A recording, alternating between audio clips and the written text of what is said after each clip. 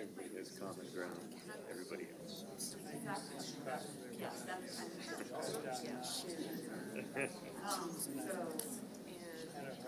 started Oh, wow. extension and it goes as you do it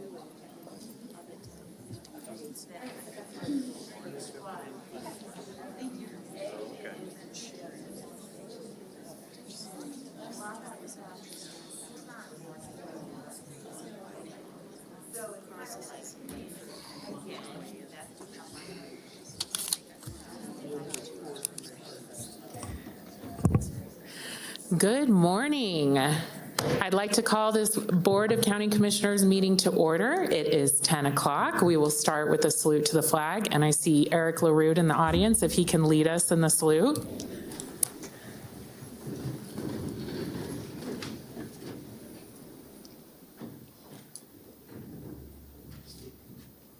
Go ahead.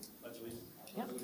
To the flag of the United States of America, and to the republic for which it stands, one nation, under God, indivisible, with liberty and justice for all. Thank you very much, Madam Clerk. Can you please help us call the roll? Certainly. Alexis Hill, Chair. Here. Jean Herman, Vice Chair. here. Mike Clark. Present. Maria Luz Garcia. Here. Clara Andriola. Present. County Manager Eric Brown. Assistant District Attorney Nathan Edwards. Here. And I'm Jan Galasini, your County Clerk. Madam, you have a quorum. Thank you so much, Madam Clerk. Before we move into the invocation, I just want to note some items that we will be moving on the agenda. We will be moving item number 6 before item number 22 on the agenda. That is the election of chair and vice chair. If we have a change today, I want to make sure that the new chair can run a full meeting and that there isn't any change mid-meeting. And we also have a closed session, item 17, that we will do during our lunchtime. More than likely, we will be taking a lunch break from noon to 1 o'clock, and we have a public hearing set no earlier than 1 o'clock. So just so folks have that information, we will now move into the invocation. Today we have Mr. Jason Miller. Come on up.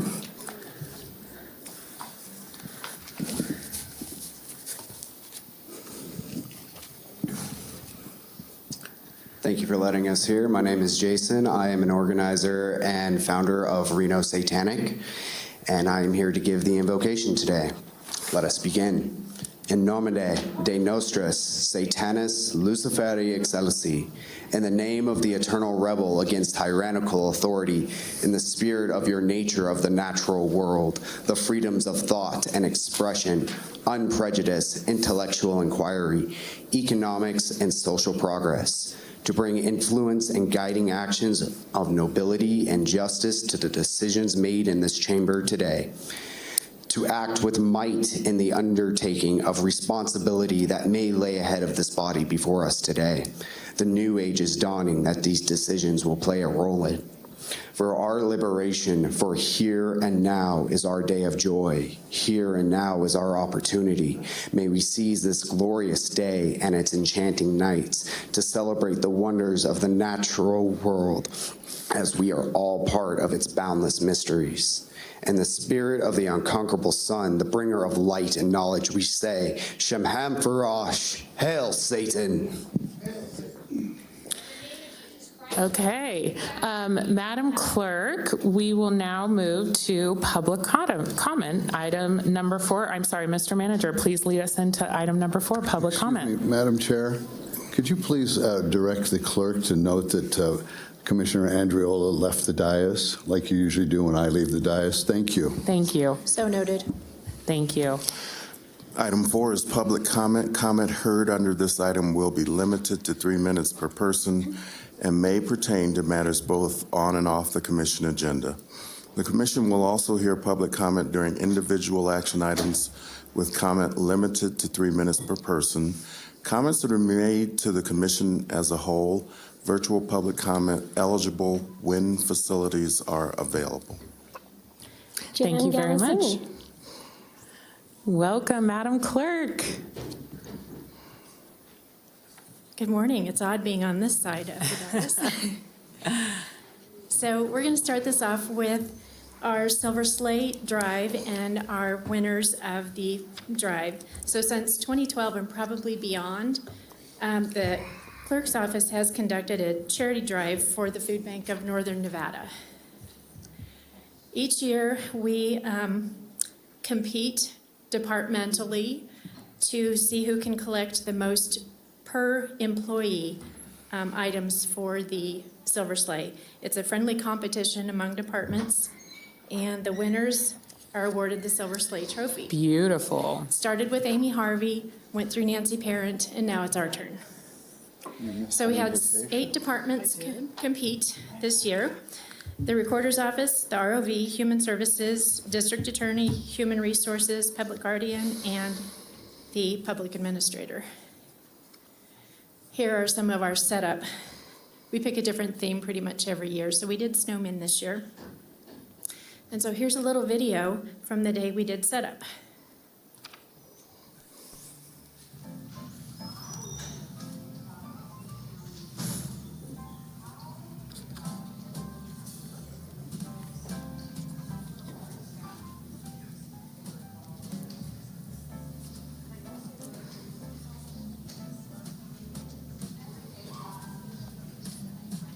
I think we started with 17 barrels. Wow. And then the food bank came and picked them all up.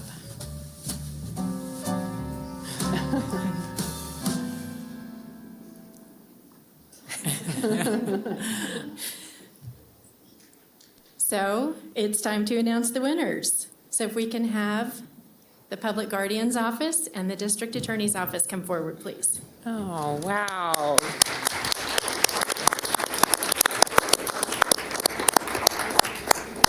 The Silver Sleigh this year goes to the Public Guardian's Office with 43.31 points. So that's 43 items per employee. So Tracy Bowles is accepting the award. And then we do have to mention that the District Attorney's Office contributed about half of the total contribution. So we would like to recognize the DA's office as well. Oh, wonderful. So the county employees contributed over 4,500 pounds of food, which is about a 50% increase. And we hear from the Northern Nevada Food Bank that this is probably the largest group donation this year. And there's the total points, and I'm running out of time. So thank you to all of our participants, and congratulations. It's a win-win for everybody. Oh, wow. Thank you for your leadership to the DA's office and the Public Guardian's office. That's incredible. I don't know if folks want to take a picture. Okay. Can they come in here, and we can all maybe try to get in the picture?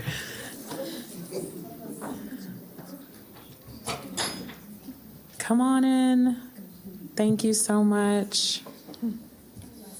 Yeah, maybe we just all stand up out here. Great job. What a great team. Thank you guys. They're awesome.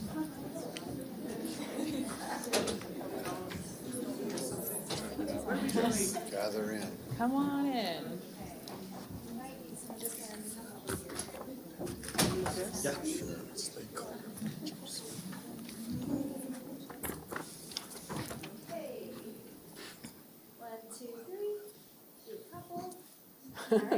Thank you. Wonderful. Oh, all good. Thank you. Congratulations. What a feel-good way to start the meeting with public comment. We will go to the next commenter, Madam Clerk. Tom Green, followed by Gordon Gossage. Thank you.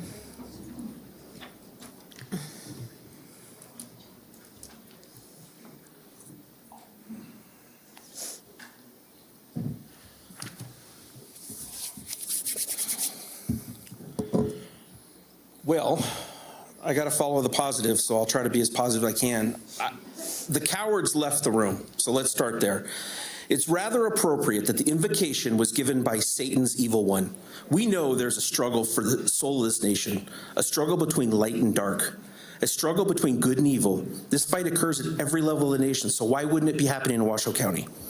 These liars, they represent the deceit we see today across this nation. They represent man's desires to fulfill every sinful want that comes along. The patriots of this country who follow Jesus renounce Satan and all of his works. We represent light, righteousness, and truth. What a segue into comment for the commission today. As this commission teeters towards darkness, towards the wokeness that Satan so loves, we must call it out when we see it. Gene Herman, 82 years old, 1 year older than Joe Biden. At least 2 of you voted for Joe Biden, probably 3 of you, and you'll vote for him again if he makes it to November. This man at that age apparently has your confidence. While he's at home getting warm milk and a blankie for the night, Gene's breaking ice for the horses. While Joe is shuffling along the beach every weekend, Gene is moving the cows. While Joe is getting his Botox treatment, Gene is up before first light tending to the farm. Gene represents grit, she represents dirty hands and clean money. Gene has gotten here on her own. She isn't bought and paid for by the likes of Di Loretto, Carano, Tolles, name them. Gene's been on this dais for, 9 years. Yeah, she's hard to hear sometimes. She lacks some tech skills. But the commission's gladly exploited that to keep her on the sidelines. You guys boxed her out of the RSCVA spot because Mayor Hillary didn't want her on there because God knows we got to get Bob Lucy back in there. So she's the vice chair. Why should this even be a debate? She should be next in line. She deserves it. If something were to befall the chair, she assumes the chair for a period of time. So why is she not being prepped to be the chair regularly? You surely would not select Mayor Luce. Apparently, you're afraid of your own shadow, and I don't think you've ever even spoken to Mike Clark, which to me is clear evidence of low character and a lack of confidence. So I would end with this. I think it's disappointing when I see a bunch of sheriff's deputies down here at the behest of, I'm assuming the chair, through the sheriff, wasting time because a bunch of people like me show up. Do I look dangerous to you? Do I look dangerous? Yeah. I don't feel dangerous. I feel like just a normal guy here redressing my government and my concerns. So Gene needs to be the chair, and we need to renounce Satan. Thank you. Madam Clerk. Gordon Gossage, followed by Pete Todoroff. Thank you. For the record, I'm Gordon Gossage. I want to serve on the library board because whether I agree with all elected and appointed leaders and all neighbors and all issues, I want to do my part to emphasize cooperation rather than conflict as 2024 unfolds. We can agree to solve the problem of our library desert in Sun Valley and co-create a library specializing in Spanish language materials. We can work with the leaders of our rodeo to co-create an extensive Western heritage collection. Our board service should primarily help our director achieve organization goals. We should provide a sounding board for ideas, analyze alternatives, provide public support, and respond to the director whenever asked to timely perform requested contributions of high quality. I have specific experience managing librarians. After my software company went public, I bought out my father's partner and then ran the firm, providing corporate libraries with staffing, online research, and we also did executive search for public libraries. And I have 47 years of experience managing startup and rapidly growing software and web-based companies. I use this experience participating on a board of the International Institute of New England for 10 years. Their mission is to resettle refugees and help all immigrants to succeed. For the past 5 years at Regenesis Reno, I've combined my business skills and passion for social justice to focus on community and stakeholder engagement. I've been an active participant in social media professionally and personally since 1998. I understand the need to balance facts, logic, and emotion to engage in civil conversation with readers. I've recently used my skills online and off to support the library team as they navigate the controversies swirling around gender fluidity and other issues igniting the worst traits of our neighbors. I am familiar with online attacks. I investigated stock promotion fraud by Russian oligarchs. They hired the leading black hat social media agency in New York to silence me with harassment online and death threats. Executives running another stock scam filed a lawsuit to silence me. They failed. I understand the pressures faced by elected and appointed leaders. As many of you know who are listening to me now, attacks become very personal. I assure you there is nothing anyone can throw at me that will prevent me from serving my full term as a library board trustee. I assure all of you and all of our neighbors, we will seek common ground for issues at the library. Our library is our community. Thank you. Pete Todoroff, followed by Pam Dar.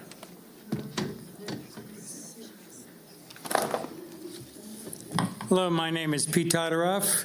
I'm an 80-year-old Vietnam veteran and had an appointment on Friday the 12th of January at 1 o'clock in the afternoon at the VA hospital. I went on the freeway, which was a mess and wasn't plowed. Mind you, it was 1 o'clock in the afternoon.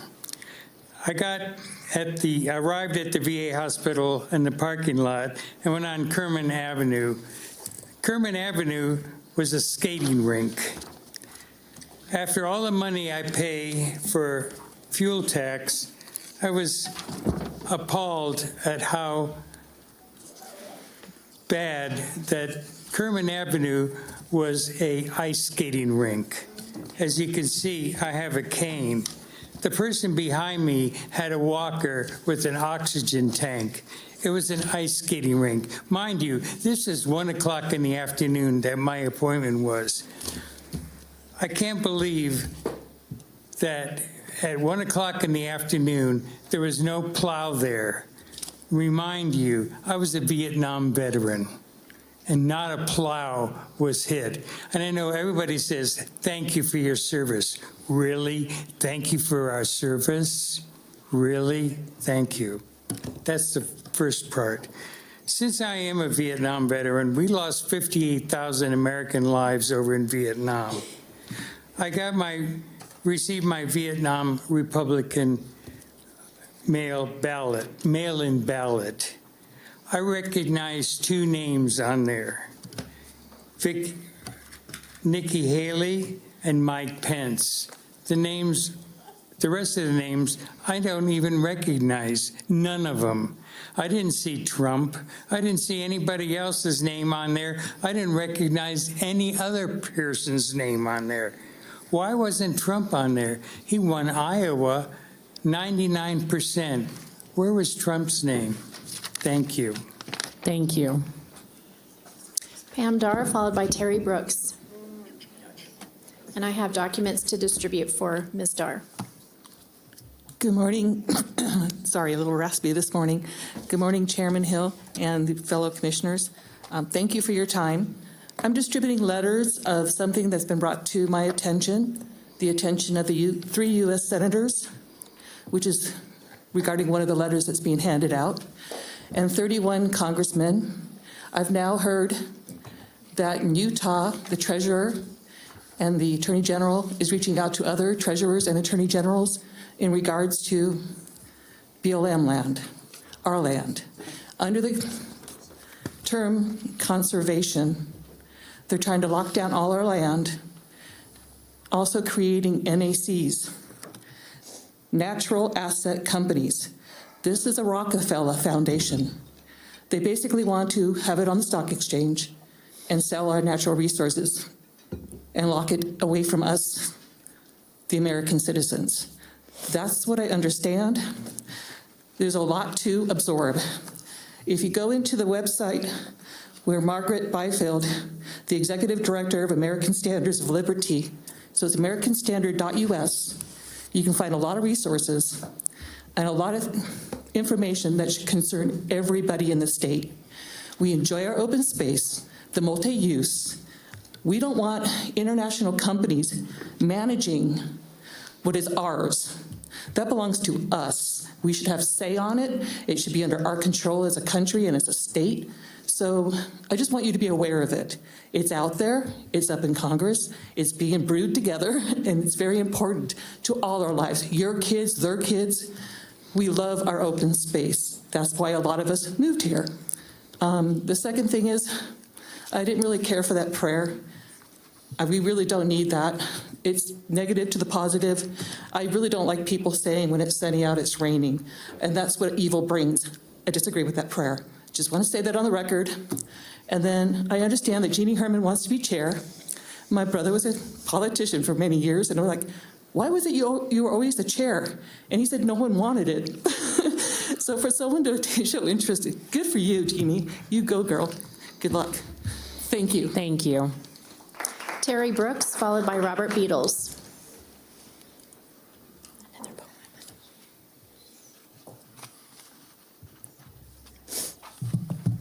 Good morning. It's me, Terry Brooks, again. And today I'd like to address the problem of poor health as related to homelessness. When the coronavirus came, it challenged people's endurance. Some people not only lost their jobs, they also lost their health insurance. And many of them lost their homes. And in addition, they experienced a lack of healthy food and lost their good nutrition. Having poor nutrition can lead to poor health, too. And then the coronavirus you will become more susceptible to. When you lose your health insurance, you may lose access to medication. And when you lose your home, you may lose access to sanitation. You cannot call your doctor if you don't have a phone for communication. And you may not make it to the hospital if you don't have means for transportation. But when the making of the coronavirus vaccines had begun, they were available in so many places that they were near to everyone. So not only did everyone have access to the vaccination, but anyone also had access to free transportation. All of these things together would mean that anyone and everyone got access to the vaccine. And not only that, but getting the vaccine was free. That made it available to even the likes of me. When it was said that the vaccine would work, so many people believed it, and it was so easily available that many people around here received it. And it took a while, but finally, we got what we were hoping. After for so long, so many places that had been closed then were finally open. I would like to thank you all for listening to me today, and I look forward to seeing you because I got a lot more to say. Thank you, Mr. Brooks. Great to hear from you. Robert Beatles, followed by Susie Howell. Good morning. Please put all my comments on the public record. Robert Beatles, Reno, Nevada.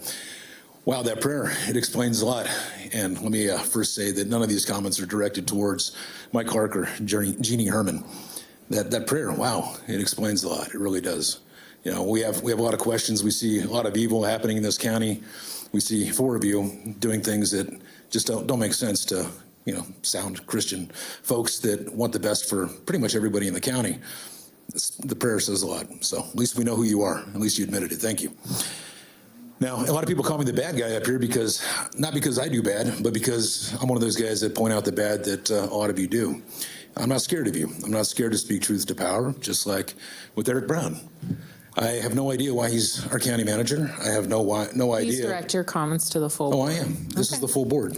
I'm speaking directly to you and everybody else. I have no idea why Eric Brown, and I expect my time back, I have no idea why Eric Brown is still our county manager when he has over and over again shown issues such as driving drunk for sport across the entire county. We have multiple witnesses. How is that allowed? How is that not condoned by this board? How is him and Bethany Drysdale taking the election integrity resolution from Jeannie Herman, the DA analyzing it, saying, hey, look, this looks fine. And then Bethany Drysdale goes out, gets on the record on This Is Reno and says things like, oh, it looks like it's illegal. It looks like it's right-wing rhetoric. It looks like it's the 2020 Stop the Steal type stuff. What are you all scared of? Why aren't you guys putting that on the agenda today? It should be up there. You guys have no problem putting all your handlers' pork and all their favors right there on the agenda and voting to exploit we the people every single meeting, just handing out our money and handing out favors to your handlers. Why can't you do something good for the folks here and give them solid elections? I mean, it's very simple. We also see Brown doing things like bringing in out-of-state corporations to run our elections who aren't even registered in the state of Nevada to work until just recently. Take what's the newest one that he's got now? It's something Rose Strategy Rose or something like that. Yeah, they just on January 4th finally got a license to work here, but how long have they been working here? I have no idea what's going on here and why this is being tolerated. Additionally, you see people like the Register of Voters. This is our fourth one. I know you guys say it's been 3, but it's actually been 4. I have video where you've got Rodriguez and Carmen both saying that they're ROVs. Now you have this Carrie Ann. She may be the nicest gal in the world, but she's certainly not qualified to be our Register of Voters. So why is it that you guys are rubber stamping somebody that's unqualified for the most important job in the county? It makes no sense. And the fact that none of you are calling for, Brown's resignation or to terminate him says a lot about you personally. It doesn't say much about him because we all know who he is. So why don't you guys grow a spine and do what's right and get rid of Brown? Susie Howell, followed by Tracy Thomas.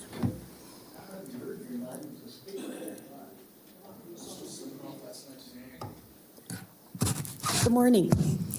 To follow up with Mr. Beatles, the invocation this morning gave a new meaning to the term public servants. Looking at a few of them. Anyway, you're bound and determined to keep our elections stolen, rigged, you name it.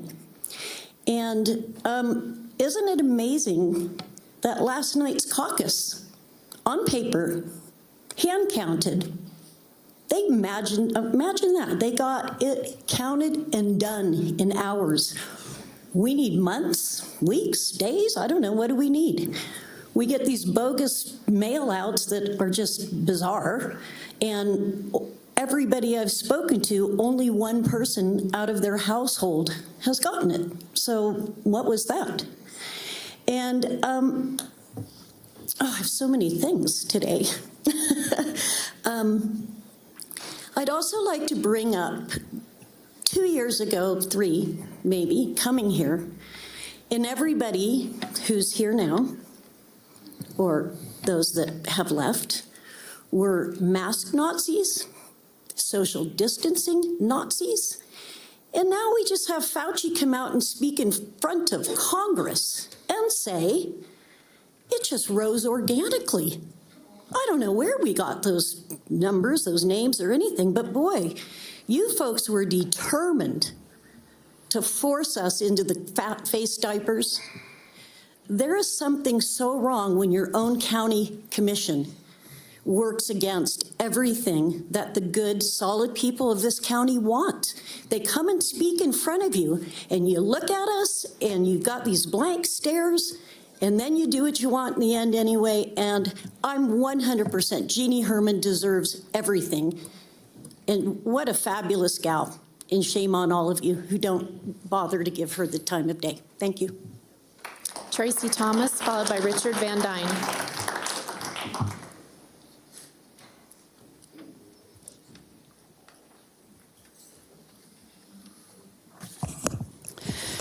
Psalms 46:2, God is our refuge and strength, an ever-present help in distress. It was very disappointing to watch your last meeting and the all too quick dismissal of the invocation simply for the fact that not one of you were brave enough to step out of your comfort zone to invite God into your meeting. God does not go where he is not invited. The invocation is simply a sincere conversation with God. It doesn't require any special title or degree. Anyone can do it. Mr. Edwards, Jan, even the security guards could do it. You simply have to put aside your own self-focus to ask God for His will to be done, to ask Him how you can honor Him with your words and actions, and to be an encouragement for others. I ask that next time when you are afraid, that you ask Him for the courage to do so. For when you are weak, He is strong. Ask Him for the words, because words have power. You can use them to build each other up or tear each other down, like the gentleman this morning. We often underestimate the impact of our words. Are yours rooted in doubt, fear, insecurity, or do they come from truth, goodness, and a security in God's promises? As God's child, you have been given freedom in Christ to choose and use words wisely. So today, choose words of life. May your tongue be an instrument of blessing as you declare what is true, pure, admirable, and praiseworthy. That's from Philippians 4:8. One of you have chosen to use your tongue to publicly false statements about me. I pray that the Lord opens your eyes to the wicked that many of us have watched manipulate you for their own propaganda. I invite you to take my words as a voice of encouragement, not judgment. I also noted the generous donation of Narcan kits to the Juvenile Services Department. Is anyone the least bit alarmed at the number of those kits? 73. What's going on in our schools? What are we doing to help deter the need for those to begin with? Have any of you asked that? Most importantly, Commissioner Herman is the only member of this board who has earned the chair position. Some give lip service to not voting based on politics, but voting for someone simply because you served together on another board is voting based on politics. I pray that you vote righteously and not politically. Commissioner Herman is more than worthy of the chair position. She may not be perfectly polished, but she is real. It's quite frankly why we all like her. Ms. Drysdale's public slander of her must be addressed promptly and severely. An employee like that would not have remained under Katie Simon. Richard Van Dyne, followed by Janet Butcher.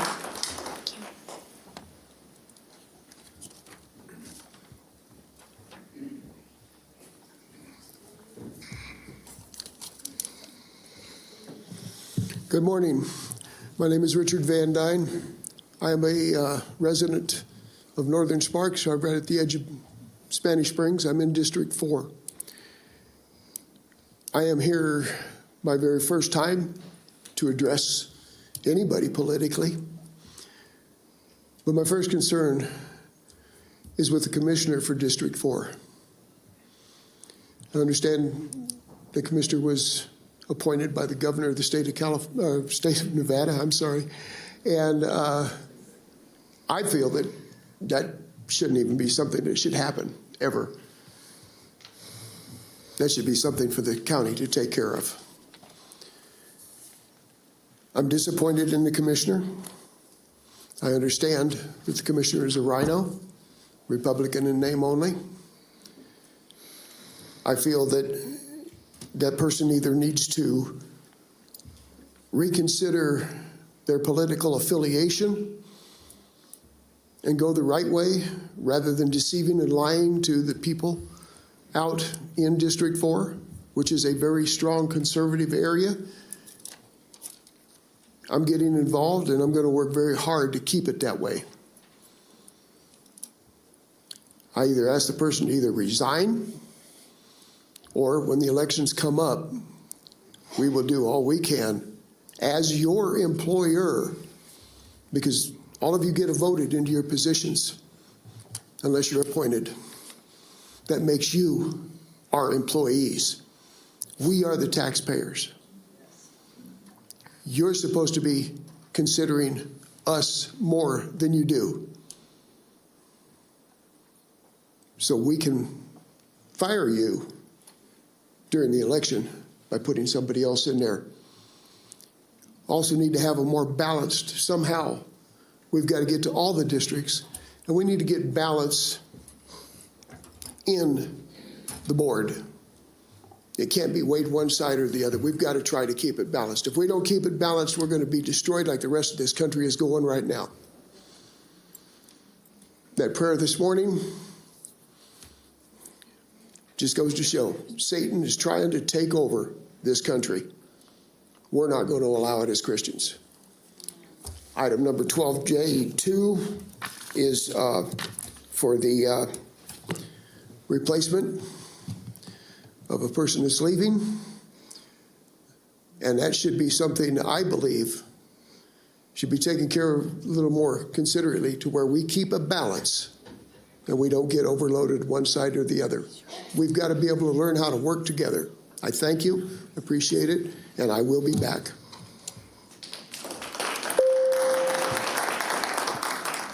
Janet Butcher, followed by Eric LaRude, and I do have a handout to distribute from Ms. Butcher.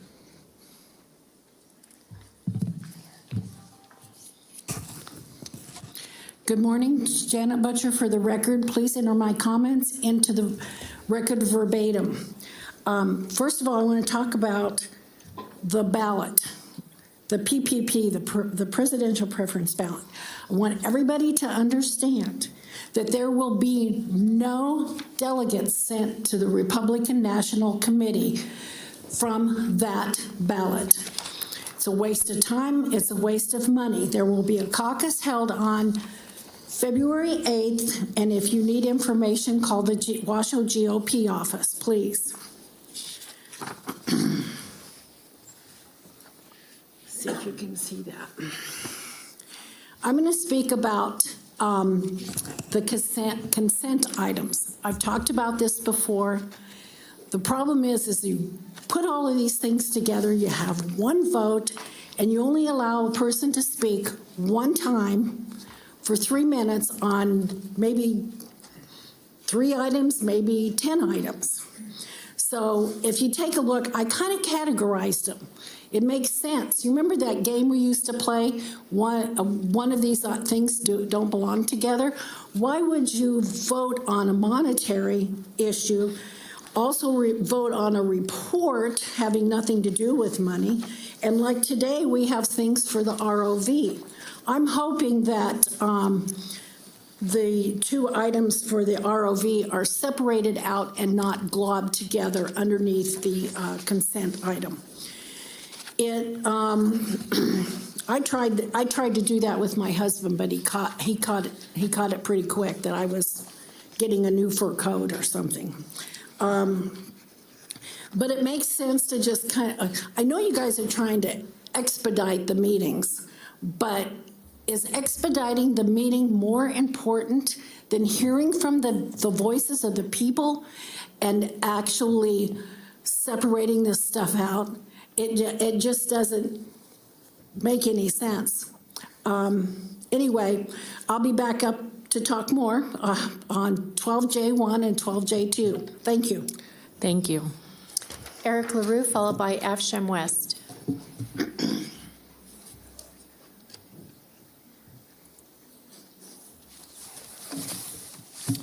Good morning. Dear Commissioners, my name is Eric LaRue. I live in downtown Reno.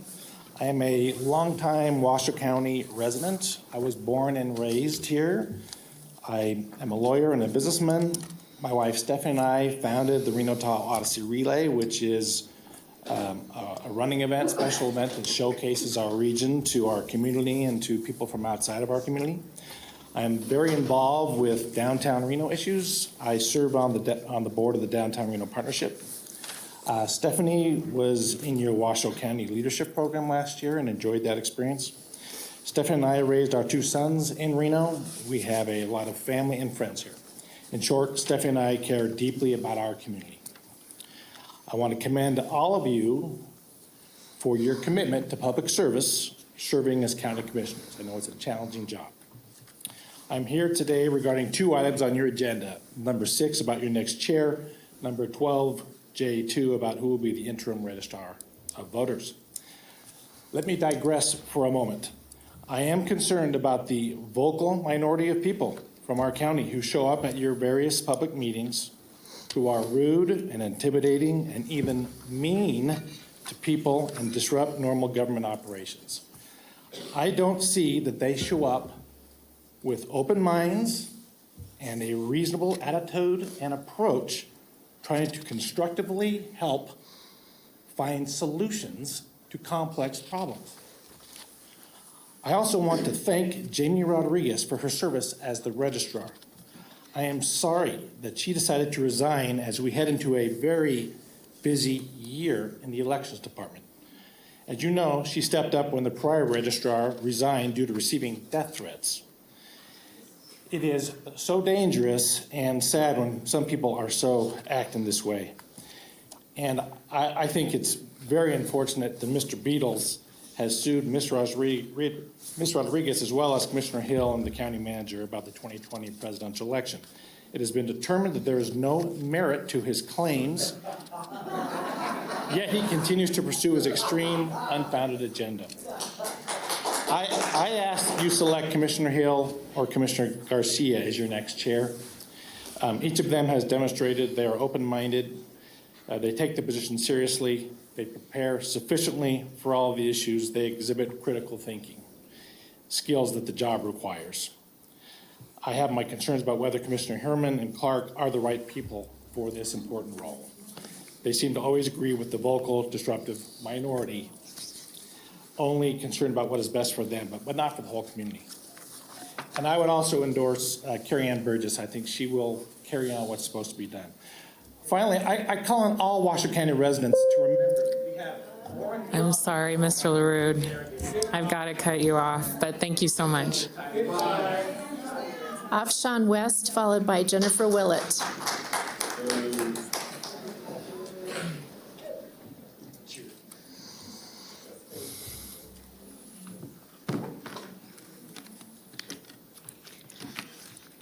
Good morning, esteemed members of the Board of County Commissioners. My name is Afshan West, and I am the Executive Director of Safe Embrace. Today, I stand before you not only as a representative of our organization, but also as an advocate for the countless lives we strive to impact positively. First and foremost, allow me to express our deepest gratitude for your generous donation of $10,000. This contribution is not just a monetary gift. It is a beacon of hope for those caught in the harrowing cycle of domestic and sexual violence. In Nevada, we face a daunting challenge, with our state ranking 4th highest in domestic violence rates nationally. This stark reality underscores the urgency and necessity of our mission. At Safe Embrace, we are dedicated to breaking this vicious cycle through comprehensive prevention and intervention programs. Our approach includes a range of services, from a confidential emergency shelter and a 24-hour crisis hotline to legal advocacy, support groups, and much more. This donation from the Board of County Commissioners is a vital lifeline. It enables us to bridge the gap in essential services, offering stabilization and relocation assistance that many victims desperately need. We understand that escaping an abusive situation is a monumental task, often hindered by societal stigma and financial barriers. Our aim is to help empower survivors towards self-sufficiency, helping them rebuild their lives independent of their abusers. With your support, we plan to enhance our stabilization services, providing direct emergency financial assistance to those on the brink of homelessness due to domestic violence, sexual assault, or human trafficking. This includes aid for utility bills, rent, and groceries. Additionally, we will bolster our efforts in offering safe shelter and relocation assistance, covering transportation and moving costs and deposit aid. At Safe Embrace, transparency and accountability are paramount. We meticulously track all services and financial expenditures through our internal databases, Apricot and QuickBooks Online, managed by iBailey. Rest assured, documentation of how every dollar is spent will be available upon request. Your contribution goes beyond financial assistance. It is a testament to your commitment to our community. It reinforces the belief that together we can make a significant difference in the lives of those affected by domestic and sexual violence. Your donation is not just helping us maintain our services, it is enabling us to grow and reach more individuals in need. In conclusion, thank you for believing in our cause and for being an integral part of our journey towards creating a safer, abuse-free community. Your support is invaluable, and we are deeply grateful for your trust. Thank you. Jennifer Willett, followed by Caroline Grossman.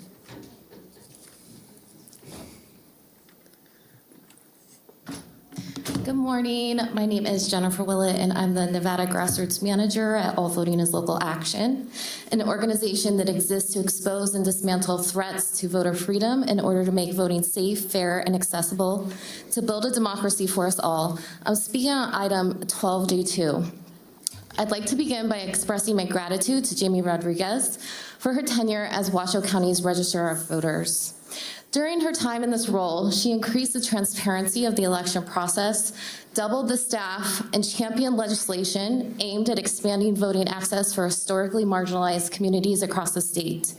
Nevadans need officials to protect and expand democracy in our state, and we were lucky to have Jamie.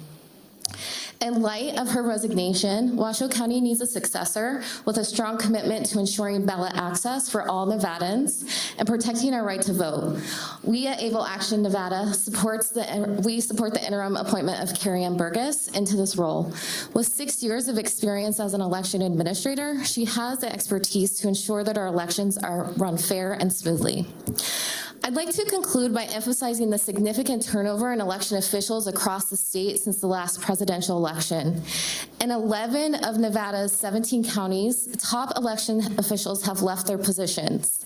This means that 96% of Nevadans will vote in the upcoming presidential election run by a new election official. These turnover rates should be recognized as a potential crisis in our democracy, especially as election officials have cited harassment, death threats, lack of trust due to election conspiracies, burnout, and more. It is crucial that we support our election officials, and I strongly urge the Commission to work with our Office of Registrar of Voters in identifying and implementing strategies to support them. Thank you. Thank you. Caroline Grossman, followed by Val White.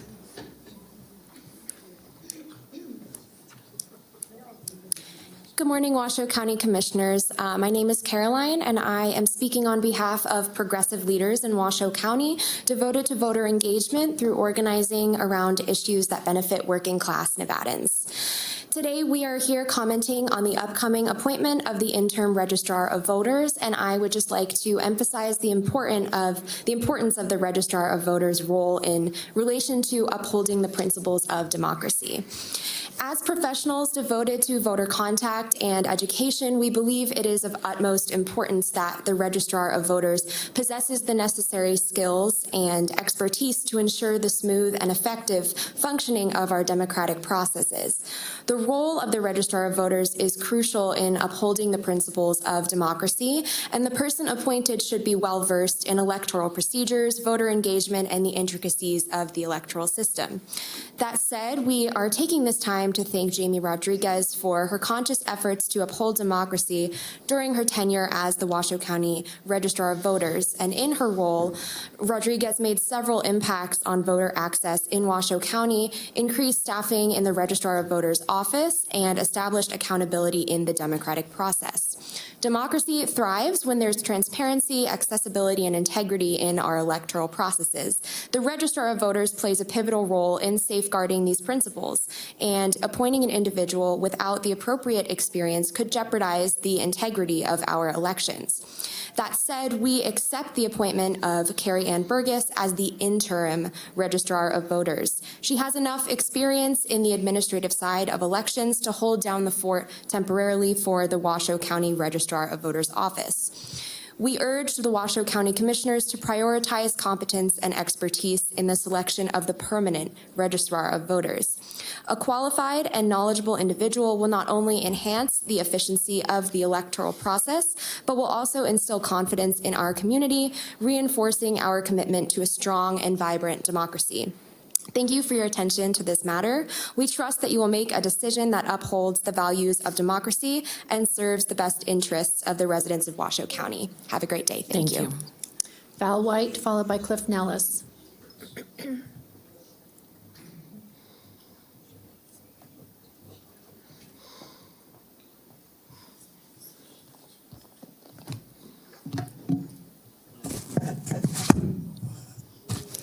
One, free speech means I'm not limited to using vocabulary you personally approve of or can emotionally handle.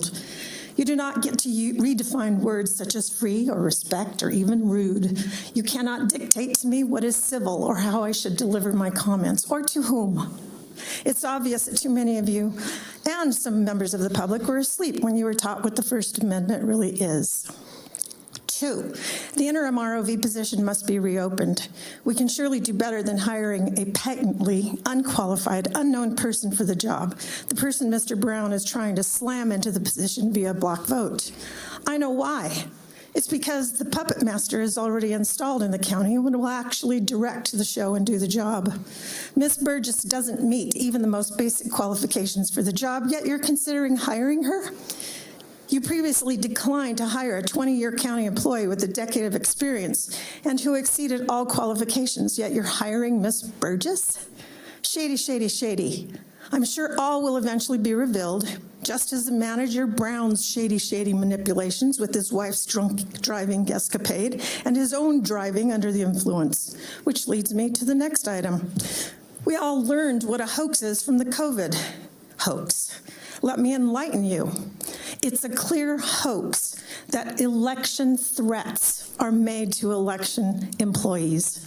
It's funny how it's always cited, but the evidence is never delivered. Don't believe it. They are not afraid and they are not being threatened. 4, or next, why would this board continue to employ a county manager so ill-suited for the job? You have plenty of reasons to terminate him. Unethical behavior complaints, incompetence, personal irresponsibility, and the list goes on.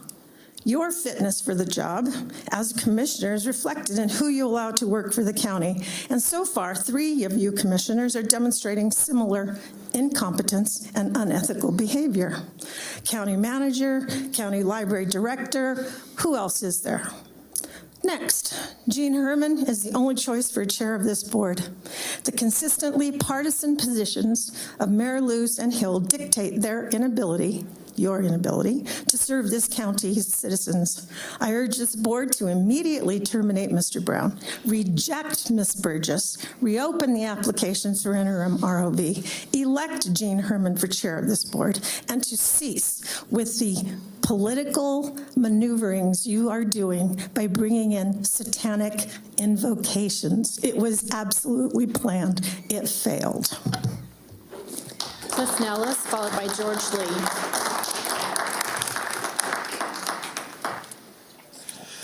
Hello, my name is Cliff Nellis, 48-year resident of Washoe County, and before that, 13-year resident of Clark County.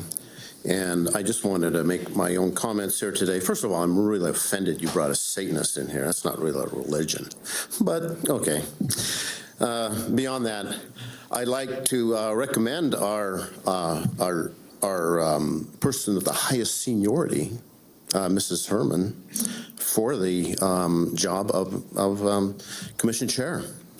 I mean, she is highly qualified. I'm amazing how dedicated a person she is, and that she has been doing this for who knows how long. And it's just, I would really recommend you folks to vote for her. She would be perfect for the job. And she's very gracious, too, towards everybody on all sides. The next thing is, you know, Mr. Brown, I've told you guys before, this whole election place here, the ROV, is nothing but a Democrat operation. We need to change that. Mr. Brown does not represent anyone else, independent, libertarian, or Republican, in this county.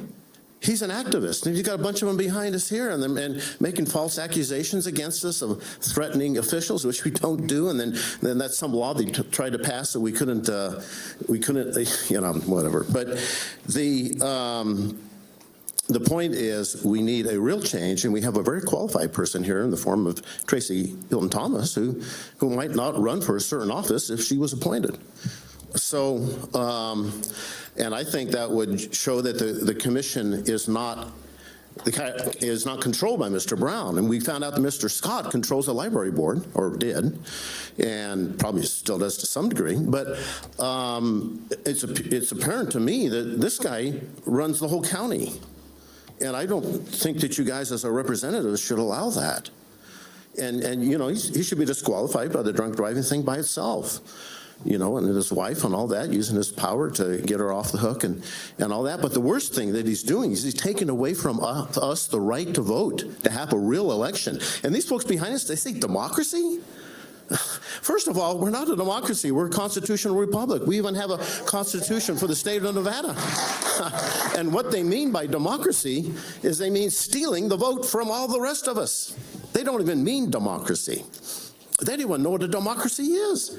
I mean, if we don't have a vote, we have a system with the George Soros elections group giving recommendations, and you guys paying all that money for them to rig our elections again? I can't tolerate this. I can't. I don't think the citizens of Washoe County can tolerate it either. So, thank you. George Lee, followed by James Benton.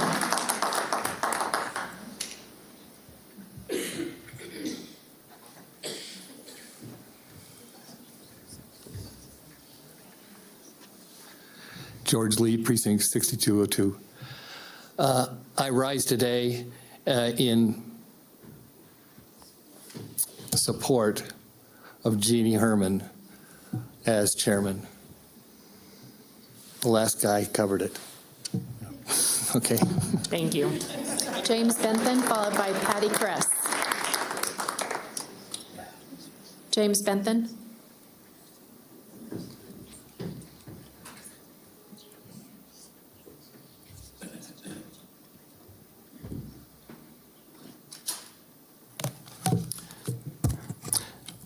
James Benton, for the record. Could you please put my comments in the permanent record? I'm here to support Jeannie Herman as the new chair for the Washoe County Commission. I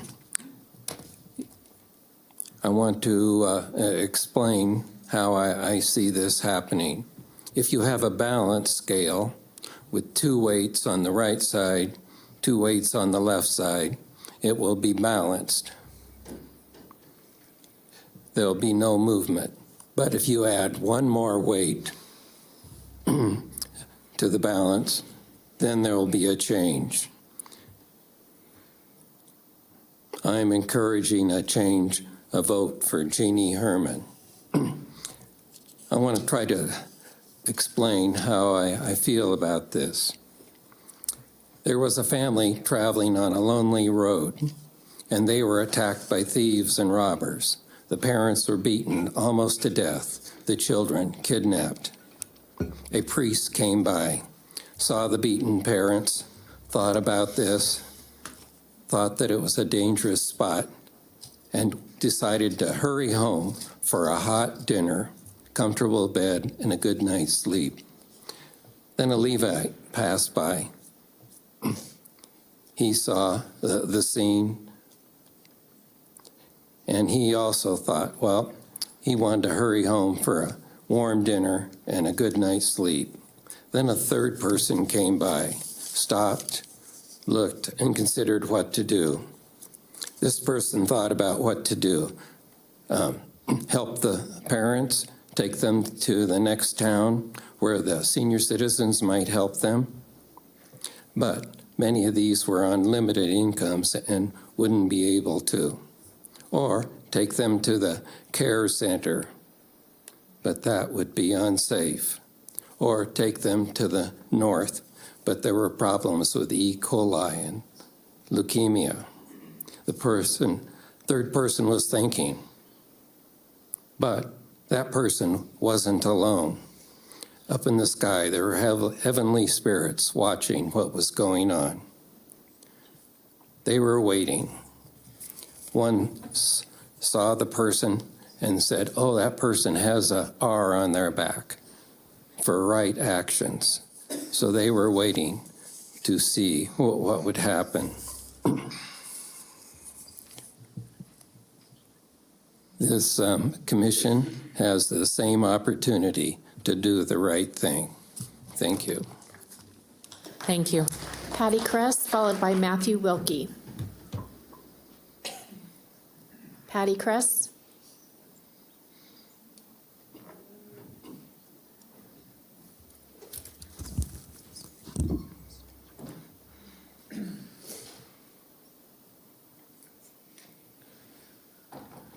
Hi, my name is Patty Kress, and I've never spoken before this commission before. I want to thank you for all being on the Commissioners Board. I wanted to make my comments about the appointment of Carrie Ann Burgess as an interim to voters. She doesn't. I have over 25 years of HR experience, and part of my job was hiring qualified, experienced candidates. And after reviewing her background, it does not appear she has that information or background or qualifications, and I would encourage the commission to reopen that and to look for qualified applicants for that. I highly agree that Tracy Hilton Thomas does have the qualified experience and knowledge to be in that position and to run a rightful election in this community. And the second item I wanted to bring up was item number 6, that I fully support Jeannie Herman as being chairman of this commission. And in conclusion, I totally believe in the freedom of religion. However, I am totally appalled that this group would actually ask the satanic worshiper to lead this group, which apparently I rebuke in the name of Jesus Christ, that those words have no power over this commission. And I would encourage you to not ask someone like that in the future. Thank you. Thank you. Matthew Wilkie, followed by Tony Jacobs.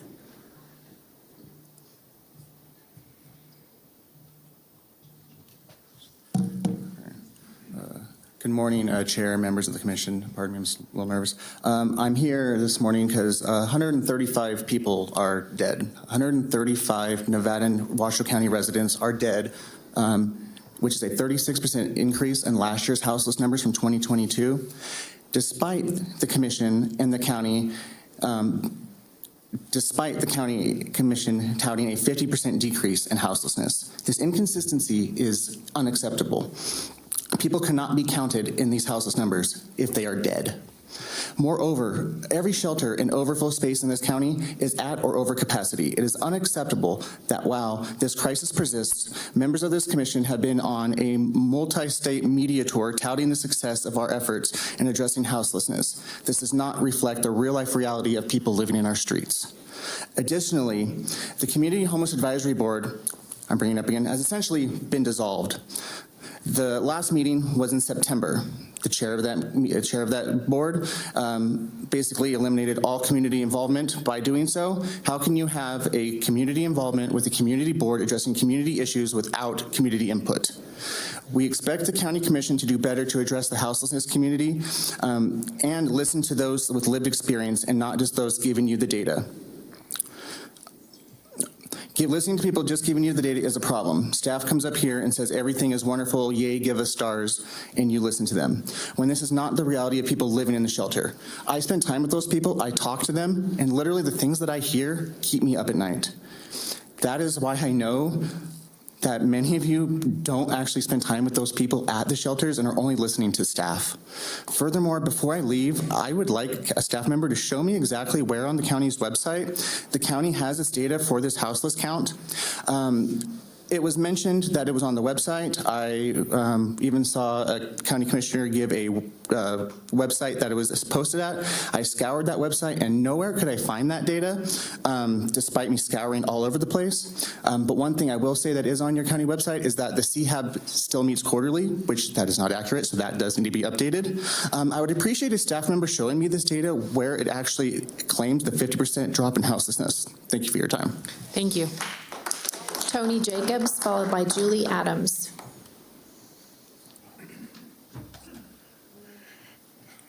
Hello, my name is Tony Jacobs. This is my first time coming to these meetings and actually speaking. First of all, I am a single dad of a special needs child. I work, I go to school, I take care of him. And I'm also a proud member of the Culinary Union here in Reno. We also live downtown in a small studio apartment. I want to go on to say that 135 individuals died, which is up 36%. I want to say that again. 135 people died who didn't have to die, and they died on the county's watch. Whether it was from overdose, murder, suicide, assaults, or whatever, it happened. The shelters are over capacity.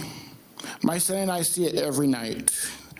The county and the city decided to push services needed over a mile away from where it was centrally located in downtown Reno. Most of these services disabled people cannot access because of lack of transportation. Alexis Hill and the rest of the board members of CHAB should be ashamed of themselves.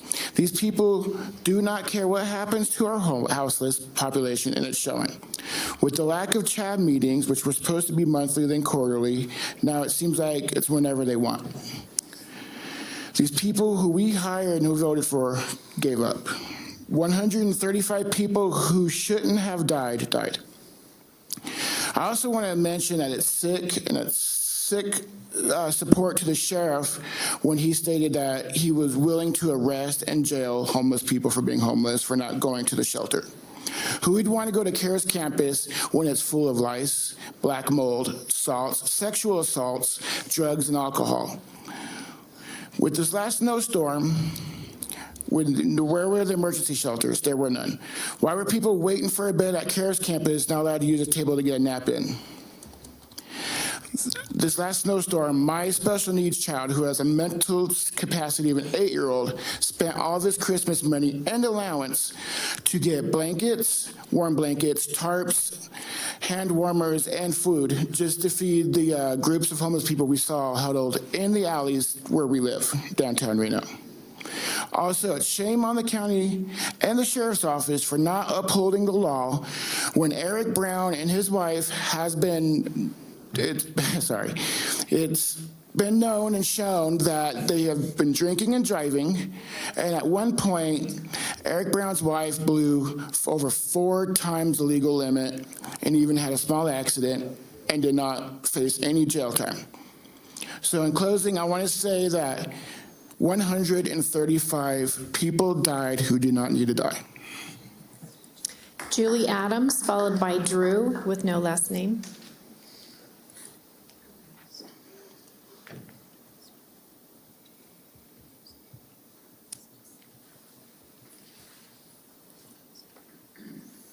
Good morning. Thank you for letting me give my comments. I'm Julie Adams, for the record. I worked at the polls at the last election, and many came to voice concerns here, as I did. There's very good reason that there are many lawsuits regarding the last election. The ROV has an excellent candidate to take over, but she seems to be in the process of being looked over in favor of someone with little experience. So I would like to ask that Tracy Thomas be appointed interim registrar of voters due to her experience that qualifies her to lead the ROV. I just am wondering if Eric Brown has our best interest at heart. It just does not seem like that would be the case. I support Jeannie Herman for her position, for the position of chair. She has the experience, knowledge, and wisdom to lead this board. I am in District 4 and would like to support Clara Andrioli if she would support us in the wishes of her constituents. I'm very sad that the Church of Satan gave opening prayers. We are obviously in a spiritual battle. Thank you so much. Thank you. Drew, followed by Rich Bissett.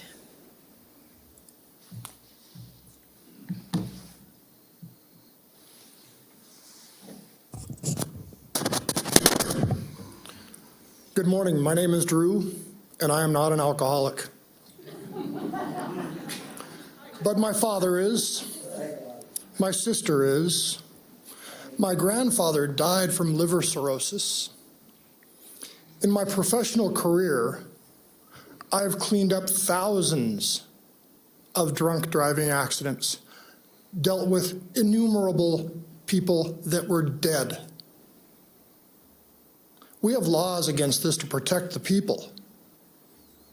We're told growing up that those in office, those in government, are held to a higher standard. What is this higher standard?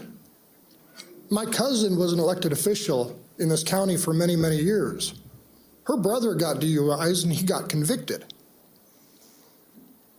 Why do we have 2 tiers of justice? We talk about DEI, racial this, racial that, and all of this exclusion. I don't believe in that BS.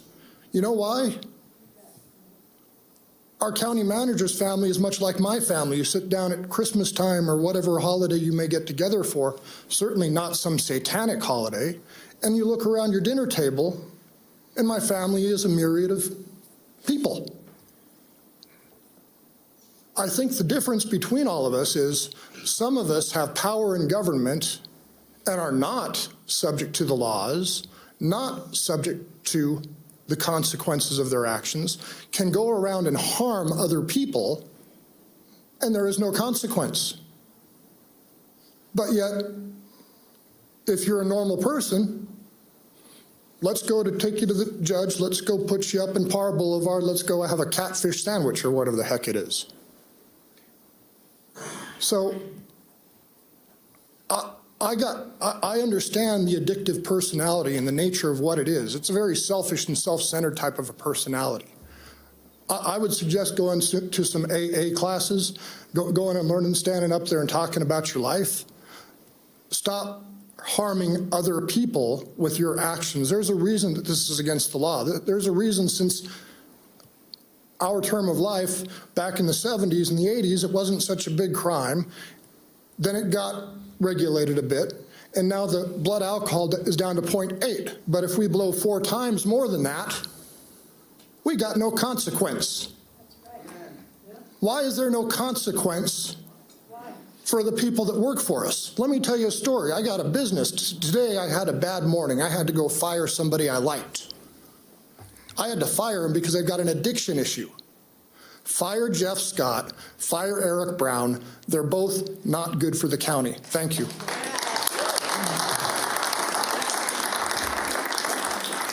Rich Bissett, followed by Johnny Hammond.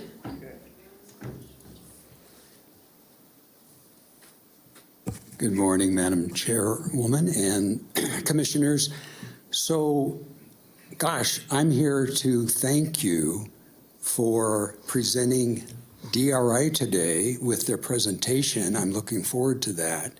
And I wanted to ask you to do more of that because we need the scientific community to weigh in on our climate change issues. The increased heat in the summer that's not going to go away, it's not going to moderate. We have to continue to worry about water. I've lived in Reno when I could walk across the Truckee easily, just a trickle in the summer, one summer. I really do appreciate you taking concerns about the climate seriously. I'd love to see more of these presentations, and I can't wait to see the one today.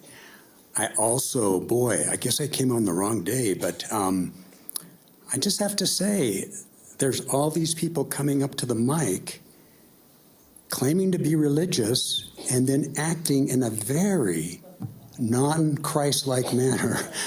And it's very interesting. I don't think they're going to get many converts. Thank you for your time. Thank you. Johnny Hammond, followed by Sandy Tibbett.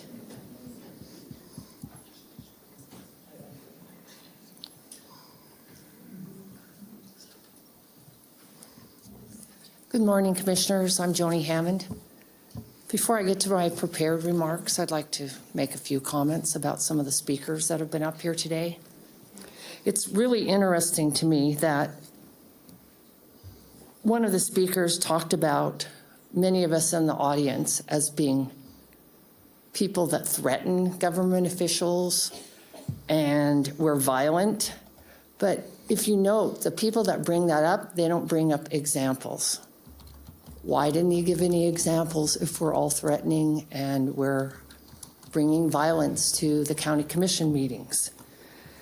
What is it that it's a common theme nationwide that the liberals want to make the folks on the right side be the criminals, when in fact, if you look at criminal behavior, it actually is the liberals on the left.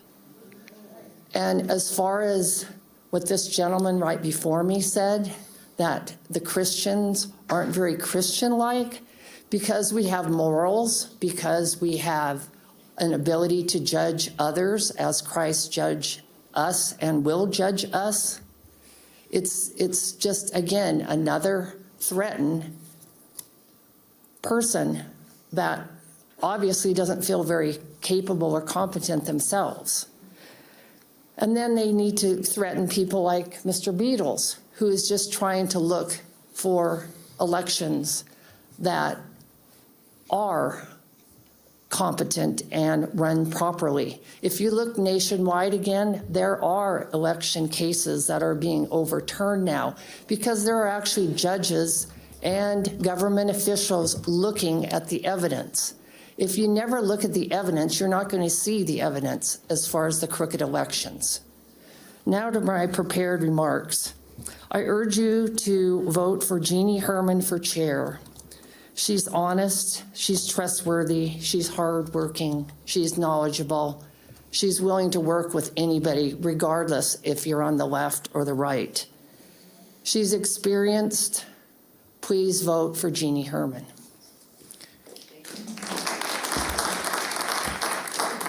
Sandy Tibbet, followed by Valerie Fianacca.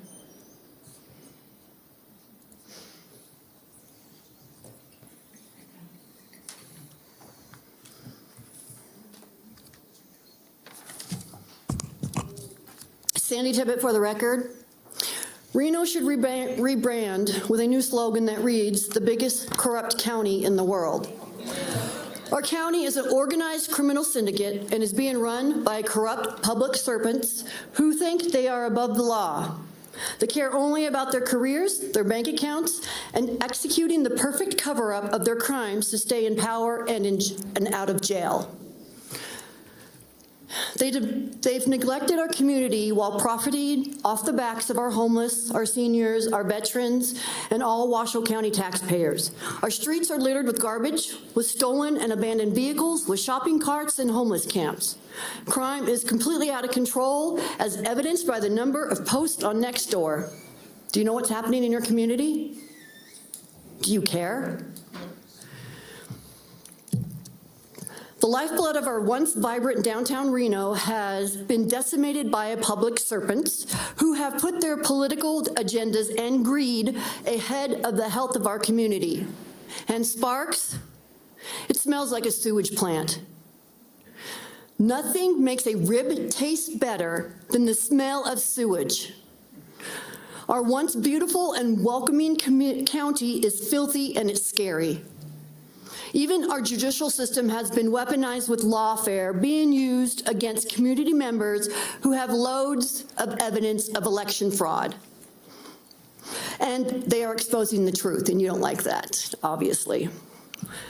Our courts are tools being used by corrupt judges and DAs to cover up their crimes against humanity, to cover up the election fraud, to cover up their murder for hire and probate theft.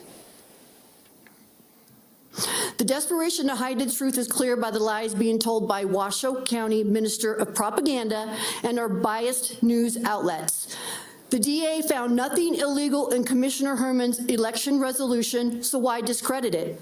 It's because they fear it. A clean election would expose their crimes. It is time these serpents are held accountable. The head of the snake lives as if he and his family are above the law. Been drinking today, Eric Brown? Please address the board as a whole. And with a total disregard for yours and my safety by choosing to drink large amounts of alcohol, then getting behind the wheel to drive drunk, with our local law enforcement choosing to look the other way, even though there are witnesses with video evidence. This behavior is a serious danger to our community. The head of the snake needs to get on the bandwagon and resign immediately. If our county wasn't corrupt, the sheriff would investigate, the DA's office would prosecute, the judge would rule lawfully, and our county would fire the county manager. Next public commenter, please. Valerie Fianacca, followed by Kathy Kite.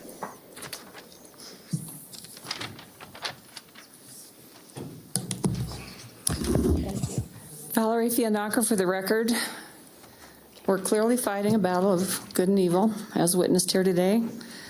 I'd like to thank the commissioners for their service, and I'd especially like to thank Commissioner Garcia and Commissioner Clark for hearing my complaints this week about a very large homeless camp behind Washoe County School District. In my opinion, that's slow suicide for the people that are living outside, especially in this winter season, and we can help with that. We've thrown a lot of money at it. We should be able to help these people. Neither of you are my representative, but both responded to my problem. I also want to thank all of you for your most recent appointments to the library board. They're both logical people, and I appreciate it. I think we're going to see improvements in our library system because of it. I had a disorganized start to my day and forgot my printed materials, which were a packet for each one of you about that thick, with election integrity information about the corruption in our election systems. We have one commissioner who could single-handedly give us cleaner elections in this county. Do I think that's going to happen? No. One qualified person has applied multiple times, but brings too much knowledge and insight, and that would be very dangerous to our county, right? We have corruption galore facing our election department and our county. Our communications person straight up lied about what the DA said about Commissioner Herman's election integrity initiative. Our manager has ethics issues, but our ethics commission at a state level has had two of its lawyers, and I don't know if y'all are aware of this, had two of its lawyers quit, stating the reason they quit was because of ethics problems within that body. And that came straight to me in the form of a letter, if y'all want to see it. We, the people who you serve, are becoming very disgusted with the amount of contempt our leaders show for us. Please read, if you haven't, Malcolm Gladwell's The Tipping Point. We're very close. We all hate it when the federal government doesn't consider single-issue bills, and the same applies here locally. The consent agenda has trickled down to everybody in this county. So if a person votes no on something, they might be voting for one single issue that you've included in that block. Nobody ever gets to see how you feel about every issue in that block, which makes voting for a commissioner difficult because you get targeted. You voted no, you voted no, you voted yes, whatever. We don't get to see how you really vote about anything or what you really think about anything. It's unfair to us as citizens. That block agenda needs to go. I know it's not convenient for you time-wise, but it needs to go. Thank you. Kathy Kite, followed by Darla Lee.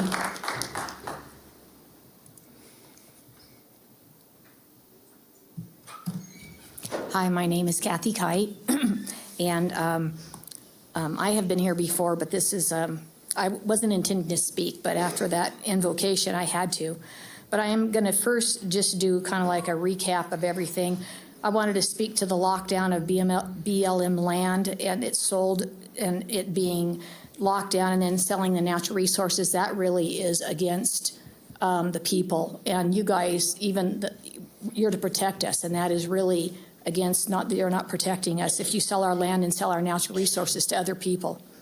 Mail-in ballot was a disgrace. It was really a bad thing. I mean, I looked at that and I could recognize two people on there, so I'll go on the record for that. And just in regards to the man who said that you guys had handlers, well, shame on you if you have handlers, because they don't work for us, you do. And I have a question on that. If you have handlers, did you sell your soul? And if you've sold your soul, I recommend you watch an old movie called Damn Yankees, and a man who sold his soul to the devil, and just see what the devil likes to do with people. I wanted to make a comment on the breathing of the masks, and this is science, that what we breathe out, the trees need, what the trees breathe out, we need, and you put a mask on us, we are breathing in toxic air because it needs to go out to the trees. And so that was really just not a good thing. And so everything I've been saying, you're just not really been doing good for us. You know what the Lord says? The Lord says, return to the Lord and he'll return to you. And his words don't return void at all. And I hope that you guys find out. I hope you guys, if you're not Christians, I hope you do convert. And contrary to the man who said, about us being Christians, I wonder how he knows what a Christian should be. I am ambassador for Christ, and we should be loving and kind, but we also should be just like Jesus, overturning the tables, the money changer tables, when things are not happening correctly. You know, the government is for the people, by the people, and of the people, and that comes from a history from the beginning of time all the way till the time of the great experiment of the United States. And that's why it's so, because of the, you know, and we really are in a fight. It is not against flesh and blood, but against principalities. And I kind of, before I actually lose time, I am shocked and surprised that the city council, that you had a direct representation of, who are a direct representation of the county, would have our foundation in Christ, who is truth and light, have the invocation given by darkness, which is Satan. He's a liar and a murderer from the beginning. And that basically is what the Bible says. Thank you. Darla Lee, followed by Scott Finley.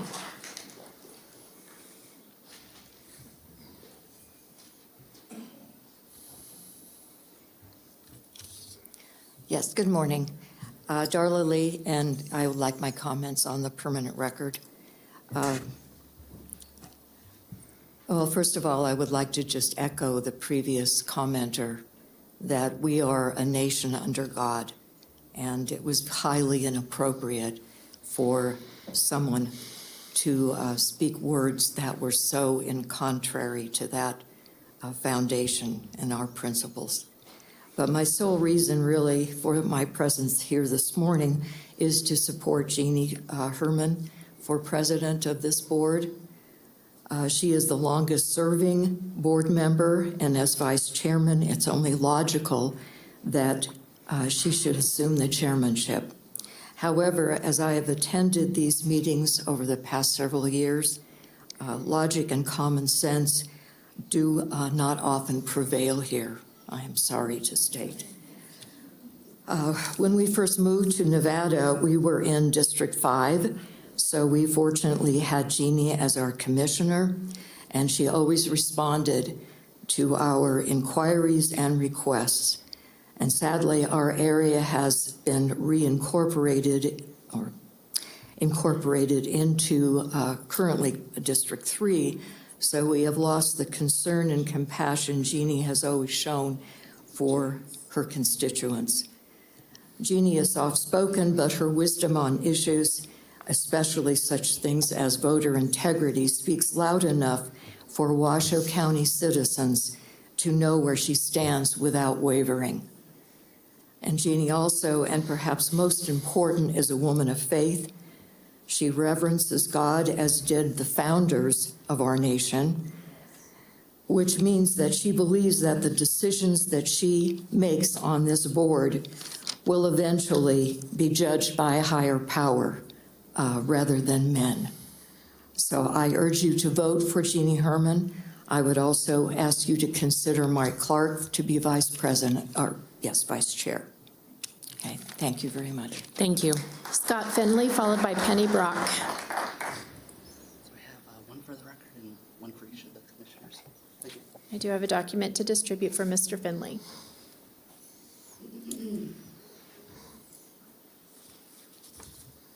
Go ahead and start.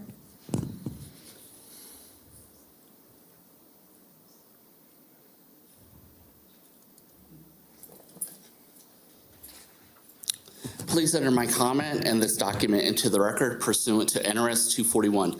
My name is Scott Finley. I'm a resident of Washoe County and have a military background in the financial management and comptroller career field of the United States Air Force. The individuals and entities pushing the Truckee Meadows Public Lands Management Act masquerade with the veneer of environmentalism. The Board of County Commissioners must pass a resolution making a formal declaration condemning those that seek to bring forth a challenge to steal our land, our heritage. How does this Lands Grab Act protect Washoe County's environment when it seeks to take public lands that we already enjoy and then slice and dice it for private land developers? My wife and I live within a 1-minute walk from BLM land. Our property being within such close proximity to public lands is one reason why we decided to move where we did. We take walks out there with our dogs, ride horses, and enjoy the nature of the high desert landscape in all its glory. Many people do. Nature is the original artist, and we enjoy its art. If the Lands Grab Act passes, the public land next to us will be turned over to private land developers who will in turn construct high-density apartment complexes. How does unlimited construction create affordable housing when there is unlimited population displacement? The simple fact of the matter is, if the only solution to enable an individual to live in an area is by destroying parts of the surrounding environment, then they are not wanted in Washoe County. When it comes to social stability, what we need is quality, not quantity. This problem we face is a product of failed economic policies and social decay. Instead of evaluating where we went wrong, we continue to double down on failure in order to maintain a status quo that has proven to be unsustainable. We cannot have infinite growth in a finite system. Earth is a finite system. Washoe County is a finite system. If people think the passage of the Lands Grab Act will be a one-and-done deal, you are wrong. It will set precedents and green light that all of Nevada's public lands are up for grabs, and eventually even more public land will be handed over to private land developers. Given enough time, there won't be any public lands left in Washoe County for our grandchildren or our grandchildren's grandchildren to enjoy. The Truckee Meadows Public Lands Act is Senator Jackie Rosen's brainchild. Jackie Rosen's allegiance to private land developers and her disgust for nature couldn't be any more obvious. The only greenery Jackie Rosen loves is what fits in her wallet. For these reasons, the Board of County Commissioners must pass a resolution making a formal declaration condemning those that seek to bring forth the challenge to steal our land, our heritage. Keep Nevada's public lands public. Thank you. Thank you. Penny Brock, followed by Bruce Parks. Mr. Finley. Scott, can I have your documents?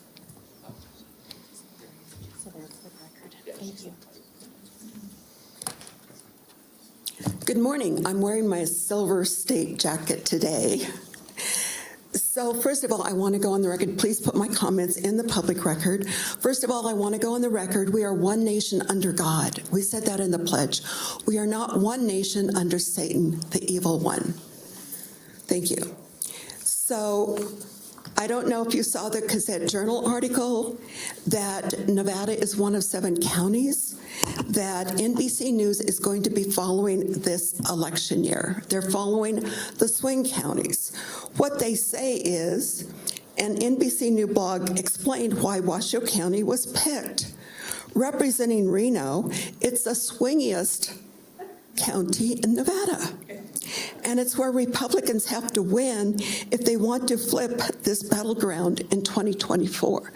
That is referring to the national election.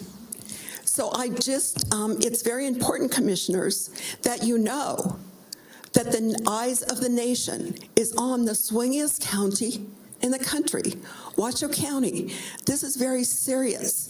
It says they're going to be talking to people in Reno. The truth is going to come out about what's going on in our voter register office. Therefore, I would encourage you again that you put it on the agenda, that you commissioners vote on paper ballots and hand counting the ballots. That means no Dominion voting machines. The Democrats in the legislature in 23 tried to ban paper ballots and hand counting. It reached the governor's desk. No Republicans voted for it, only the Democrats. Thankfully, our governor vetoed this bill. He wanted us to have the right to vote by paper ballots and hand count. We know that this is the most honest and secure way to have an election. France and many countries have outlawed the voting machines. We need to do the same thing.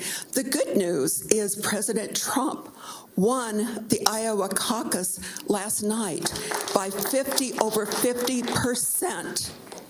And in his closing remarks, he said, "We will bring back paper ballots, voter ID, everything." This will be done federally. It has to be done federally. So this is exciting. So our ROV office, the commissioners need to know, this is very serious. The eyes of the nation are going to be on Washoe County. We determine our national election. It's hard to wrap your head around, but it's true. It's been proven. So I would encourage you, put this on the agenda. Thank you. Bruce Parks, followed by Brooke Westlake.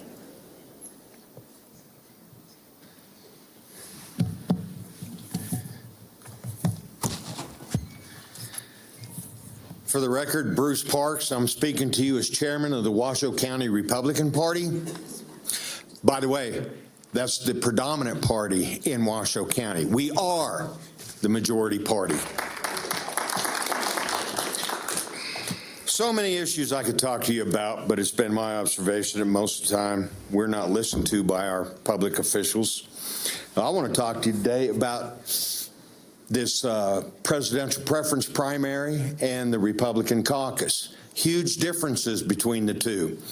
Part of the reason why we're doing a caucus is we are going to prove to the Secretary of State's office and to our soup sandwich that we call ROV that you can have an election on one day, paper ballots, with ID, full transparency, and have the results that same day. It can be done. We did it in the past, and we need to go back to that. Even the Secretary of State says that this presidential preference primary is not binding on any of the parties, and that's absolutely true. Therefore, it is absolutely irrelevant. It means nothing, but yet we're spending $5.2 million taxpayer dollars to go through this farce. If you want your voice heard as a Republican, you go to the caucus. That's the only way your voice matters. There's no transparency with this PPP.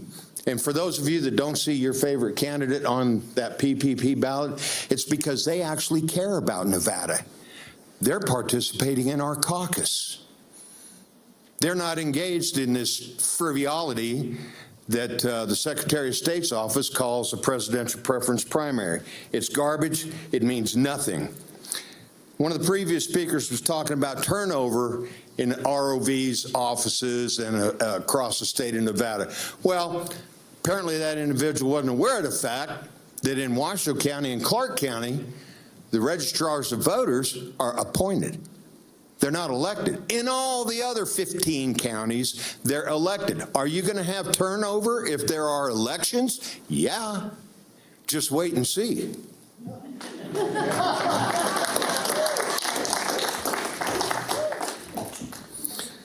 I want to leave with a quote by Plato. He said, "The price good men pay for indifference to public affairs is to be ruled by evil men." If you're not involved in the politics of not just Washoe County, but the state of Nevada and this country, you are one thing and one thing only: wrong.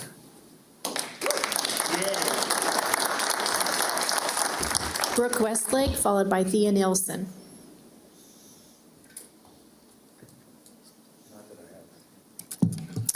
Good morning. The first thing I want to say is please have my comment on record. My name is Brooke Westlake.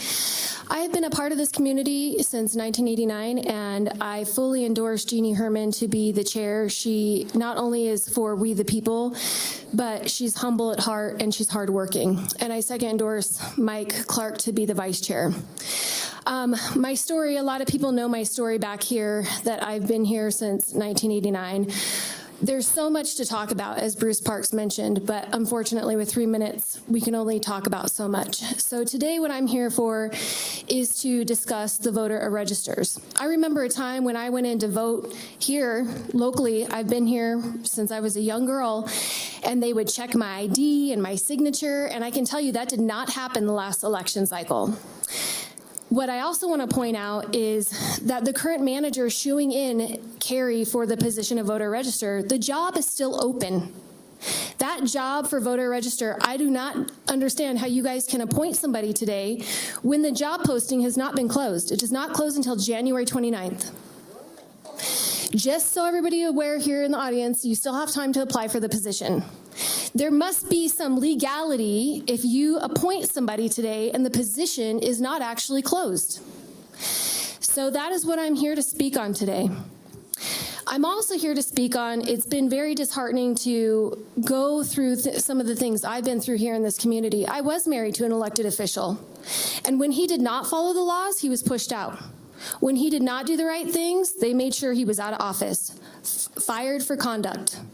So I question how anybody up here, why do the laws apply to all of us? Why do the laws apply to all of us, but nobody in office? They sure applied to my ex-husband, as they rightfully should have when he was pushed out of office. So today I encourage everybody to reject the appointment because the job is still open until January 29th. Thank you. Mia Nielsen, followed by Alan Munson.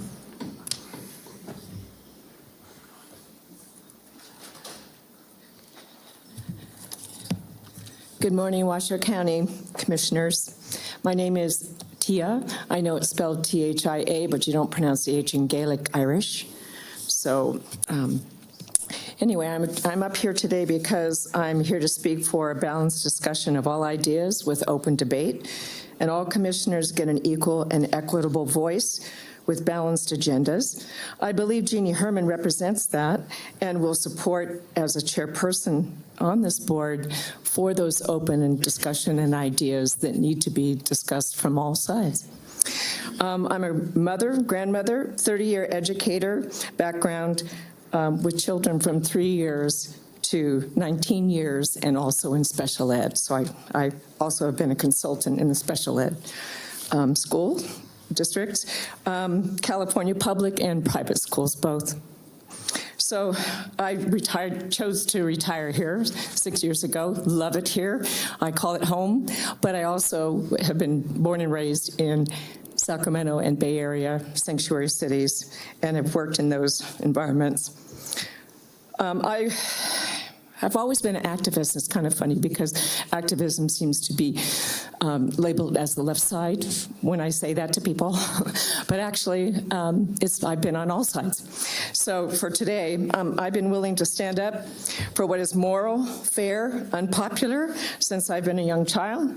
I had to be an activist for women to be able to dive in high school with the guys for Title IX. Community health spokesperson against the Department of Agriculture that wanted to poison us, and they literally, the lawyers said, we will squish you like a bug if you keep this scent. And all I was trying to do is just make sure they did it responsibly in health for people in the community. I've been interviewed by Focus on the Family. They came all the way from Colorado to interview me when I was a teacher because I was standing up for family rights in general. Health teacher, I saw people in the Bay Area wanting to lie and deceive parents on what was being taught to their children. And it wasn't fair. And I spoke up and I took that dissent in a hard way. They didn't like that I spoke up and said that. So I'm used to this. So basically speaking, I'm retired, and I thought I'd just go out and have fun and not have to worry about any political issues, and started to see that I have to be involved.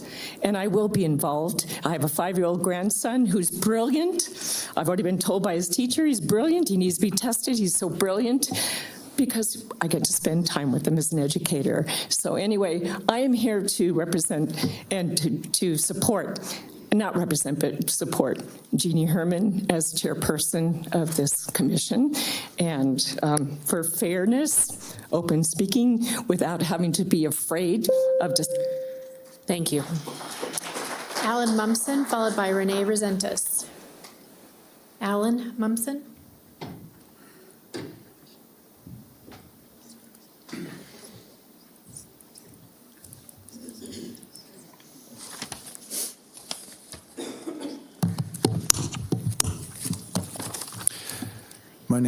My name is Alan Munson. I'm a resident of the 4th District. And first of all, I want to appreciate all of you for being up there and doing a job as our commissioner. I just hope that you hear what I have to say, or what many of us and I have to say. I want you to know that I wasn't here. I'm appalled to hear that we had a satanic person, open. I'm a strong Christian, And I just don't think that's a good thing to do, to open the door to Satan, because he's a deceptor. I am here to support Jeannie Herman to be our next chairperson and Mike Clark to be the vice chair. And I've gotten to know both of them, and I just find Jeannie as so receptive, so willing to hear what I've had to say and what others have to say. So I think that she would be a person who would help our county, and because she would hear us. And so I just want you to know that I support her. And I've gotten to know Mike Clark, and I find him a person who is willing to speak his mind, and a strong leader as well. And I appreciate Alexis and Mary Luz that you've done your job. I don't always agree with everything you do, but I think it's time for a new leadership to come in. I'd just like to make a short comment.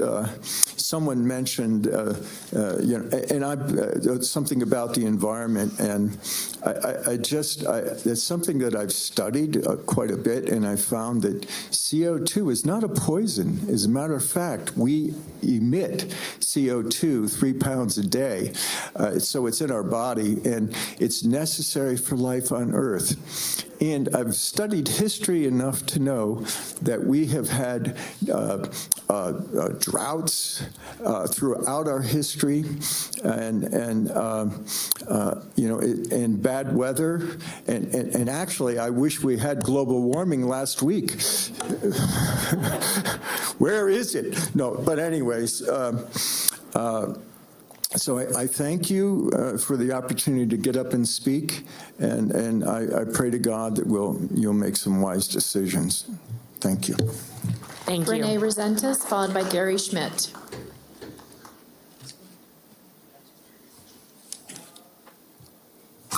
Hello, long time no see. Renee Resentis, and I moved from my precinct to another, and I was in Jeannie Herman's district. I no longer am. I campaigned for her. She's wonderful. We had a small group get together out in Palomino. I got to know her, and I got to know what is happening. So more so than just being here. And I appreciated that. I appreciated she came out.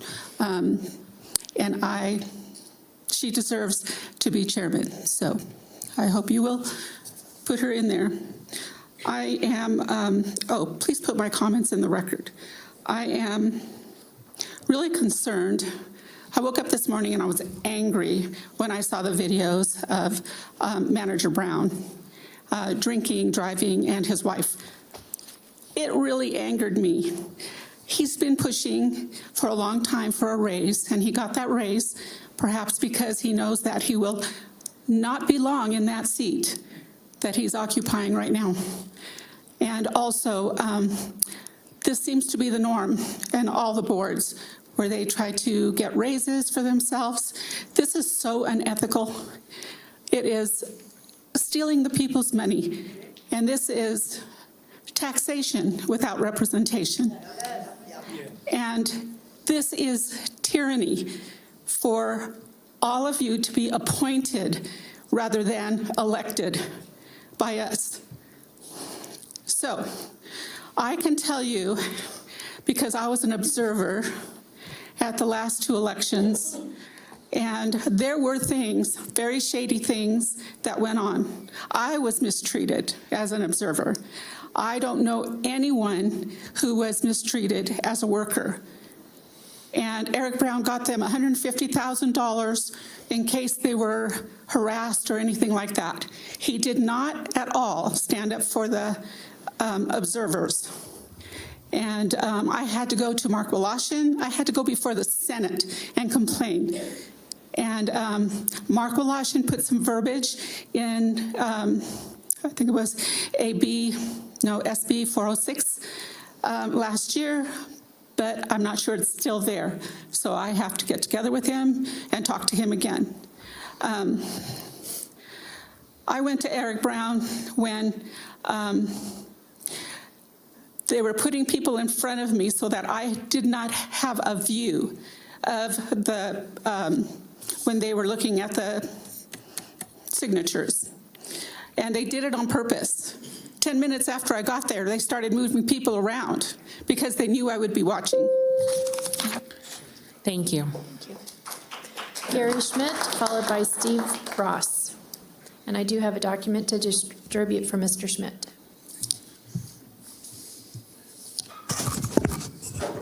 For the record, Gary Schmidt.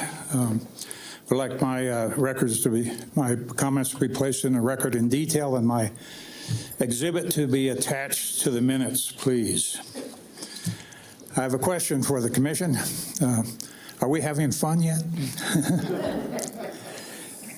Let me say also that I've attended county commission meetings for over half a century.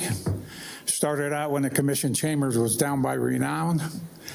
I know I'm supposed to address the commission here, but anybody in here ever attend meetings there? I think I probably set the record here. A lot of people in this room were not born yet when I started attending county commission meetings. Let me also say for the record, God bless America.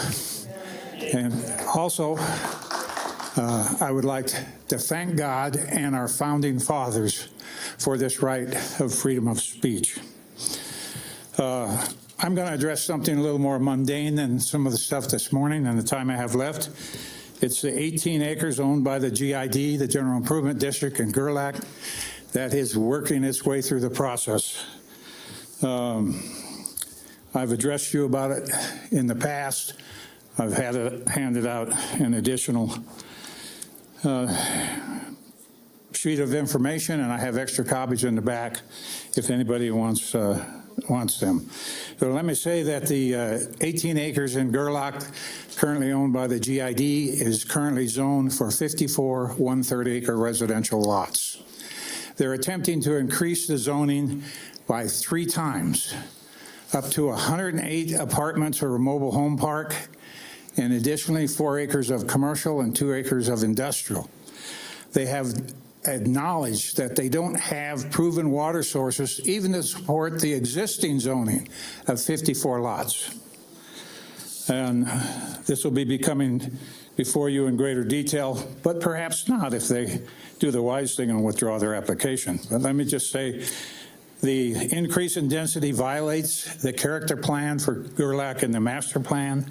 There's no proven water sources even for existing zoning, let alone tripling the zoning. The majority of the community opposes this increase in density, as is proven by the petitions and letters on the record. And it's counterproductive and certainly not needed. And it also violates their charter and state law in NRS 318. Thank you very much. Thank you. Steve Ross, followed by Nick Martin.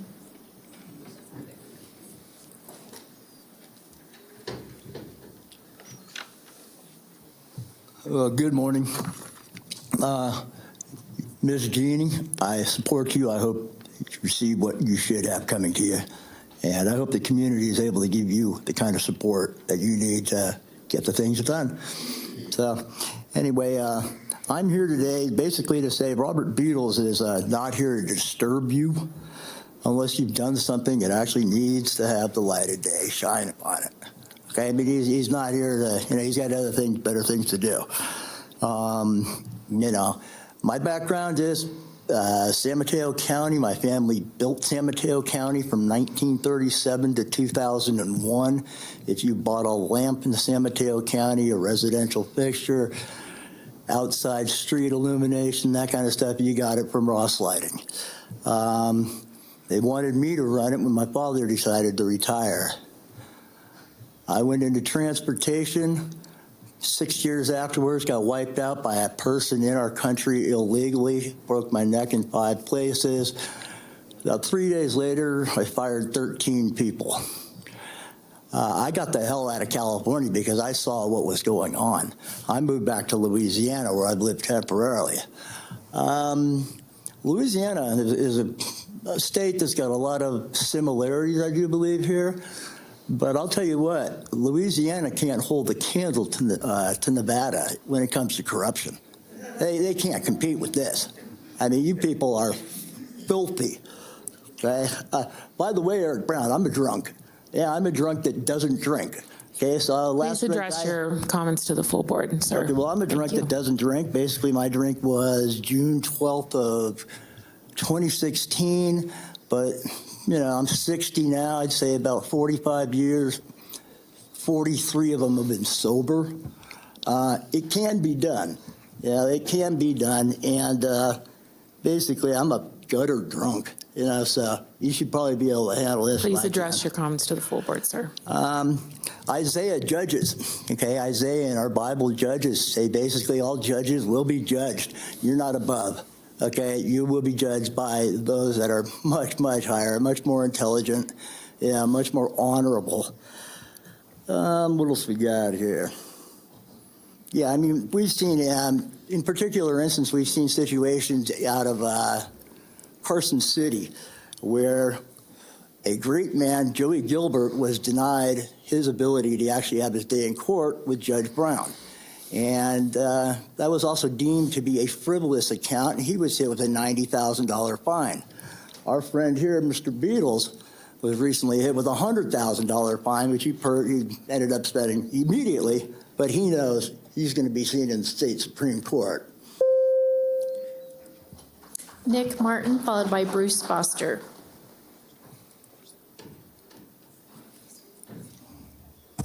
Good morning. I'm Nick Martin, a 45-year resident of Washoe County, and only recently started attending these meetings. Well, by recently, I mean maybe 2 years ago, which I'm 65 now, so 63 is pretty late in life to start being part of things.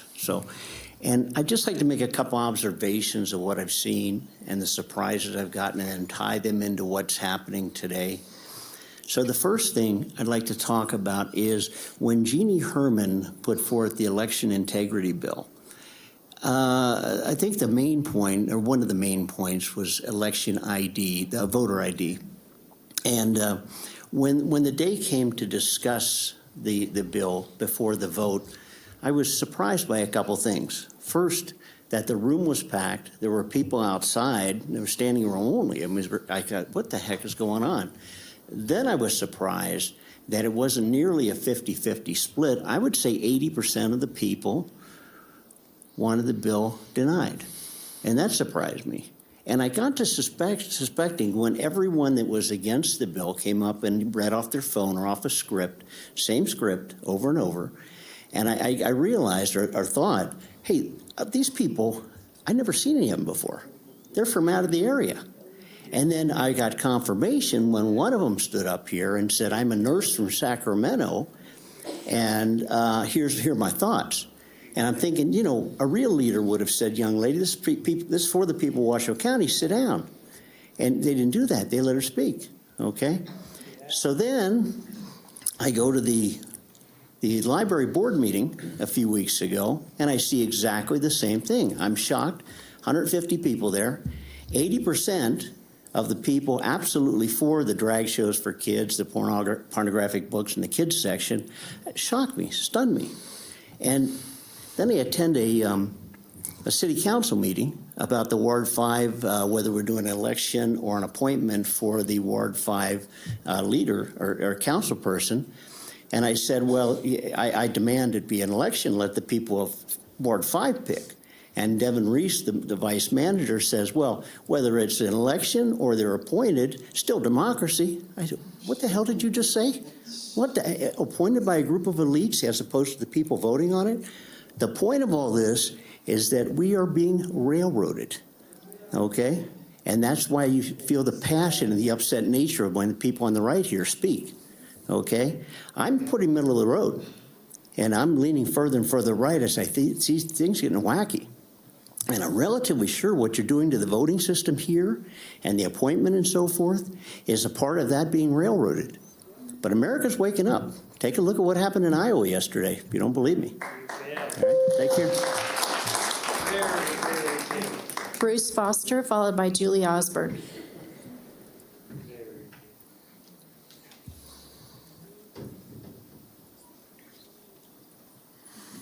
Yeah, Bruce Foster for the record, and Happy New Year, and welcome to the shopping cart capital of Nevada. Yay. And I wish to digress for a moment. We need to give Gary Schmidt a medal for his perseverance. We need to put that on the next agenda item. But why am I here? In our own day of the decline and decay of moral integrity, the American people might well recall the words of warning of Daniel Webster, which he spoke to the New York Historical Society February 22nd, 1852.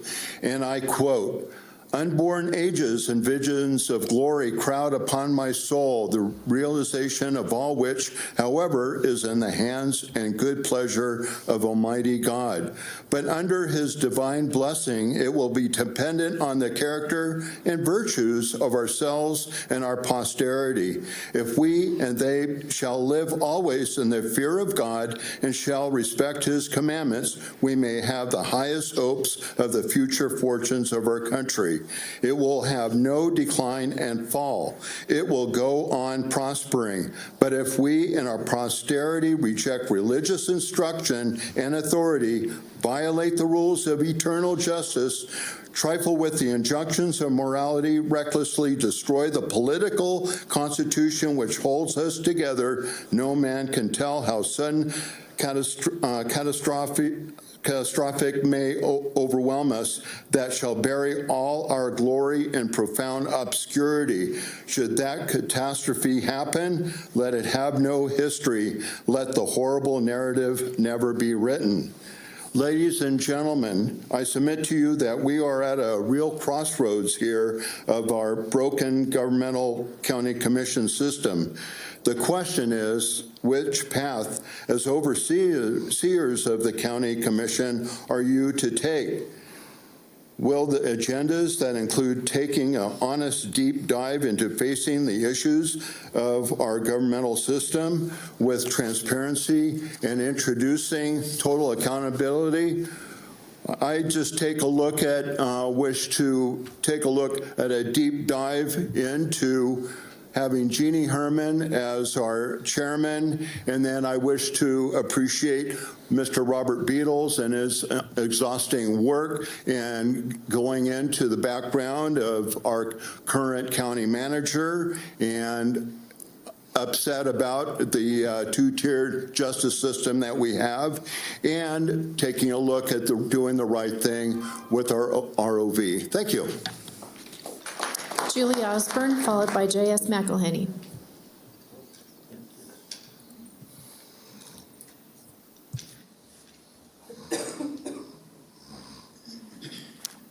Good afternoon. My name's Julie Osborne. I'm a Washoe County resident. Commissioner Herman is my commissioner, and I support her for being chairperson. I got here late, and so I did not hear the invocation, and it sounds like I'm glad I didn't. And so I give all glory and honor to the Lord. I bind and cast out Satan and all of his minions, and I invite the Holy Spirit into this room. I am a retired firefighter paramedic. I worked up on Donner Summit, and I ran many calls on Interstate 80. A lot of them were through impaired driving, and I would like to tell you about one of them. There was a couple from California who drove up to Reno to get married. They got married, they drove back down towards Sacramento, and they were hit head-on by a drunk driver. Those two people were killed instantly. The drunk driver, when we got there, was walking around. We had to provide medical care and services to the drunk driver who just killed two people. And later on, we found out that that drunk driver killed two people who had a child. That child was now an orphan. I want you to know the ripple effect of driving impaired. Driving impaired through poor decisions does not only affect you, does not only affect the people who you hurt or kill, it affects the first responders. It affects the people at the hospital who have to treat this person as well. And so I want you all to know that there is a huge ripple effect to your poor decisions. Thank you. J.S. McElhenney, followed by Marcy Cooper-Smith. And I do have a document, let's see. Mr. McElhenney? I have a document to distribute for him. Sorry, I couldn't hear. For the record, my name is J.S. McElhenney. I'm here today to talk about secure and honest elections. Everything digital is hackable. The federal government and several of its agencies have been hacked, including highly secure military data banks. In December of 2020, a nationally recognized security company called FireEye was hacked by a nation state. They think it may have been Russia. But here you've got a security company, and they themselves were hacked. Hospitals and other businesses are hacked and blackmailed with ransomware. My point is that voting machines can be hacked, or the data can be altered with a thumb drive, even if they are offline. I'm submitting a series of documents, one of which is by Professor, I don't know whether you can see that or not, there we go, Alex Haldeman from the University of Michigan, who testified before Congress about how easily he and his team of researchers hacked into voting machines. I would like this article put in for the record. Another article is from 2012, where Democrats were afraid that Republicans would cheat, and they were complaining about the potential fraud using voting machines. France used to, well, they were paper ballots for years, but they tried voting machines for a while, and they found that they were too easily defrauded. They switched back to paper ballots. And this article may not be as easy to read, but you'll be able to read it later. And basically, it says, voting in France, paper ballots, in person, hand counted. And I'll let you read the details about that. I want that submitted in the record as well.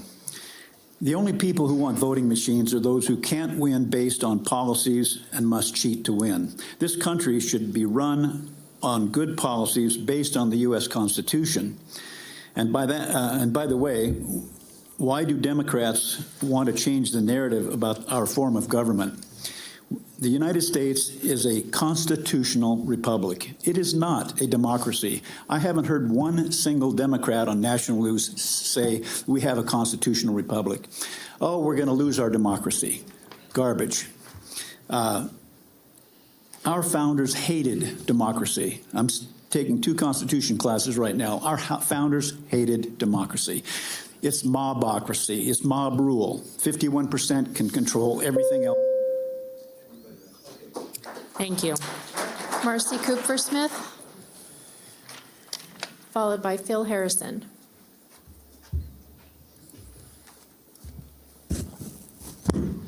Good afternoon, County Commissioners. My name is Marcy Cooper-Smith. I'm a senior advocate, senior volunteer. I sit on several senior boards throughout Washoe County, and I am here today in support of Commissioner Herman becoming your next chair. I've known Commissioner Herman since she was first elected as commissioner. She has been nothing but a strong advocate for the senior community, and we seniors need all the help we can get right now. She has always been there when we've asked her to attend our senior events. She's always available when I've asked her to meet for coffee or for lunch. I'm a big advocate for the affordable senior housing issue, and she has been there every step of the way with me on this housing issue. So I really, really hope you will really consider Commissioner Herman as your next chair. She has been here quite a while and really is deserving of it. Thank you so much. Thank you. Phil Harrison, followed by Susan Van Ness.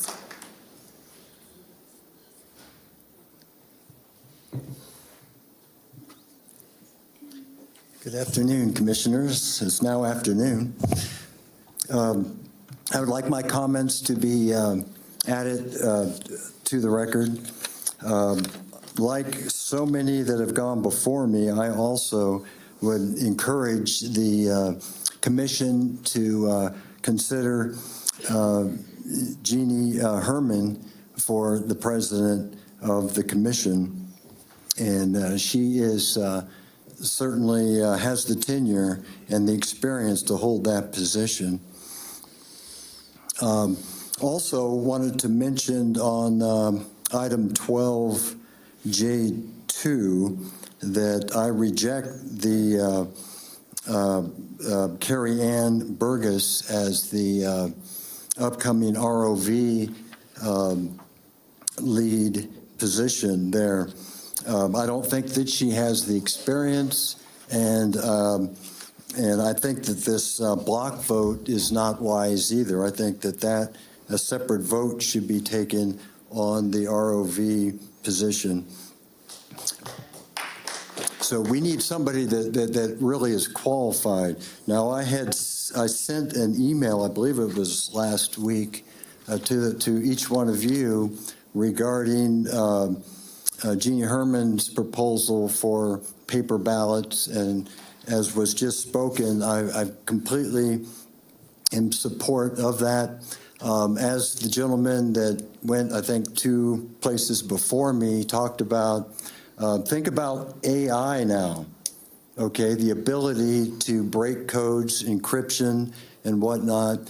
I just only see more and more fraud happening as time goes by.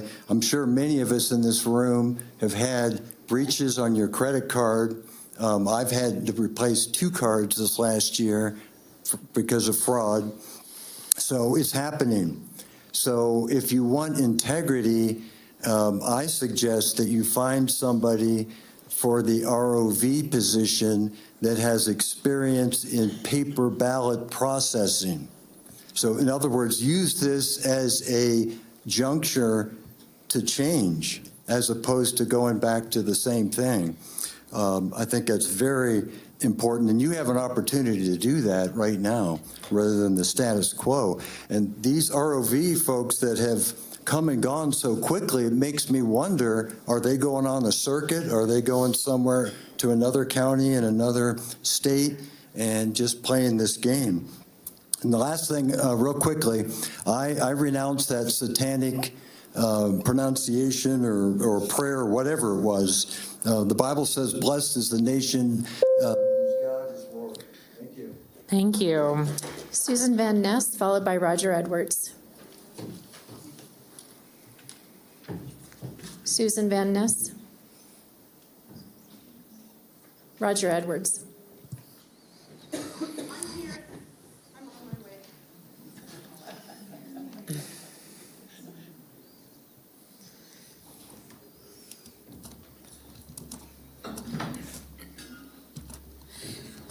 Overhead, please. Maybe I don't need it. I'm Susan Van Ness for the record, and I missed the invocation also. So I would like to pray. Let's pray to the only God in heaven. Our Father, who art in heaven, hallowed be thy name. Thy kingdom come, thy will be done, on earth as it is in heaven. Give us this day our daily bread. Forgive us our sins as we forgive the sins of others. And speaking of that, please, Holy Spirit, be in this room. I know that your angels are fighting. Please forgive whoever brought the Satan worshiper in, whether it be Chair Aho or anyone else that brought him in. Please tell us who it was. And I also pray, I pray for all of you. I pray that if you need help or anything, that you will come to one of us, because we are the feet and the hands of God, and we love all of you. So if something's going on, something deep in your heart, and you need our help, we're here for you. And now, let's just ask God to take over every one of our hearts, and let's work together.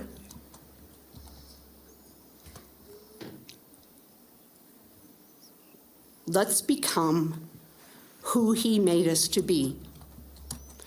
There's a lot of dissension, and there's a lot of untruths. Let's all get to the truth. Every one of us. I have to ask for forgiveness every day, sometimes every 3 minutes. It's okay. It's okay because it's Him. It's the Lord. And if anyone has any problems and you need one of us, I'll give you my phone number. I'll be there for you. Because He loves you. He loves you no matter what's happened. So please, Lord, be in this room. Please, Lord, let the truth be known. And I love you all, and He loves you all. Change your hearts. Ask Him to change your heart. You can't do it. But we're here for you. And by the way, I just signed for a lunch. And so, County Manager Brown, it was yours. So can we have lunch together? We love you. Roger Edwards, followed by Montgomery Turner. Good afternoon, Roger Edwards for the record. Citizen lobbyist, not paid, not registered. I tried both. They wouldn't take my money and they wouldn't let me register. But anyway, I too have known Commissioner Herman for years and years, and I certainly support her taking over here if she so chooses. There's not many with a more conservative view than her. I think it's because she's around my age, but that's probably got nothing to do with it. I just turned 77 a little while ago, and you know that the older I get, the more history means to me. And this commission and every other county commission and state and local for over 100 years began their meetings with a prayer. And not to the demon, not to the devil, to Jesus Christ, because that's what this country is based on. We can't get away from doing that, and I wish this group would get back to opening your meeting with a prayer. It would enrich your hearts. Trust me, it enriches mine every morning. But besides that, Gary Smith's almost as tough on his Gerlach problem as I was on the Golden Valley Water Recharge. But Gary's got more invested in that situation up there. That's a debacle. You know, I'm a planning commissioner, regional planning commissioner, and what the GID is trying to do in Gerlach is terrible. And please, when it comes before you, please turn it down. The other thing I'm concerned about is the voter integrity proposal that Commissioner Herman tried to bring forth. And I know Mike Clark supports it, and I don't know how many others, but my concern is that when county commissioners request something be brought forward, it's not. Now, these guys each represent 1/5 of 500,000 voters, 500,000 people, not voters, 500,000 people in Washoe County, 490-some thousand. That's a lot of voices that don't get heard when your items do not get brought forward. And you know, the county manager works for you guys. And the county chair has to listen to her group. She's a representative of the 5 of you. And she has to represent that group and the wishes that the people in those districts have that they bring forward, and then they get shut down by the county manager and the chair. It shouldn't take more than a suggestion to bring something forward to have it done. And if you guys want to change anything, change that. To make the county commissioners really representative of us, they have to have their voices heard immediately. Thank you. Montgomery Turner. Montgomery Turner.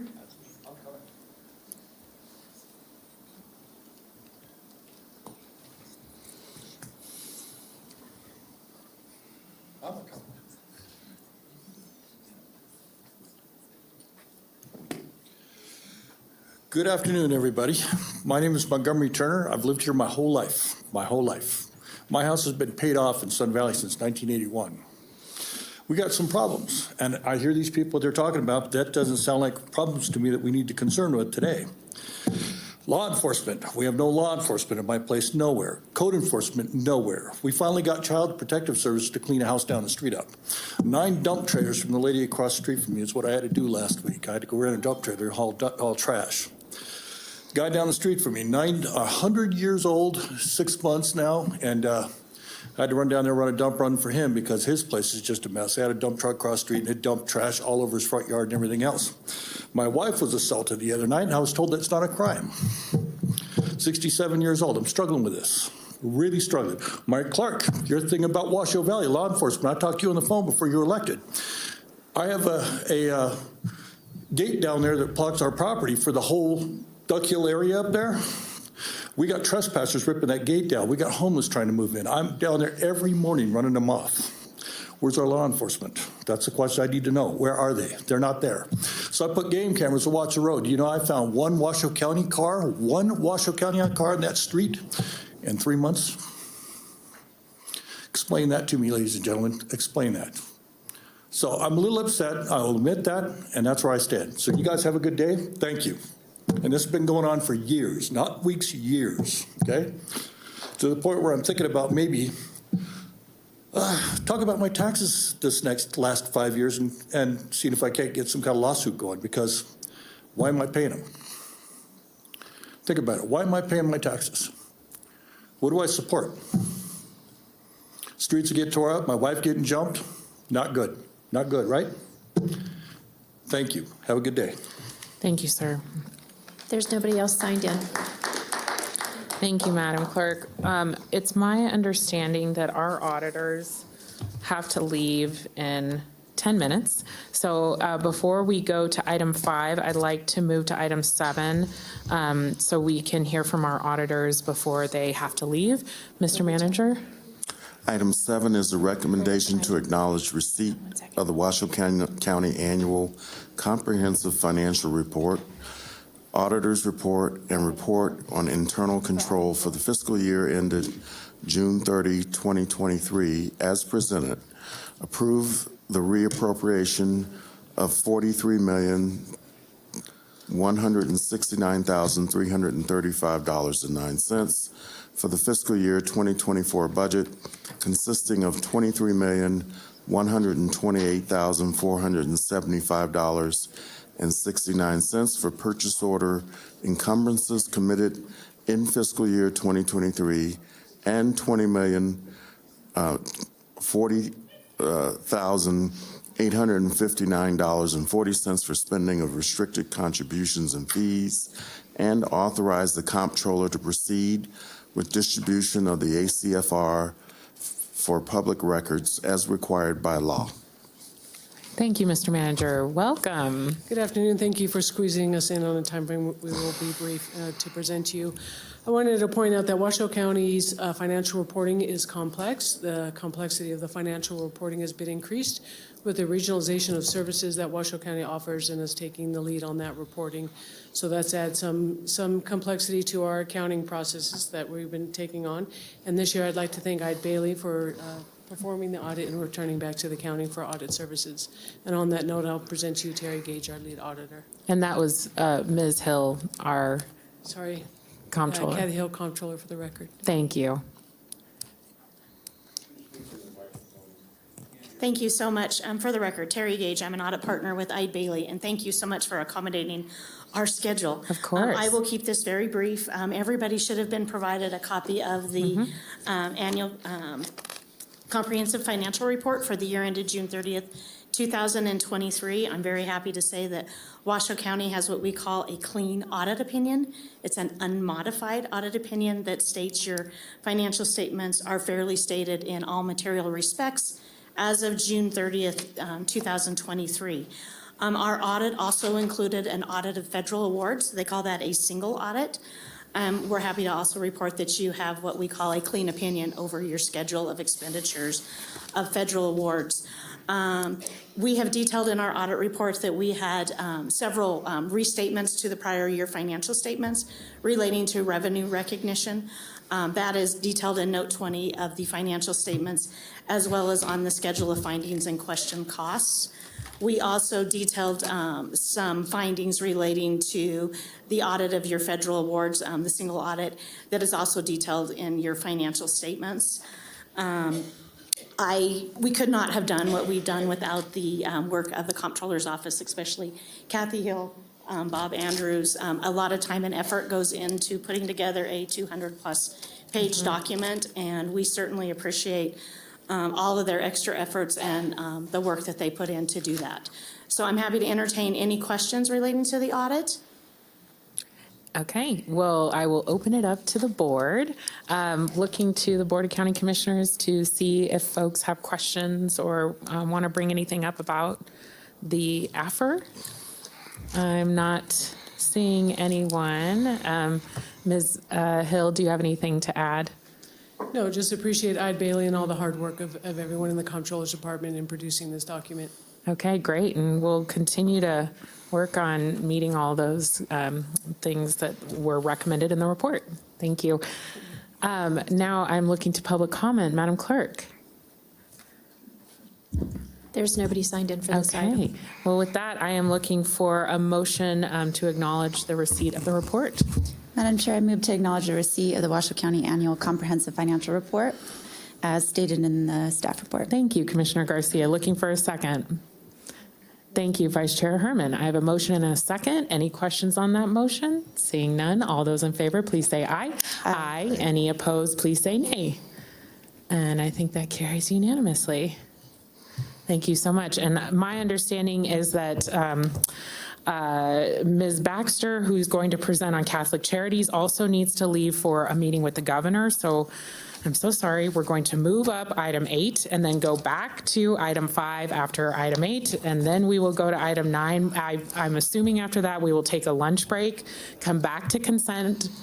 After lunch, then we will do our public hearing, and then we will come back to our other items. So I apologize for moving the agenda around so much. But Mr. Manager, will you please read into the record item 8? Item 8 is a presentation by Marie Baxter, Chief Executive Officer of Catholic Charities of Northern Nevada, to provide a detailed overview on the donation of food services and other human services, especially to seniors across Washoe County.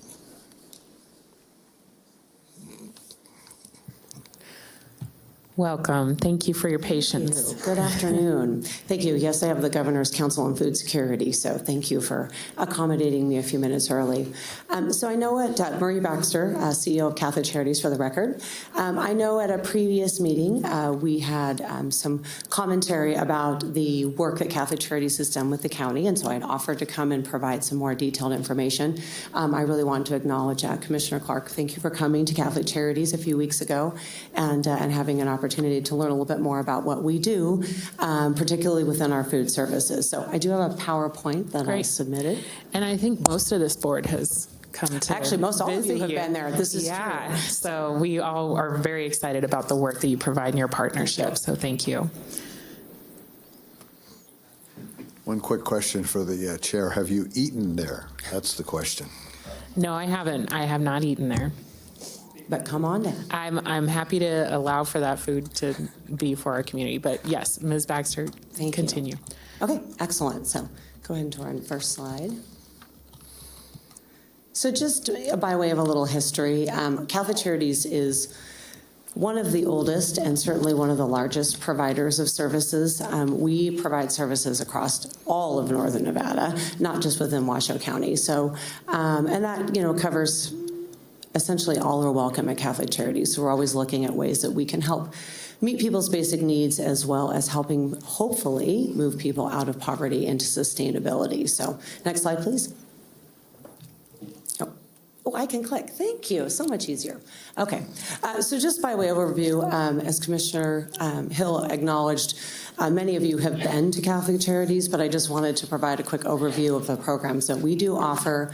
The St. Vincent Standing Room, which is one of our very original programs. It started in 1963.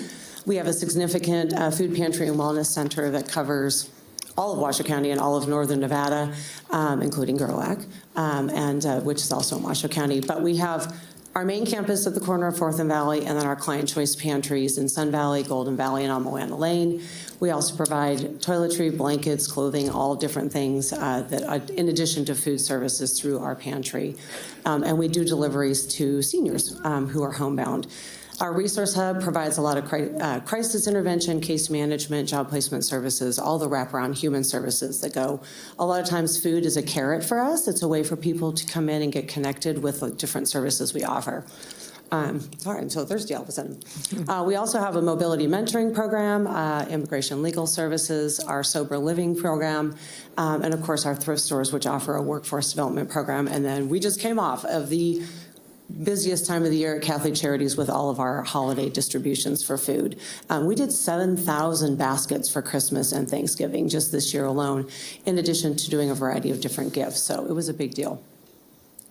Oops, wrong way. Okay, why did it click that way? Oh, there we go. So our history with Washoe County, this is just in the recent history. Catholic Charities has worked with Washoe County on a variety of programs, but Kids to Senior Corner was actually a St. Mary's program that came over into Washoe County. They did knock and talks basically on the 4th Street motels and did health and welfare checks. This is many years ago now. And then we maintained the program when the county relationship ended. We operated Meals on Wheels from 2015 to 2019.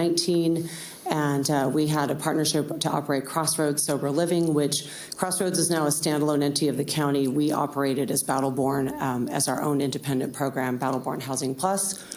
We have worked with Nation's Finest in Washoe County on veterans housing with some property that we own. And then we started providing all of the meals for the CARES campus. As I mentioned, the St. Vincent's Dining Room has been in existence since 1963. So we've been the public meal provider for decades. During the pandemic, we went to lunch and dinner, actually breakfast, lunch, and dinner.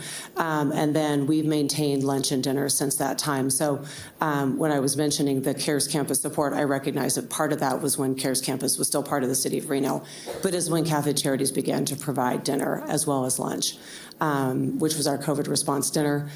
We do, still to this day, at the CARES campus, we provide once a week basic item distribution. So we go down to the campus on Wednesday afternoons and provide toiletries and blankets and coats and clothing and all different things, as well as providing apartment kits for individuals who might be moving moving into apartments or into some other form of housing.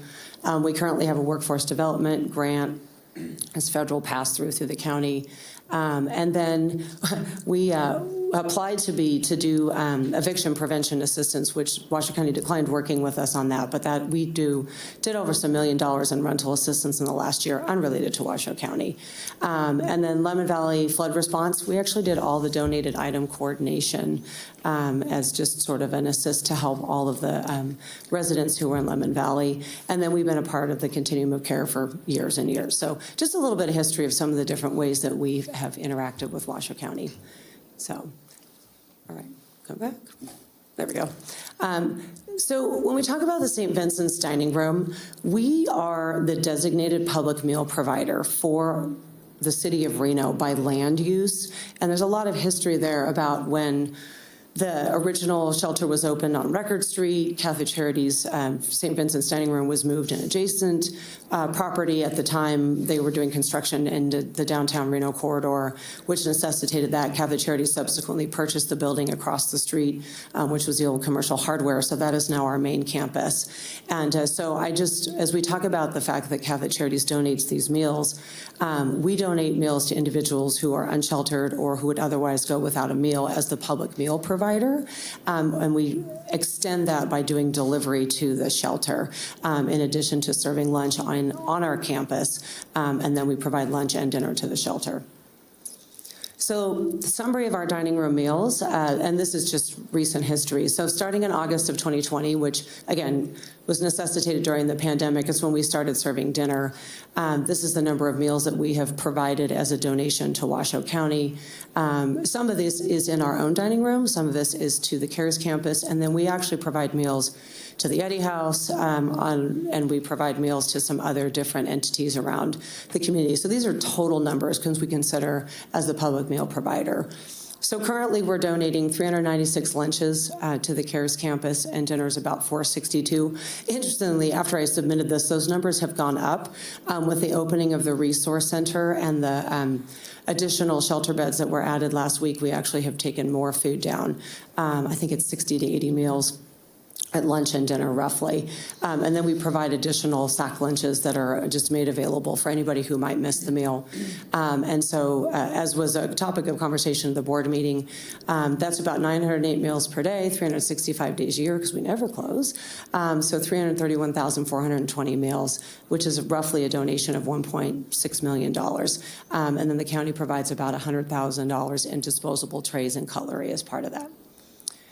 In addition to that, the summary of our dining room volunteer hours. We actually have a system where we track people when they come in and volunteer. So this just gives you a rough idea of the number of volunteer hours. And of course, it went up dramatically when we started offering dinner, and because we still prepare and package all of the meals right in the St. Vincent's dining room. And you can see kind of the equivalent of full-time people. In addition to meals, our current services for seniors, which are actually not related to the county, I just know that there were some questions about what we do with seniors. We are an NCOA benefits enrollment center, so we provide benefits enrollments for seniors and individuals with disabilities here in Washoe County, but across the state. We really take to heart the work that happens with seniors. When the SNAP benefits were significantly reduced in the spring, we allowed or made available all of our food pantries to seniors twice a month, whereas most pantries only provide access on a once a month basis. We also have other pantries that they can walk into throughout the month. We do home modification services. We actually have some significant grants in that space. We have certified aging in place specialists. We go in and we do ramps and installations of, if someone needs grab bars in their bathrooms or their showers, or we actually replaced the entire underside plumbing system for someone whose modular home had moved off of their sewer and all of their raw sewage was underneath their modular home. And so we were able to have contractors go in and address that. So we meet with people and figure out what we need to do to help them stay in their homes safely.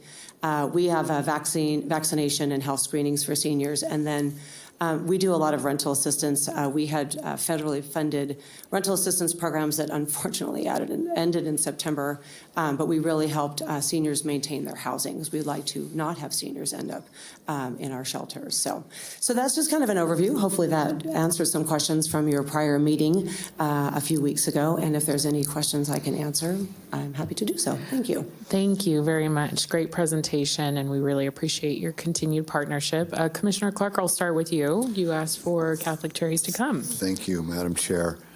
I think I know you're pressed for time today. Oh, yes, that's okay. It's a virtual meeting, so I don't have to drive to Carson, so I'm good. So, you covered a lot here, and I think the citizens of this county and the state need to salute Catholic Charities. If the things that you are doing weren't being done, who would be doing those? That's where I'm coming from. The good work that your organization does, there's no one else that could replace that if you, for some reason, had to close your doors. So all charities, big and small, all these nonprofits, everybody's looking for money. When I found out that the county was receiving the free meals, and granted, you give free meals to whoever needs them. You don't discriminate against. If you're hungry and you go to your organization, you're going to get something to eat. That being said, all charities need more money. They're constantly in need of more money. So what if everybody in the county, all the citizens in the county who could afford meals, just showed up and started getting meals there? Would that impact your ability to help the real vulnerable people? And so that was my thought. And these are just rhetorical questions. I'm not here to drill you by any stretch. But if people who could afford to feed themselves, took advantage of your situation, that would certainly have an impact on what's taking place with the good work you're doing. My point was the county has the funds, and when the county owns the CARES campus, and I don't want you to get in the middle of a dispute that I'm having with the county, because I don't want you in the middle of this, because you don't want to be in the middle of this. When you're doing your good work, and the county is claiming ownership of the CARES campus, and yet you're the one doing the majority of the feeding, the county has the funds to take care of this. The county should, in my opinion, should reimburse you so you can do good work for the rest of the folks that you do good work for. There's I think there's a lot of vulnerable populations, not just the residents of the CARES campus. I know, and I don't think you covered it enough, but your organization covers the whole state of Nevada. Your trucks are out in food pantry, clothes, medical, dental, mental health, everywhere. But when I did ask you if you were reimbursed for the money that you used to take care of the county's, in my opinion, the county's obligation to take care of the homeless folks, what you would do with that money if it came to you, immediately you said you would help seniors stay in their homes. Rental assistance. So again, that's where I'm going with this. If the county has money to reimburse the good work that your or any other organization is doing, and then you can use that money to do other good things, then it just plays it forward. That's where I'm coming from. And I'm certainly not picking on your group. I think you do a fantastic job. So that's what the message that I wanted, and that's what I wanted the other commissioners when I asked for you to make your presentation, and so people can truly understand what you're doing. You know, you're driving down to Mesquite, you're driving to Elko, you're everywhere. You're everywhere in this state, and if Washoe County is taking up some of that resource that you have, these other rural communities are not getting a chance at that. So I want that on the record. And I got to tell you, I was down there. I've spent a lot of time around your organization. I was down there last week. A guy and a gal pull up in a really nice car with the nicest clothes on anybody on 4th Street, myself included, and run in and grab lunch from your place.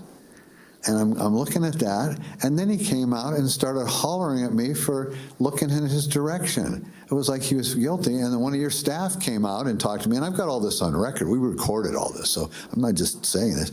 And then your staff says that this guy and his friend come in and get food on a regular basis and then complain about the food. I thought, here's a guy getting a free meal, and he's complaining about it. So, I mean, that's what's taking place over on the corner of Valley and 4th Street near your organization. And I just thought you'd like to have it. If you check with your staff, over your supervisor is for the afternoon, for the lunch crowd, she'll remember that, because I gave her one of my cards, told her who I was. But anyhow, thank you for coming in. Thank you for sharing this with the public. The public, if everybody in this county knew the good work that you were doing, you'd probably be easier to get some donation and some more help. So thank you for what you do. Thank you. Thank you. Any other commissioners have comments? I'm not seeing any. Thank you so much for taking the time, and looking forward to our continued work together. And come have lunch. Yeah, and thanks to your volunteers. My gosh. They're amazing. They're incredible. So yes, have a wonderful day. Thank you. I appreciate it. Okay, we're going to go, just to keep everyone apprised on where we are with the agenda. We're going to go back up to item 5, then we will go to item 9, and I also see that folks are here for our proclamation, which is item 10. Then we will break for lunch. We will come back to consent after lunch, and then we will go to our public hearing, and then we will go to the rest of the items on the agenda. Thank you, everyone, for your patience. Mr. Manager, if you'll get us back to item 5. Item 5 is Commissioners and County Managers' announcements, reports, and updates to include boards and commissions updates, requests for information, or topics for future agendas. Thank you, Mr. Manager. I am looking to the board on updates. Any sign-ins here? Commissioner Clark. Thank you, Madam Chair. I've got I want to thank everyone who came today to make a public comment. You know, whether I agree, whether I personally disagree or agree with whatever your comments, I need to hear from all of the folks about everything that they want to talk about, because that's how the commissioners up here can have a better understanding of the needs and wants of the citizens. You know, when I used to run a business, I used to say, you know, as an owner, manager, sometimes you don't want to hear things, but sometimes you need to hear things. And so it's important that everybody comes in and gets a chance to talk about what's important to them. So I want to thank you. I particularly want to reach out to certain folks that talked. Mr. Todorov wants to talk about being a veteran and having ICE and so forth over. I know that jurisdiction's in the city of Reno, but there might be some ways to help him and other veterans so they don't have to walk across an ice rink to go to their appointment. They may end up with a more serious injury than what they were going there for an examination about if they've got to deal with ice and cars careening down that road. I know there's a crosswalk right in front of the VA hospital, and a lot of times if it's icy, cars might have a hard time stopping, and somebody's in a walker and a cane. So it's not the county's jurisdiction, that street, but maybe something to do with other jurisdictions. We could help you with that. So thanks for coming in. I thought it was interesting.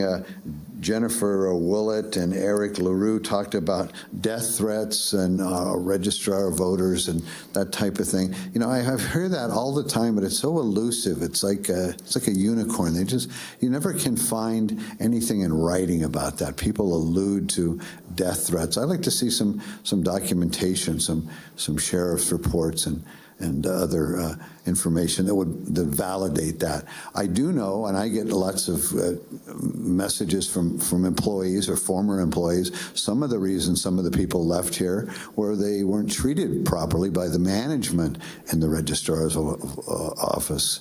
So it's not all death threats. It might be maybe the manager was a little bit too harsh with some of the folks that work there. So you might want to, if you're going to look at death threats, you might also want to look at HR reports of why people might have left. So there might be a balance there that might explain why people leave their jobs. Cliff Nellis talked about the registrar of voters, brought up some good points. There was a lot of talk about registrar of voters. I've talked to the registrar of voters down in Carson City. It was brought up that lots of other counties have registrar of voters as elected. I think here in this county, you know, lots of folks seem to want to attack Manager Brown. I think that we should move the registrar of voters office away from the manager's office, away from the manager's office control, and put the registrar of voters back under an elected office. I think we should support the county clerk, offer the county clerk increases in her budgets, and have the registrar of voters work under an elected. That way, when the citizens are unhappy with what's taking place with the registrar of voters, somebody could be elected or unelected based on their performance. This county had it in the past where the registrar of voters was under the clerk, and I think we need to go back to that. That will alleviate a lot of distrust. I think Manager Brown is getting blamed for things that may or may not control, but at the end of the day, Manager Brown's expertise was not a registrar of voters. How do you have somebody who doesn't have a level of expertise supervising somebody that? So that's a concern of mine. I met with this lady, Miss Burgess. I happen to like her. I've got a nice email from Larry Chesney. Some of you may recognize Larry Chesney's name, longtime person of interest here in the county, publisher and founder of Pecan Press. He says that she's done an excellent job for him. So I just want to get that on the record so that there's a balance here. It isn't just all this lady doesn't know what she's doing. According to Larry, Carrie Ann Burgess hit the ground running, was very helpful with, he's having a recall with the Palomino Valley General Improvement District. Instrumental to have the Registrar of Voters help him, and she's done an excellent job. That's from Larry Chesney. I'll put this on the record. Somebody can look at this. And also, Mr. Chesney asked a question, and I agree with his questioning. How come he can't find a directory for the county? Again, the county's saying, well, we have to worry about security. We can't let people know who's on the roster. When the citizens want to get in touch with a county employee, they ought to be able to find them on a directory. All right, not, again, one more, it's always something to take away from the citizens instead of giving something to the citizens. We're going to take away the citizens' ability to reach out directly to who they want to talk about. Oh, and we do this because people have been threatened somewhere. I don't believe it. So I think the county needs to have the directory available for the citizens to look at. So I'd like to get that on the record. I'd like to have the county commissioners get that as an agenda item and have a vote whether we should have a county directory available to the citizens here. Matthew Wilkie brings up something that's very important to me. I think he's left by this time, but he brings up the number of deaths on the street. You know, I go to these different meetings. I went to the grand opening of the new addition there at the CARES campus. I see elected officials from Sparks. I see elected officials from Reno. I see elected officials from the county. I see volunteers stand up and patting themselves on the back. I thought they were going to get a tennis elbow from patting themselves on the back of all the good work they do and how they've cleaned up the homelessness and how the homelessness has been reduced by 40%. And then they use the article in the newspaper, in the Wall Street Journal, which they gave the numbers. I don't think the newspaper fact-checked them. And then they use that the foundational basis to pat themselves on the back and say, what a great job we're doing.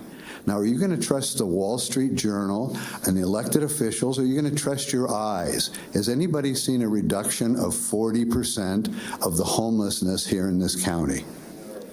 Okay, so are you going to believe your eyes, or are you going to believe their words? So I'd like to see, and he'd like to see, Mr. Wilkie would like to see the numbers that back this up. And I'm worried about people dying on the streets. We have more people died this year than last year. We had more people die last year than the year before. I went to a memorial with Manager Brown last year, a cold night over by the river, and they read off the names of the people that died. And we've got more people dying now than we did then. You can't pat yourself on the back on what a good job you're doing and then look around and see how many people are dying. It's one or the other. You're not doing a good job, or you are doing a good job. If you're doing a good job, this kind of thing doesn't happen.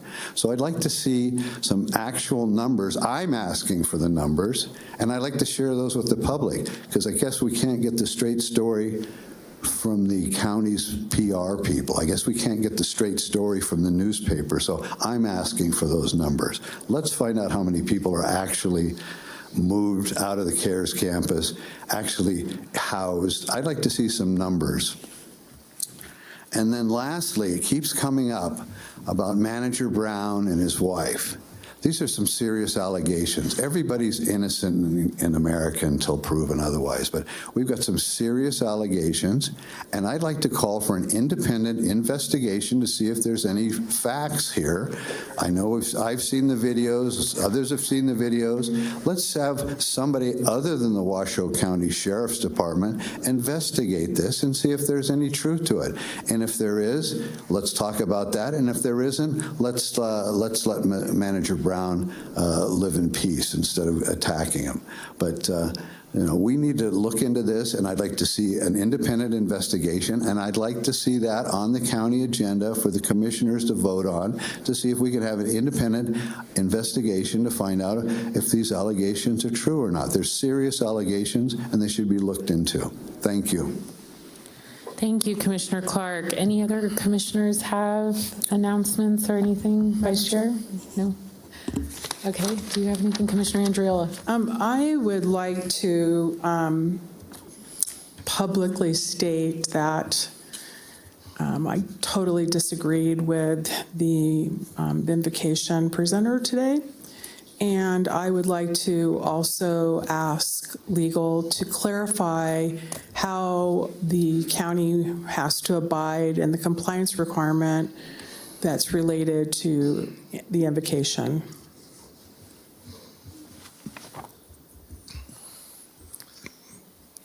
Thank you, Madam Chair. That's a trend that's going on in various places around the country where that group or groups similar to it in communities are signing up for local invocations. The case law in the country and the federal law in the country is that if you don't have to open your floor for invocations. If you do open your floor for invocations, then federal law is that you have to let everybody have a turn signing up. So I guess you take the good with the bad. That's the way the case law has come down on that issue. So that's the parameters. May I have a follow-up, please? Of course. I would like to encourage our entire faith-based community to contact the county manager's office to be considered for an invocation. So I hope I said that loud enough to the faith-based community out there to contact the county manager's office to submit consideration for a prayer or faith-based message. Thank you. Thank you. Commissioner Clark, you're signed in again. Thank you again, Madam Chair. You know, this is an example of unintended consequences. You know, I believe in separation of church and state. When somebody asks to have the invocations done here at the county, then you've got to take the good with the bad. My colleague directly next to me, Ms. Andriola, Commissioner Andriola, asked for the invocations, and now we've got this unintended consequences. As you'll notice, she got up and left the room when this happened. The rest of us had to sit there and listen to that crap, okay? All right, I got people messaging me, why did I stay here? Well, you know, at the end of the day, my faith is stronger than that nitwit's word. So, you know, he can say whatever he wants. He's not going to convert me to his program. So, but the point is, you know, when, as the district attorney, Mr. Edwards, says, when you open it up, this is what you get. So, own it. Thank you. And Mr. Manager, I think you have a few announcements. I do, Madam Chair. So first of all, I'd like to announce this is the first day of employment for our new assistant to the county manager. Her name is Diane St. Jacques. She's in the back of the room today. I invite all the commissioners to get to know her. She's doing her onboarding, and if you'd like to spend some time with her, which I would recommend you do, we can, Dustin can set that up for you. She comes to us with 5 years experience from Truckee Meadows Community College, where she was an executive assistant to the Dean of Liberal Arts. So we want to welcome her to the county this morning. Second, we have a list of board and commissions openings. The first is the Library Board of Trustees has one trustee opening that will close on January 17th. I've been asked to also remind folks that if you have already applied for a library board position within the last year, your application is still valid. There is no need for you to reapply. That's a good clarification. Thank you, Mr. Brown. But again, there's a Library Board of Trustees opening, which will close on January 17th. TRPA, the Advisory Planning Commission, has an opening for one layperson. That will close on February 1st. The Washoe County Deferred Compensation Committee has one retiree opening, which closes January 19th. The Carson-Truckee Water Conservation District has one opening that closes February 7th. And our Parks and Open Space Commission has an opening that closes on February 5th. All those are on the Washoe County website, or if you have questions, you can call Washoe 311. By the way, to the point of finding a directory, anybody can get a copy of a directory if you call Washoe 311. Thank you, Mr. That's all Manager. that's necessary. Let's see, do I have? Mr. Manager, can I chime in? Did you get the one for the opening for Northern Nevada Public Health? I did not. Okay, I would like to chime in and piggyback off of those openings. Our colleagues at Northern Nevada Public Health are currently seeking 2 seats that are termed out in December. They already termed out in December of 2023. They're looking for a licensed professional engineer and 1 at-large position, and that will close business day January 31st, 2024. Very good. That's all I have, Madam Chair. Thank you, Mr. Manager. And I know we have a lot of people here for the public hearing, so I just want to let people know where we are with the agenda. We had a very robust public comment in the morning that was 2.5 hours long, so our agenda has been stretched out a bit.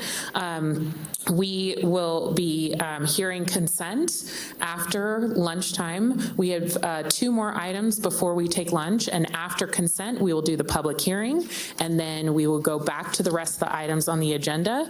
So as soon as the 2 items are done, both the presentation from DRI and our proclamation, we will take a break and do our donations and consent, and then come back to the public hearing. So if folks want to come back in about an hour and 15, I'm sorry about that, but that's where we are with the agenda. I just want to make sure that you knew.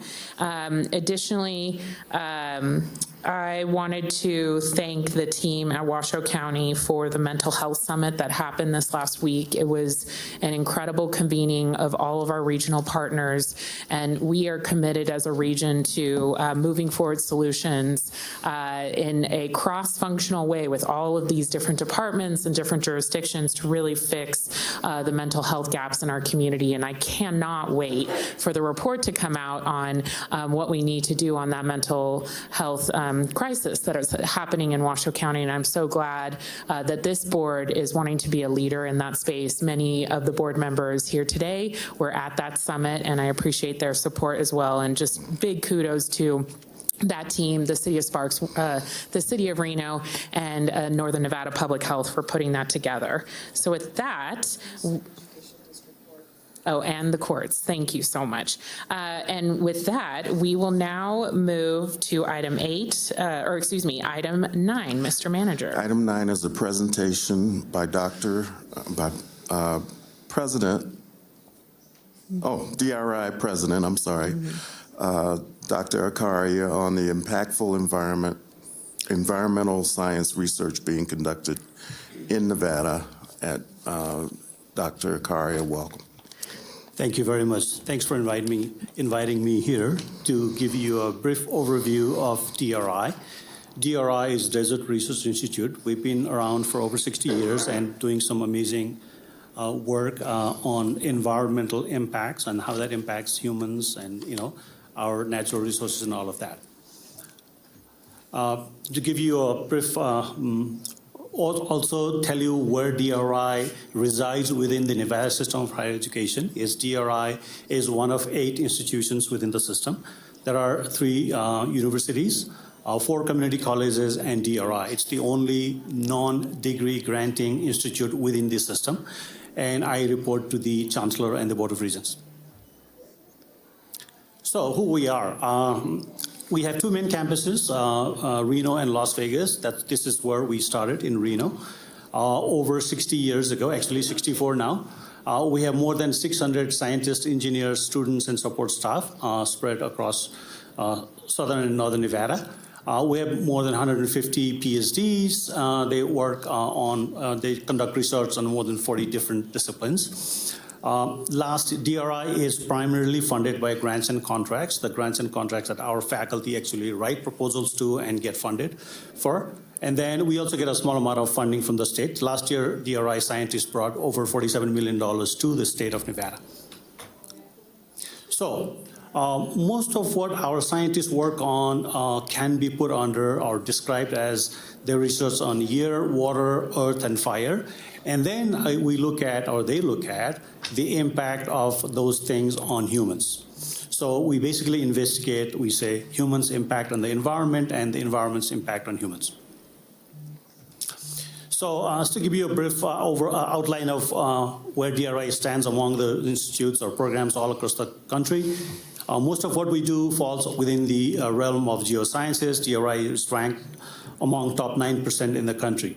And then our atmospheric science is ranked among top 6% programs in the country. So let me give you an idea of some of the research that's happening right now at DRI. Private drinking water wells. Dr. Monica Arienzo of DRI recently conducted a survey of well waters, household wells in northern Nevada and different counties, more than 170 of them. She found almost 1/3 of those water had elevated concentration of arsenic. And some of them had also the higher, when I say elevated means required by EPA. There are certain standards, right, for all those. And 1/3 of those wells had higher concentration. And then also some of them had higher uranium concentration. And so she's also been talking to those households and advising them how they might want to install filtration systems so they remove all of those. This is one topic that is obviously of importance to all of you here.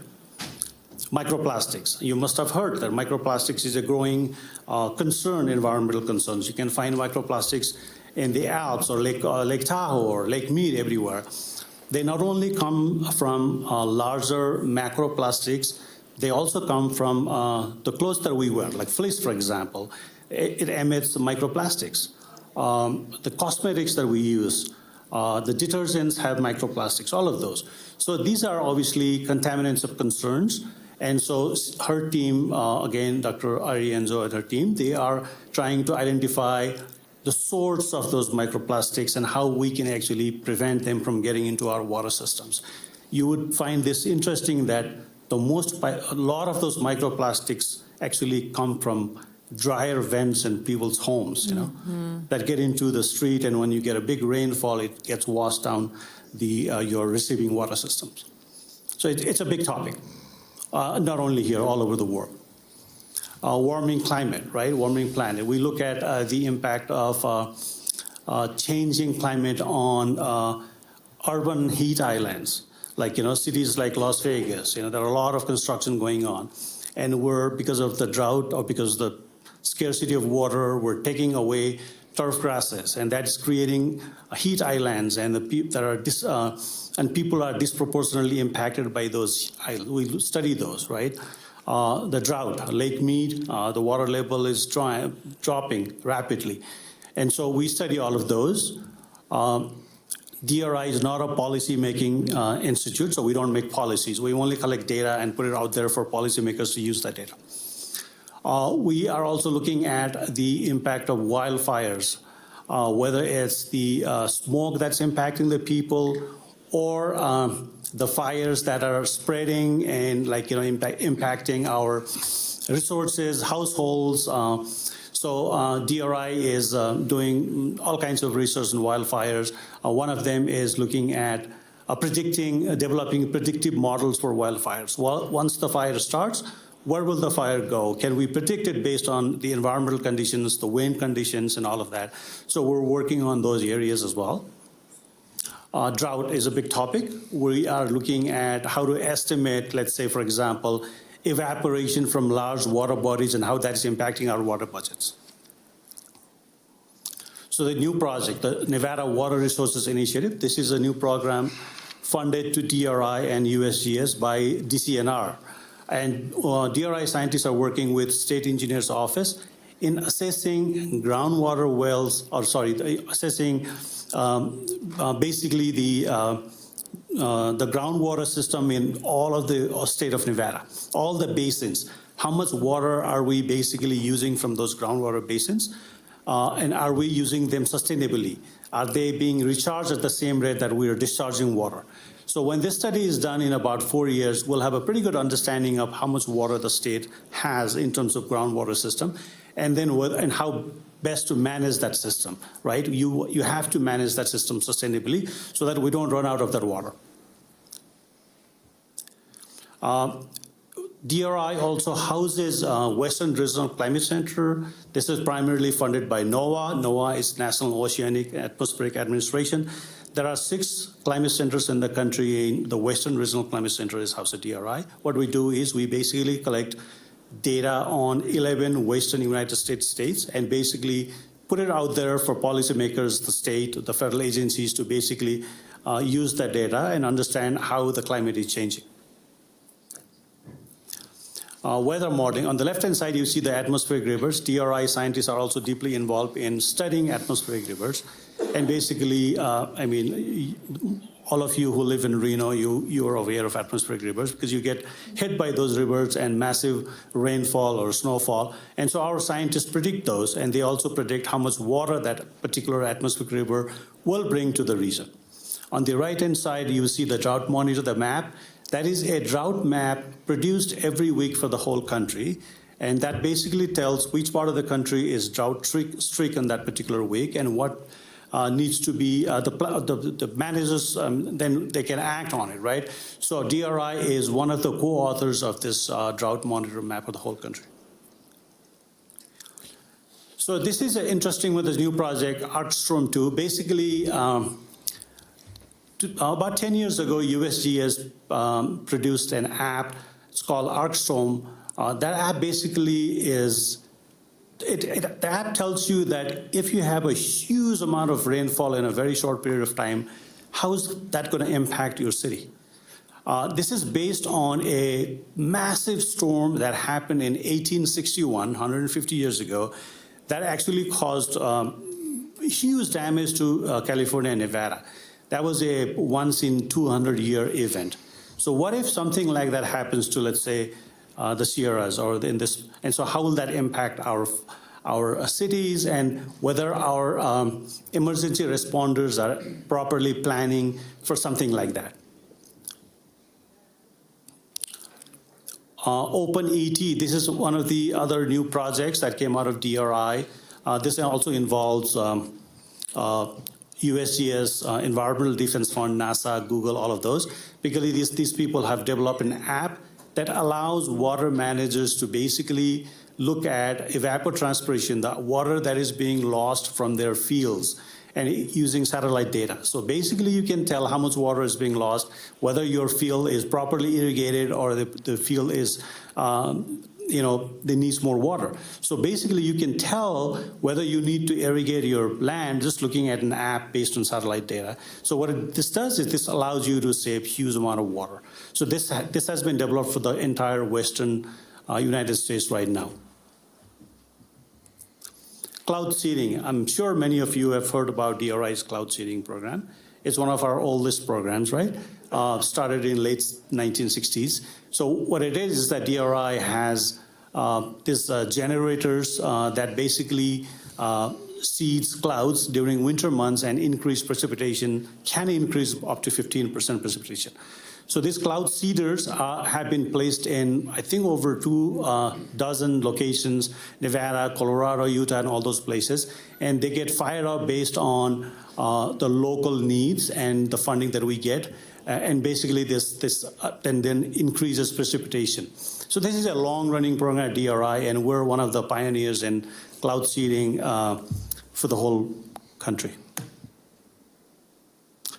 Archaeology. Our scientists, our anthropologists and archaeologists are working together. Our anthropologists work on understanding the present human beings, but our archaeologists look at the materials left by past humans and how their culture and the environmental conditions impacted their decision making. So it's a big program at DRI, and we have more than 10 archaeologists working and looking at the artifacts, and then how that evolved over time based on culture and obviously the environments. We are also, some of our scientists are also looking at life in extreme environments. They're looking at the microbes or other organisms that live in harsh conditions, and hopefully that'll allow us to understand the difficulty dealing with harsh conditions in the future. Solar. This is our beautiful campus here in Reno, and we generate almost half of our electricity through solar, but we're also deeply involved in solar research and basically to increase efficiency of solar programs. EcoCells, this is a facility in our Reno campus that it's a climate control facility that allows us to mimic climate conditions of any part of the world, and then we do all kinds of ag-related research here for agricultural innovations. Protecting national park scenery. DRI scientists, you'll find this amazing, are monitoring air quality in the entire national park services in the country. Basically looking at they call it a haze index, right? If you have a hazy days in national park, where is that haze coming from? And basically then giving that information to planners so that they can go and try to source control that. To wrap it up, we are also deeply involved in K-12 STEM education program. One of the programs is called Nevada Robotics. We're introducing robotics to elementary, middle, and high schools. We basically, this is the future, right? I mean, our kids need to know robotics, coding, right? And so we have a very robust program. This was initially funded by Tesla, but now this has been funded by many other agencies, basically to introduce robotics in high schools, middle schools, and elementary schools. Some of you have also may have heard about DRI's Green Box program. Green Box in itself is it's a self-contained teaching tool to teach science in high schools, middle, again, the K-12 schools, right?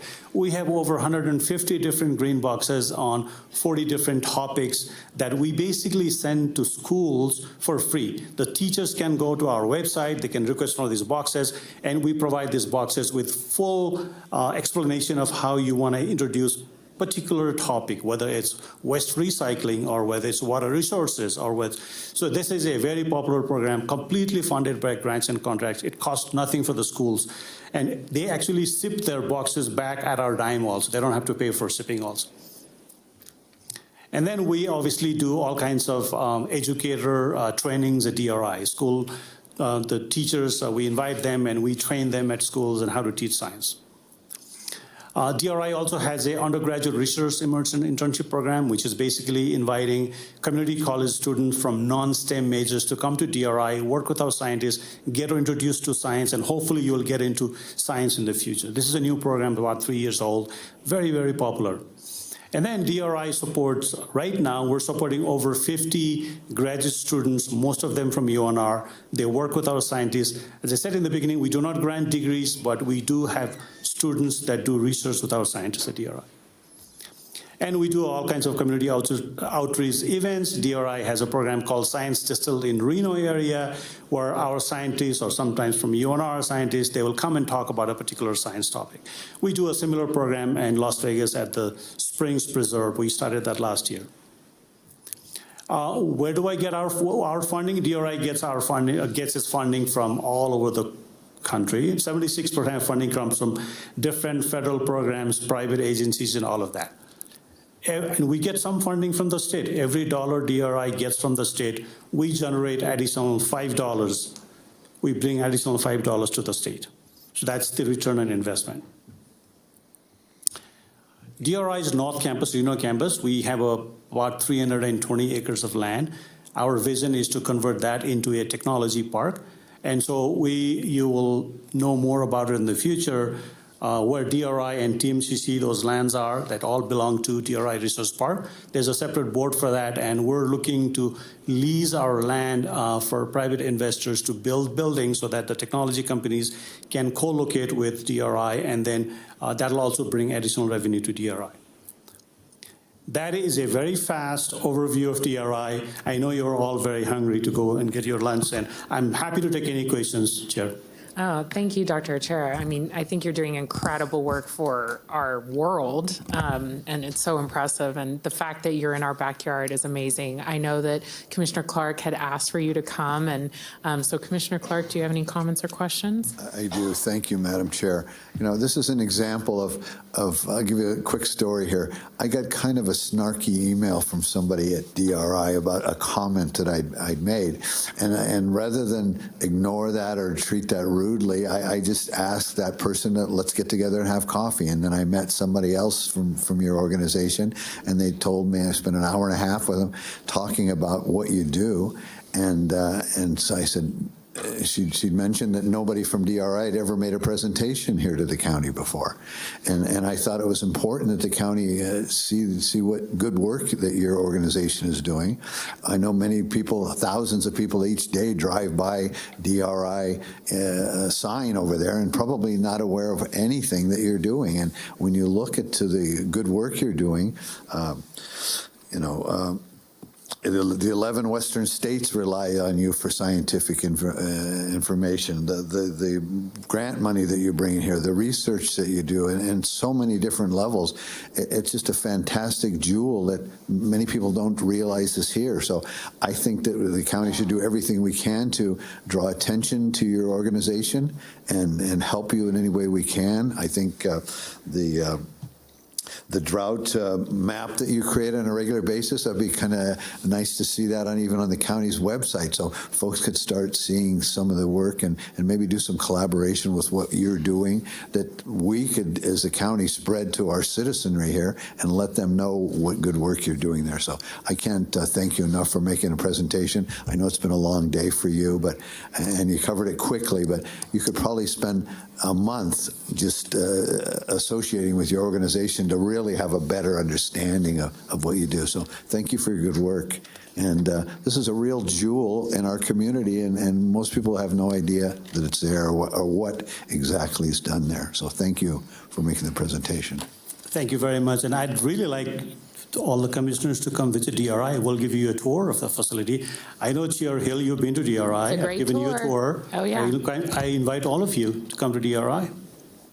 Thank you very much. Thank you. And Commissioner Garcia. Just a quick question before you leave. Thank you for your patience today, and congratulations on your NSF rankings. That's very impressive. And the outreach you do is above and beyond, so I really appreciate that aspect of the institution. You mentioned, earth, air, water, fire, people, and that's obviously something that us at Washoe County and Northern Nevada Public Health are deeply involved with on a day-to-day basis. Are there certain pillars that are prioritized more than others? Is it dependent on the grant funding that you receive that gives more time, energy, and effort to those projects? Yeah, that's a great question. DRI primarily had 3 research divisions in the beginning based on our expertise, which is Division of Atmospheric Science, Hydrologic Science, and Earth and Ecosystem Science. So those are air, water, and earth. And recently, since fire became such a big problem, we added the 4th pillar, which is fire. And DRI is also leading a $20 million National Science Foundation project on wildfires that includes UNR and UNLV as well. And it's because of that we added that, and everything we do impacts humans. Right? And so that's why we added that slide to describe the impact of humans and environment's impact on human. So since our expertise has always been within the, as I said, in the geosciences area, air and water, DRI is founded by 2 scientists. One was a hydrologist, one was an atmospheric scientist. And we've always been recognized for our expertise in those, and we have a lot of experts in those areas. That's why I guess we are kind of like in a silo in geosciences, but depending on the opportunities out there, we're always looking to grow into new areas. But there is also, we can't go and start doing some rocket science. That's not what we do, right? So within the field, because of our history, our expertise in-house, and because of our credibility, I guess, in that area. Yeah. Thank you, and thank you for evolving into including fire and people. Thank you. And Vice Chair Herman. Thank you very much, and I'll be brief. But for years and years now, your DRI has brought great information to our NACO public lands, and it's a soft spot in my heart for all that information that we've gotten because it's been so helpful. Yep. Thank you so much. Thank you. And I really look forward to continuing to see how we can work together on that fire side of the world, because it will affect so much of our community. And my understanding is that you're going to be doing some public events surrounding that. So Yes. really looking forward to that as well. I'm not seeing any other commissioners sign in. Thank you so much for your time. Now, it deserves an applause for sure. Now we will go to our proclamation, and just to update folks, we are going to take a lunch break. We have to do item 17 during the lunch break. We will come back in an hour after that. We will do donations, consent, then we will do our public hearing, which I know many of you are here for, and then we will come back to the rest of the agenda. So thank you all for your patience as we move things around. But Commissioner Clark has requested to do item number 10, our proclamation. So I think if you'll go down there, they'll get you the proclamation. And if we could have the medical examiner's office come on down. And Mr. Manager, do you want to read that into the record? Item 10 is a proclamation proclaiming the week of January 21st through the 27th, 2024 as National Coroner Meteorological Death Investigation Professionals Recognition Week. That's a mouthful. Thank you. Did I Mr. get that Manager. right, Dr. Knight? Okay.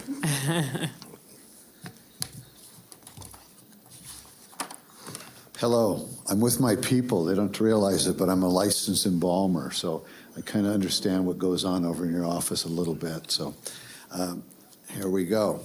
Whereas death is a tragic, though unavoidable part of life, and approximately 5,700 people die in Washoe County each year, and whereas the employees of Washoe County Regional Medical Examiner's Office are first responders and have the legal obligation to investigate these deaths to determine the cause and manner of death in a scientific and unbiased manner, and whereas Washoe County Regional Medical Examiner's Office provides services to many partner federal, state, and local organizations such as the sheriff's, coroners, and other law enforcement districts, attorneys, public defenders, defense attorneys, courts of law, public health agencies, social service agencies, and citizens of Washoe County, and whereas these dedicated and hardworking employees provide professional, compassionate service and counsel to the surviving family and friends during what is often the worst day of their lives, and whereas these employees take on a heavy mental and emotional burden and can suffer from various trauma and vicarious trauma.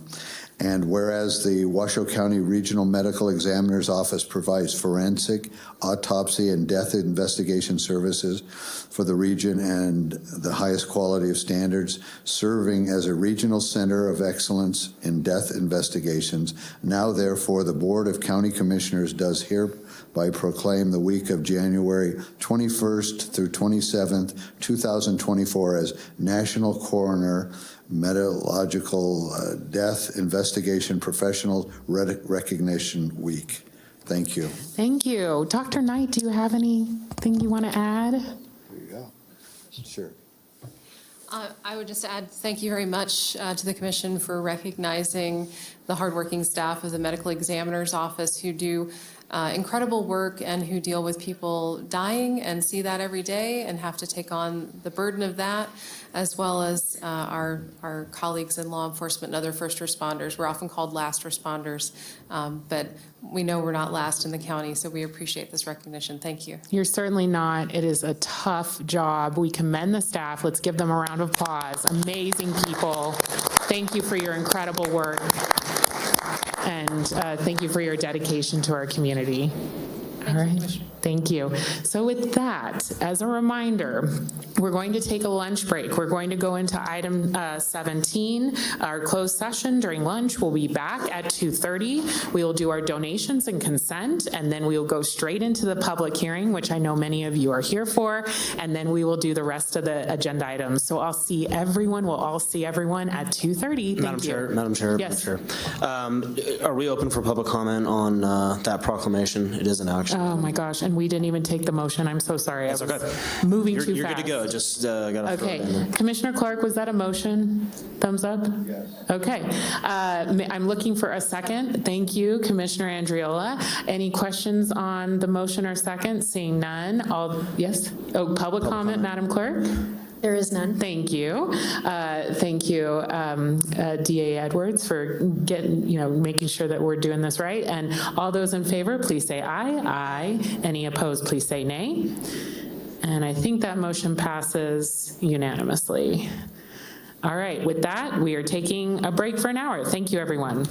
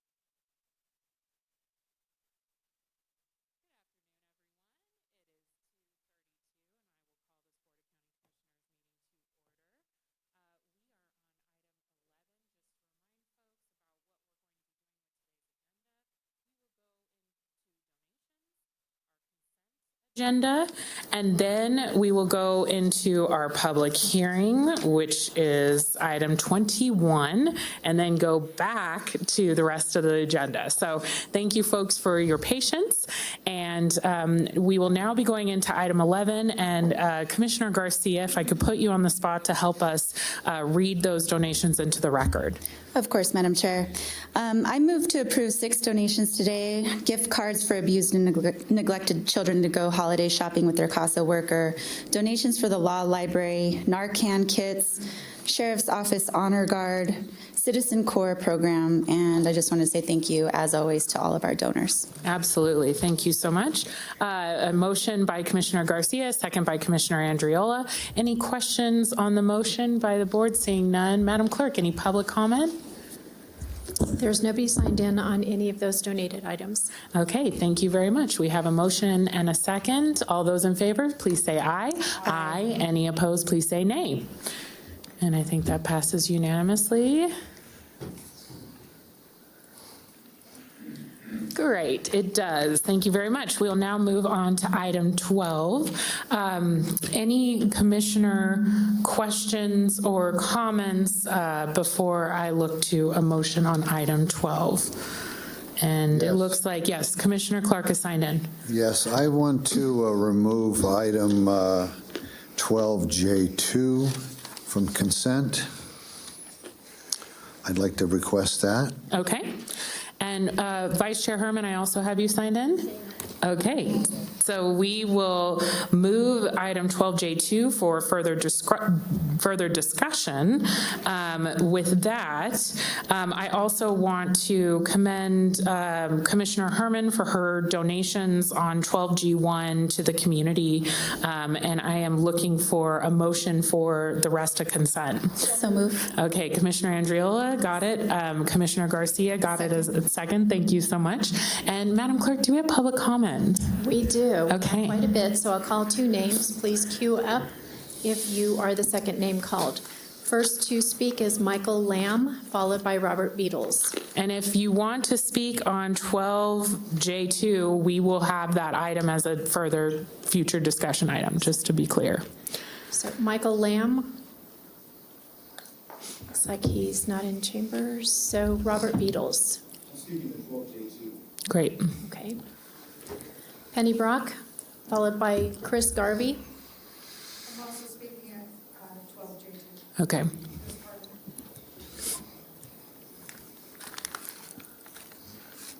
Penny Brock, for the record, please put my comments in the record per NRS.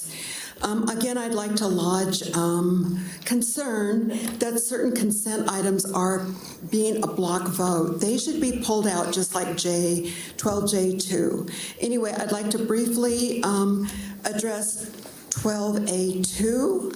Has to do with contracts and services and supplies, et cetera, that exceed $300,000. How do you know what's being approved? This should come before you. All these expenditures, the NRS says that any item over $100,000 is to come before the county commissioners. This is saying over $300,000. This is wrong. This is our taxpayer money. We have a right to know, and you should be concerned. How is this money being spent?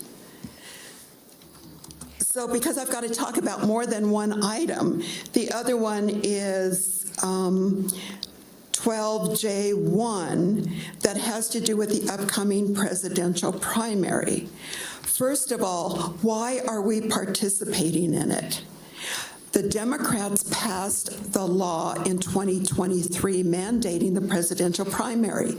Always before in Nevada history, it's been held by the political parties, called a caucus. What right did the state of Nevada have to mandate that this be a state-controlled election? And look at all the money it's costing us. There was an attachment that it's going to, for just the workers alone, it's going to be almost $2 million. At the December 19th meeting, you approved $124,000 for 80 new mailed drop boxes. I did a public records request. You're going to lose chain of custody. Number one, what's going to happen to the ballots that are put in those drop boxes? There's not going to be any security cameras on them. Already right here, we're talking about this presidential primary is an election fraud jeopardy. I spoke earlier and told you that Eyes of the Nation are going to be on Washoe County. They're going to be on the county commissioners and on the ROV. News reporters will probably be in here interviewing the voters. The truth is going to come out. It came out about 2020. The data's out there. We investigated it. The evidence is there. Thank you. Next up, Janet Butcher, followed by Val White.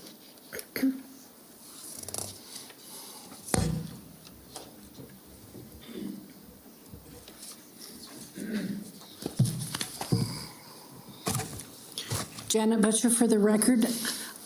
Please enter my comments into the record verbatim. I first want to speak about agenda item 12J1. The staff report begins with, this will be the first presidential preference primary election in Nevada, replacing the caucus selection of delegates for the two major parties.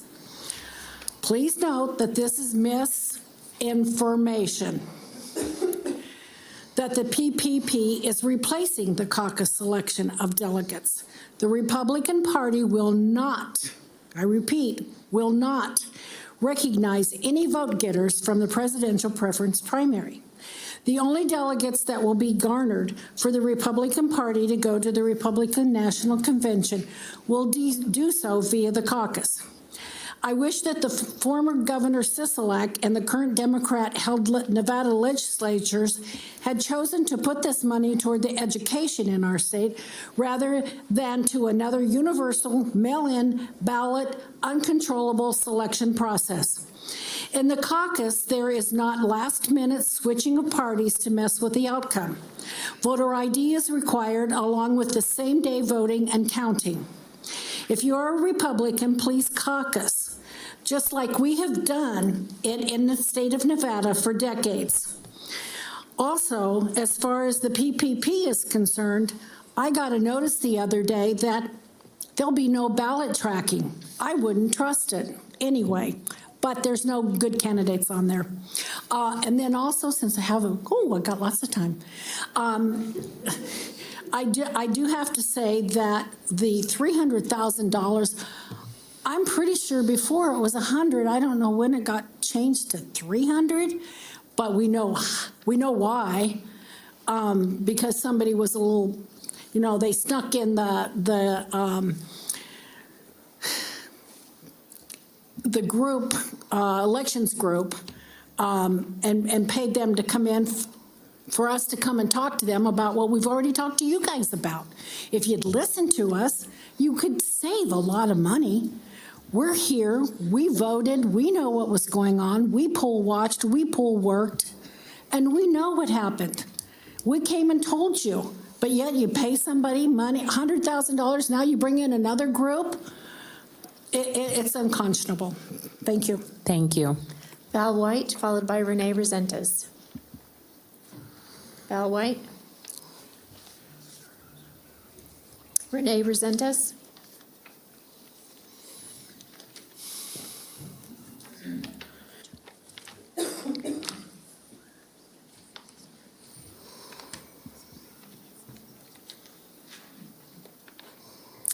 Renee Resendez, please put my comments in the record. Since we're talking about the election again, I had to come back up here.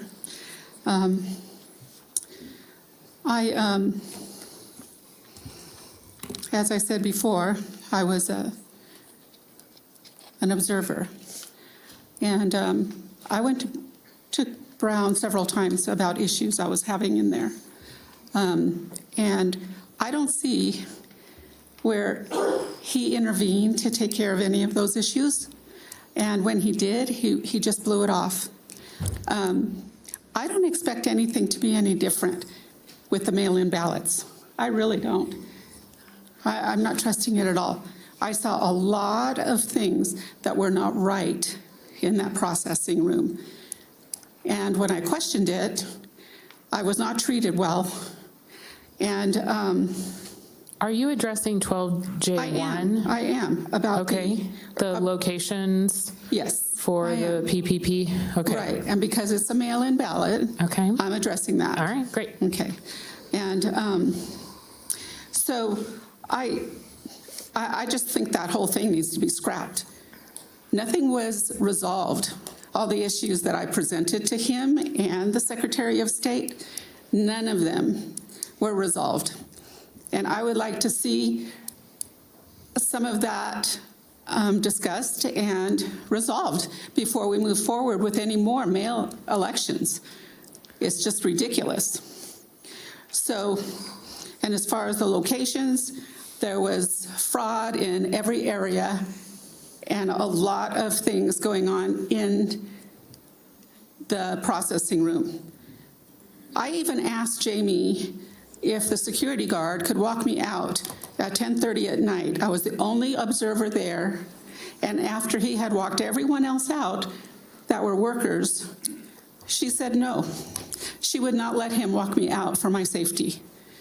And so if Commissioner Brown is suggesting that I threatened them with calling the police if anything happened to me.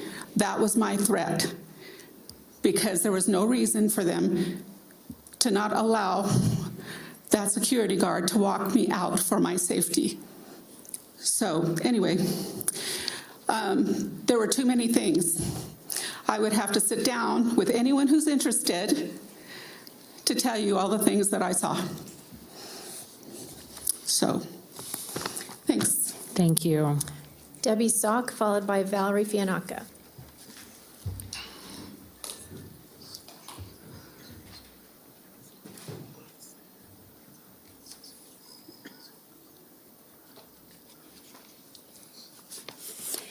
Debbie Sock, please put my comments on the record verbatim.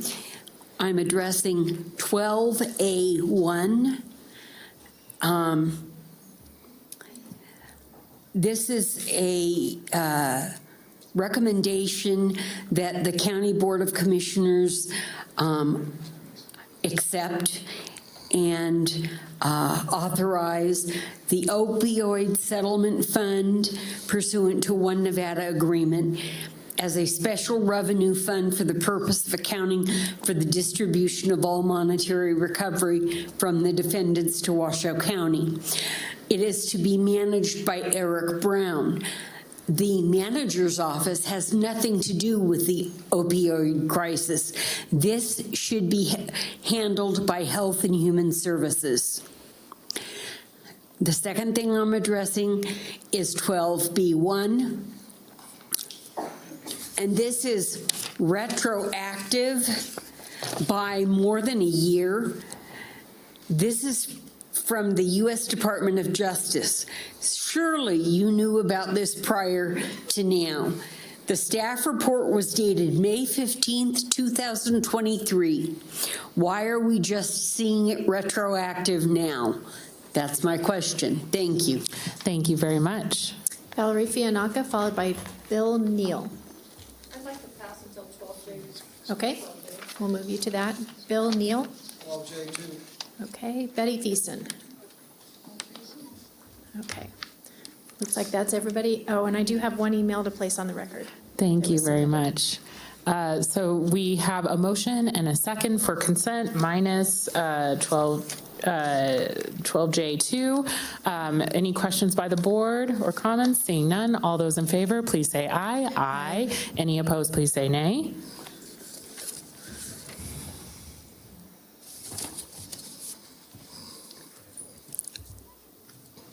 Okay, motion passes 4-1. All right, we will now move to item 12J2.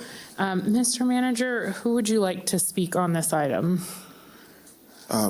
Madam Chair, I'll speak on this item. Wonderful. And Commissioner Clark, you had pulled this item, and same thing with Vice Chair Herman, so looking for your questions. Yes, the first question, someone brought it up today in public comment, that that position is still open. It hasn't been closed. So is that a fact? No, Commissioner. The position that's open is a deputy ROV position that was opened when one of the deputy ROVs moved back into the manager's office. That closes on the 29th. This position hasn't been opened in terms of a permanent position. My recommendation to the board is that we have a deputy ROV who I think is capable of handling the presidential preference primary. She has been working closely with the Secretary of State's election office, as well as with our consultants and the other department heads. You yourself said you've met her. I think she deserves a chance to execute the PPP before we make a final decision on who the long-term registrar should be. So would there anything that preclude us from just keeping her in the position and having her do what she's doing now? Do we have to vote on this today? We need to vote on this today because there are relationships with our vendors, with the Secretary of State's office and other outside parties that they want to deal with the registrar voter or designated interim registrar voters. So what's her exact title now? Deputy registrar voter. So she is the deputy registrar of voters now. Why couldn't she continue on with these vendors and the Secretary of State? So again, the question is, why do we have to vote on it today? Commissioner, I would point out to you this department is new, and having gone through the turnover it's going through, I think establishing clear leadership is important. And we're going to have another deputy registrar of voters here, hopefully within the next 30 days. So you'll have 2 deputy ROVs. I think an interim registrar of voters is appropriate to make it clear who's in charge of the organization in this interim period. Again, for the third time, she is officially the deputy registrar of voters now. So that's a clear signal to the staff that that's her position. But there will be 2 of them. That's my point. Okay. So some other questions about the registrar of voters office.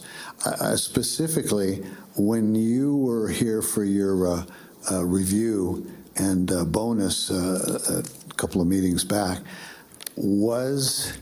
and I want to check this on the record, I'm taking anybody's word for it, was the registrar of voters, or did you have notice, or is it a material fact that the registrar of voters had resigned or was going to resign? I noticed when you made your presentation on some slides, you referred several times to the registrar of voters offices in one of your something that you were proud of, the work you'd done, and I feel that there was a disconnect there, and then I just wanted to get some facts, and I'd like to see any emails or anything that can conclusively prove that she was still there and hadn't anticipated resigning while you were making your presentation to the board about why you should be retained, held over for another year, held over for a year's severance pay if you left, and a bonus. Well, remind me of the date of the review. Was it November? No. Thank you, Commissioner Garcia. To my knowledge, she was still in place.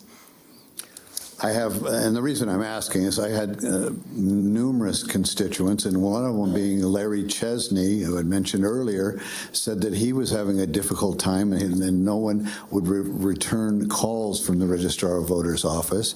I specifically called and talked to the DA about this.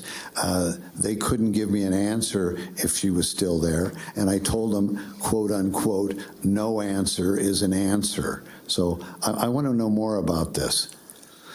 Next, with your involvement of picking who the Registrar of Voters is, I understand, and I'm going to ask the DA about this.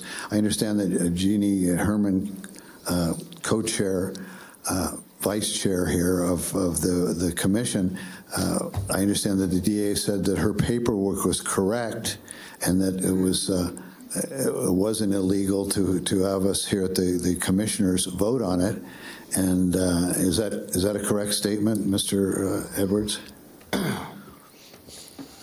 I think we're off the agenda topic at this point. It's a Registrar of Voters question, and to Mr. Brown, and he's representing the Registrar of Voters. I think this question is about Commissioner Herman's proposed resolution. So we provided our opinion. That's been actually reported on out in the blogosphere, journalosphere. What was the opinion?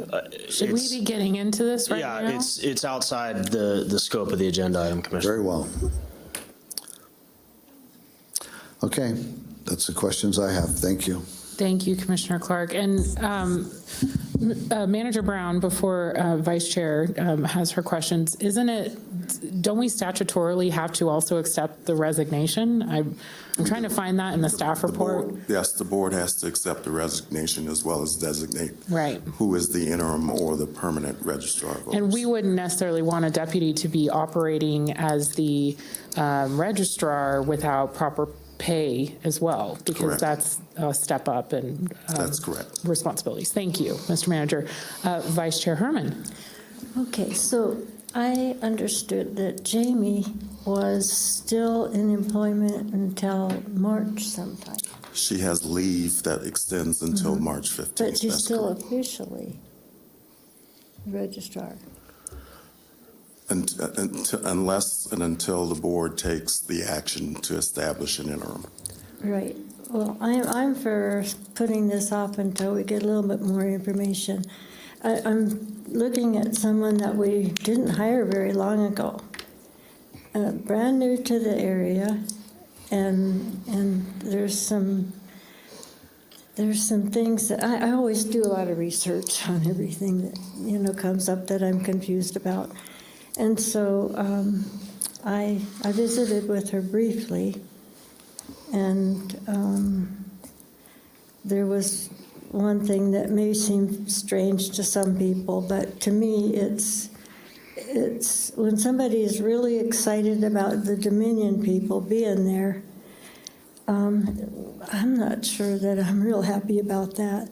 And then I kind of was looking into background on her, and I just need to do some more before I can vote on it. I really would hope that we'd have a little bit more information today, but Madam Chair. I can't vote for it at this point. Okay, thank you, Vice Chair.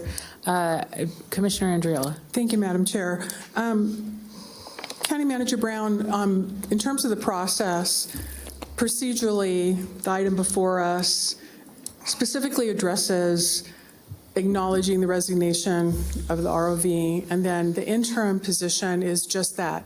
It's an interim position. And is that correct? That's correct. And is it possible to give us a time frame of when you would be technically advertising? Because the deputy ROV right now, who's being recommended for the interim position, is a full-time employee of the county. So when the ROV position is advertised, then everybody has an opportunity to participate in that process. And I'm wondering what that time frame might look like.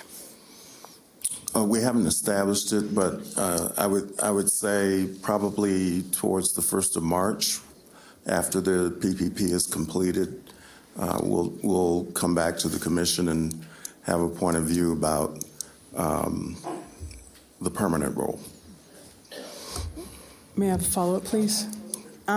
So the interim just is that. The definition is interim. It is not indicating in any way that she will automatically step in to that role. There will be a process that will be thoroughly vetted, and this gives the opportunity to not hold back or delay anything and to allow the process to move forward, which is timely at this point Yes. with everything going on. That's how I understand it. That's correct. Thank you for the clarification. Thank you, Commissioner Andriola. And DA Edwards, I have you signed in. Yes, this is going to get technical, but part of the situation here with the overlap is that you have a resignation that is set to take effect at a future date, and then you have the current registrar of voters on leave until then. So there's someone in the position, but not somebody who's there carrying out the duties. So if you look at the agenda item, the appointment from here until March 16th would be a temporary appointment. The appointment from March 16th onward would be an interim appointment.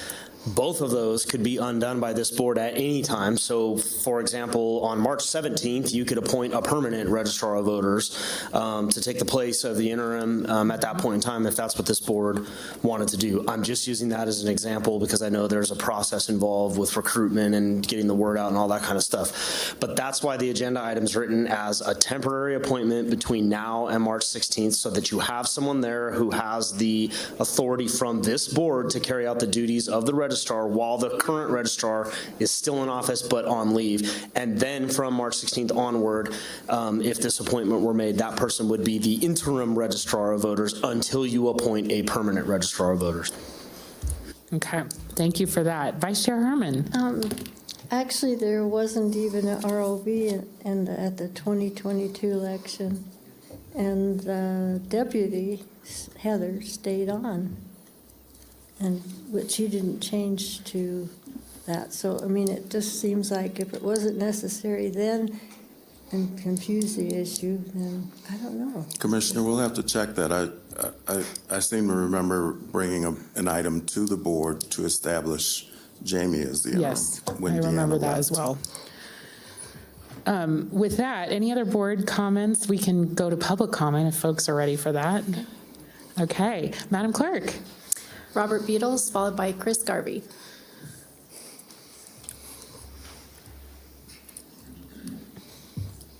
Hey there, please put my comments on the permanent record. Robert Beatles, Reno, Nevada. I think the big thing that everybody needs to look at first is you're trying to appoint essentially a temporary register of voters, but has anybody here seen her qualifications? She's been here, what, a couple months?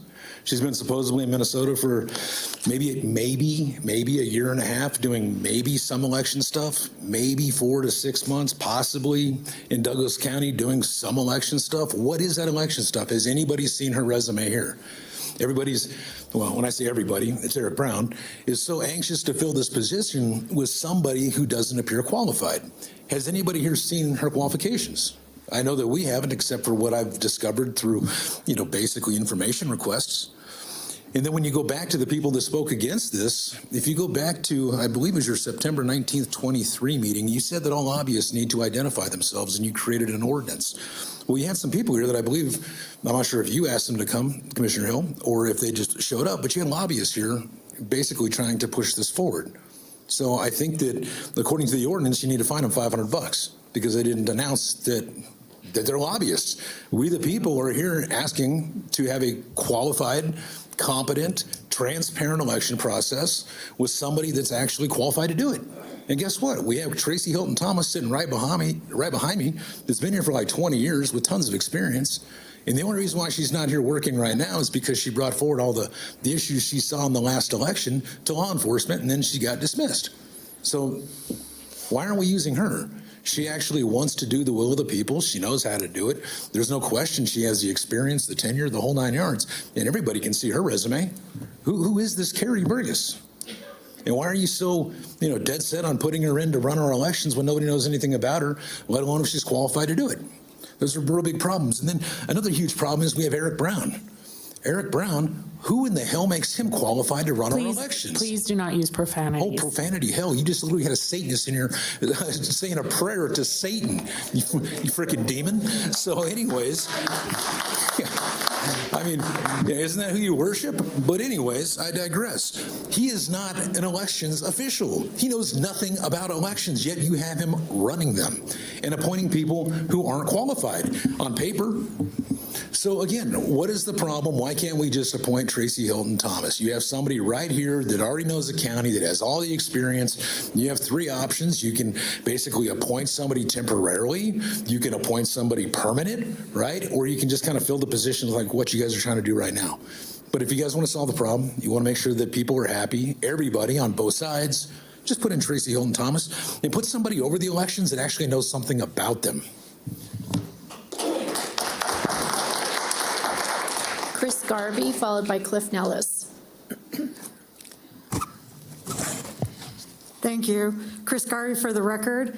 I want to thank Commissioner Clark for pulling this item so that the public can have more information and have a discussion among all of you, and for your second, Ms. Herman. I want to say that I think we can all agree that everyone wants to have confidence in our elections. The public wants that. And they want to have confidence and faith that the person that you put in charge of running our elections can do the job. You can't blame us for having a little bit of doubt.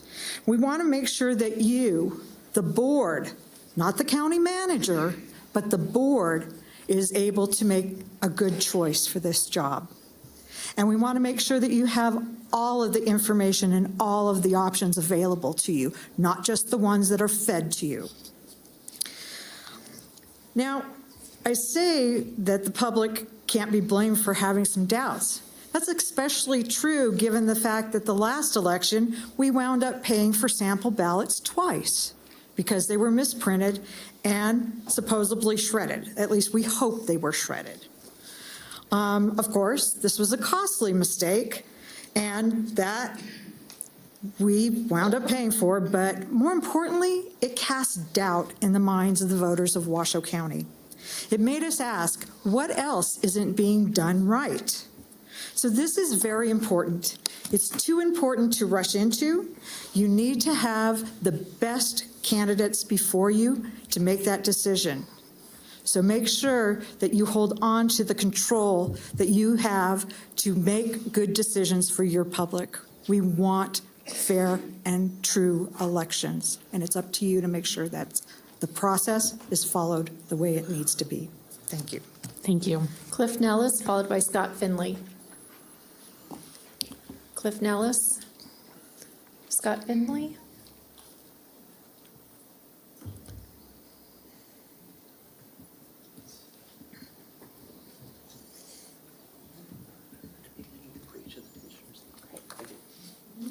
I will distribute his documents. Go ahead and start speaking.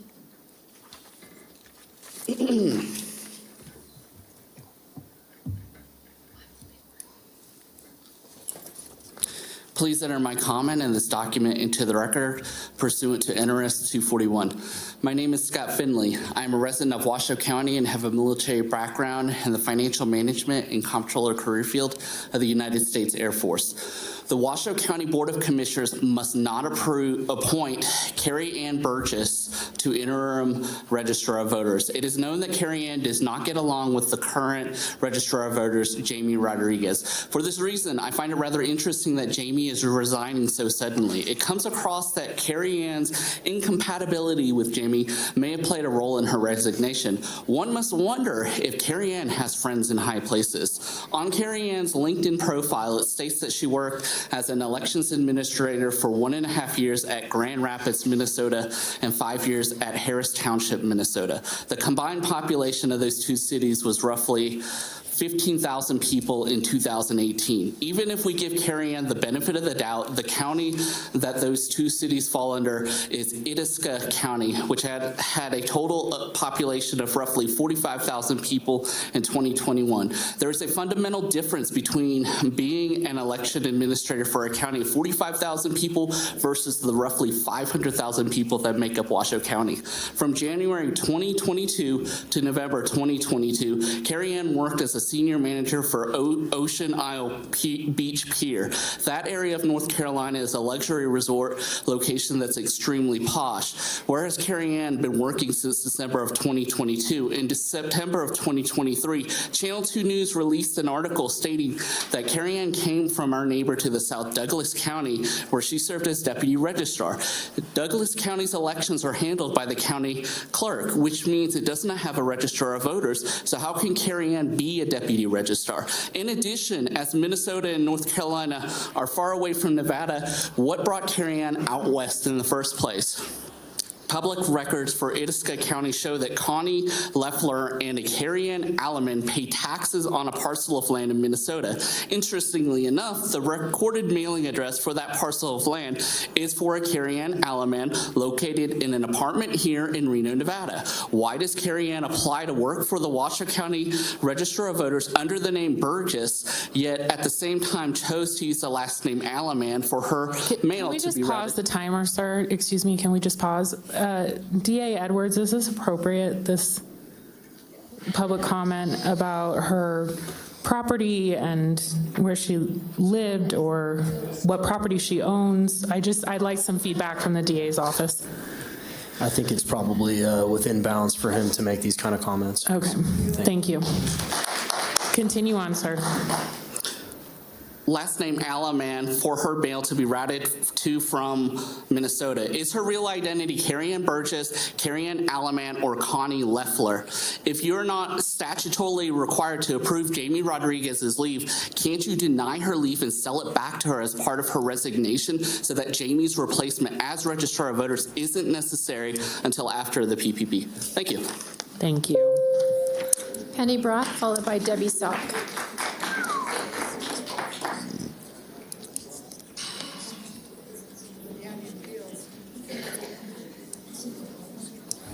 Penny Brock for the record. Please put my comments in the record per NRS. Oh, the intrigue of our elections. What a tangled web. Keeps getting thicker and thicker, or whatever you call it, tangled. Now we've got Carrie Ann Burgess, or whatever her name is. Then we throw in the mix of this Strategy Rose, LLC, headed by Amber McReynolds. Well, there is no website for Strategy Rose. How did the county manager find Strategy Rose? Does Strategy Rose know Carrie Ann Burgess? Lots of questions. Strategy Rose is actually National Vote at Home, a leftist voting rights group out of Washington, D.C. Amber McReynolds started it and is the CEO. She's been overseeing our ROV. Is she the one that brought in Carrie Ann Burgess? Is she the one that wanted you to buy 80 more mail drop boxes, and continue to use the 70? What's been going, on? So is Carrie Ann Burgess tied into all of this tangled web? So it's going to be interesting with the PPP to see how all of this untangles. Jamie Rodriguez, from the research I did, is on payroll until about March 5th. Had she accumulated that much time that she can be on leave or whatever? We're being told most people do not have that much leave of absence. I don't know, but I think probably the county workers get, 2 weeks vacation? So what is this leave of absence time she's accumulated? I don't know. Is she in the ROV office today? Can she really be out getting paid full time until March 7th? I think that perhaps this Carrie Ann Burgess should stay in the position as deputy register until all of this gets worked out.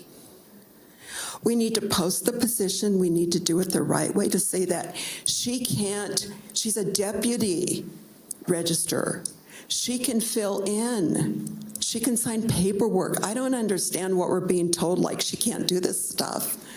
Because we know in an organization, just like we've got our chairman, and then we've got our vice chairman.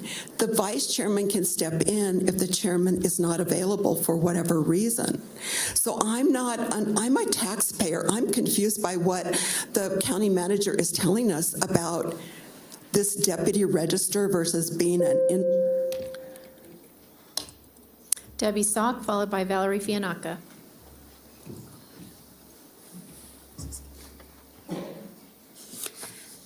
Debbie Sock, for the record. Why isn't this going out for applications now? If the resignation is not effective until March 15th, that gives us a great deal of time to accept applications and never have to appoint a temporary registrar of voters. The appointment would not begin until the 15th of March, which is after the PPP. Additionally, Alexis Hill, I believe, I could be wrong about which commissioner said it, said that the salary of this person would need to be adjusted because their responsibilities would be increased. But we're still paying Jamie Rodriguez through the 15th of March.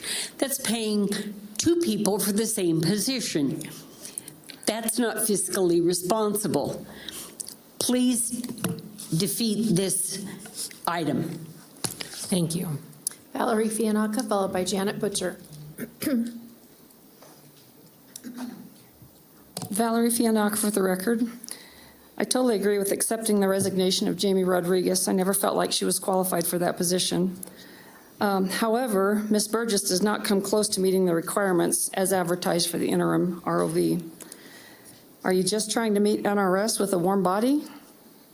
Because that's what it kind of feels like. If you want to restore trust in elections, you know the simple answers. Every single one of you know the simple answers here. The DA has told you it's legal, paper ballots counted in the precinct, transparent counting, and reporting. The Republican Party is about to set the example for you. We're going to do it really soon here. It can be done. We did it before. Eric Brown said, bring it down to the studs, quote unquote, in the RGJ. Are we in the process of bringing it down to the studs and magically rebuilding it with somebody none of us have faith in? And are you sure we're really going to have elections? That's my next question. Doesn't feel like it. If we're bringing it down to the studs and we're hiring a new person to run it, it feels very shady to me. I was called by a candidate recently inquiring as to why I'm classified on her reports that she gets from the ROV, as a quote-unquote soft Republican. Most of you, I don't know if you all ran for office, you know what that means. I checked my registration, and it shows that I've been registered in Washoe County since March of 2023. I'm here to tell you I've been registered in Washoe County since 1978, and I have never missed an election, not one. So I'm not a soft Republican. You can't keep your voter rolls straight, number one. How can we trust you to do much else in that office? Thank you.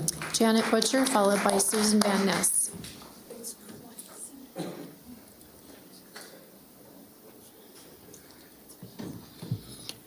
Janet Butcher, for the record, please enter my comments verbatim into the minutes. Kind of seems like we have a problem in the county about hiring people who stay on the job and perhaps are qualified. Just in the last, 4 elections, 3 elections, whatever, we have turned over the register of voters. So there's something wrong with the process.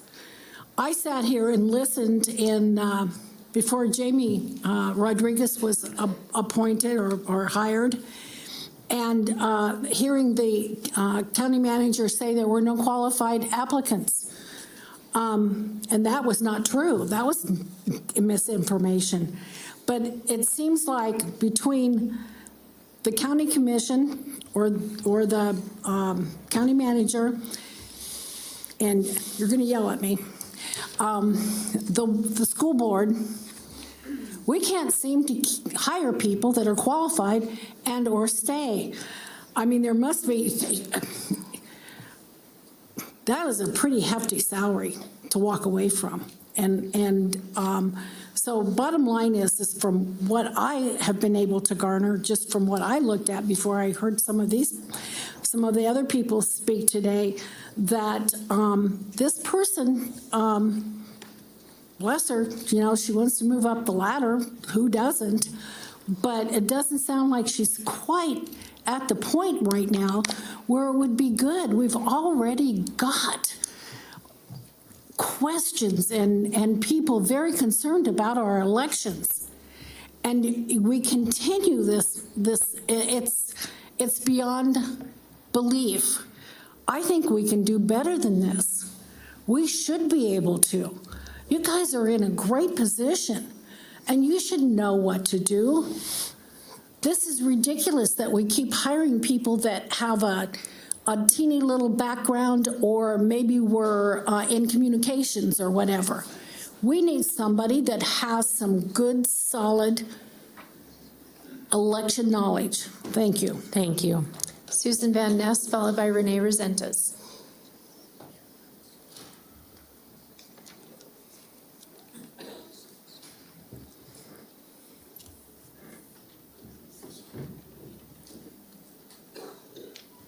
Susan Van Ness, for the record. The whole thing is, we didn't have a resume. A resume should have been attached for all the citizens to see. And I would ask each of you commissioners, have you read her resume? Has one been submitted to you? Because for us, the only thing we had was a Channel 2 news blurb that said Carrie Ann Burgess is new to Washoe organization, coming most recently from her neighbor to the south, Douglas County, where she serves as deputy registrar. This morning I called Douglas County, and they don't have that position. Now, they couldn't give me any more information, but they said, you come from a county with a voter registrar. We come from a county that our county clerk takes care of ours. So there is no position. So what are you proposing, or what are you putting forth about her? Have you seen her resume? Because then we had to go to LinkedIn, and we went through it, and it says experienced senior manager. Well, we don't know about LinkedIn. One goes and administrator of elections and then election administrator. So when we search her records, she was clerk, Grand Rapids, 2020. Her salary was $24,000 a year, give or take. That's not an election administrator. She's never been an election administrator. She served, there's been a lot of property exchanges between she and her, I guess, ex-husband, Jeremy. Got the deeds and the copies of the deeds, back and forth, buy and sell, buy and sell. Then she is in with Leffler Connie, and she is now Carrie Alleman, and they're having their mail sent to the Plush Alexander, South Virginia. So what we need to know is, who is she? Submit a resume for us. Have her tell us who she is. Give us her titles of each year. We cannot find that she was ever an election administrator. You can't come from a place of 45,000 and you're only listed as a clerk, or you're only listed as a vendor specialist, and suddenly say that you're an election administrator. She has no experience, and we can prove it. Thank you. Thank you. Renee Resentes, followed by Betty Thiessen.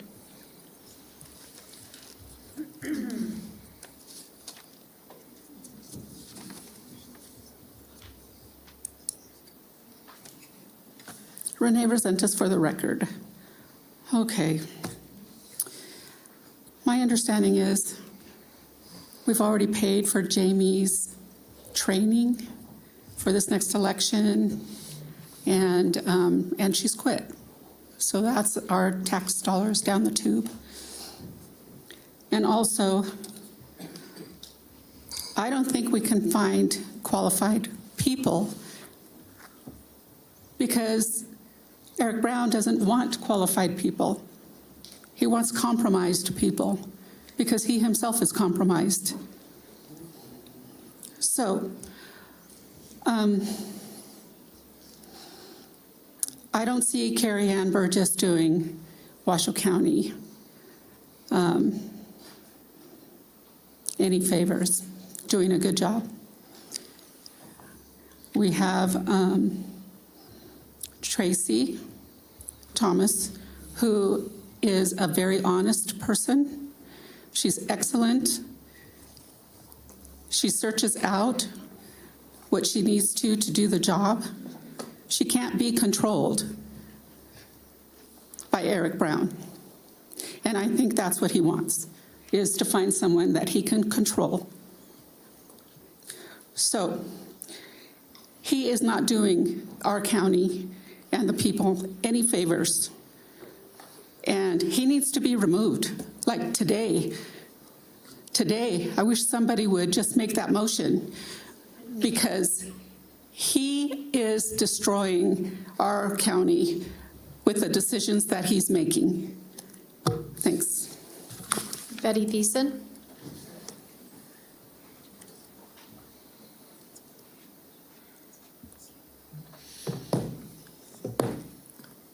Hello, Betty Thiessen for the record.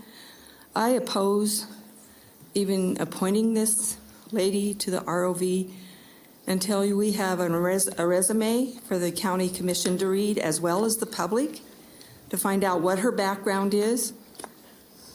You would do that with any employee, legally. Just open it up to employing one before Jamie leaves. She's handling it okay right now. The ballots came out. So let's get on it and give us some transparency about her. I appreciate that. Thank you. Thank you. There's nobody else signed in. Thank you, Madam Clerk. So I am looking to the board. Any other comments on this item? Commissioner Clark? Thank you, Madam Chair. I just want to at least make a comment to Ms. Resento's comments. If she was think about this. If you're there as an observer and you observe something and then you tell what you've observed and then they bounce you out of there, why have an observer? It's almost ridiculous. You're in there to spot some discrepancies, or on either side, it doesn't matter. And if you spot some discrepancies or have some concerns as an observer and you share that with who is then the registrar of voters, and the registrar of voters is very rude and vindictive and bounces you out. I mean, who wants to volunteer? And these are volunteers to be observers. And this goes for any political party, any person, whatever their political persuasion is. If they see something that draws their attention and they bring it to somebody else's attention and then they get vilified for that, I mean, that's something that resonated with me in these testimonies from folks in the audience, the public comment. So just something to think about. Thank you. Thank you. Any other board members? I have a comment. Thank you, Mr. Chair. I just want to clarify that the hiring process that Ms. Burgess went through was the same process that the county has for any position, and the transparency of the qualifications for her to do this on an interim basis, has that been vetted through the proper HR channels in terms of, confirming that she does have the qualifications to carry out that position? Yes, Commissioner. And my understanding, and speaking with the Secretary of State's office and representatives, that there is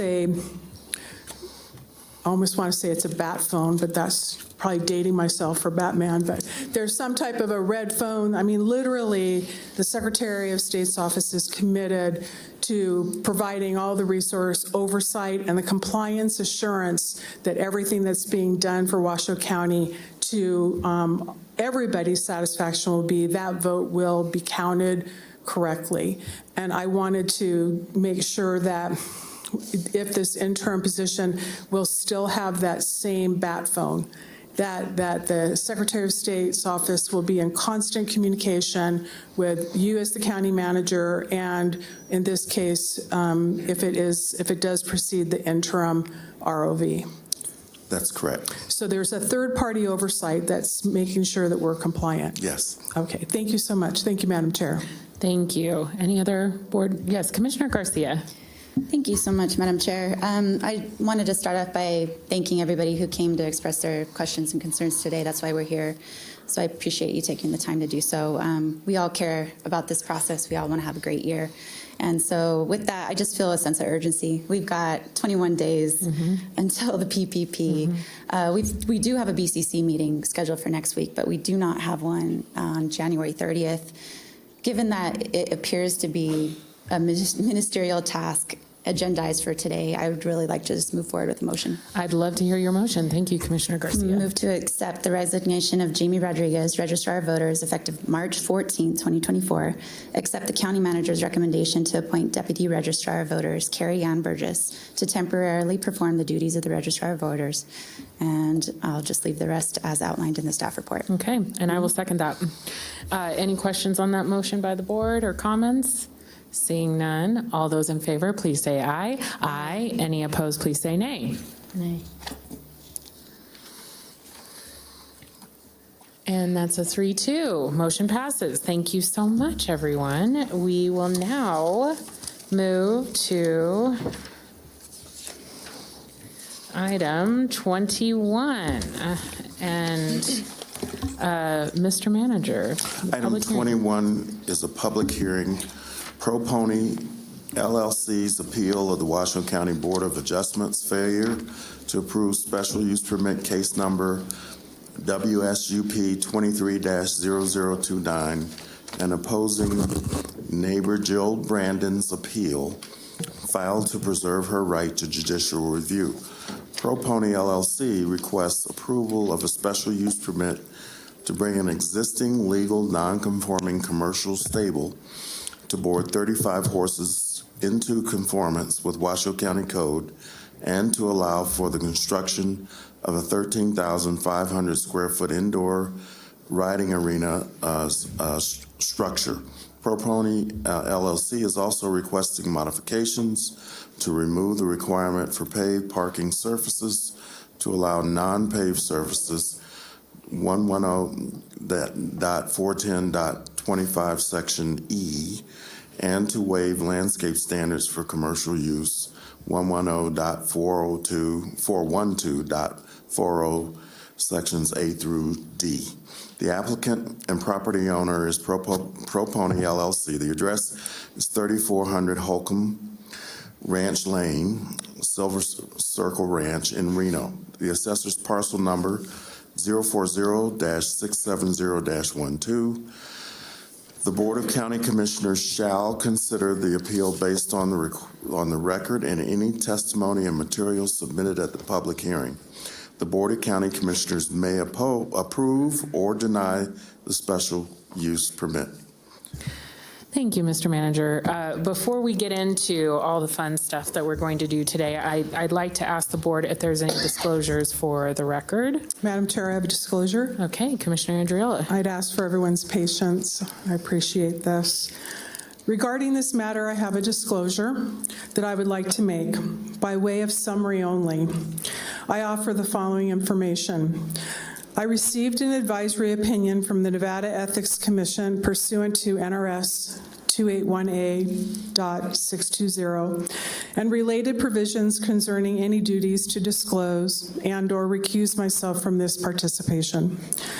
I deemed it appropriate to exercise caution extreme caution, and double check in order to maintain transparency and to comply with my obligations.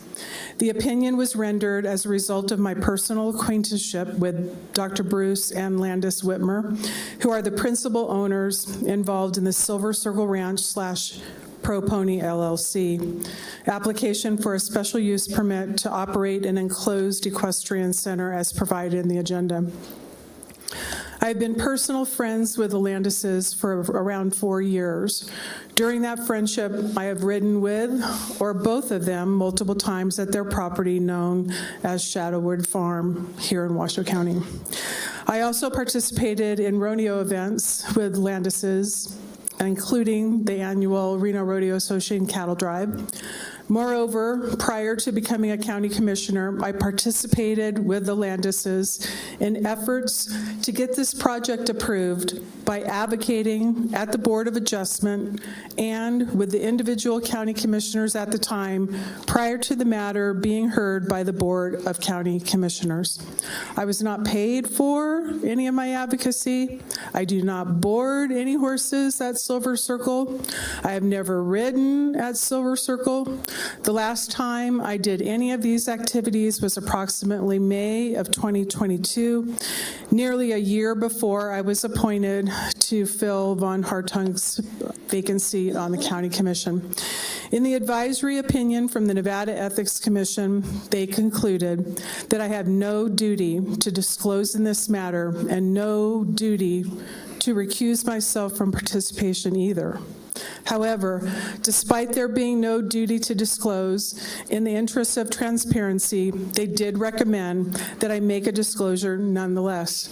I am bound by this opinion pursuant to NRS 281A.680, and I waived confidentiality of the opinion itself for these same reasons. Thank you, Madam Chair. Thank you, Commissioner Andriola. Any other disclosures from the board? I'm not seeing any. DA Edwards, before us today, obviously is a public hearing. We will have a brief staff presentation, and then the appellants will speak for 10 minutes, and then we also have a neighbor who has also appealed, and I just wanted, if you could just explain to the board what we need to do on that appeal. Yes, there are 2 appeals filed. The law we would call those appeal and a cross appeal. The applicant themselves filed an appeal of the technical denial of their special use permit application. The neighbor filed an appeal, a cross appeal, and the cross appeal from the neighbor is based on NRS 278.3195. Primarily in these situations, you'll see an appeal such as that in order for them to preserve their ability to file a petition for judicial review if this hearing were to go in a direction that that aggrieves them. The board in an appeal such as that will sometimes address the question of standing with respect to that appeal before it moves forward on the rest of the item. You do have a substantial agenda packet in front of you today. The definition well, standing depends on being aggrieved, and the aggrievement definition in county code is a person or entity who has suffered a substantial grievance, not merely a party who is dissatisfied with the decision, in the form of either A, the denial or substantial injury to a personal or property right, or B, the imposition of an illegal, unjust, or inequitable burden or obligation by an enforcement official, the Board of Adjustment, or an administrative hearing officer. This is on page 5 of 6 of the staff report for this item is where you'll find that definition. The applicant in this question no doubt has standing. Their application was denied. The neighbor's standing is a separate question. I also, for the record, and I'm not taking a position one way or the other on this, whether the applicant had standing to, not the applicant, whether the neighbor had standing to appeal under the county code, and whether the neighbor satisfied 278-3195's requirement that they file an appeal in order to preserve judicial review are two different questions. You are not deciding whether or not they would or would not have the ability to file for judicial review today, even if you determine they did not have standing to file the appeal in this case. That's a different question. That would be a question that the court would potentially resolve, but that's not in front of you today. So you have essentially three questions in front of you. One and two are substantial evidence with respect to the application and whether to grant or deny it. Substantial evidence is facts in the record that a reasonable mind would accept as adequate to support a conclusion. That's the Nevada Supreme Court's definition. That's also a common definition around the country of what substantial evidence is.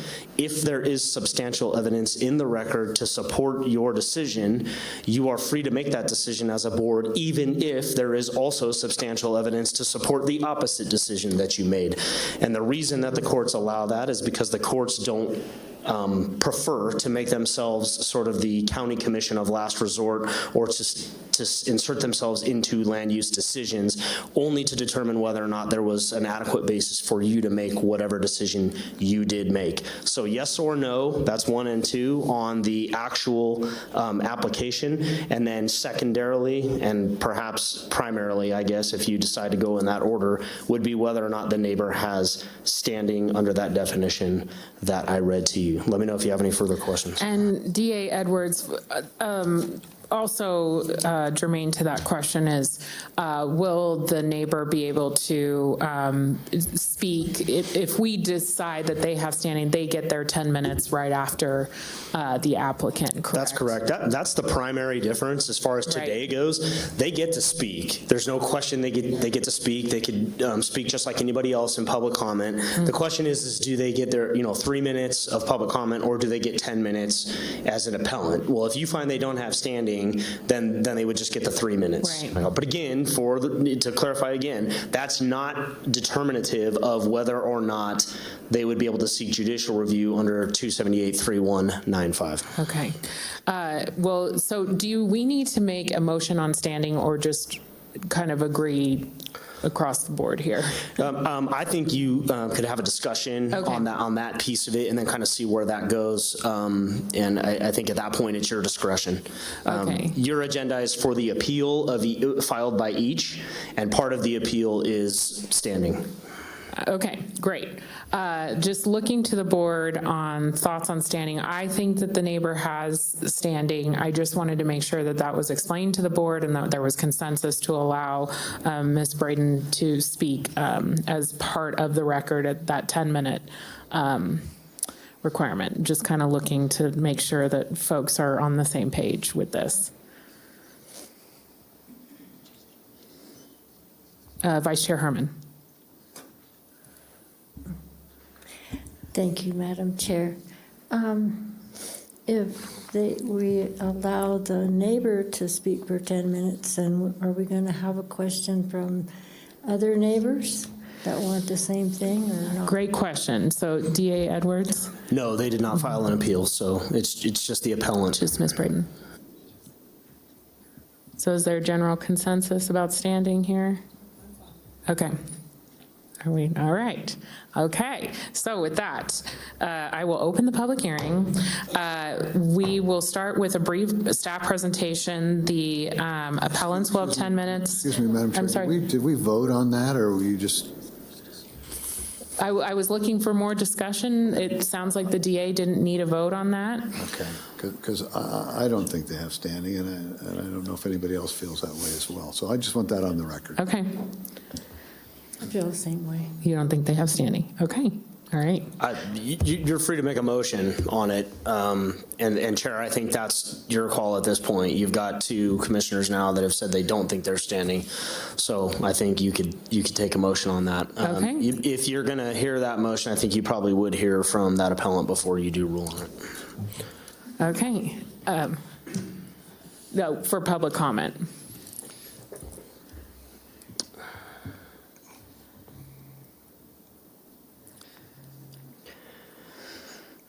Chairman Hill, if I may interject as well. Just a minute, I'm hold on. sorry, I need to just. Yeah, no, that's a fair question. Yeah. You just stumped me for a second on that. So the question you're asking is, do you do a motion on standing at this point in time and allow them, if they have standing, do you allow them the 10, do you allow them the 3, and then do you do public comment before that happens? So here's what I recommend. I recommend that you've got 2 that say there's none. You've got 2 that say there is. I think you just make a determination based on what you know. You don't have a full 3-2. I think you, as the chair, make a determination right now whether, based on what you've heard, there's standing. That's what I think you should do. Okay. And then move on to the substantive portion. I think that we should allow the neighbor to have their 10 minutes. That's part of the standing question. They certainly will have other legal ramifications depending on how this decision goes down today. But it's allowing them to have their 10 minutes in front of the board and make their case. I think that's a lot cleaner. And we're arguing about 7 minutes at this point, which we've just about eaten up. We really have. We've eaten it up. So, okay, thank you, DA Edwards. So procedurally, this is how we will proceed. We will get the staff presentation. Yes. I really Commissioner apologize. So I need clarification. So because we're not taking a vote on standing, I understood the discussion as in giving the other side an opportunity for the 10 minutes. So we are taking an official position on standing, or we're not? Are we taking in a position of standing by just not voting and then moving forward? Because if it is going to be an actual vote, I never understood your second point, which I wrote down as you were outlining the items that we needed to look at, as actually having to take a vote on standing. And that's why I was just moving forward procedurally. But if we are going to take an official position of standing, then that's what I'm asking. Do we need to legally take an official position of standing? No, I think what's happened so far is you've kicked the idea around. The chair has made a presiding officer determination as the chair to allow 10 minutes and recognize them as having standing. You have not voted on it as a board, so I think that covers what you just asked. It is. So there's no legal vote on standing at this point. Thank you. Okay. Any other board questions before we proceed? So, staff presentation. The appellants will have 10 minutes, and then we'll have 10 minutes by the neighbors. We will do public comment, and then we'll have more discussion by the board, I'm sure, and we will take a vote. So, I'm now looking to the staff. Welcome.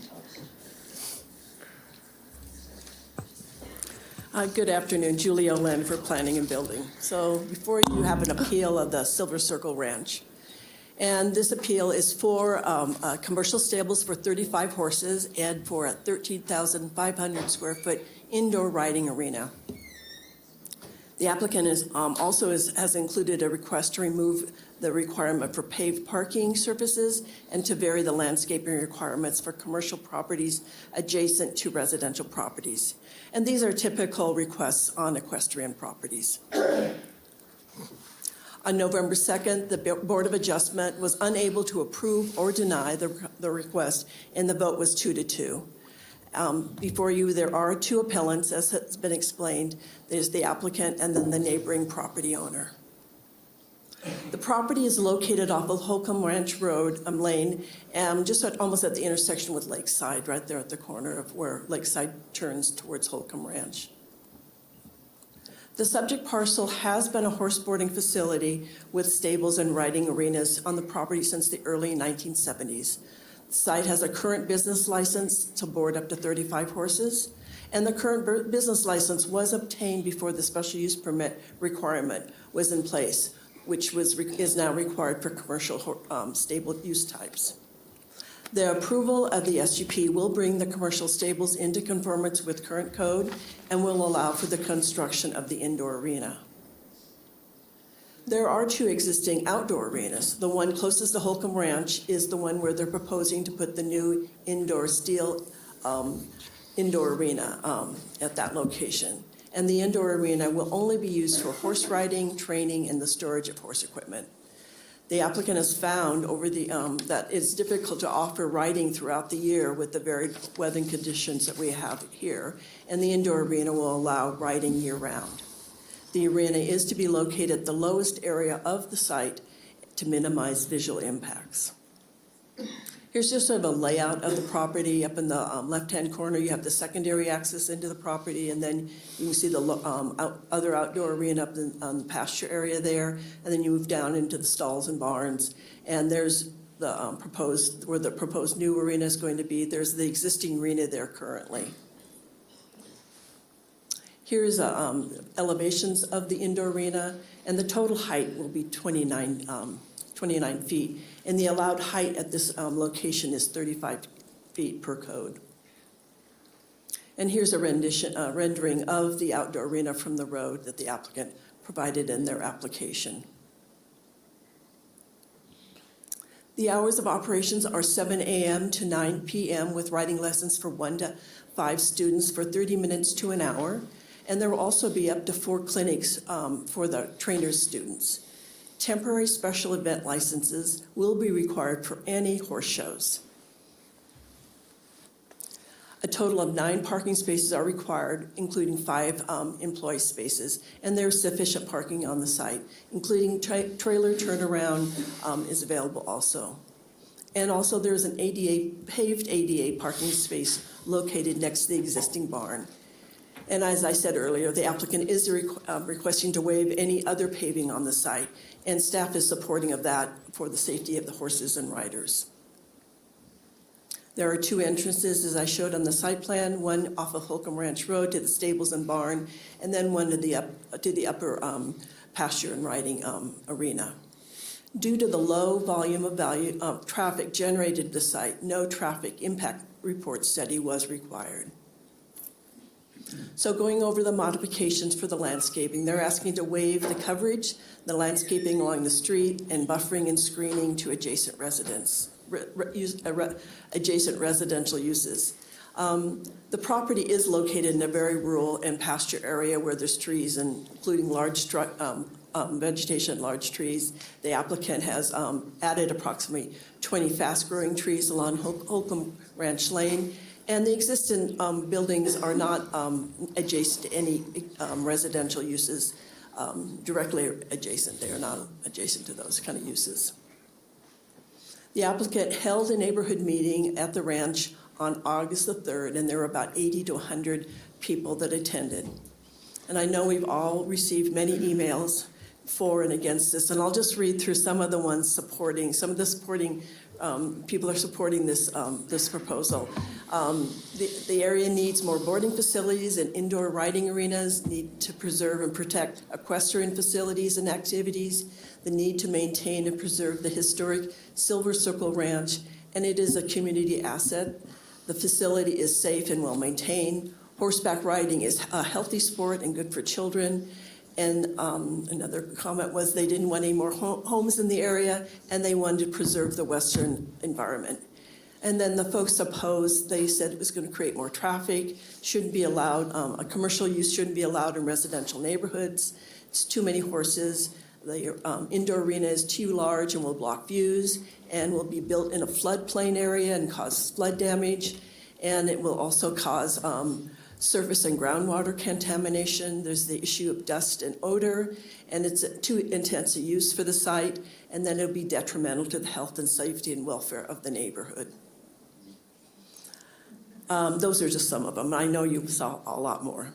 37 parcels were noticed within 1,000 feet of the site. We're required to notice at least 500 feet and notice at least 300 parcels. So I had to go out a little bit farther to get, I noticed 30 parcels. So I had to go up a little farther to the 1,000 feet to be able to notice the 30 parcel owners. Staff is recommending approval based on the thorough analysis and believes that the impacts can be mitigated by the proposed conditions of approval, and a possible motion is found in the staff report. And I can turn this over to whichever appellant you choose to go here next. Great, thank you. We will And now I'll be available for any questions. Oh, thank you very much. I appreciate it. Any commissioner questions before we go to the applicant? Not seeing any. All right, thank you. We now will go to the applicant. Get set up real quick. Could have our PowerPoint pulled up here on the computer. There we go. You'd be so kind. Whoop. All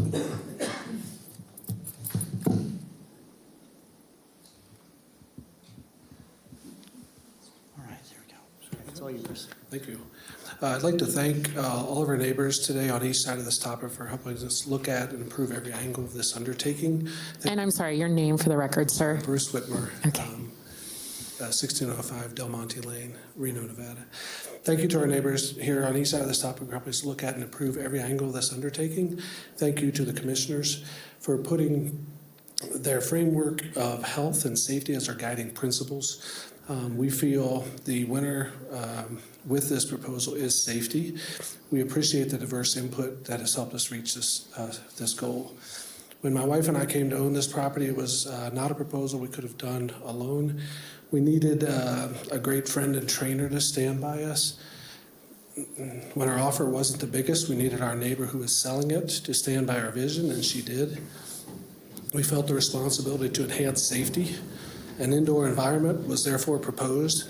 Within the year since, we learned to improve using diverse suggestions, each of which we are truly grateful. For while we technically now own the land, we believe, as Gail Nelson did before us, that the land is less our own and more the community's resource. We are so fortunate Gail had this foresight and passed this concept forward by deciding to stand with us. The vision was the only way for Gail's generation, like Warren's generation before, and for the next to follow, to continue to experience the same opportunity and energy on this land. As you will see and hear today, the horse community standing with us is not a small one. Some stand as neighbors, some stand as friends. Together we stand to espouse horsemanship and a safe, year-round, accessible way to pursue it in our community. We hope you too stand with us. Thank you. Thank you, Chairman Hill, members of the commission. My name is Luke Busby.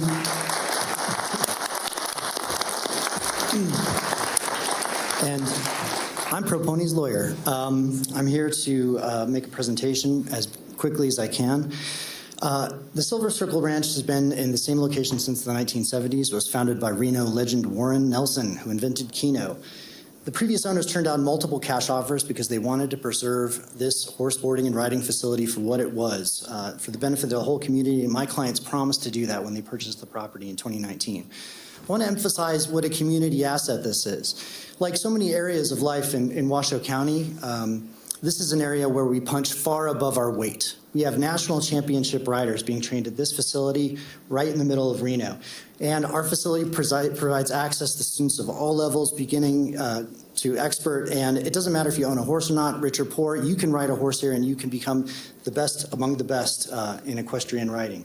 Some of the horses at the facility are worth upwards of $100,000. These are extremely well cared for animals. Now, why is an SUP necessary? Number one, safety for riders and students. When the weather's bad, it's dangerous to ride a horse in these bad conditions. And world-class riders and horses need world-class facilities to be able to train year-round. And granting the SUP will bring the property into conformance. Right now, it's a non-conforming use. Now, what my clients are asking for is part of the bundle of rights, which is your sacred constitutional right to control, exclude, enjoy, and dispose of property under the law. And this right is enshrined in the Nevada Constitution as well as the federal Constitution.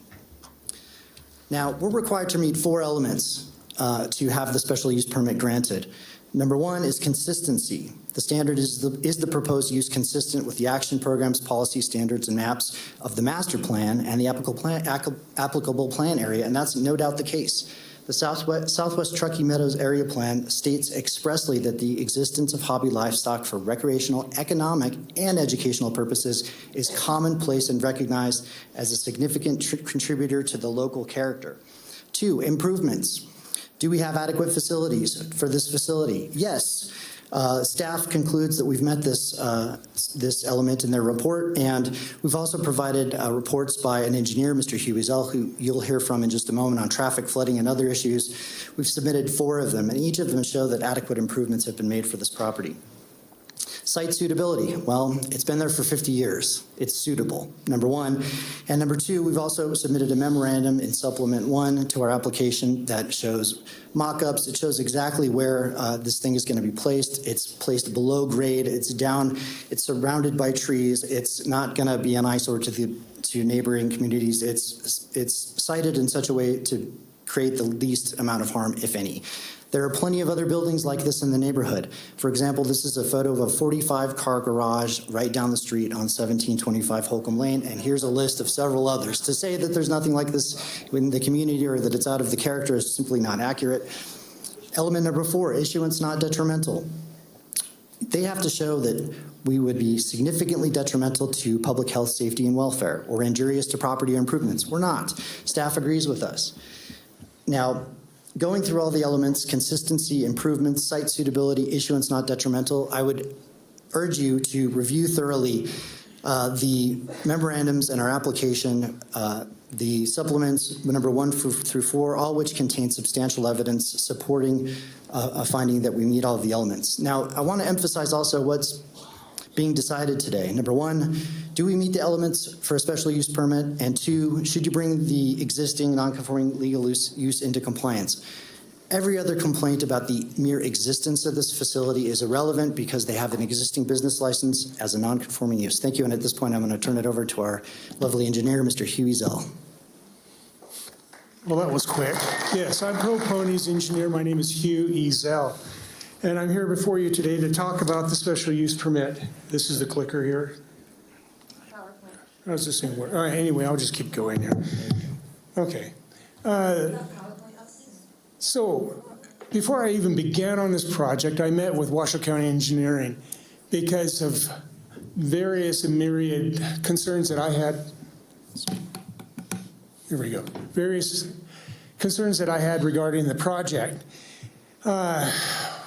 Where do I start? Boy, oh boy. I mean, there's so many things that the opposition's bringing up, and you're going to hear from them here in just a second. I want you, if you take anything away from my presentation today, I want you to take this. Everything can be engineered. Every problem can be addressed through engineering. I can address all of the problems that they're going to be talking to you about in regards to this site and our project on this site. They're going to talk to you about flooding. They're going to talk to you about traffic. They're going to talk to you about waste, horse waste. They're going to talk to you about all the problems associated with a commercial operation. I can deal with them all. And I'm here to tell you today, I will deal with them all. But not only that, I have, looking over my shoulders, Washoe County Engineering, Washoe County Building Department. I have NDOT looking at me. I have NDOT working with me, by the way. I have all these regulatory agencies, not to mention the District Health Department and the State of Nevada, NDEP, working with me and watching what I'm doing, watching my design to ensure that everything is covered, and ensure that all the problems that they could possibly come up with in regards to this site are addressed amicably and safely. I want you to know that I am working currently with NDOT. It's an ongoing process. My last meeting with NDOT was on the 3rd of January, and I'm currently working on those 2 approaches that they're going to be so fervently talking about. They're also going to talk about that stream. I want you to note one of my slides here. Let's look at this slide. So if you look at that little blue rectangle in the upper right-hand corner of that slide there, that's our ranch, 12 and a half acres thereabouts. Now, you can barely see a little yellow speck there. You see that speck? That is the indoor arena building.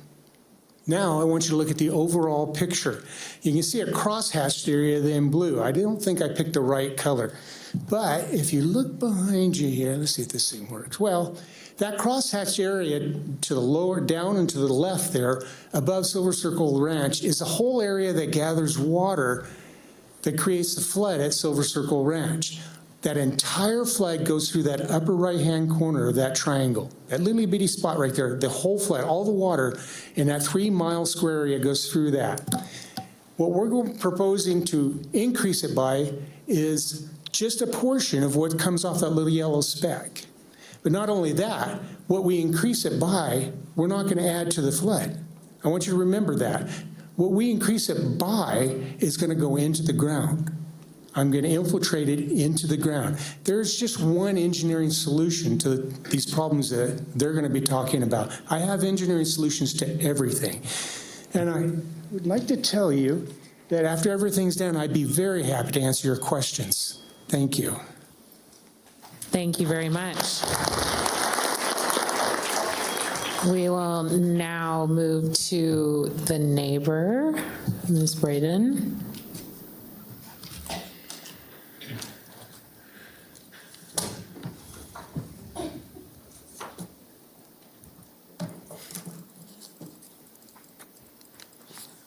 Brandon, excuse me.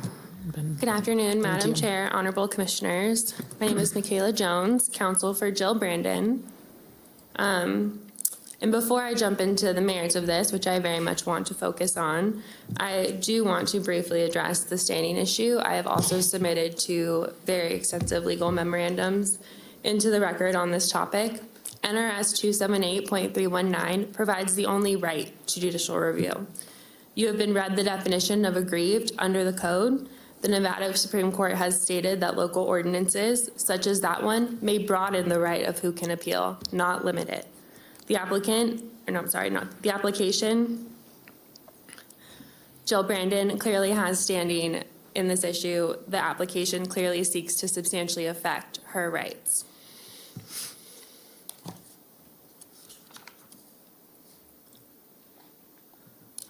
So Jill Brandon and more than 45 neighboring property owners oppose this application.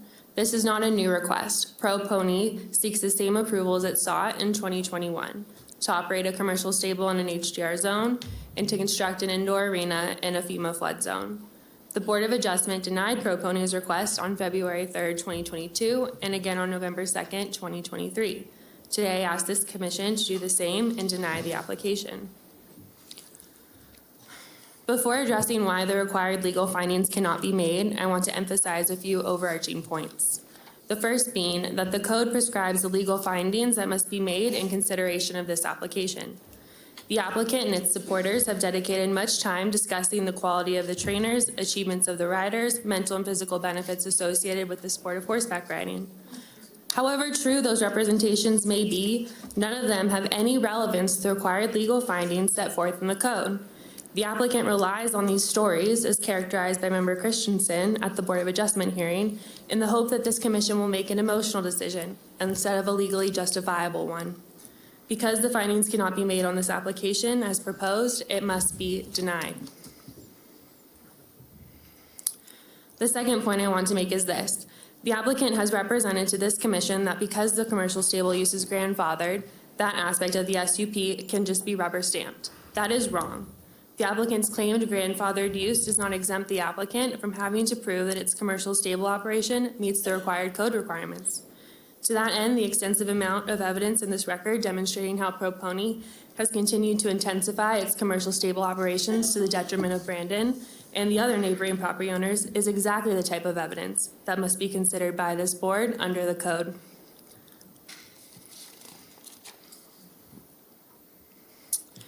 It is no secret that Pro Pony has campaigned across this entire state to rally support for this application, choosing to rely on strength in numbers. But no matter how many times a story is told, does not make that story any more relevant. The code requires you to consider the rights and interests of the adjacent property owners in your evaluation of this application today. There is no required finding of popularity. The fact that every single immediately adjacent neighbor opposes the application cannot be ignored. The code prescribes 4 factors that must be considered in evaluating this application: consistency, improvements, site suitability, issuance not detrimental. None of these findings can be made based on the application and the record before you. And while our position is thoroughly set forth in the record, I focus my remarks today on what are the most glaring, indefensible legal errors and omissions. The first being site suitability. The FEMA floodplain site is not physically suitable for the construction of the proposed arena. Before explaining why that is, I want to be sure that we all have an appreciation for the makeup of the narrow gully wherein the applicant seeks to build. Dry Creek flows inside the eastern edge of the property and ultimately intersects with Last Chance in the upper northeast corner of the parcel. Dry Creek is a significant hydrologic resource and is explicitly defined as a perennial stream under the code. Notwithstanding, Pro-Pony falsely stated in its application that the existing stream on the property is not a perennial stream. In reliance on the applicant's false statement, the staff report likewise does not identify Dry Creek as a perennial stream and is silent as to the requirements of Article 418. Based on the plans submitted by the applicant has proposed to construct the indoor arena within the sensitive stream buffer area of a perennial stream. Article 418 of the code sets forth additional SUP requirements to construct within this sensitive buffer area, including additional site plans showing precise dimensions of the buffer area boundary line, the inclusion of specific language in the conditions of approval, and most notably, 8 additional special review considerations that have not been analyzed, let alone cited by the applicant or the county staff. On this basis alone, it would be reversible legal error to approve the application as it has been presented to you. Shifting to the consistency factor, the application is not consistent with the master plan. The staff report fails to cite or address policy SW14. SW14.2 explicitly provides that construction in a FEMA flood zone must be elevated above the floodplain. However, based on the plan submitted by the applicant, the indoor arena is proposed to be constructed within the base flood elevation. The alternative provided under the master plan, no construction in the floodplain.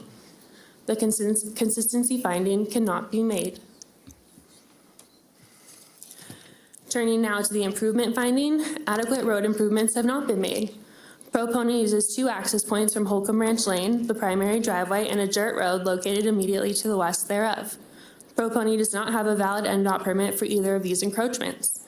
Yet, at the Board of Adjustment hearing, staff represented on record that this is an ongoing business, so the encroachment permits must have already been granted. They weren't. How can staff claim that the improvement finding is met when there is not even an appreciation for the legality of those encroachments? We have engaged a transportation safety planner engineer who has opined that not only did Pro-Pony fail to obtain the correct permit type to support its commercial use, the applicant does not hold a valid permit at all for the primary driveway. And the expired permit it does have for the primary driveway is a Type 2A permit, which is used for residences with passenger vehicles only. That is certainly not adequate for the trucks, trailers, and semi-trailers that go in and out of that driveway for this commercial business.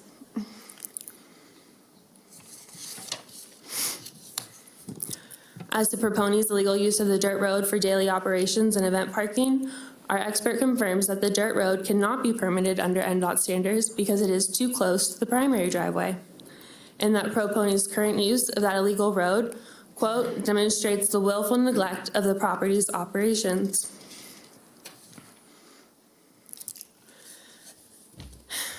Now I would like to address the recommendation to waive certain code requirements. To operate with a grandfathered use is a privilege. So now that Pro-Pony seeks to legitimize its operation with a SUP, its commercial stable operation needs to comply with the law. That principle is memorialized in Code Section 110-904-60. If you review the staff report, there is no discussion of the waivers in relation to Pro-Pony's request for a SUP to operate a commercial stable. Instead, only the area immediately surrounding the proposed indoor arena is discussed. Under the code, that is wrong. The code sets forth detailed landscaping and screening requirements where a commercial use adjoins a residential one.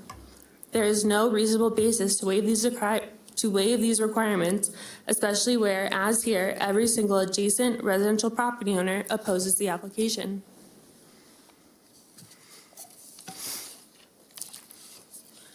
As a final point, the failure to include any operational conditions is not defensible. This is a commercial business operation surrounded by residential properties with unlimited hours of operation every single day of the week. What could be the possible justification for not imposing any, let alone reasonable, limit on the days and hours of operation? Construction is not permitted as a condition of approval, but events with 100 people in attendance and the use of PA systems can occur on Sundays. Why is there no condition addressing the number of participants of daily lessons? It just doesn't make sense.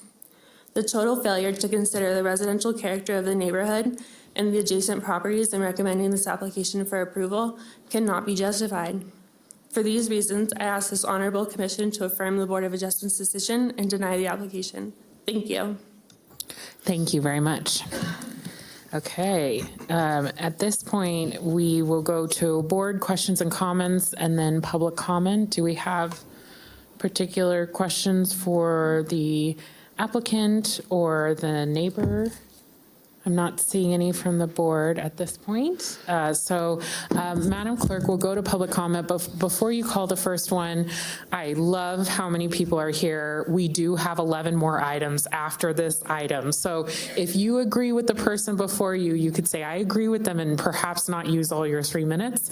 I don't want to dissuade you from not using your public comment rights, but I just want to make sure that we can leave these chambers before midnight. So thank you. Madam Clerk. As our chair just described, we do have several people signed in. I will call 2 names. If I call your name second, please queue up so that you're ready to talk. First up, we have Buzz Harris, followed by Jennifer Simmons. Buzz Harris. Jennifer Simmons.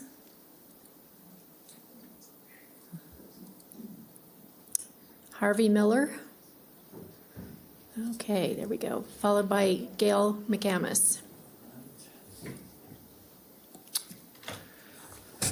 Thank you very much. My name is Harvey Miller, for the record.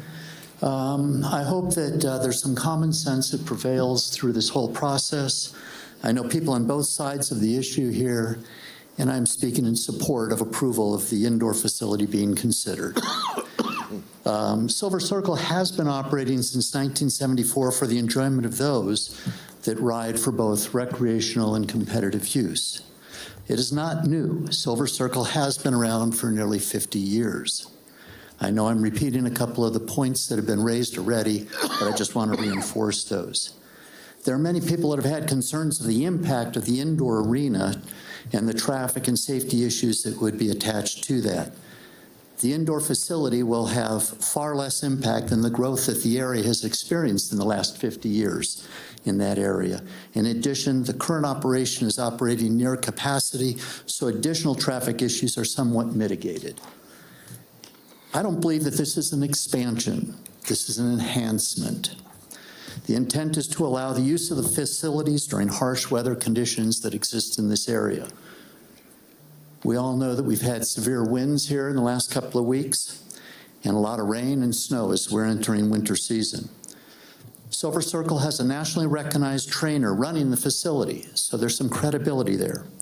The Whitmers have worked very hard to minimize the visual impact of the structure for the local residents, and the primary purpose of the indoor arena is to allow for its use at that facility during shorter winter hours and adverse weather.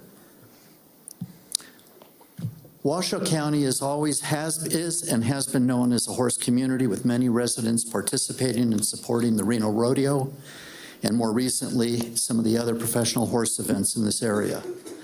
This project should be approved to extend the history and cultural roots of this area.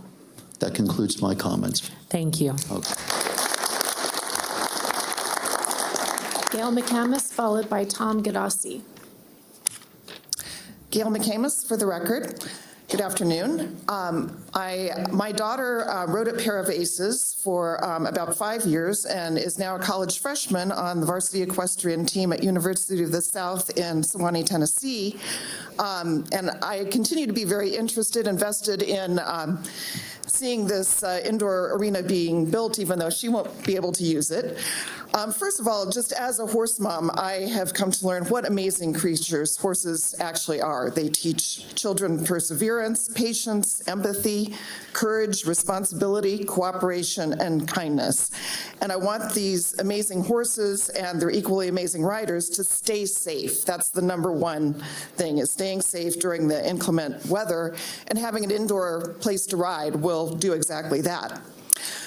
Second is opportunity. I want other children who have a passion for horses to have the same opportunity that my daughter had to pursue their dreams. And success in the sport really requires year-round mounted training, which the arena will enable. Third, the rural area around Holcomb Ranch Road, I think is one of Reno's true treasures, and I want to see that precious rural character preserved for all of us to enjoy.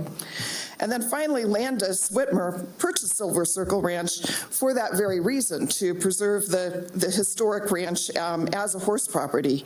She has invested significant time, effort, and money to do so. The business is operated within its license, and as a business owner, she really should be able to make perfectly legal and necessary improvements to the property. An indoor riding arena is industry standard for training barns and will allow her business to thrive well into the future. Further, she's met all of the requirements that staff have placed upon the structure. I hope you all share my desires to maintain horse and rider safety, provide opportunities for our children, preserve the rural character of the area, and to allow legal business development. Thank you. Thank you. Tom Kadasian, I do have a packet to distribute to the board.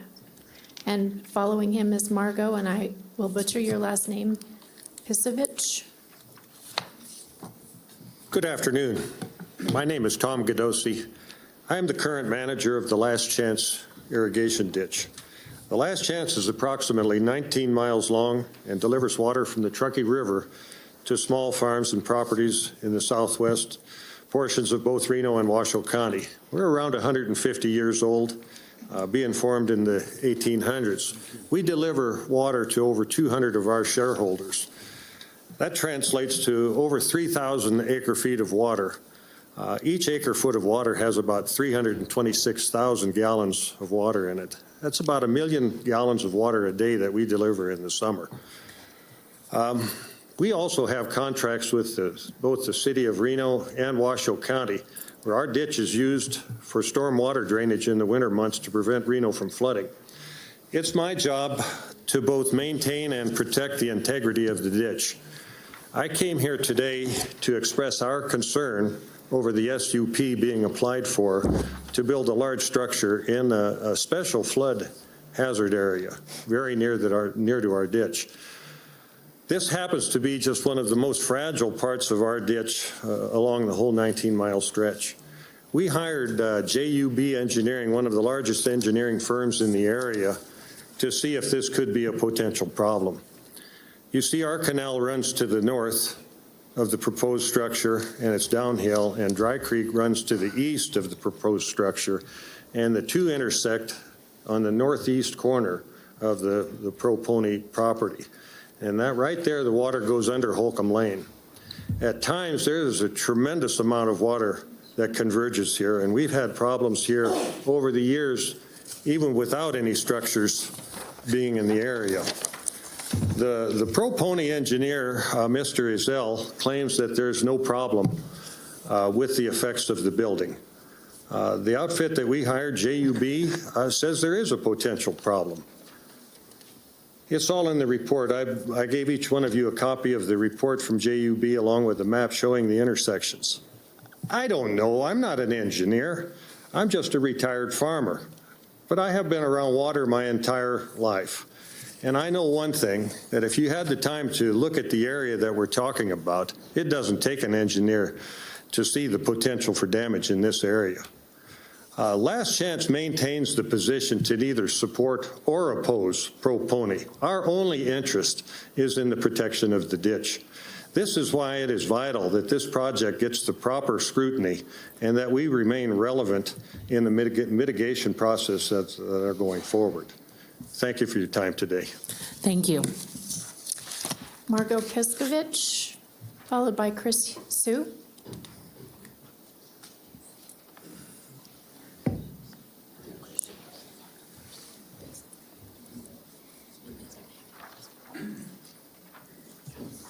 Good afternoon. My name is Margot Piskovich. First of all, I want to just let the people know about them.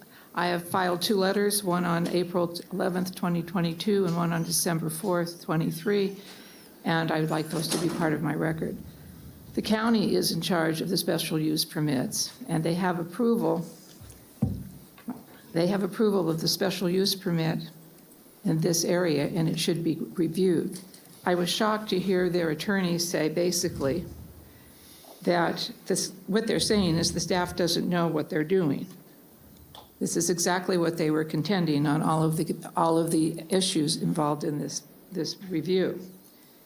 I don't understand why they're even taking that position. It's very clear that the staff has a clue of what they're doing.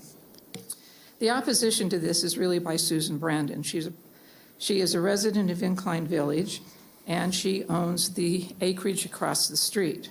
I hate to say this, but she knew about this acreage before she bought it.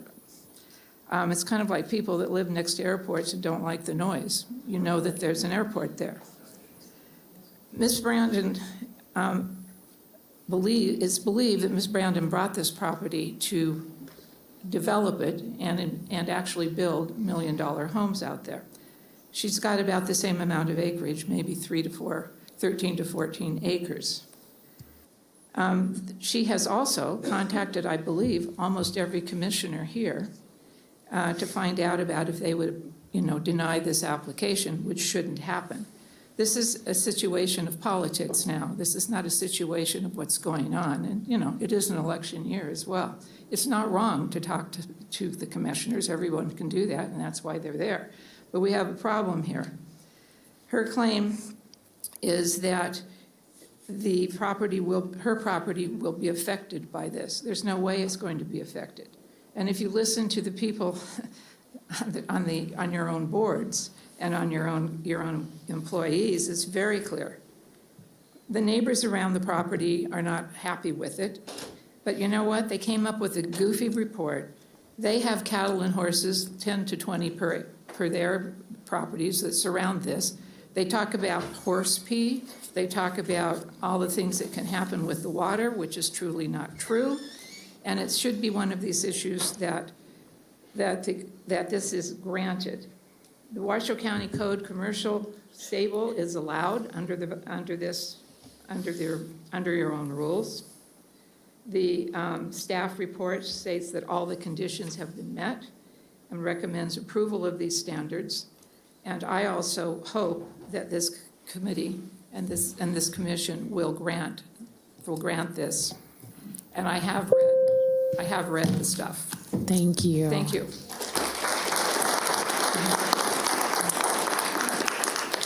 Chris Sue, followed by Rich Larson. My name is J.P. Puett, and I am a neighbor of the Chews and of Jill Brandon. And on the property across from them, there are 2 longhorn cows. They're steers, bulls. Yeah. Anyway,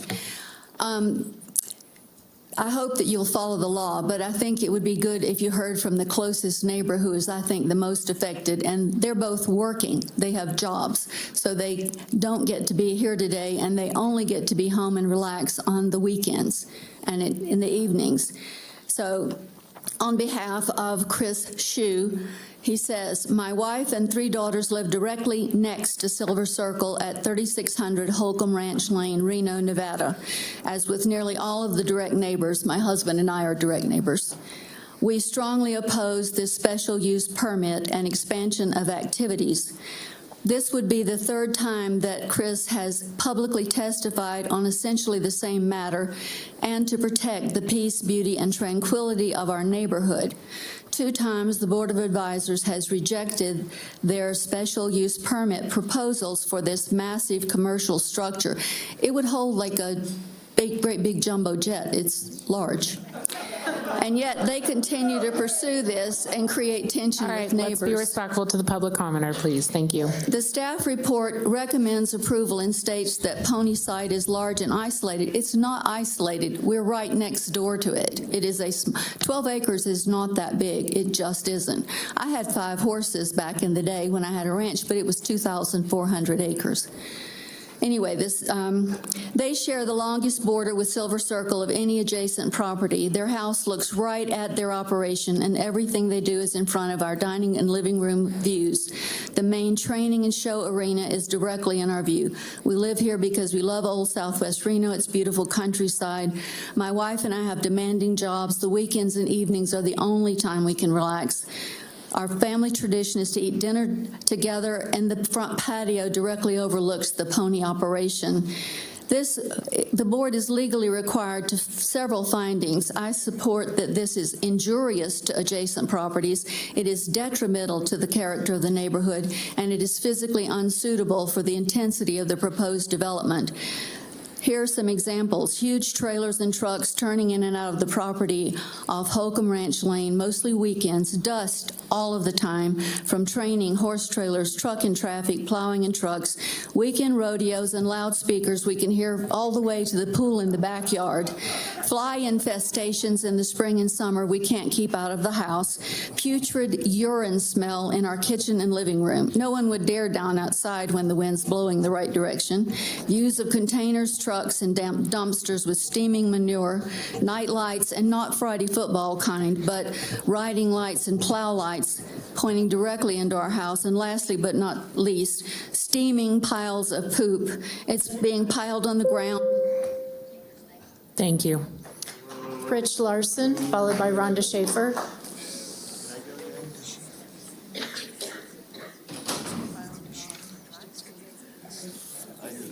Good afternoon, Rich Larson.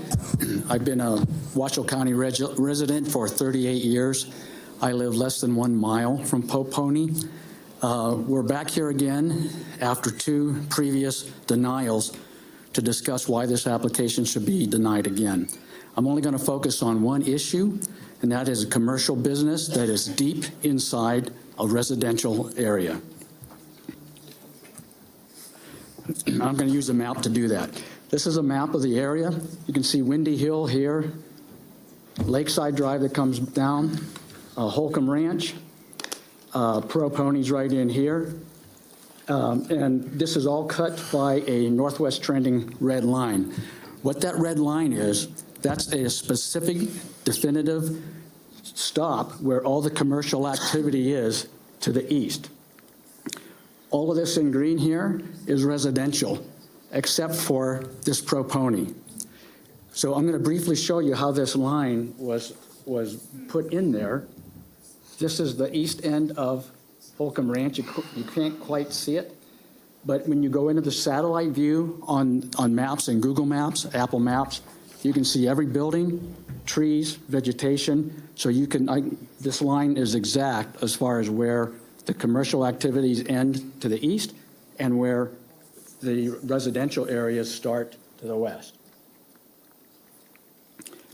So Pro Pony, it sits 1 3/4 miles, 1 3/4 miles in from the north end of Windy Hill, where other commercial businesses start. It sits 1.2 miles to the west of the here at Holcomb Ranch. It sits even further away from any other commercial development to the south. There is no other commercial business operation in this area to the west of the red line. It just doesn't exist. Okay, yeah, there are horses and cattle in the fields out here in the residential area. That reflects the ranching history of this part of Reno. And these are unrelated to a full-on commercial business with a large number of horses, holding outdoor events, construction of a large indoor riding arena, and infrastructure in a FEMA flood zone. So please do not approve this up and open up the door to this and additional business, commercial businesses to locate in this part of Reno. It's supposed to be residential. Thank you. Thank you. Rhonda Schaefer, followed by Ken Hubbard.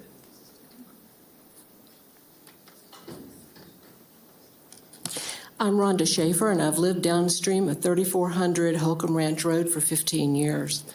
This is wrong, and the county and the commissioners know it. The SUP and staff report totally ignore all of the science and code related to flooding and the spread of pollutants associated with the very nature of this property. There are health and safety risks to everyone posed by this operation and the indoor arena. Dry Creek is a FEMA-defined floodway, a perennial stream, and also a sensitive hydrologic resource with defined critical and sensitive buffers. The concentration of 35 horses in this gully will produce 84 gallons of urine a day and 1,085 pounds of manure per day. Contaminated liquids and nitrates leak into the very shallow groundwater table from every point from where the horses and manure are kept, including into buffer zones. Studies to assess the health of our watershed, the Truckee River, and its tributaries, including Dry Creek, are available through the county website. There is less than 3 acres of healthy, vegetated pasture on this site. Most of it is in a narrow gully in a flood zone. In 2020, Dry Creek was listed as a known tributary impairment due to the concentrations of E. coli. Per the CDC, E. coli is a product of animal confinement. Channel encroachments, removal of vegetation, channel degradation, and sediment transport were contributing factors. These factors have existed at 3400 Holcomb Ranch Lane and will only be exacerbated by continued intensive concentrated horse confinement. The county's stormwater program mandates the discharge of pollutants from stables be controlled. Animal waste that might become a pollutant must be kept properly contained, not in or next to an open dumpster, not in outdoor runs and turnouts in or near Dry Creek buffer zones. Like the Southwest Master Plan, the flood program, the stormwater program requires buildings and confinement areas to be kept away from creeks, steep and flood-prone areas. Compaction of surfaces impede natural infiltration, increasing runoff and erosion. Very little vegetation remains in the gully, and old trees with bank-stabilizing roots will be removed to make space for the indoor arena and fire access roads, increasing imperviousness and preventing or retarding the penetration of water into the ground. Code calls for impervious surfaces to be minimized, not greatly increased. The SUP violates code in so many ways. Code which is intended to preserve public health and safety as well as existing property owners' rights. These violations have been glossed over or avoided completely in the staff report, as have errors and omissions contained in the SUP application itself. Please deny this SUP. Thank you. Ken Hubbard, followed by Michaela Jones.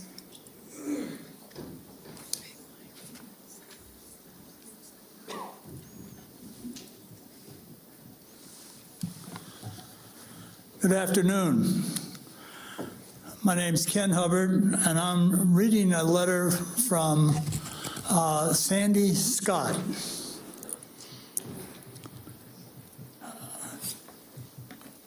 I am adamantly opposed to SUP 230029. I've lived and been involved with horses in this area for 74 years. From 1971 to 1985, we lived on LeMay Lane, less than a quarter mile from Pat and Warren Nelson and their 55-acre Silver Circle Ranch. They were friends and great neighbors. Horses were Warren's passion and a hobby. I even purchased 3 horses from him. Every trip from our home passed the ranch at Dryden and Holcomb, where horses were pastured. We were totally unaware of any commercial uses or activity. The barn was private. No horses showed dust or loudspeakers. Fast forward to today. There's only 12.5 acres, and Pro Pony wants to erect 13,500 square foot featureless steel warehouse type structure, 30 feet high, 83 feet wide, 178 feet long, atop a 10 feet of fill in a FEMA floodplain. Since their purchase, Pro Pony has been operating for a profit business in this HDR residential zone area.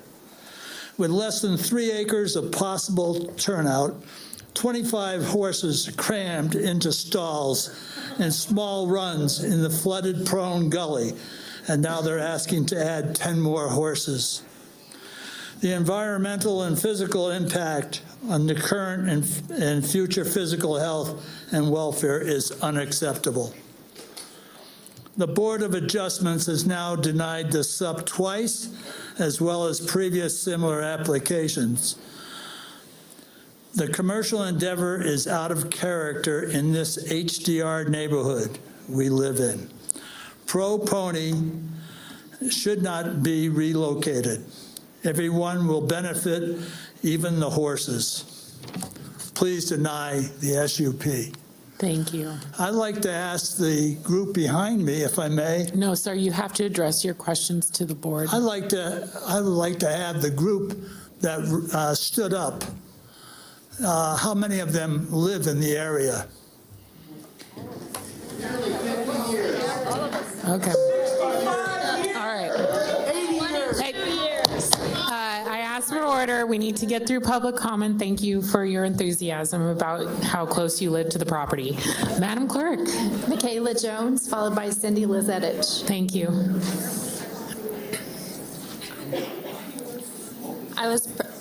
Good morning, or good afternoon. I was permitted to give my comment, so I will waive this time, but I will say that public order is probably in order while people are speaking. Thank you. Thank you. Cindy Lizetich, followed by Ben Volk.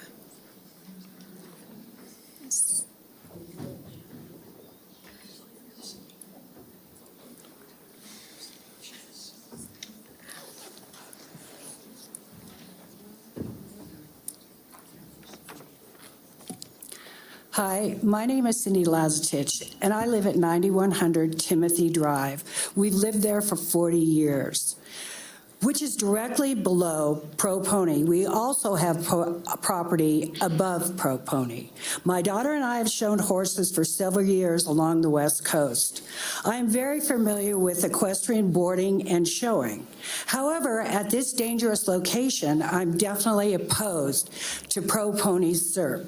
Washoe County Code emphasizes that this intense, concentrated, stable operation and huge industrial 3-story steel building aren't allowed on the site of our residential neighborhood.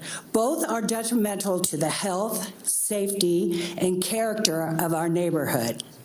The current outside arena lights were never permitted, and their bright arena lights glazing into the oncoming evening traffic on Holcomb Ranch Road Lane and Highway 671 make this accident-prone curve in the highway even more dangerous. The Nelsons Silver Circle Ranch did not have dangerous night operations disrupting our quiet neighborhood.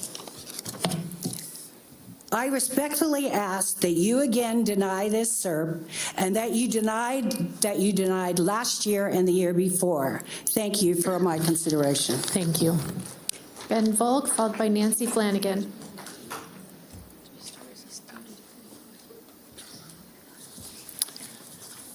Good afternoon.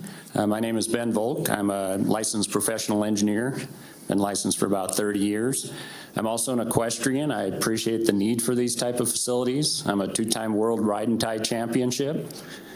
I've also had 2 daughters that spent a lot of time at these type of facilities, so I appreciate the need for them. However, they should be built in suitable locations. I originally commented on the SUP on behalf of the Last Chance Canal, as Tom Godosi noted. Today, I'm going to broaden my focus to the regional impacts that this facility will precipitate. You've all heard the term death by 1,000 cuts. I've got a small cut on my finger. That's 1 cut. I get a cut on my wrist. That's another cut. I get a cut on my head. I'm bleeding a little bit more. At some point, these cuts start to add up and you die. Death by 1,000 cuts. Allowing this commercial riding facility to be constructed in a clearly identified flood zone is the culmination of numerous tiny cuts that have occurred to the storm drain system in Washoe County. Did you know that Dry Creek, and one of the speakers presented this, starts up in the foothills, runs down through Propony, flows into the city limits, crosses Virginia Street, goes right through the airport, eventually gets to Steamboat Creek, and eventually to the Truckee River. These cuts into the fabric of Dry Creek raise the risk of flooding to every homeowner, every canal company, every commercial property, the airport, every roadway, every commercial development. Now, to give the engineer credit, this project only generates a small amount, a couple hundred gallons a minute during a 100-year storm event. 16,000 gallons during a 100-year storm event. That's a very small amount of water, but it's just another cut. It's just another wound. As this type of development occurs, the cuts become more frequent, the bleeding or flooding, if you will, more prevalent. It starts with the waiver of development standards. Then you get 2, 4, 20 more facilities that want to build in the floodplain. Then developers say, gee, commissioners, you waive this paving and landscape requirement for everybody else. Can you waive it for me? But when does death occur, you might ask? Well, when we get the flood in 97. That is when the floodgates open, death and destruction occur. There's much wailing and gnashing of teeth. And we all say, FEMA, can you come in and fix this? We've got a big mess. We need money to fix this. And everyone asks, how did this happen? How did all this destruction occur? The answer is, it happened with a small cut. I urge you to deny this special use application and stop the bleeding. Thank you. Thank you. Nancy Flanagan, followed by Pete Lizetich.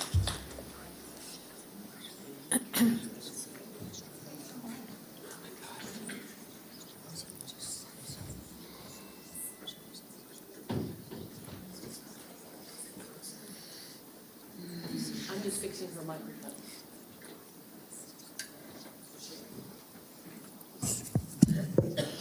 Put down on the ground. Have to speak into it. Okay. Hi, I'm Nancy Flanagan, and I've lived at 2750 Welcome Ranch Lane for 50 years. This is nothing to do, and I also knew Warren Nelson. This has nothing to do with Propony's commercial business in our residential neighborhood that honors Warren's memory. Warren lived here. The concerns of Propony don't live here. The owners of Propony, sorry. The Nelson Silver Circle was a 55-acre ranch, and a few friends' horses. They did not have the right operations disrupting our quiet enjoyment. They did not have an industrial indoor arena next to Holcomb Ranch Lane. That size and type of building only belongs along South Virginia. You denied this last year, please deny this year. Thank you. Pete Lizetich, followed by Judy Vos.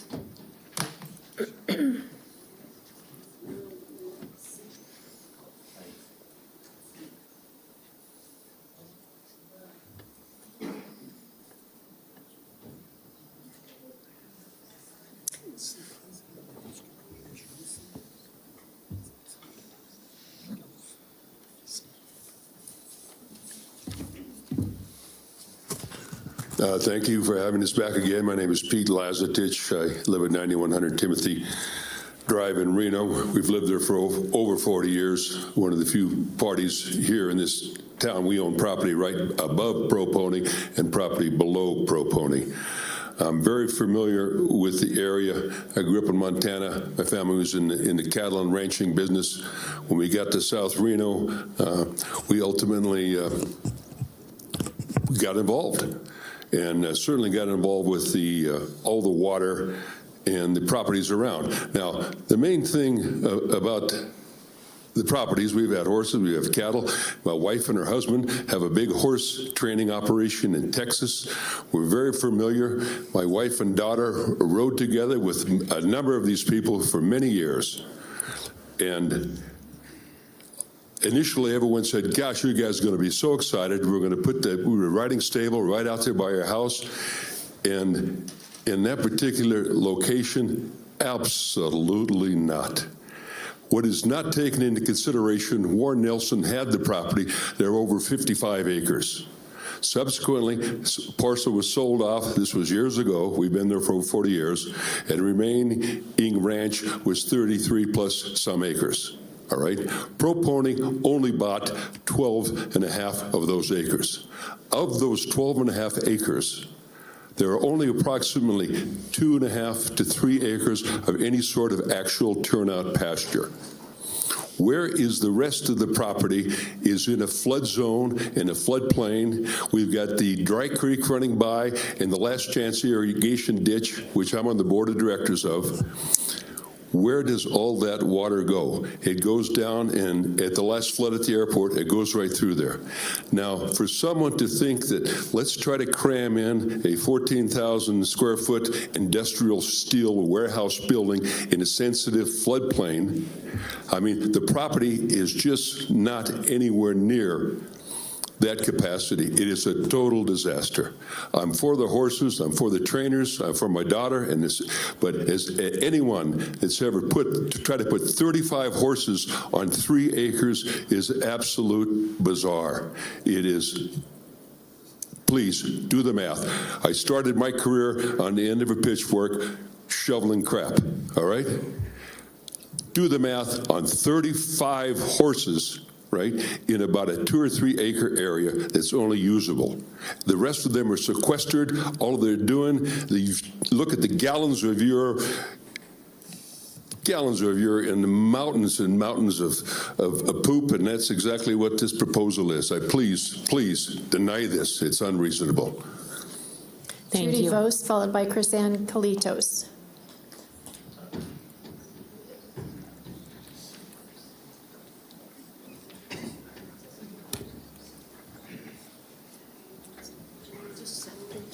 On the right there is the visual.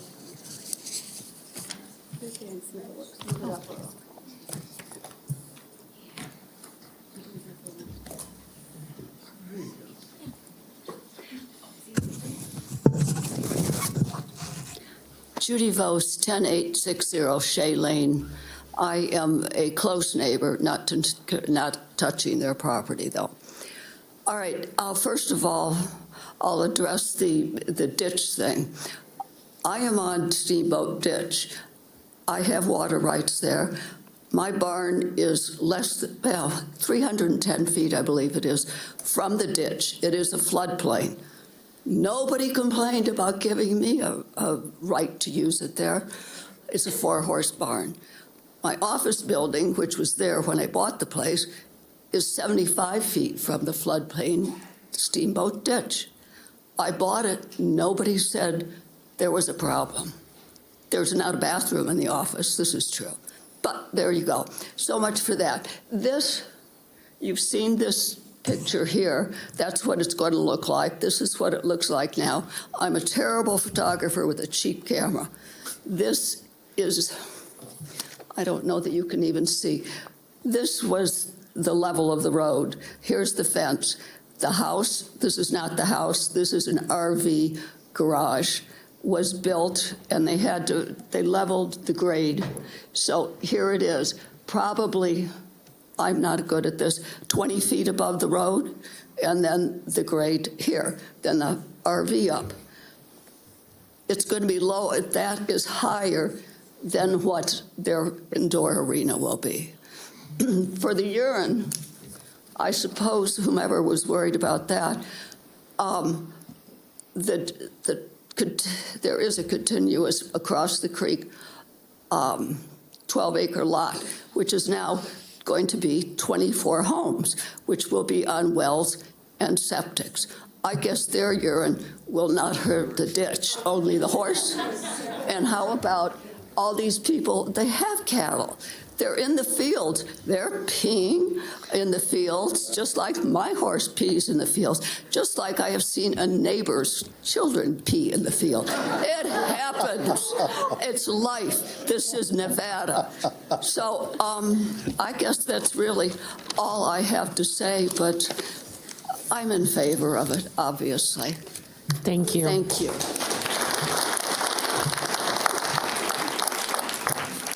Chrisanne Kalitos, followed by Audrey Keller.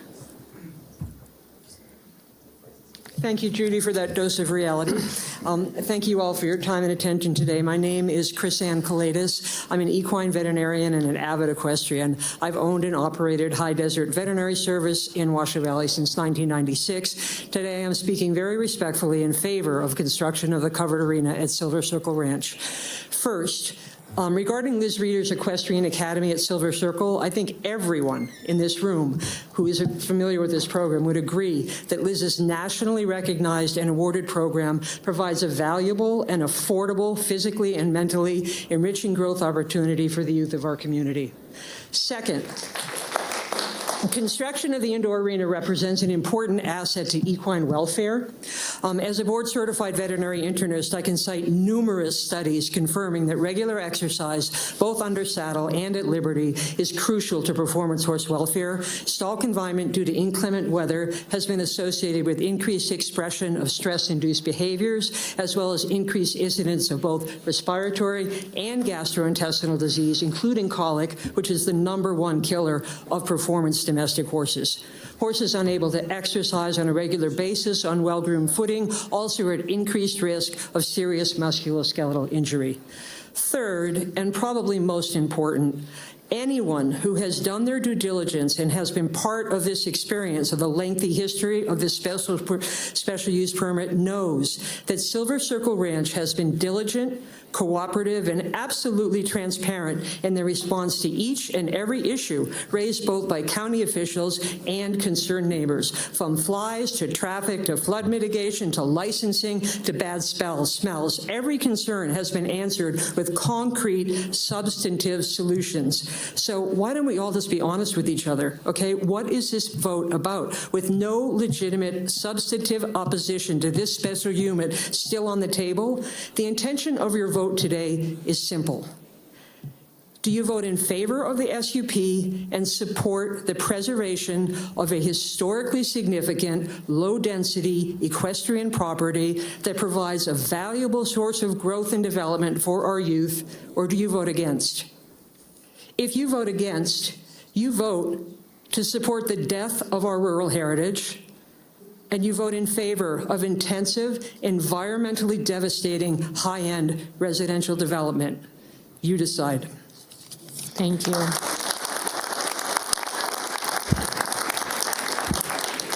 Audrey Keller, followed by Russ Earl.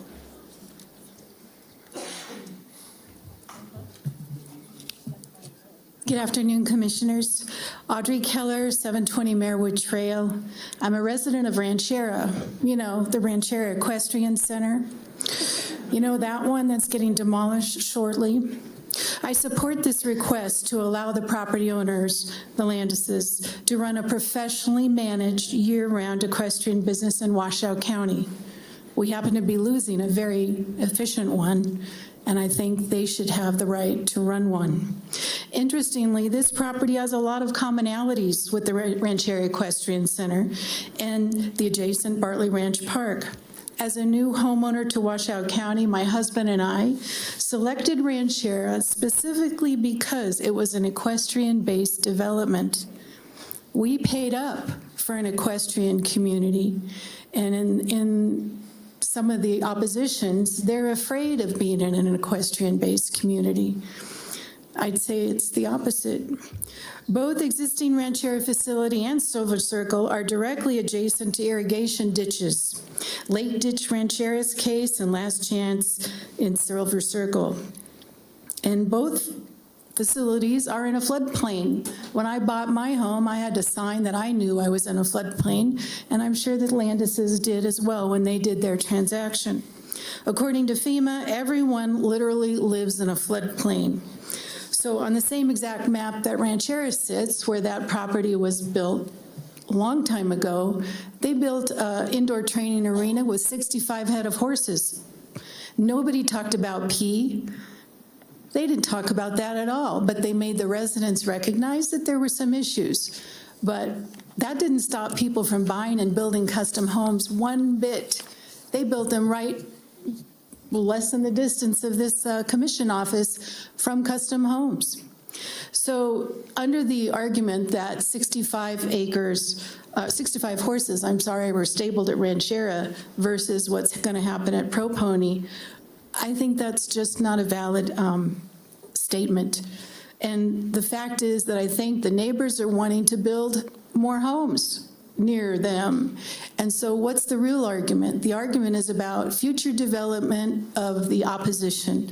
They want to build homes. They don't want to build horse stables or supply the community with ongoing Western heritage. So again, I support these folks. They're doing a nice job, and they're just a crow's fly from Ranchera. Thank you very much. Thank you. Russ Earl, followed by Amber Hart. I guess I can say good evening. For the record, Russ Earl, Reno, Nevada. First off, I am in avid support of Pro Pony and Silver Circle Ranch. I do know the owners, and I am sorry that it's gotten to this point with so much mud throwing from the opposition and so many false accusations and misfacts being spoken. I hope you folks can sift through all of that with all of the information you've been given.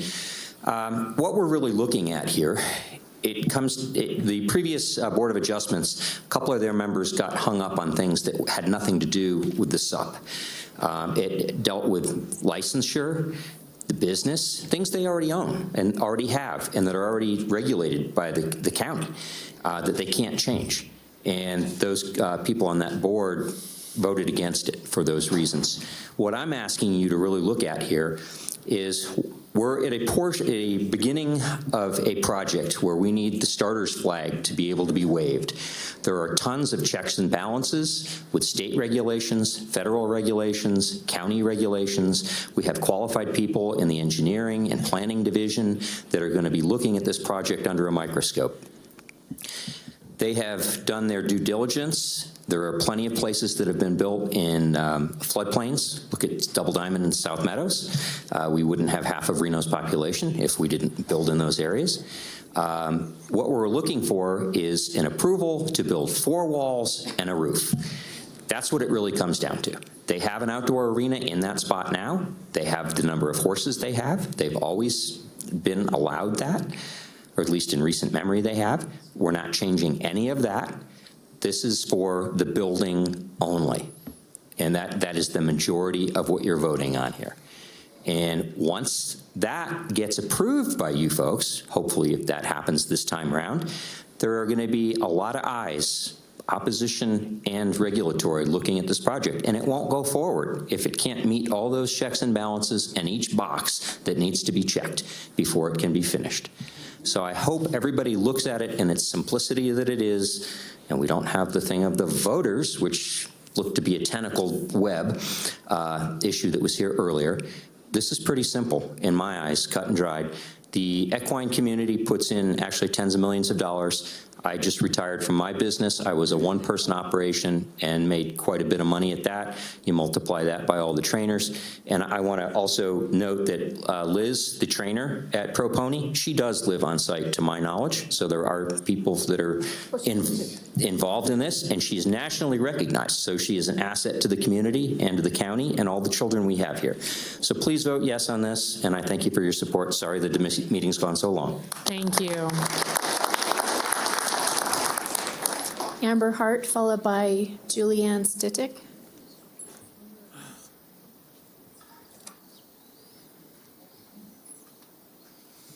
Hi, my name is Amber Hart. I live just off of Dryden and Holcomb Ranch Lane, so I pass by Silver Circle all the time, every day, and I want to officially say that I am in full support of them having an arena.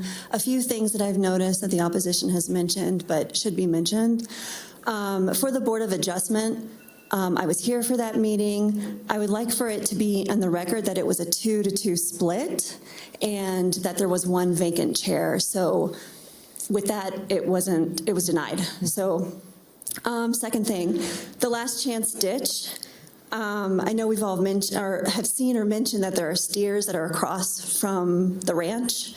I have seen with my own eyes, because I've looked at property that's right next to it, that those steers do have absolute access to that water that runs through that property. And I find it very interesting that the opposition hasn't brought it to the county's oversight in order to be so concerned about the water and the possible toxicity of it.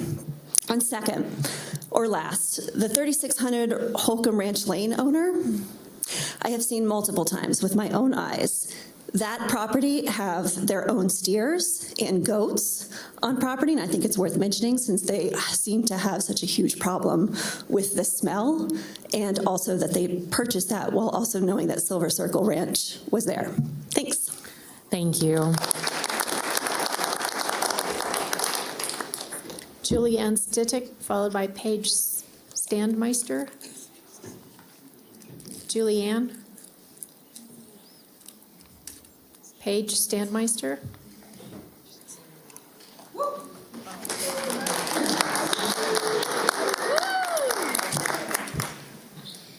Thank you for allowing me to be here today to talk about something really important to me. My name is Paige Staumeister, and I'm 10 years old. I ride at Paravasis Stables. Horseback riding is something really important to me, and it is my favorite activity. I get a lot of benefits from it. Horseback riding is the only activity I do that I get exercise from. Riding helps me build up my confidence. Riding also requires perseverance to get back on the horse when you fall off. Another reason I like Paravasis is because I have made a lot of friends who also like horses. Plus, riding is a lot of fun. But here's the problem. Firstly, we can't ride when it rains or snows. This is because the dirt gets too sticky when it rains and too icy when it snows. That's when my lesson gets canceled and I become sad. The second problem is that there are a lot of noises that come from the road next to the arena that could spook the horses. This happened to me once and I fell off. An indoor arena is the solution, so please vote yes on the indoor arena so me and my friends can benefit from this great sport year-round. Thank you. Thank you.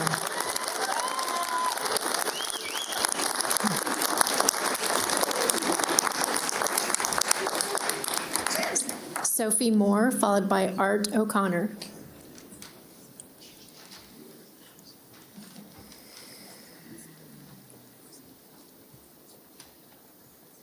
Good afternoon.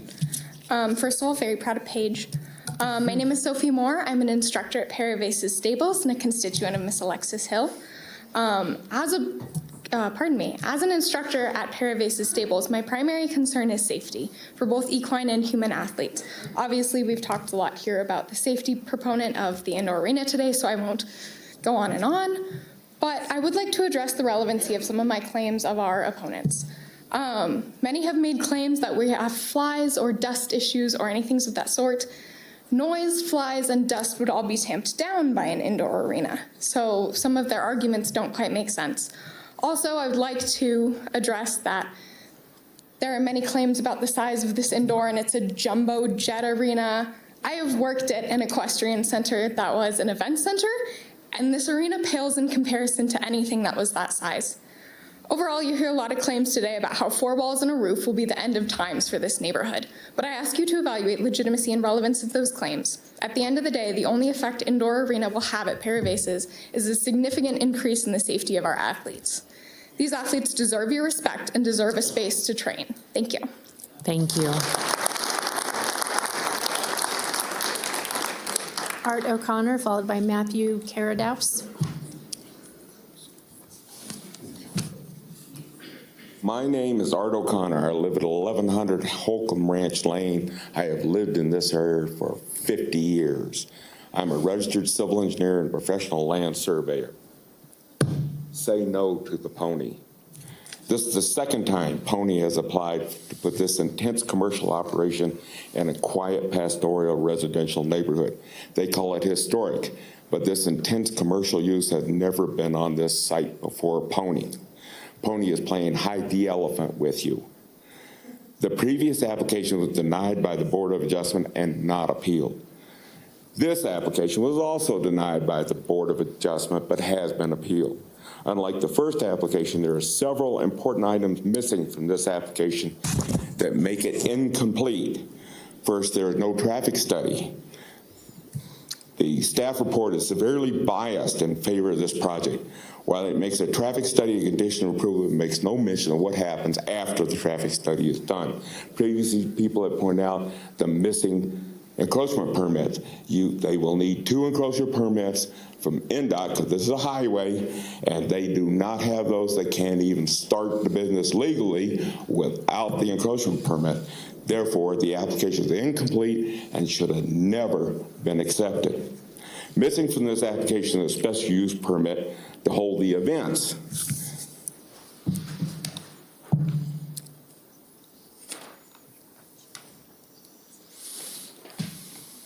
The code clearly states that a special use permit is required to hold outdoor sports and recreation events. Pro Pony has a business license. However, if you were to open up a restaurant, you need a business license. Then you need a license from the health department. Then you need a liquor license if you're going to serve alcohol. Having the business license does not cancel the need for the other licenses. And having a business license here does not cancel the need for the special use permit. So they're holding these events using what they call a temporary use permit business license.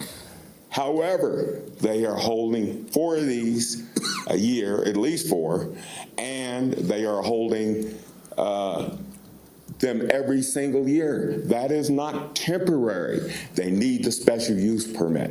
You need to reject this application because it is incomplete, doesn't have a bunch of stuff that's needed, and should never have been accepted in the first place. This staff report is so biased it should be thrown in the trash. Thank you. Thank you. Matthew Caradaus, followed by Warren Gilbert. Matthew? Sorry about the pronunciation.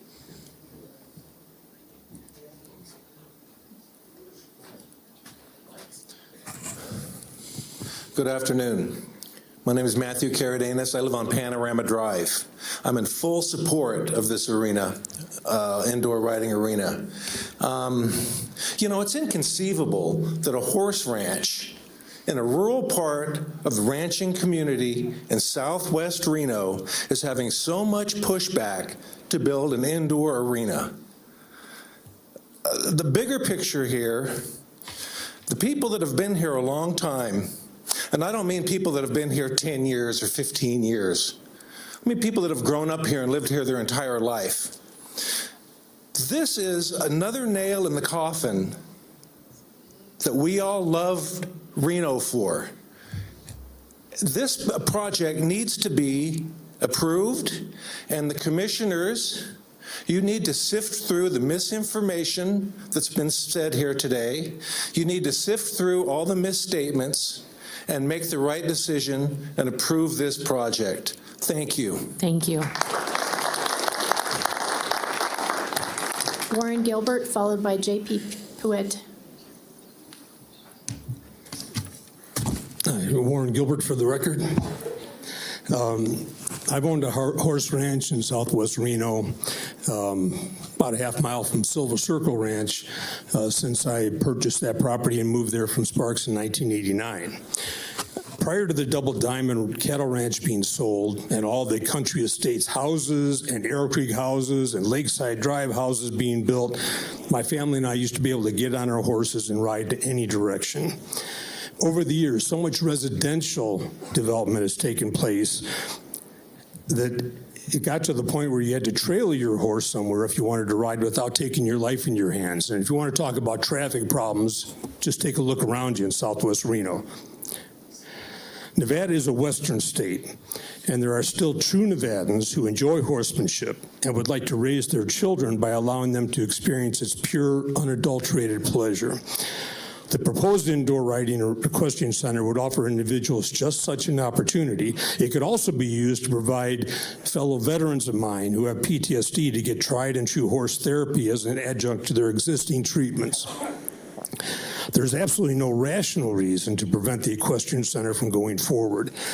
Anyone who opposes it is most likely either not a native Nevadan or certainly hasn't lived in northern Nevada as long as so many of us in this room have, or they don't truly understand the importance of maintaining the incredible history and spirit in Nevada that so many of us have been privileged to experience and wish to offer to future generations. You know, you want to talk about floodplains. The Hidden Valley Golf Course is built on a floodplain. Those of you who've lived in Nevada long enough or can remember when water used to come up to 395 through Washoe Valley on both sides to the highway, and then we had the drought and all these houses are built. Those are true floodplains.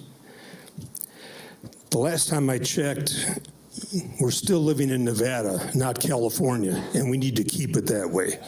Thank you.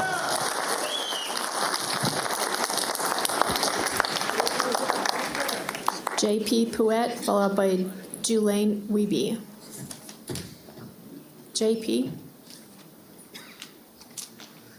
Julaine Wiebe.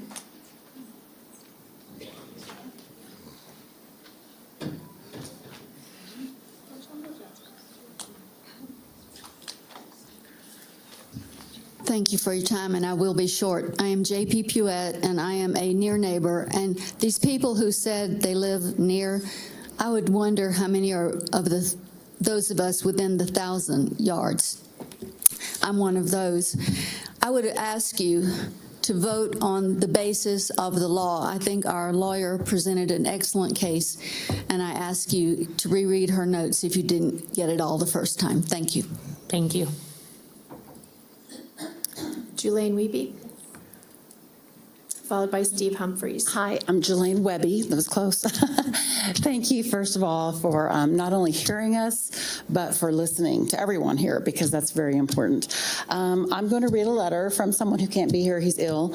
And just to note, I did send all of you emails, and I did the e-comments, so I did my communicating that way. Okay, so this is from Donald Drake, Washoe County Commission. January 9th, 2017, I observed the flooding conditions in Dry Creek at the Silver Circle Ranch and water flowing over the top of the Last Chance ditch. The subsequent damage to that particular area required significant repairs to the ditch structure at that time by Ditch Master Norm Deanda. The storm also required that emergency officials voluntarily evacuate a total of 1,300 homes in South Reno neighborhoods. Road closures included Holcomb Ranch Road at Dixon, Lakeside, and Huffaker Lane, Thomas Creek Road from Foothill to Holcomb Ranch Road, and Virginia Street to Longley Lane. Galena Creek reached a flood height of 13 feet, basically. 2024 is a La Nina year, and we can potentially expect similar flooding conditions as in previous years. Such flooding as in 2017 would have a great impact for proposed construction at the Silver Circle Ranch. Thank you. Thank you. Mm-hmm. Steve Humphreys, followed by Ruby Tanner.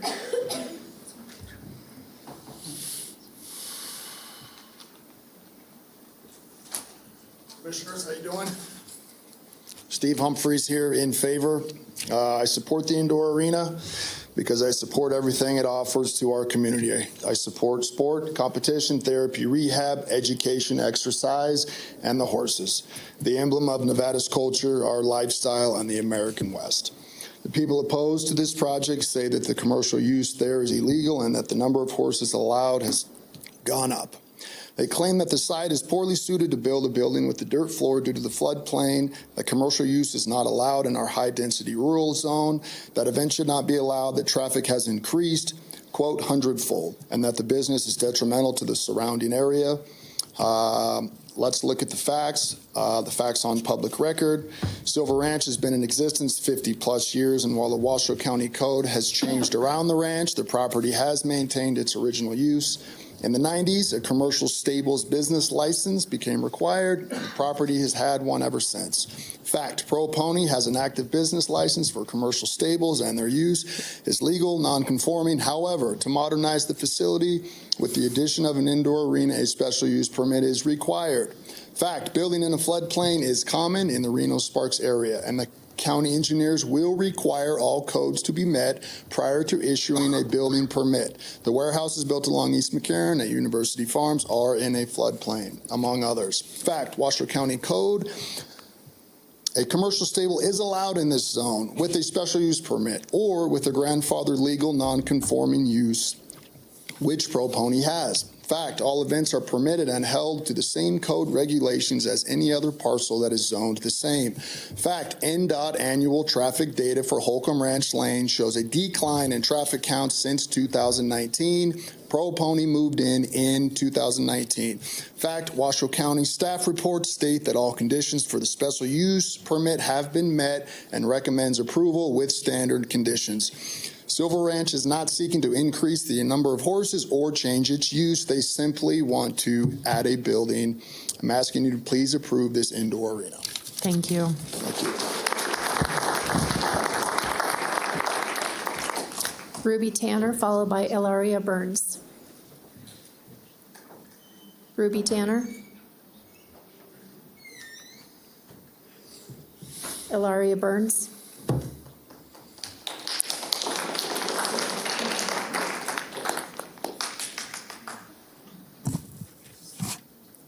Horses have helped me a lot. They helped me when I was really stressed in 3rd grade, and I'm very grateful that they've been there for me. I hope that others have had this experience, and I hope others will. Ilaria, thank you. Thank you. Charlie White, followed by Elle Morrison.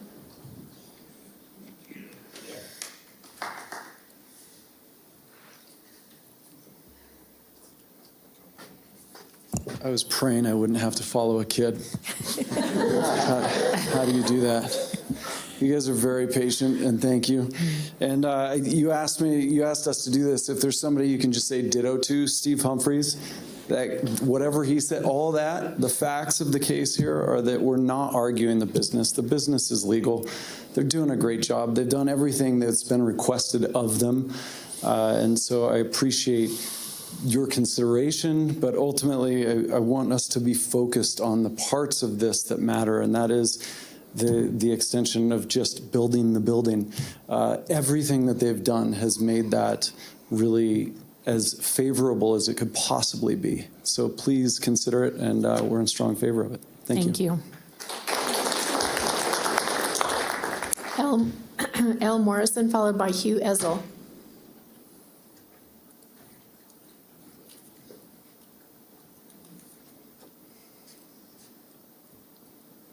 I'm Ellie Morrison, and I am a neighbor of the Silver Circle Ranch, and I'm in support of the building, and it's necessary. We've gone through this now, as they've said, how many times, and we really would like you to follow your staff's recommendations. Like they said, there is no legal reason why we shouldn't do it. On behalf of my daughter that does ride there and is looking to take it to a national level, she'd like to go to college on a riding scholarship. You have to ride year-round safely, and as well as for her horse and the other horses there. So, and all the other people that are in support, I support them. So, thank you. Thank you.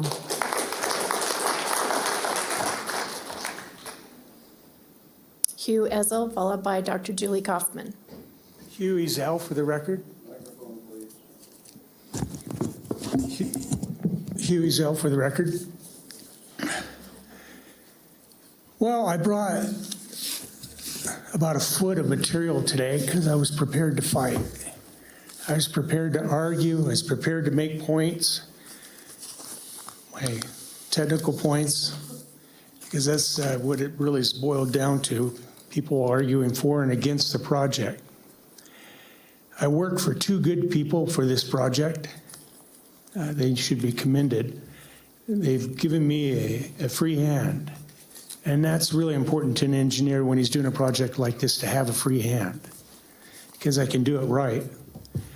I'm coming up on 40 years of engineering, so a project like this really isn't a big deal for me.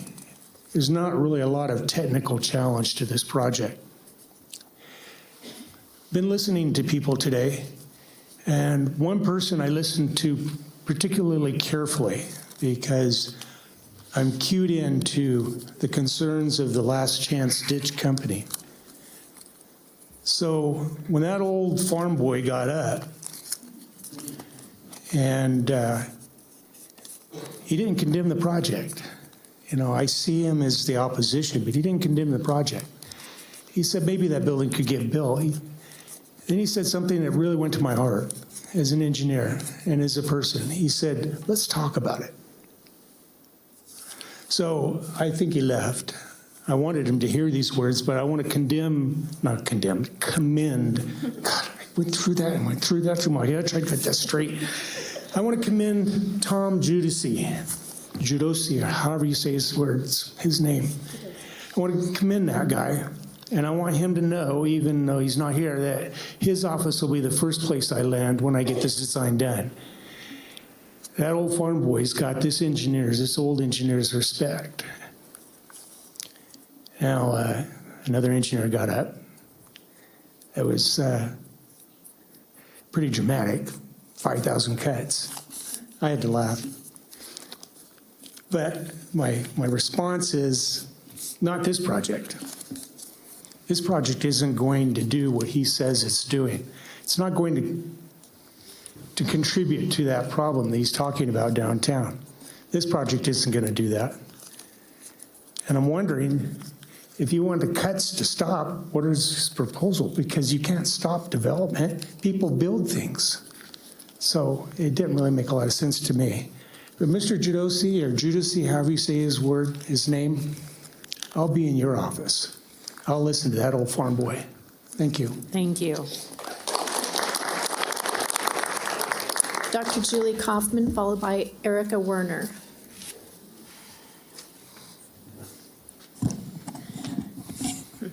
Hi, I'm Dr. Julie Kaufman, and I also live down the street from the ranch. I just want to thank you for your time. I just want to quickly reiterate the purpose of the structure. The argument that it'll bring more traffic, flies, dust is actually just a bunch of horse manure, excuse the pun.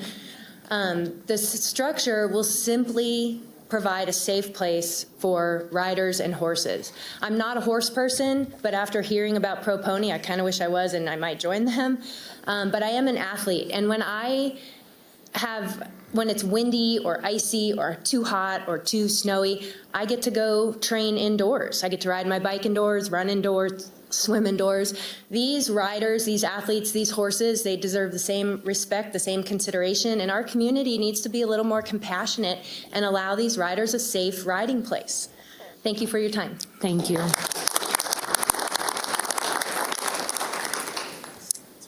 Erica Werner, followed by Steve Kaufman. Good evening. I am a homeowner and I am a horse owner in the neighborhood. My family has been in Reno for 5 generations, specifically in this neighborhood for over 50 years. My grandparents bought this home in 1972, while much of this area was still farmland. I bought it from them almost 8 years ago. I'm just outside of that 1,000 feet circle. I'm at about 1,500. I live at 3801 LeMay Lane. I'm right there. I drive by it every day. We currently own horses and know the importance of being able to work with the horse in a safe environment for ourselves and for the horse. Having an indoor arena gives the horses and the riders a safe place to ride. There will be less ways for the horses to get tripped up and the rider to get injured. We have made it a priority for our daughters to be safe when they're being taught how to ride and how to properly take care of the horses. We are in favor of this arena. We are neighbors that live less than a half a mile from Silver Circle and look forward to this project being completed. I understand some of my other neighbors are the opposition that I talk with on a regular basis. They're concerned that the addition of this building is going to change some of the day-to-day things that happen at Silver Circle Ranch. Currently, this is a business. With or without the arena, it's going to continue to be a business that runs. The property received its business license in the 1990s, and it's complied with all of the requirements that Washoe County has put into place for a business like this. The facility has even gone above and beyond the requirements to make the property compliant to everything that the county has asked for. It's been modernized. There's ADA compliant bathrooms. When the barn was originally built in the 70s, it was built with 33 stalls, and there was no limit on how many horses you could house there. Pro Pony has worked with Washoe County to put a number on how many they can safely house and keep on this property. Another concern was the traffic. Because the arena is not changing the business structure, no additional traffic will make its way on this road because of the arena. If the opposition is concerned about the safety on this road, they need to take that up with the proper committee that oversees Nevada roads.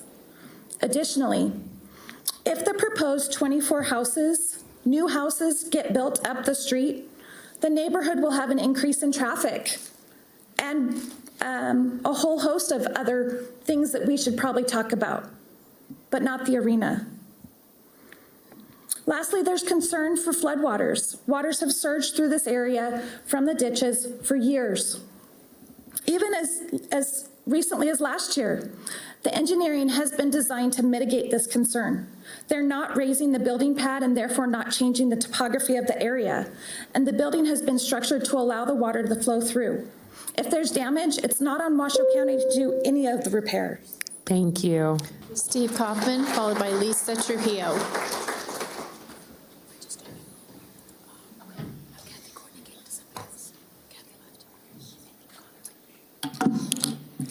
Yeah, Steve Kaufman. I live at 2323 Diamond J Place.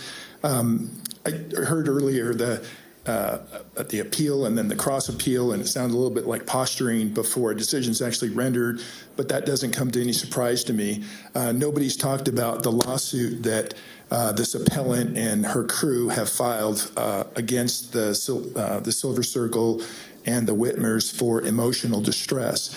And so that's another pending matter. This crew will stop at nothing. I live just down the street from the appellant.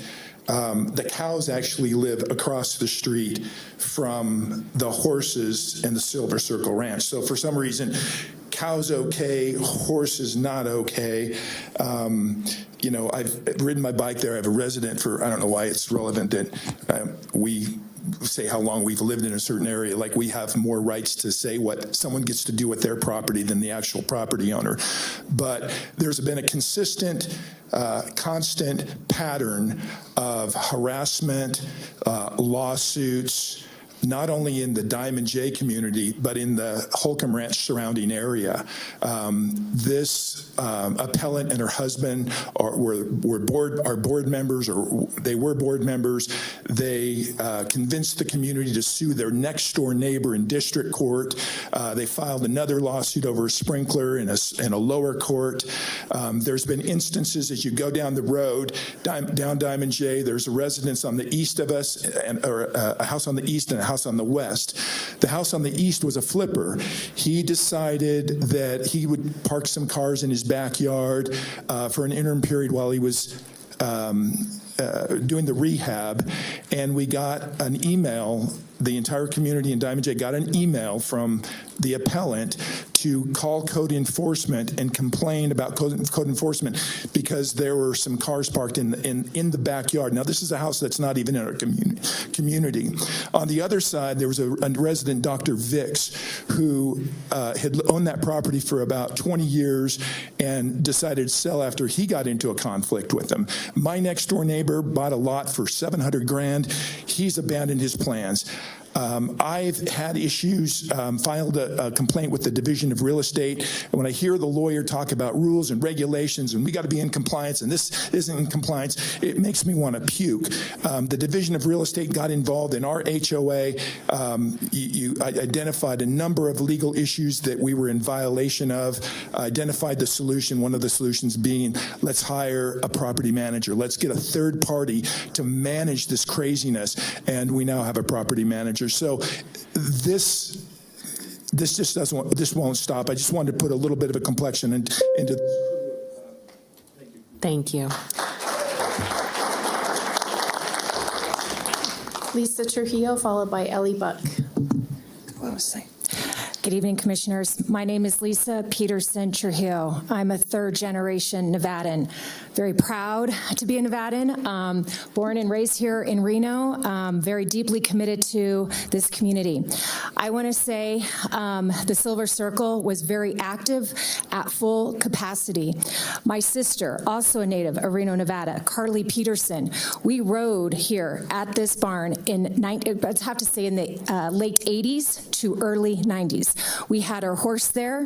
We rode around in the upper arena. We rode down in the lower arena. It was fully, again, capacity with horses. These horses are not cramped in there.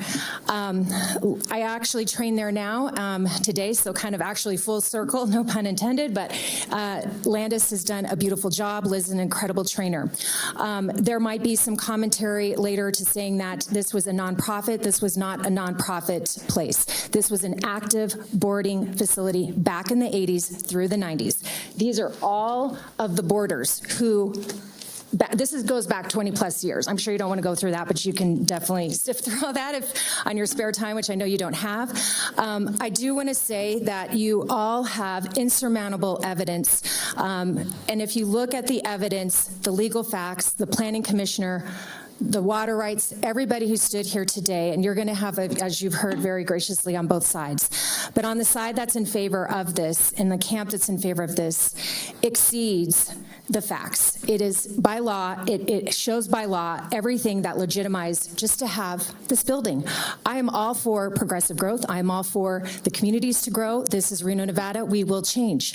But to have a simple building, a very well thought out building that's very conservative. And we are debating over this. It is absolutely crazy to me in my mind. And my grandfather, Frank Peterson, who was a very long-standing generation man, and he knew many of these people here, he probably stand there appalled going, this is a bunch of road apples. This is simple. Just build a building. It's like if you have a open tennis court. Okay, you want it covered. So I really appreciate all of your time. Thank you all for listening to on both sides of the camp here, but I do hope and ask for your support to help us get this indoor arena. Thank you so much for your time today.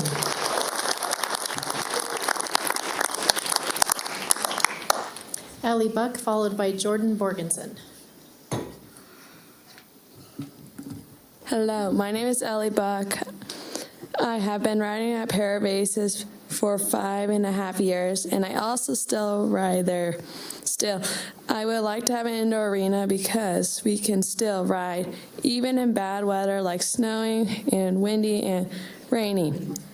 When the temperature is very cold or very hot, it would be great to have an indoor arena. The riders and the horses we can still be safe and comfortable too. It will be very great because the winter is here, so we can still ride. I hope you like my ideas. Please support because the indoor arena, we need it really bad. Thank you so much for giving your time and supporting our project and listening to us too. Thank you. Jordan Borgeson, followed by Connor Rankin.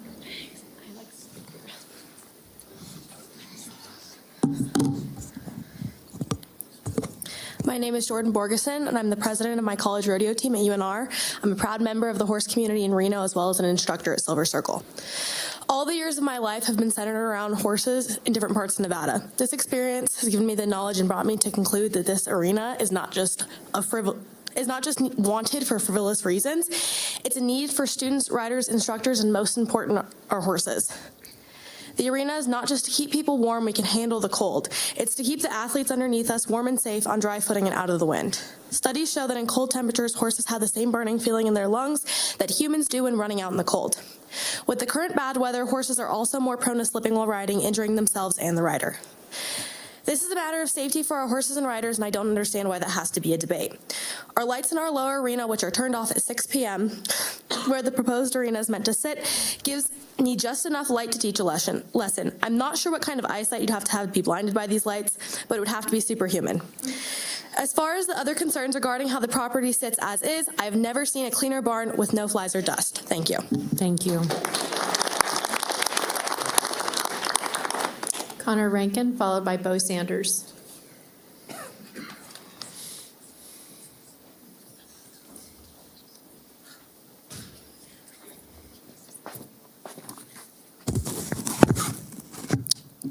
Hello, my name is Connor Rankin. I'm speaking on behalf of Francis Lepori. Dear Commissioners, I am in favor of the indoor arena. I live at 456 Mildray Lane, not far from the proposed arena. I do not board my horses at Silver Circle, nor do I take lessons or have any affiliations with them. At the last meeting of one of the people opposing said that his family likes to sit out on the outdoor patio for dinner, but the big steaming piles of manure ruin it for them. Horse manure makes the exit from a body temperature of approximately 100 degrees. Those of who have lived in Reno our entire lives know that we don't have dinner in 36-degree weather. In the summer, which I assume is when they utilize their outdoor space, you do not see the steam. It's just simply not possible.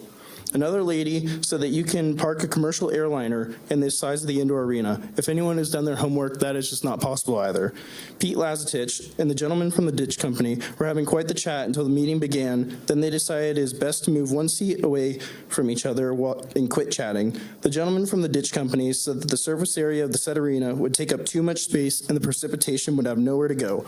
And yet, just up the road, over 24 homes are being built. I wonder what the square footage does to this water absorption. This is not right to approve one and not the other. Another point brought up to the ditch as well, the drainage of water flow can be managed and diverted to accommodate our needs. Yet another man showed a photo of a couple cars being backed up behind a horse trailer turning into Silver Circle. I can tell you that when I tow my horses, I take up 4 lanes when I turn onto Del Monte Lane. I use east and west lanes on Huffaker and north and south on Del Monte. No one ever seems to mind. I slow for bikes, horses, construction, equipment, and more. If the residents were truly concerned about the traffic, they would make a bigger stink about all the homes being built. That will absolutely create more traffic on the rural road. Additionally, the folks complaining can always head west and go through Virginia Street. They have options for the few times that Silver Circle has events. People bought out here because they love the horses, the cows, and the livestock. I heard complaints about flies. Horse people do not like flies. They keep them away from their barns and horses at all costs. We keep them away from our barns and horses at all costs due to the diseases that they can spread to our precious equines. Pete's cows are way more likely to be the culprit. I have sorted horses and competed in team penning. I can tell you that I can hardly concentrate at times due to the disgusting amount of flies covering these poor cows. Our future is not the handful of elderly folks in opposition, 3 of whom couldn't make their way back to their original seats after speaking. Our future is the young people sitting in the room hoping to make the best choice for our community. The future is phenomenal trainer that we are so lucky to have. It's the possibility of the Olympic athletes. It's the children suffering from anguish and are saved by the horses. There's a reason we have horses for heroes. The horses are therapeutic on every level. In closing, I hope you... Thank you. Bo Sanders, followed by Michelle Devaney. Hello, my name is Bo Sanders, for the record. You guys are incredible for sitting through all of this. Since everybody's qualifying themselves, my family, I'm 5th generation, my daughter's 6th generation. We actually own the ranch that sold Pete the parcel that touches Silver Circle. Dry Creek comes 100% through my valley. I know all the flood water and all these, everything they could come up with. It just breaks my heart that there's a fracture in our neighborhood. There is a faction there of people that are angry for some reason. You go back to the development at 8900 Lakeside. There was a big fight about that. And then there was a closed-door meeting with a small group of people who made concessions, and those concessions just happened to spill across the street onto Ms. Brandlin's property. So I think this is about development and control. But if you went all the way back to 1940-something and look at an aerial picture, the only thing you'll see is my great-grandfather's house. and all the pastors. He started Frost Quarter Horses there, who recently just got the 75-year AQHA legacy breeders. So horses have been a staple of that community, horses and cows in agriculture, which is, we're losing it every day. We're losing more and more. So having a facility like Silver Circle that promotes equestrian, promotes that Western lifestyle. And not only that, but the owners are great people. Like they help our community instead of trying to drive stakes into it. And I can say that, like, it personally hurts me. Pete Lazatich and my grandfather were best friends. And now our families don't even speak over this. So I'm totally in favor of just a building going over the arena that's already there. It's not going to hurt any. They just are coming up with reasons why not, and none of them are right. The Shoes bought that house 2 years ago. Nothing was different. The only thing that's changed is they built a pool house behind their house. Not one time have I seen them on their patio, and I drive by it every night on my way home from work. Never seen them outside. They're not at work slaving away. I believe she has a trust fund and he's some kind of consultant. And the smell comes from their goat pen that's about 50 feet from their front patio. Those goats are, they stink worse than cattle. And Pete's cattle are all over Miss Brandlin's property. Every black cow you see in that area is Pete's. So this is about control, and, I wish that we could fix it. I apologize to them for standing against them, but I'm in favor. Thank you.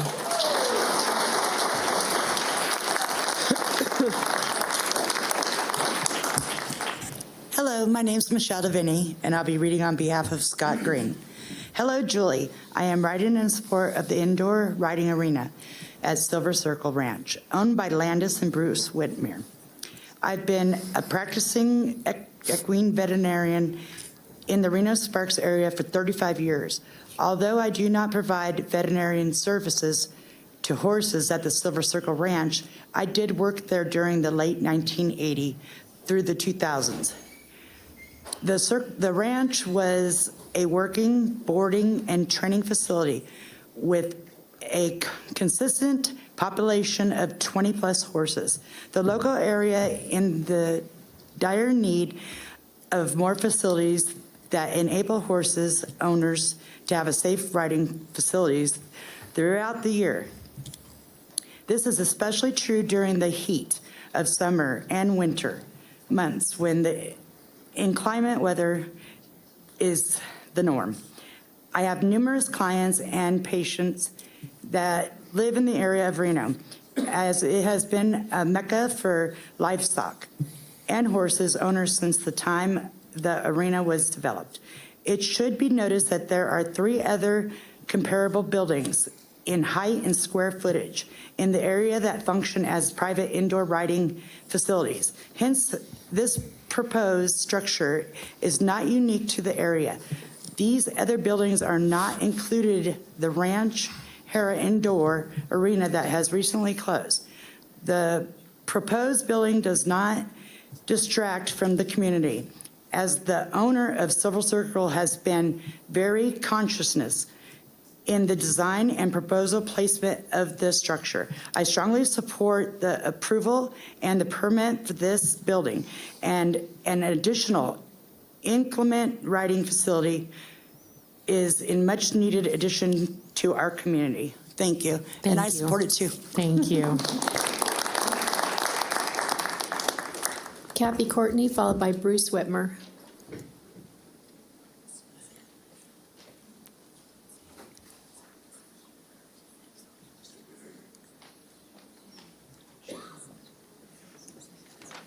I have a procedural question. Kathy Courtney needed to leave. I've spoken on my behalf.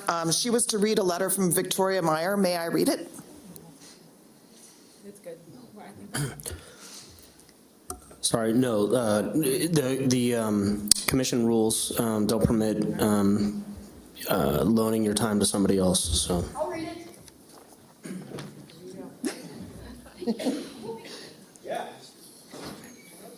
Thank you.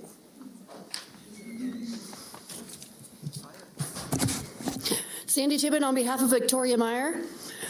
2 Washoe 311 BCC, I don't know what all that means, but to all Washoe County Commissioners, tomorrow you will hear the case of Pro Pony LLC, a local property owner in all horse area of Reno, who wishes to build a small indoor arena on their property, Silver Circle Ranch, for our community.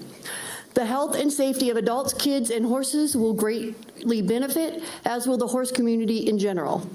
How do I know this? I was the owner of a small horse property just down the road from Silver Circle. I had a 15,000-foot indoor riding arena, and it is now home to a therapeutic riding group called excuse me, Center for Adoptive Riding. Prior to that usage, I housed up to 27 horses, averaging 17, and had no issues on my 2.5-acre property with neighbors' complaints or the community for over 20 years. It was a valued asset for our horse community because of the nature of our weather in the winter, helping create safety for riders and horses with the ability to ride inside.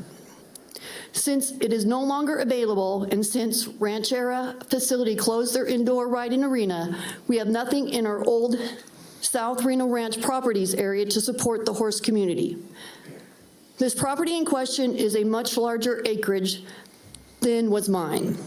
From my viewpoint as an equine professional and a previous owner of an indoor arena, the construction of this indoor arena is desperately needed and will be an incredible asset to the horse community, kids and adults alike. All the properties surrounding Silver Circle Ranch are horse properties.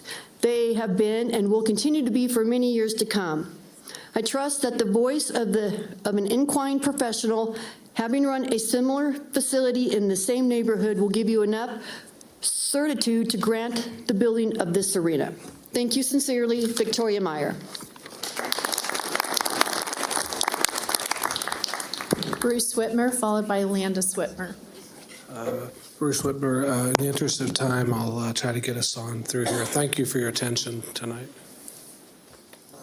Landis Whitmer, followed by Robert Beatles.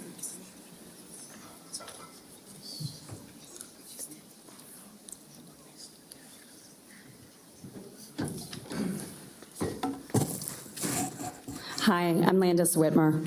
My husband Bruce and I own Silver Circle Ranch.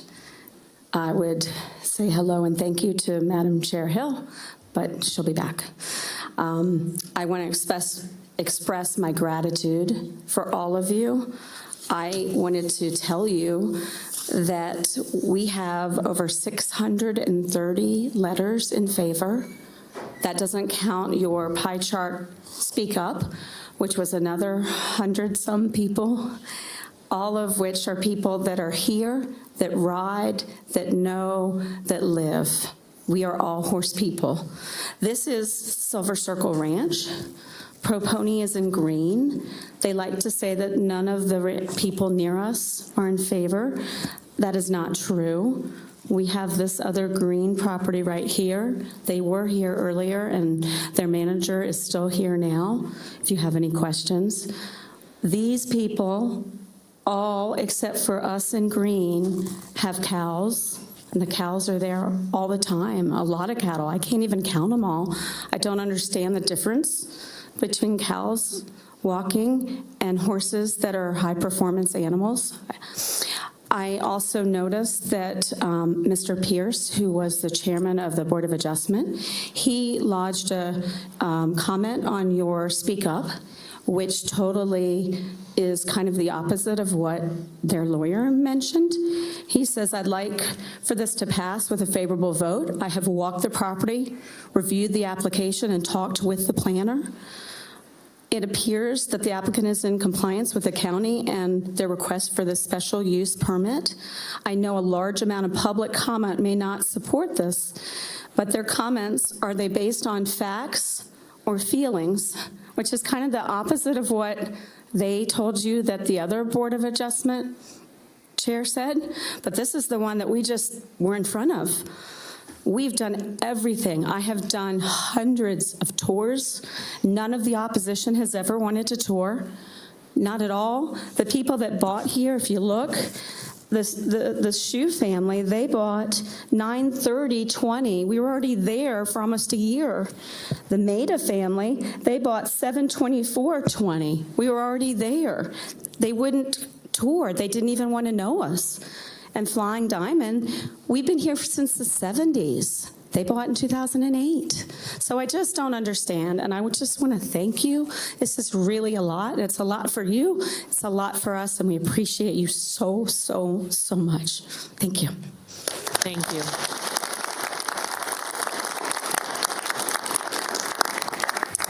Robert Beatles, followed by Bryn Klitsky. Good evening, Robert Beatles. And sorry, Warren and Mr. Whitner, I would have stood up sooner. I apologize. I thought when you guys stood up, it was for neighbors. I absolutely support the arena as well. I come from a long line of equestrians, and somehow I think this is just about more of what we continue to see. We continue to see people do the right thing, and we can continue to see people do the wrong thing. We look at Commissioner Andriola.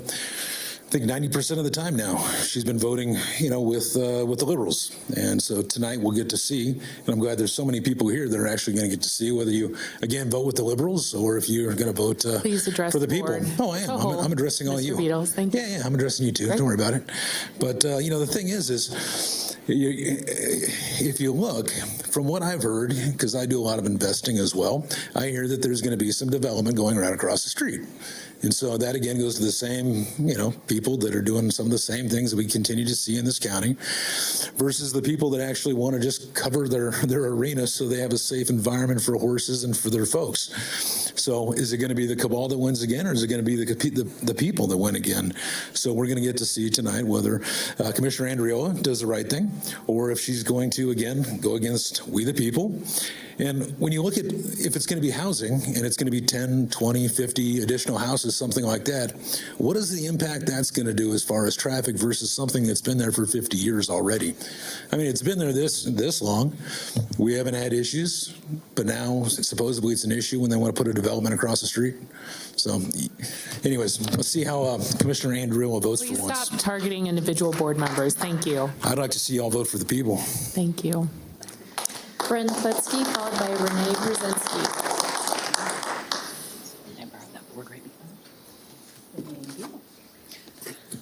Hi there, Bryn Klitsky for the record. I am the property ranch manager of Silver Circle Ranch and have been since the open. This is just a very brief description. These are the big homes and big buildings that are in our neighborhood. Everything is very specified as far as how far they are away. So when people say that this is not the norm to have these buildings in our neighborhood, they're there. They're huge. We have buildings, just the building right on the corner, real close to us. It's going to be a combined almost 17,000 square feet, and that's less than a quarter mile away. So these are some of the things. This is going to be my opportunity to clarify some of our relationships with our neighbors. I actually have a very decent relationship with the that are right our closest neighbor with the longest fence line. We have worked side by side in creek management. We have worked together when their goats got out. I would text them, hey, we've got your goats in our barn. And they would, oh no. And we would get their goats back to them and they would thank us time and time again. Same thing for the Lazatich when their cows got out. We would help them on Holcomb Ranch when they would have a couple dozen cows running down the center of Holcomb Ranch Lane. Our crew would come out and we would help and we would do that. But those things won't be mentioned because these are the things that they don't want you to see. They want to see that we are horrible people. We have been neglecting our animals. This has been a consistent, vindictive harassment since the plans of this indoor have come in. Just some of the things that I will show you here. So this is the Shu property. This is their original MLS listing, which will go this way. And so this is their listing. And this is also on their MLS listing. This is a lesson with their cows, with Pete's cows in the picture with the MLS listing. So it's always been there. This is a ranching thing. They moved into the property because they knew it existed. So they move in and then they complain that it exists. This is Pete's cattle on the Shu property. It's been very consistent that the cows have even broken out of the vinyl fencing that they so graciously put up. They busted straight through it. They end up on Holcomb Ranch Lane. Bruce and Landis were actually driving by and corralled the cows to get back into the fence, which the shoes were exceptionally grateful for. We have been invited as a whole, as a group, to the shoes pool party when they built their thing. They said, you guys have to come over for a barbecue. So this is the relationship that we've had. But yet we come here and then all of a sudden we're the bad guys. So we have tried to be good neighbors. We have tried to do everything. This is a picture of the ditch line that runs through the shoe property. That is the cow's manure in the ditch line. And as far as traffic studies go, this is Pete Lazatich parked in the middle of Holcomb Ranch Lane with Art talking and blocking traffic. These are the cars that park across the street. This is what we're dealing with. So we are trying to work and trying to be good, but we can only do so much. Thank you. Thank you.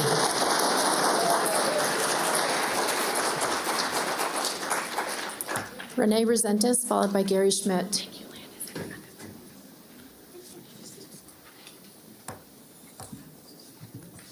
Renee Resentis for the record.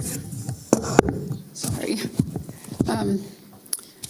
I just wanted to address this because my family lives out in Palomino Valley, and my grandkids are able to ride their ATVs and their recreational vehicles all over the place over there. And I know that they're planning on using that land to build. It's just a matter of time. And so we're going to be losing a lot of our public land. And where are our kids going to play? So I'm in favor of this project because we need places like that for our kids to go and to have healthy interactions with animals and all of that. I understand that we're going to put in a dog park in Wingfield area. I went to the Sparks City Council not too long ago, and they approved that to the tune of $700 and some thousand. And so our kids may not have a place to go and ride their ATVs and to play out there in the desert, but we'll have dog parks. And it makes me wonder, is this going to end up being like New York, where we only have a piece of property here and a piece of property there, and where we're going to be restricted to go there and that? That doesn't sound very appealing. So anyway, I am in favor of this project. Our kids need to play. Families need to do what they love. And so I hope you will vote in favor of it. Thank you. Gary Schmidt, followed by Jill Brandon.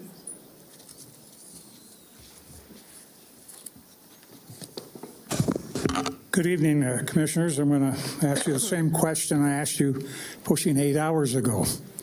Are we having fun yet? Let me say, I came to Nevada in 1972 when I bought the Sundance Lodge on the Mount Rose Highway, 7 miles up from South Virginia. And on my way to town, I passed less than 6 ranch houses to get down to South Virginia. It's been a lot of growth. I currently live in Virginia City. My wife and I have a couple horses. I've ranched and I've farmed. I still currently own the oldest pistachio orchard in Merced County, California, which I planted myself in 1968 when I was just a puppy. Let me say that the Holcomb Ranch Lane was not always named Holcomb Ranch Lane. Many decades ago, it was Holcomb Ranch Road. But because that was all dirt roads, and that's what they called them then, roads or dirt roads, all ranches out there. And somewhere along the line, somebody from Public Works, probably a Flatlander, yuppie, elitist, woke California transplant, decided to change it to Holcomb Ranch Lane, probably to appease the persons building places, estates out there. We're losing our history and heritage in Nevada. If I didn't say earlier, I support this application. And the way things have gone, we've lost the Ponderosa Ranch, we've lost the Libertyville, Harold's Club, the 101 Ranch, Rosemont Lodge, eventually to be named Reindeer Lodge, the 101 Ranch. And things keep going the way they are. Eventually, somebody in Public Works is going to rename that road again, that lane again, and probably name it Holcomb Estates Boulevard. Thank you.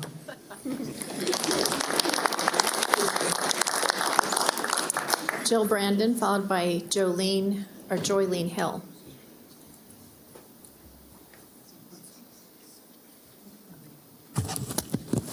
Thank you for your time. My name is Jill Brandon. Bo and Steve Kaufman don't quite have their facts straight. My husband and I bought Flying Diamond's 32 acres more than 18 years ago when the county had approved a 13-lot subdivision. We have reverted it to 4 parcels with a farmhouse where my friends live and open pasture. We ask you to evaluate the facts. A few horses and cattle dispersed over healthy pasture enriches our land, but that is not the case with Pro Pony's intensive use. Pro Pony's stable, where 35 horses would be crammed, is in a FEMA flood zone, no pasture to absorb the urine. Dry Creek runs from there directly onto our property through Reno into the Truckee River. The manure piled on the ground and in an open dumpster propagates flies and other diseases. I find it interesting that the engineer claims he can solve every concern, when he didn't even know in the application that Dry Creek is a perennial stream and that FEMA policy would not allow water to run through this indoor arena. If 20 horses were at Silver Circle, as Gail Nelson wrote, we must remember that Silver Circle in the past was a 55-acre ranch, not the 12.5 acres that Pro Pony owns. That proportion would result in a maximum of 5 horses on this property. This site is not suitable for Pro Pony's intensity of use. The proposed indoor arena would be in the same flood zone. They say it's just a small little barn. This ceiling is about 17 feet tall. The indoor arena would be more than twice that high off existing grade. It would be about 2 times the width of this room, and it would be big enough 4 times from here to the back doors. And in fact, if you look at the facts, it is big enough to fit 2 737 aircraft. Because indoor sports require such massive industrial buildings, code prohibits them in our HDR zoning. A similar building at 3003 Holcomb Ranch was also denied by the Board of Adjustment. We neighbors are consistently opposed to intensive businesses and indoor arenas as detrimental, and the public health and safety is being effective. Please deny this sub. Thank you for your time. Thank you. Joylene Hill, followed by Kathy Riarty.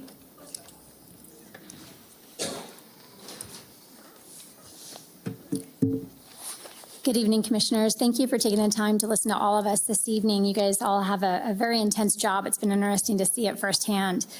A couple things I wanted to share with you are, one thing that's important for people to know is the Whitmers are such kind people, and what they're doing is for our community. They're for people to have opportunities, similar to my daughters, who one of them has had an opportunity to make it to Junior Worlds twice, and one has gone to international competitions. And if it weren't for people like the Whitmers and other people in our community that fight for those opportunities, for those children to have ability to ride horses, for the heroes, the fallen heroes who are able to ride these horses to help them maintain their value, and for them to have some type of ability to have a moment where they're not in pain anymore and just enjoy those horses for a few moments and not feel all the things that they've gone through in war for all of us.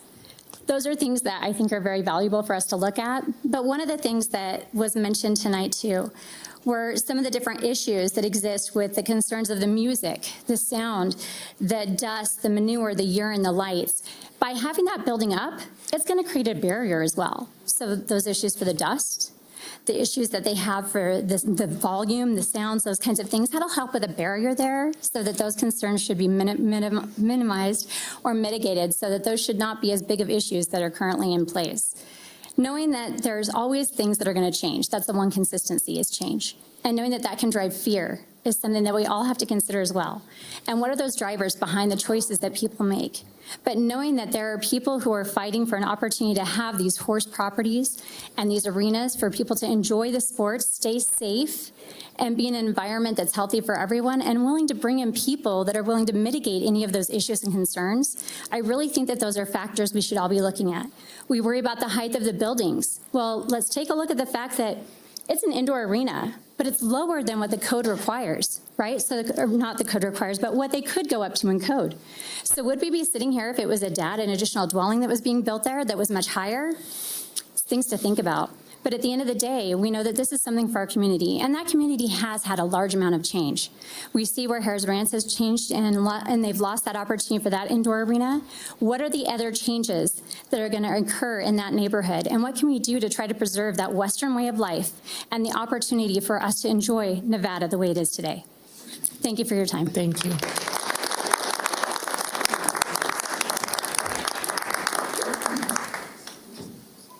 Kathy, I'll let you say your last name on the record. And up after Kathy is Liz Reeder. Good afternoon, evening, night. My name is Kathy Yarte. Thank you for your time and patience. This has been a heck of a day. As the owner of a commercial stable and a professional trainer in Washoe County, I want to speak to the opposition's claim that waiving the commercial landscaping and paving requirements is somehow not appropriate. There is a precedent for that. We have an approved SUP. We were approved unanimously in December of 2023 for these exact waivers for the safety of the horses and their handlers. The importance of safety and the danger of pavement with horses cannot be overstated. We are not the first equestrian facility to be approved for these waivers, so the precedent is clearly there. I would also like to direct this board's attention to what is actually being heard today. This hearing is not about waste, flies, traffic, or dust. We're in Nevada. Dust is a thing. And that's the perks of living in the high desert. We knew that when we moved here. The matter at hand is the indoor arena, 4 walls and a roof that conform to code requirements in this area, and not wasting precious water resources on commercial landscaping and dangerous paving. As the opposition has stated over and over, they do not want a commercial-looking facility. It has already been stated by Pro Pony multiple times that the existing trees and natural landscape are going to be preserved to the degree that only diseased and unsafe trees would be removed. They've also added natural landscaping back at the request of the neighbors. Adding commercial-grade landscaping would inherently make the facility look more commercial, not less. The indoor arena is no larger than many existing garages already constructed and approved in this area. We have many clients that live in this area. We travel it frequently. And there are plenty of other garages, houses, barns, and buildings that are the same size, if not bigger. As the flooding has been mentioned multiple times, I would challenge that it seems the opposition is incredibly concerned with Silver Circle Ranch's safety, given that any issues with flooding would directly affect them, not the neighbors. If there's any damage due to floodwaters, it would be on Pro Pony to cover not only the cost, but ensuring that it is completed properly back to the standard that's required. In the end, Pro Pony has continued to work tirelessly to meet or exceed every requirement that has been placed before them, as per planning staff has met all 4 conditions of approval. Thank you. Thank you. Liz Reeder, followed by Donna Robinson.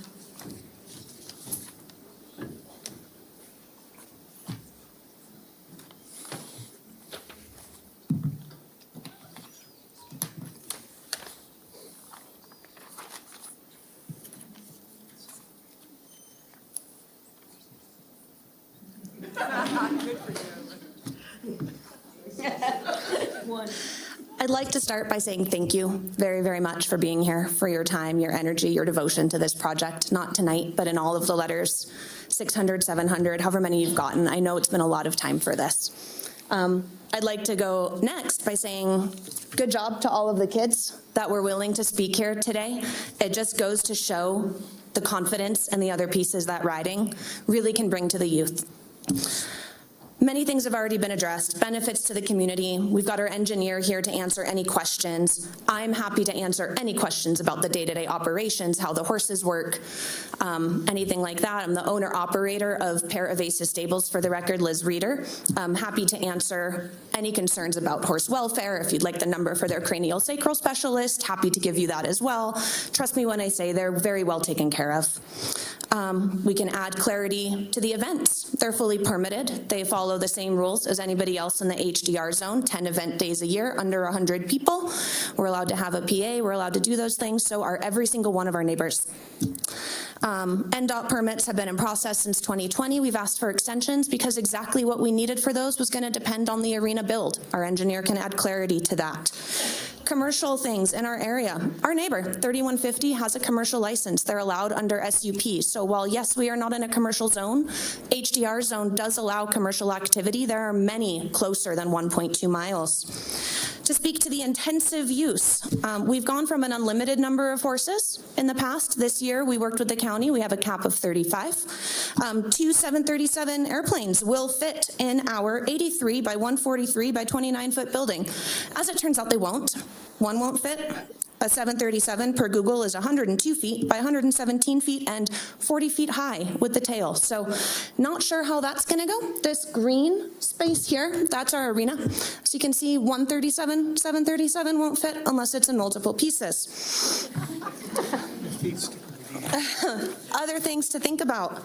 Jill Brandon might possibly be a developer masquerading as an aggrieved neighbor. This is the plot to develop the property.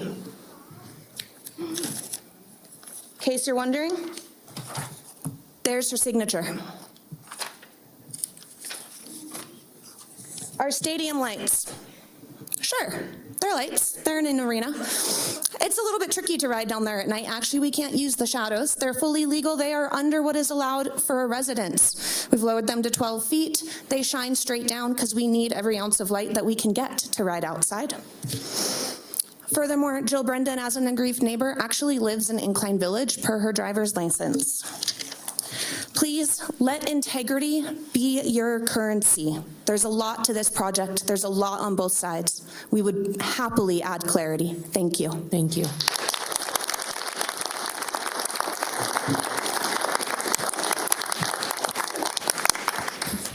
Donna Robinson, followed by Valerie Fianacca.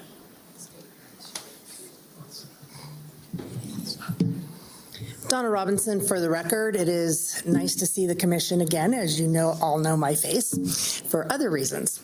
I do not live in this area. However, I am an equestrian. I ride year-round. And to have an indoor arena would be a blessing. It sounds like ditto. Liz Reeder addressed a lot of what I was already going to talk about. A lot of people from the neighborhood addressed that they did not want the lights, the noise, the dust.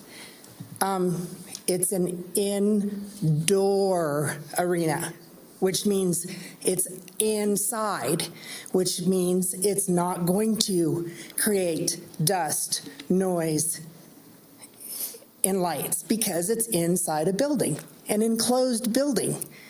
Where riders, I ride in the winter. And no, I haven't ridden a lot this winter in the last month because it's too treacherous. Horses can slip. Not only can you fall and get injured, but your horse can break a leg. Some horses can go up to $100,000. I'm not as lucky to have a horse that expensive, but my horses are police horses.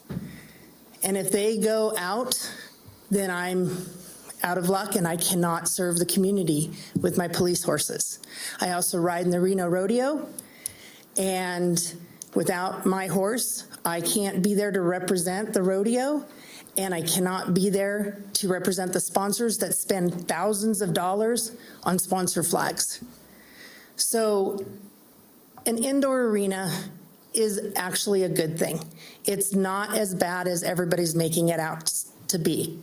I've looked at her plans. I only know her through Facebook. I think today was the first time we actually met. But knowing and being able to ride, you have to be able to ride indoors.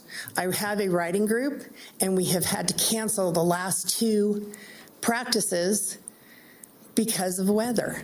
Too icy to ride, too cold, too wet, too dangerous to drive. It sounds like she's already got what she does normally in an outside arena. Now, she just wants to enclose that arena and make it safe for the riders as well as the horses. Thank you. Thank you. Valerie Fianacca. Valerie Fianacca for the record, and I'm going to make this short and sweet, but it's a math problem that I've been sitting here puzzling over. I live in Bridle Path, which is a very unique community, and I don't think that the zoning is any different in my community than it is here. I live on 1.25 acres, and I can have five horses on my property. So if these people own 12 acres, technically they could have 60 horses on this property. I think that's safe to assume unless I'm messed up somewhere. So if I'm right in my thinking, these people have half the amount of horses basically than they should be allowed to have by county code. I might be wrong, but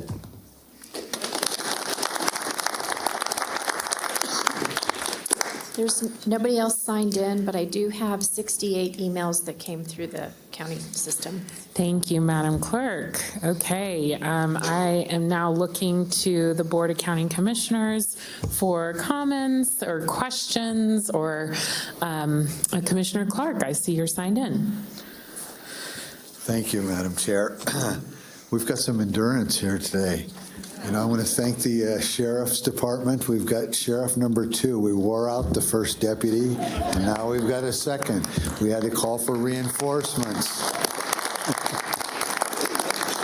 He's on the second shift. Anyhow, this is a long, drawn-out process, and I'm going to say some things, and I don't want anybody here to take this personally, but, I want to apologize for the Washoe County. This has been, talk about a cut by 1,000, death by 1,000 cuts. This has been languishing forever. My predecessor was involved in this. This has been going on forever, and not just today, not literally and figuratively. This is like watching a bad movie you don't like 14 times in a row. This is not good. I believe in private property rights. I believe in the bundle of rights.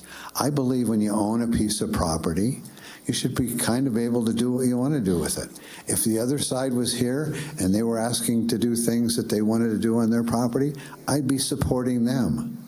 I know that Landis and her husband, Whitmer family, they're kind, gentle people. They're just trying to do something that makes them have passion for and for the community. They're not trying to diminish anybody's property values out there. This is something, this is so amazing that this is approved by our staff. Our county experts say it's good to go. And it still isn't good to go because some neighbors don't like it. I try and put myself, and I learned this a long time ago from my business partner, you got to put yourself in the other person's shoes sometimes. What if it was you? What if it was you that wanted to do something and a few of your neighbors prevented you from enjoying your property? That's where I'm coming from. Put yourself in the position of what if it was you? What if you're trying to do something and a few pesky neighbors, not saying that you folks are pesky neighbors, but considered pesky neighbors prevented you from doing this? I want to vote to approve this. I want to make a motion as soon as we can to approve this and get these people on track. They've owned this barn, they've owned this property. Their barn's sitting there rusting for 2-3 seasons now. And it'll have to buy a new one because this one will be full of holes from rust. This is outrageous not to let people use the property that it's zoned for, that the county staff has approved, and some folks don't like it. Where's this going to end? What if I don't like something you're doing at your property? Do I have the right? Do other people have the right to really put people in this kind of position? I think they have the right to do this on their property. The staff has approved it, even the folks on other boards, they've sent letters that they approved it. So, again, it's a property rights issue, and I believe in property rights, personal property rights, and I think they should have the right to do this. So that's where I'm coming from. Thank you. Thank you, Commissioner Clark. Vice Chair Herman. Oh, Vice Chair Herman. I didn't hear it because you're doing your job. I don't know. I can't see why anybody would oppose this. And I said I can't imagine anybody wanting to oppose this. I live with horses and cows and one cow dog, but I can't see living any different. But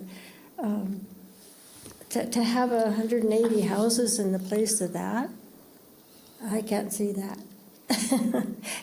This is just why this is such a stubborn issue is beyond me.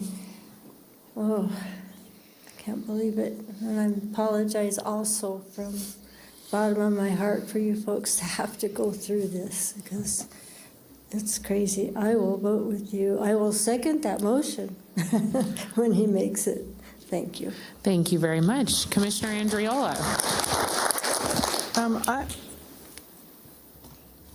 Thank you, Madam Chair. I think it's important that we look at the direction that we were given by the Assistant DA to this item.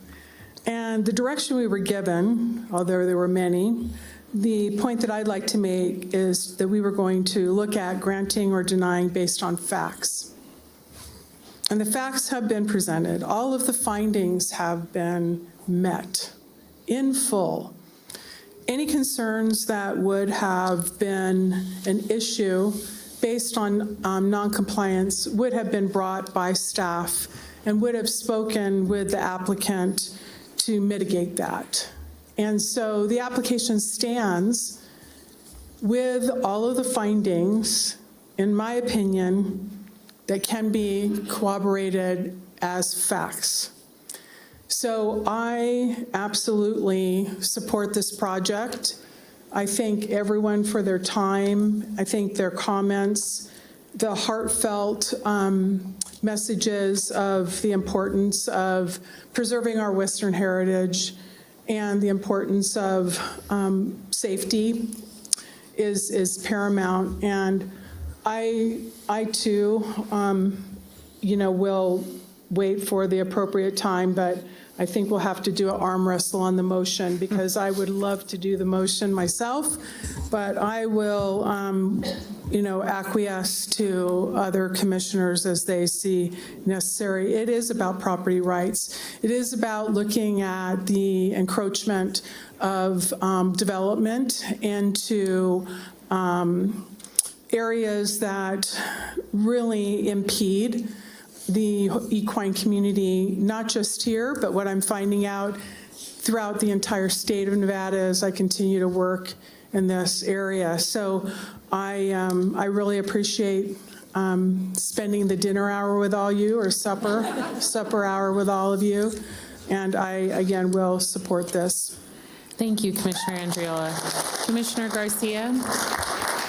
Thank you, Madam Chair. The emails, the e-comments, the time that people took to be with us today, I really appreciate it. This is what it's all about, so thank you. And, I met with both sides, both in my office, and took the tour, saw the place with my own eyes. I had initially some flooding concerns, and all of my questions were asked, so I feel very comfortable with the next phase of this.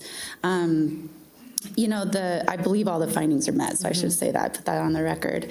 But we talked a lot about, losing history and heritage in Nevada, and I know that there's been some heartache about this. There's been many, many years, and so I just, in my final comment, would really urge both sides to be open to kind of mending some of these relationships. At the end of the day, we are Nevadans and we're neighbors, and we got to let this roll off our back and just focus on the next generation of Nevadans. So thank you. Thank you. I was thinking the same thing, Commissioner Garcia. I think it's a great opportunity for folks to hopefully come together after this decision by the Board of County Commissioners. And I can also meet the findings, and I will tell the neighbors. What I have found serving on this board now 3 years is that actually having the SUP gives you a lot of control, because they have so many things that they need to do to be in compliance on this property, and they have to meet with NDEP, NDOT, the health district, hydrology reports.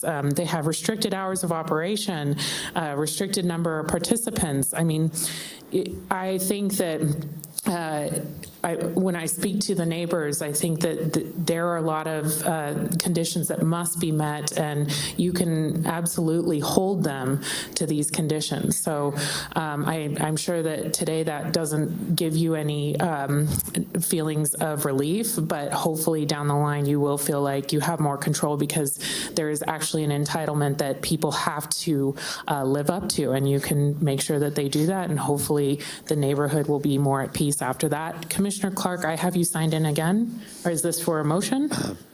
No, I was going to add something, but I don't need to. Okay. I'll like a motion. Okay, Commissioner Andriola. I'd like to move to approve Pro Pony LLC's application for special use permit number WSUP 23-0029 with conditions as provided in attachment J, having made the findings based on the record and evidence presented today that the proposed is consistent with the master plan, adequate improvements have been provided, the site is suitable for proposed use, and the issuance is not detrimental to the character of the surrounding area. Thank you. Looking for a second. I'll second. Thank you. Does that include the landscape and parking waivers? As presented with all the other conditions that staff has put on record. And I second that. Thank you, Commissioner Garcia. Any question on the motion? Seeing none, all those in favor, please say aye. Aye. Any opposed, please say nay. And I think... And I appreciate the celebration, but I just realized we have folks here who have been sitting here since the morning who are part of our block vote. If we could do the block vote really quick and then come back to the rest of the agenda items, we'll take a break, get some sustenance upstairs. But I look to the vice chair. Could you please propose a block vote for us? I've been so busy here with... I know, your green sheet. Do you want Commissioner Garcia to do it? Yeah. Okay. I lost my card. Madam Chair, happy to do a block vote for items 13, 14, 16, and 18. Thank you very much. Did you hear that, Madam Clerk? Yes. Okay, if folks could do your conversations outside of the chambers, we're still conducting business in here. Thank you so much. With that motion from Commissioner Garcia, a second by Commissioner Andriola. Any questions on the motion by the board? Commissioner Clark, did you hear that?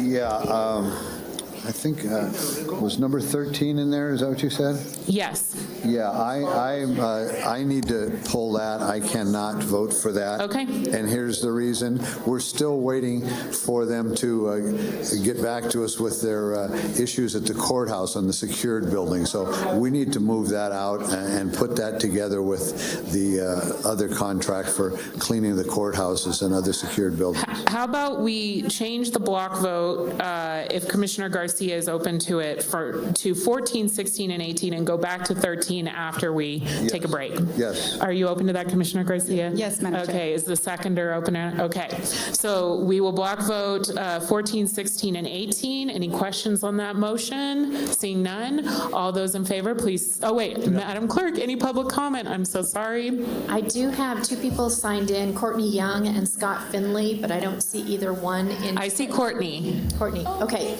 Courtney is here for 14. Okay. Oh, and Scott is here too. I'm so sorry, Ms. Young.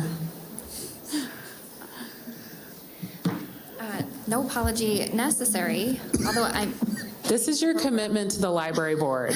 This shows your commitment. It's almost 6:30.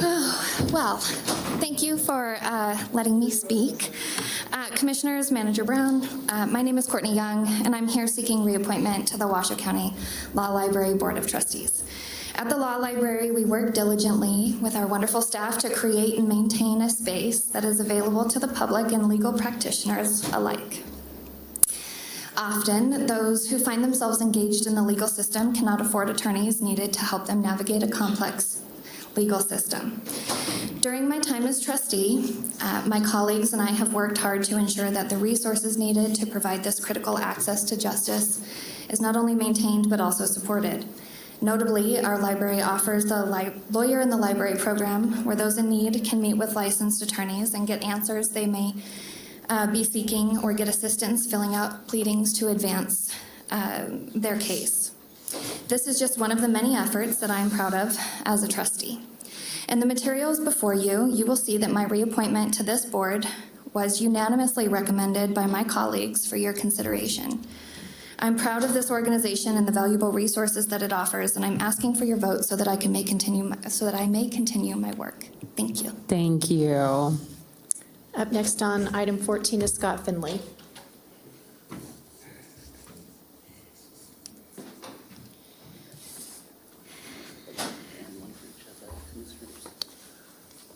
And I do have a document to distribute for Mr. Finley.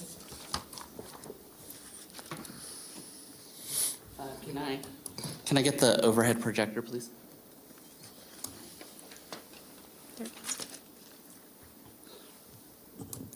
Please enter my comment and this document into the record pursuant to NRS 241. My name is Scott Finley. I am a resident of Washoe County and have a military background in the financial management and comptroller career field of the United States Air Force. I would like to thank the Washoe County Board of Commissioners for letting me speak and taking into consideration my application for the non-attorney member position on the Law Library Board of Trustees. I am interested in serving on this board because as a law student enrolled in the paralegal law program at Truckee Meadows Community College, I was first introduced to the law library and now regularly use it. As a student in the legal field, I can learn much by serving on this board and offer a unique perspective. As a disabled military veteran and a legal student learning American Sign Language as part of my degree requirement, my participation on this board allows it to better represent marginalized communities. My wife fully supports me in this endeavor. The reason I feel qualified to serve on this board is because I have an active interest in law and will be graduating TMCC's paralegal law program this spring. When I served active duty in the United States Air Force, I was assigned the additional duty of being a records custodian, which involved preserving records, including physical documents, electronic files, and continuity guides. I see the law library as a historical archive of statutes, legal cases, dictionaries, and various educational materials. Its importance to Washoe County and our justice system cannot be understated. My background as a records custodian resulted in my proclivity for collecting and honoring old works by guaranteeing that they are preserved in their original format. The following are some examples of the many books in my collection that are over 100 years old, consisting of both children's books and educational books that I collect, restore, and preserve. Fundamentally, I believe that such books have an immense cultural value due to their significant influence on us growing up and becoming properly functioning members of society. Maintaining books in their physical format is the primary way to sufficiently honor those that came before us and paved the way forward. While I cannot speak for my fellow applicants, I can speak for myself. I have never served on any county board. I have never been employed by the county, and I'm not related to anyone employed by the county. A vote for Scott Finley is a vote against nepotism and a vote for merit. For these reasons, I request that the Board of County Commissioners vote and appoint Scott Finley to the non-attorney member position on the Law Library Board of Trustees. Thank you. Thank you. And on item 16, we have Penny Brock and Debbie Sock.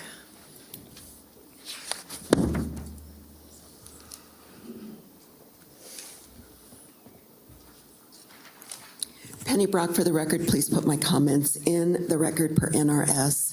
I know the hour is late. However, as a taxpayer, we always have a right to know Where is our money going? On number 16, it reads they want to augment the capital improvements fund in the amount of over $18 million and the capital parks fund for almost $500,000. Augment. What does that mean? Where is the money going to come from? We as taxpayers have a right to know. Where is the money going to come from? Your budget that was approved last May or June, $1.6 billion. You keep coming back, adding more and more money to $1.6 billion. This July, our property taxes are going to go up again. Why? Thank you. Thank you. Debbie Sock.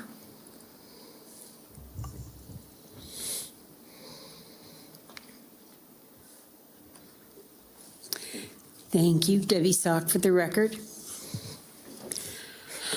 I'd like to know if these overruns that are requiring this additional money for Park Capital Project Fund and the Transfer Authority, aren't these overruns the department's responsibility that's gone out for bid on these items? If they're not getting competitive bids, they shouldn't be getting extra money. If they are getting competitive bids and the contractor is overrunning his budget, then he's responsible for the additional money. He or she, I should say.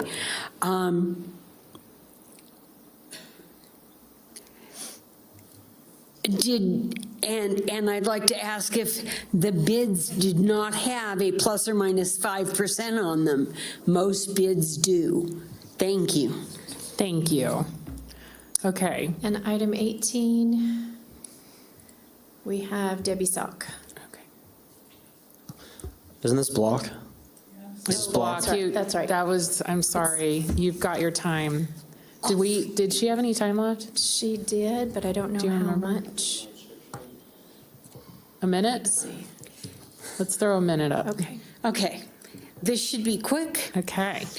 In the body of what's in the agenda, it says that there are 5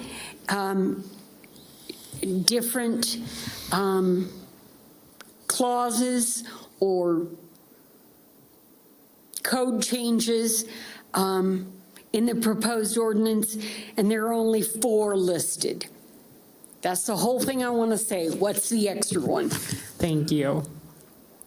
Okay, that's everybody. Okay, with a motion from Commissioner Garcia and a second from Commissioner Andriola, are there any questions on the block vote from the board? I'm not seeing any. All those in favor, please say aye. Aye. Any opposed, please say nay. And I think that passes.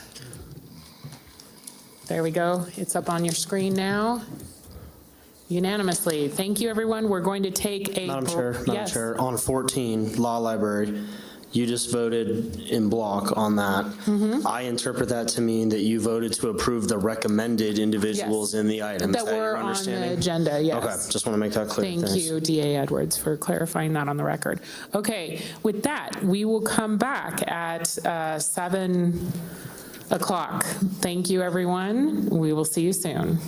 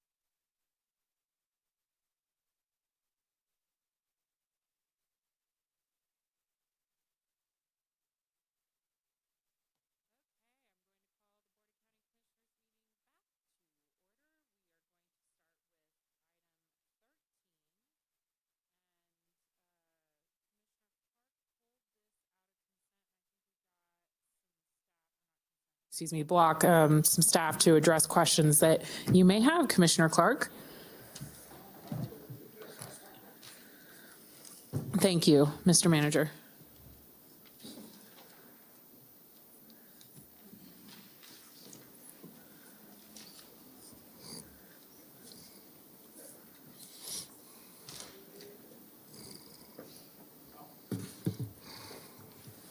Good evening. For the record, Eric Rump with Washington County's Community Services Department.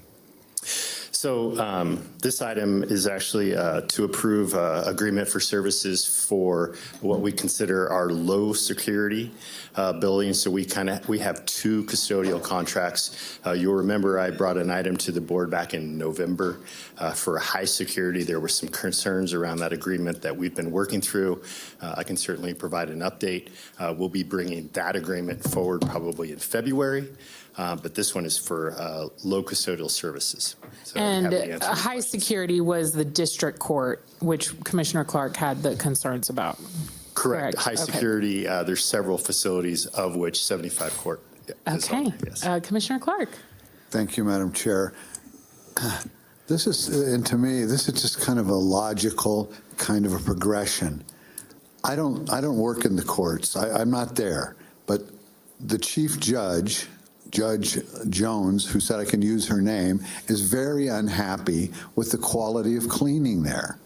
And then I brought that to your attention, and then you said there was no concerns, or there was not, the concerns somehow or another were misfiled. There's been complaints, there's been write-ups, there's been concerns in writing, and when I talked to you the last time back in November, you said that probably hadn't happened. So back and forth, just giving you some background, and I'm not picking on you, I'm just showing you what my concerns are. When somebody who's actually occupying these buildings, and whether there's a high security or low security, it doesn't matter to me one bit. If I'm taking my car to a mechanic and the mechanic didn't do the job right, I'm not going to run over there and take him the second car. I want this first situation handled and resolved to our satisfaction, or at least to the end user satisfaction, before we order up another contract. It's just pure logic.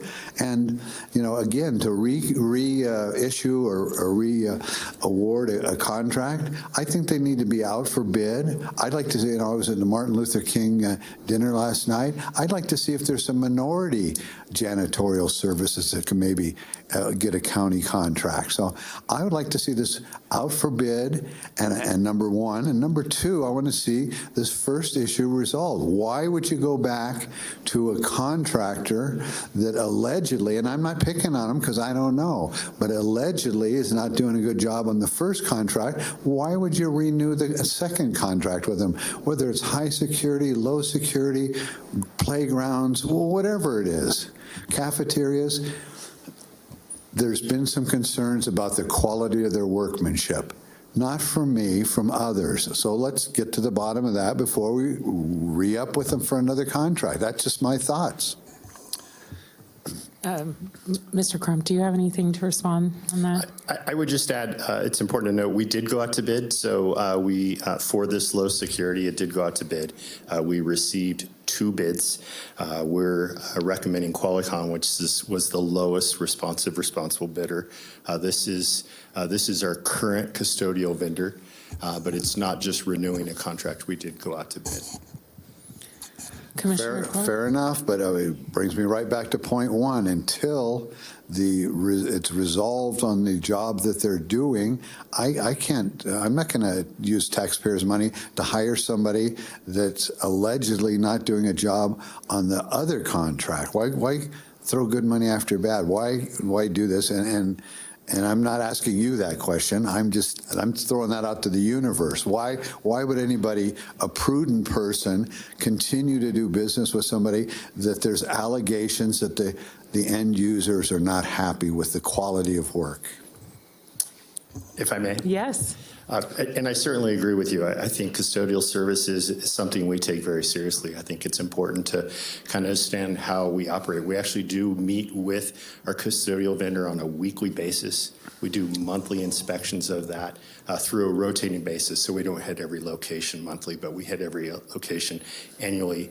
We communicate those deficiencies per the contract with the vendor and come up with solutions. We have a very robust work order system where each department has the ability to have a representative. So each department or tenants within the buildings have the ability to submit work orders when they identify things. You know, these are not only custodial, these might be facility related things. And we address those as soon as possible. And those are our records. That's what we have. There was a comment made about me not knowing whether or not there was a problem with it.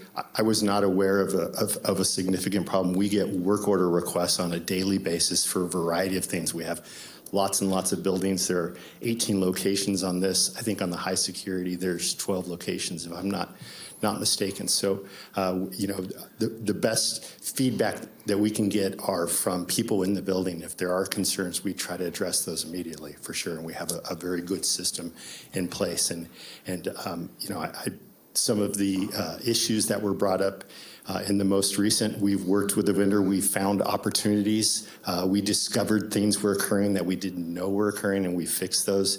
It's not related to this potential or this particular item, but I certainly could go into detail if I need to. So, Commissioner Clark, yes. Again, let's cut out the middleman, and that's me, okay? Right. I understand that the chief judge is going to come down and make a report to this body and explain what's taken place there, and then you can question her and back and forth and do whatever you want to do. Sure. And when they're happy, I'm happy. So cut out the middleman. I'm just delivering the message, and I apologize. I asked for emails. I didn't use the right word, work order, okay? So that led to some confusion as well. Now I know. So it's a work order that we're looking for, and I'd like to see the work orders on these buildings, the low security, and look at the work orders, now that I know the right word to ask for, on the high security. And I think there's 18 of those high securities, wasn't there? I don't remember. I thought it was higher than 14. It's a high number, yes. Yeah. So again, we're not up to speed on one contract, and we're trying to award the same outfit another one. And again, I'm not picking on them. I don't know these people. Sure. And I'm the middleman. Somebody tells me something, I bring it to the body's attention, and then I think we should deserve to have answers on how did the first work orders, how did all that get resolved? Is everything back on track? Do the people understand we're serious, that our judges and other employees of the county expect a certain level? I also heard that part of it was the department heads are supposed to review the work. Well, I get it, and if you're there, I would as a department head. But is that a department head assignment to quality check the cleaning services? I don't think so. I mean, they get better use of their time for what they're being paid for. But if their job is to go around and inspect the work that's being done, well, just tell us and let them know that, and then work it out amongst yourselves. I mean, this is something that we're just approving the contract and the money going to somebody, but we're not the quality control experts here. That's all I'm saying. And I'm not picking on anybody. I'm just sharing it with what I perceive to be happening. Okay. And Mr. Crump, I'm wondering, so today the options before the board, it's to accept the bid and the contract and not to accept it, correct? Right. It would be to award the contract bid, for low security custodial service for a 3-year contract. Right. Or not to, because we have those statutory rules of, correct, what are we going to do during this meeting? So it's either yes, we're going to award it, or no, we're not going to award it. Then you have to go back out to bid. And then is it a month to month with Quali? Or this company? Yes, we would likely enter into a month-to-month while we go back out to bid. Qual-Econ. Qual-Econ. You could obviously table it, much like the other one. we would probably go into a short-term contract with the current vendor to kind of bridge the gap until we work through all the issues. I think it's important to note that based on the comments that were made in November, I did meet with the court administrator a couple of times, Alicia LaRude, who obviously has the ear to the judges and tried to understand what was going on there. And this is where we found out some of the things that were occurring at 75 Court with security not being allowed sufficient time based on the contract due to some security issues. We've worked through those, and what I'm hearing from Alicia LaRude is things are getting better. So Great. That's the feedback I've received. Okay, Commissioner Clark. So you can hear where I'm leaning. I'm hearing to go month to month on this until I get some satisfaction from our other customers. And meanwhile, during that period of time, I'm going to reach out to the low security places, and I think we should reach out to those department heads or whoever monitors those other offices and see if they're happy with their services. These are large amounts of money, large amounts of money. Yes. If I could wave a magic wand and this was my county, my Clark County, I would break these down into individual contracts. I'd have 8 or 10 different people, companies doing this, and see who does the best job, and then award them, and kind of have a competition. Who's going to do the best job for the least amount of money? And find out who's a good quality person before I award the whole county to one outfit. People get complacent. Companies get complacent. Just my thoughts. Well, so I'd like to see it be tabled until we get results back from the first go-round. Thank you. Okay. Is that a motion, Commissioner Clark, to Yes. table this item? Okay, looking for a second? I'll second it. Okay, Commissioner Andreola has seconded it. Any questions on that motion by the board? Commissioner Garcia? Is the motion to table or to go back out to bid, or both? Table it till we get Table, to the bottom. okay. Yeah. They may still get the contract. I'm not trying to prevent them from getting it. I would just want answers. We're dealing with taxpayers' money. I'm joking with Mr. Edwards. We're in the wrong business. We should have janitorial companies. Real quick, we did this, you did this, on the contract for the ballot printing. Remember that came in, and then it was tabled so they could see if there was a local vendor. And the statute that came into play allowed that to happen if there was a substantial public interest being served by tabling it. So that would be, I think, what you'd be basing that on if you went with this. And that's where I have consternation with tabling it today, because we haven't heard issues with our low security buildings. These folks have been working with Mr. Crump's team. I'm prepared to award the bid, but certainly there is a motion on the table. I just want to be clear as to why I will be voting no against that motion. Any other comments from the board? Oh, yes, and I see that. Is there public comment? There is none. Okay, and Commissioner Garcia? By tabling it, we don't have a meeting at the end of the month. It'll likely appear again in February, correct? That's correct. We plan on bringing the high security back in February, I think the February 20th meeting. So we could potentially take this, bring this back at the same time. Together, bundle it together, low and high? Yeah. Okay, and all right. So we have a motion to table and a second. Any questions on the motion? Seeing none, all those in favor, please say aye. Any opposed, please say nay. Nay. And I think that passes. Yes, 4-1. All right. Thank you very much.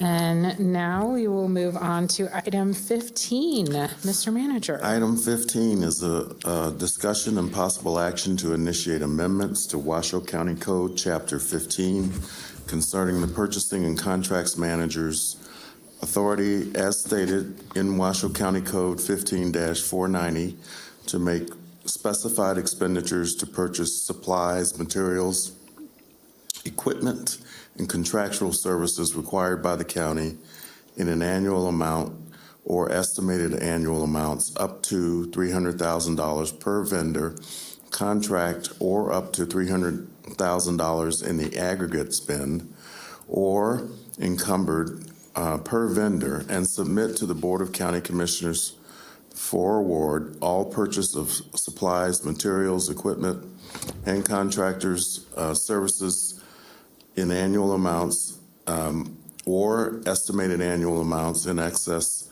of $300,000 per vendor contract or in excess of $300,000 in the aggregate spend or encumbered per vendor in accordance with the provisions of the Local Government Purchasing Act action may include direction to initiate amendments to the spending authority currently in code from $300,000 to another amount. Thank you, Mr. Manager. And Commissioner Clark, I'm going to throw it over to you. You would ask for this item. Yes, I'd like to see this amount reduced to $100,000 on each of these amounts. That's $300,000. I think the commissioners have the right and the duty to protect the investments of the taxpayer and look at all contracts that exceed $100,000 and vote on them and have a discussion about them. So that's my position. Thank you. Commissioner Andriola. In October of 2022, specifically on May 24th, the report indicates that that was moved from 100,000 to 300,000 during that particular board meeting. And I'm wondering what was the nexus for moving from the 100,000 to 300,000 at that time?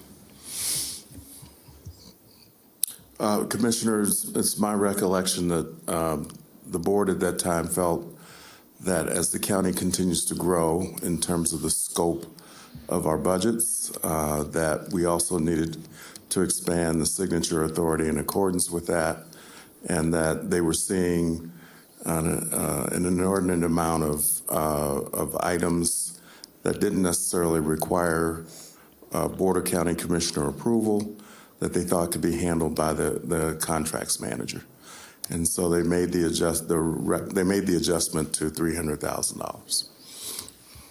Madam Chair, may I follow up, please? Absolutely. Is it, I know it's late, so this is a test of endurance. It really is. But I think it would be helpful to understand what the process is at the county through that particular department. And I know that there's a lot of moving parts with various components, whether it be, office supplies to something that's larger equipment and everywhere in between. But I wonder if we could have, and I don't even know if anyone's here this late at night, to talk about what purchasing and contracts do to ensure the layers of competitive bidding are in process, that you're getting the lowest responsible bidder, and that you do have checks and balances in place. Yeah, we have. That would be helpful. Our Chief Financial Officer, Abby. Thank you. Can I get you coffee?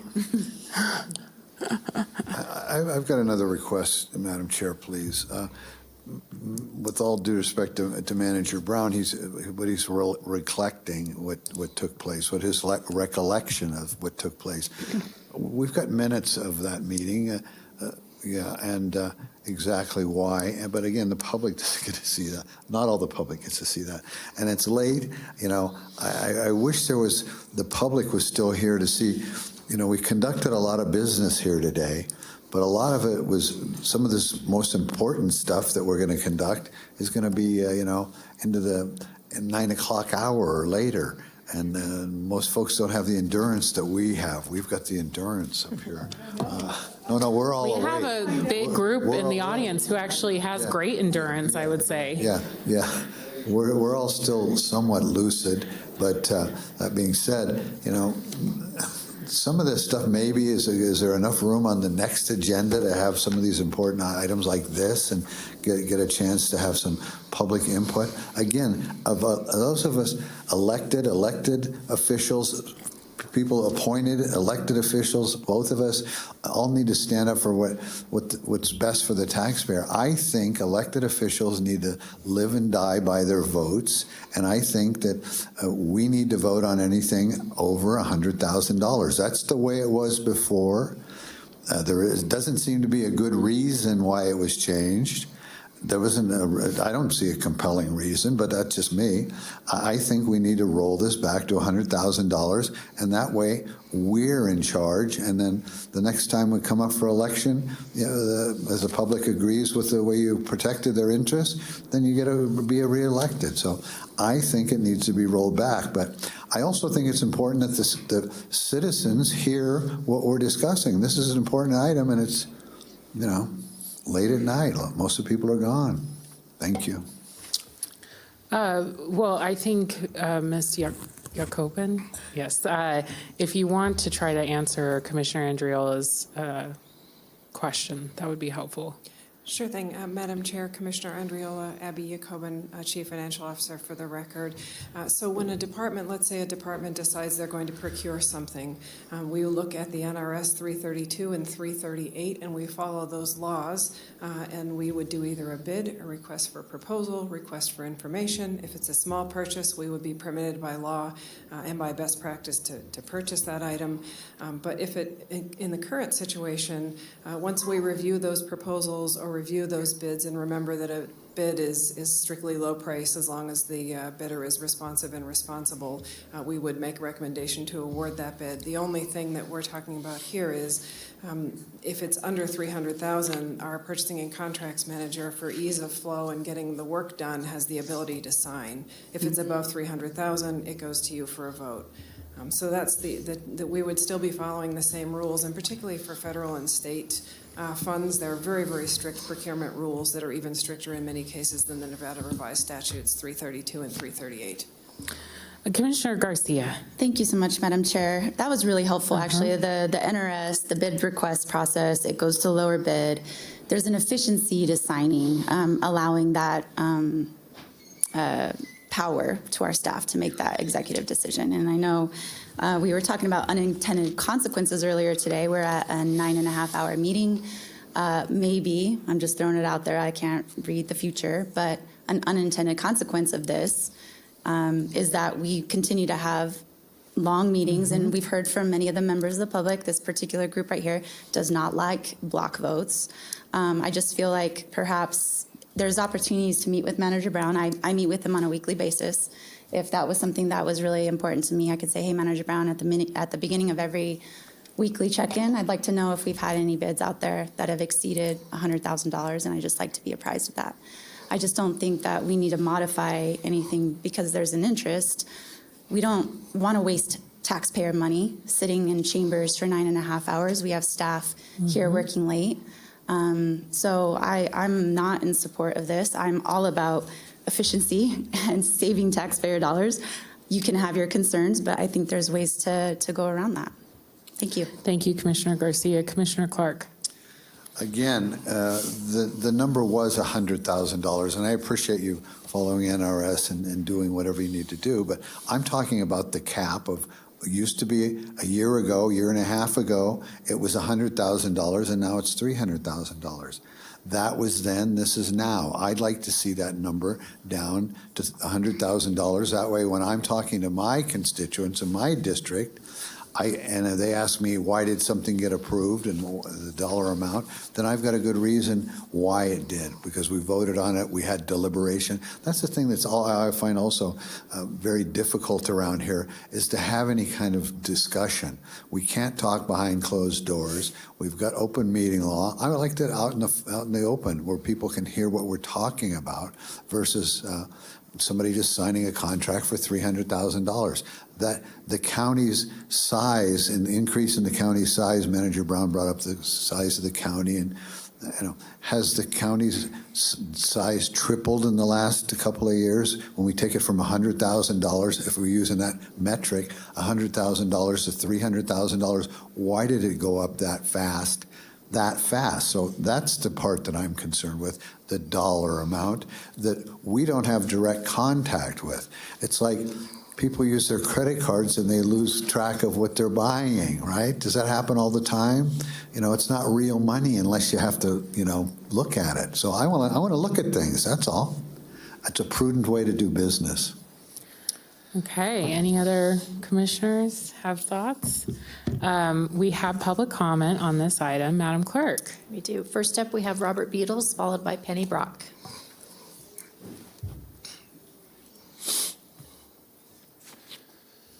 Good evening. Robert Beatles, please put all my comments on the permanent record. So yes, I'm absolutely with Commissioner Clark. I believe we should reduce it back to $100,000, but I'm a little, I guess I just have some questions, and I would love if Commissioner Clark would ask the district attorney if there's been any violations.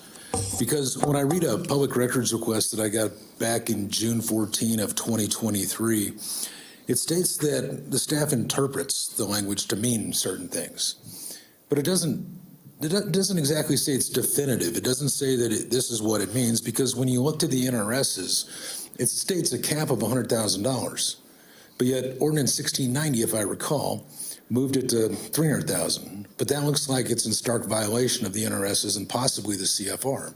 So I would love if Commissioner Clark would ask Nate Edwards, the district attorney, or DDA, if there's been any known violations, and if this is kind of an attempt to sweep maybe some of that stuff under the rug, or if this is just, Commissioner Clark doing the right thing and trying to get the purchasing power back down to $200,000 to where we can actually see that where the money actually goes, it actually goes, and it's not being, bundled up into something else like we continue to see.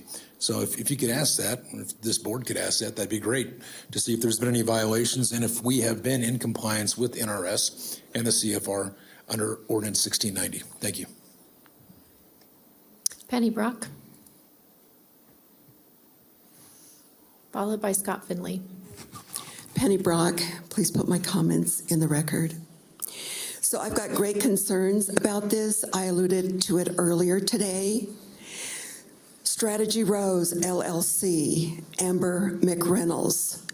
We heard at the October, 24th strategy meeting, the manager said that he'd hired a consultant for the ROV.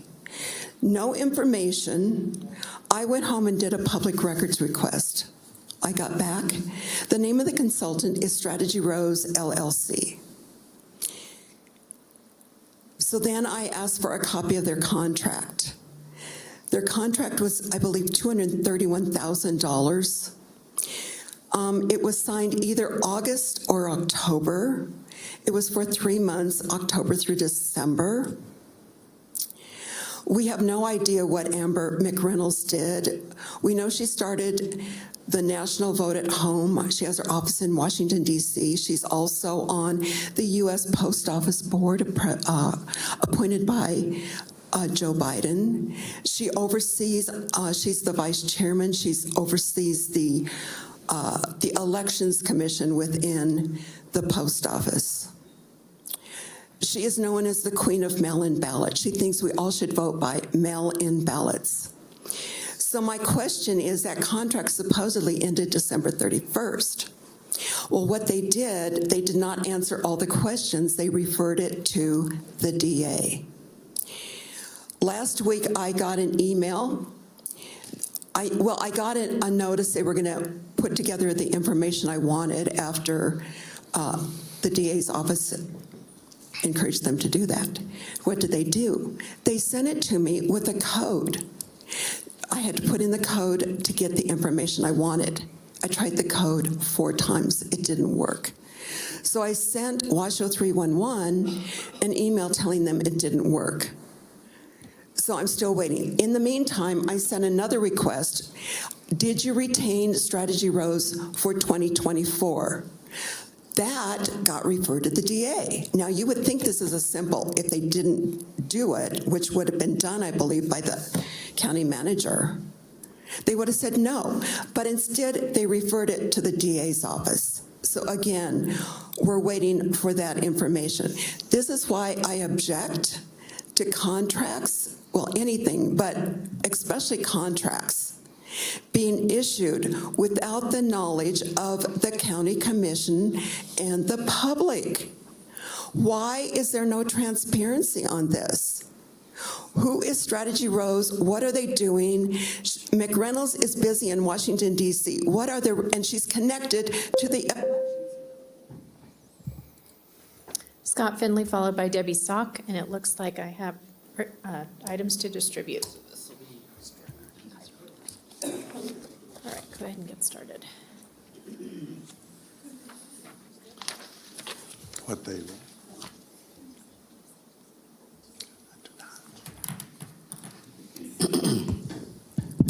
Please enter my comment in this document into the record pursuant to NRS 241. My name is Scott Finley. I am a resident of Washoe County and have a military background in the financial management and comptroller career field of the United States Air Force. The Washoe County Board of Commissioners must at a minimum lower the purchasing threshold on a categorical basis. For example, the purchasing threshold for anything election related should be far less than $300,000. I would go so far as to say that the purchasing threshold for this category should even be below $100,000. If you don't want to cause a delay in the county and its departments to timely and efficiently procure the materials and services needed to ensure that the residents' needs are met, then don't wait until the last minute to ask the commission for action. Is it a real emergency or is it an artificially created emergency caused by ineptitude? The background for this agenda item states that for fiscal year 2021, 2022, and 2023, there were at least 86 vendors meeting the current $300,000 threshold. Who are these vendors? What are the categorical areas impacted? County Manager Eric Brown took it upon himself to enter Washoe County into a two-phase contract with a vendor called the Elections Group for up to $600,000. Why?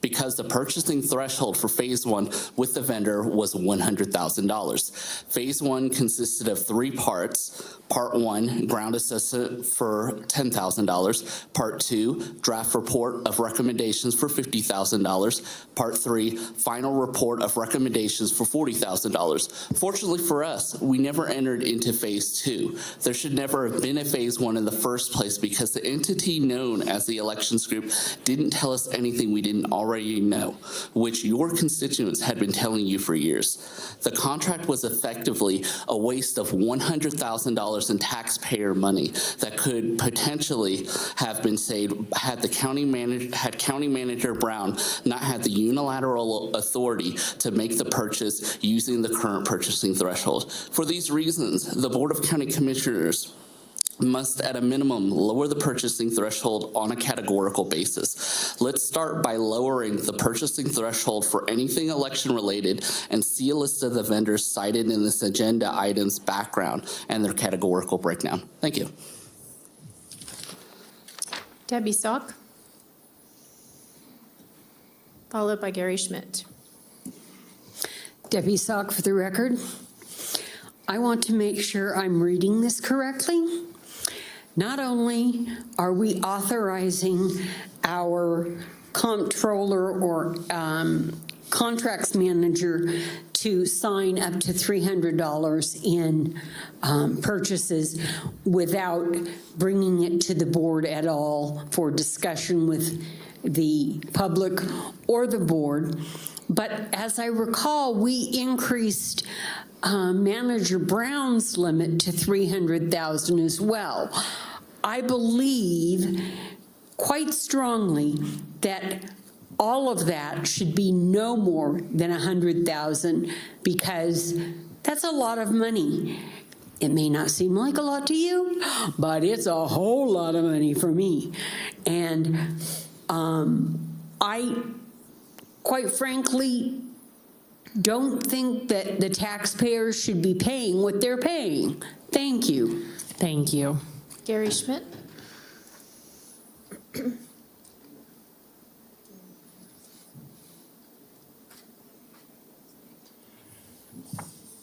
Good evening. For the record, Gary Schmidt, and I'd like my comments to be included in detail in the minutes. The subject came up about when you do a public records request to 311, you also get a link with a passcode. And I've experienced this also many times, that it doesn't work. But I would suggest that, or I would ask, rhetorically maybe, when you're doing a public records request, you're requesting public records. When the public records are available, made available to you, why would you ever need a passcode?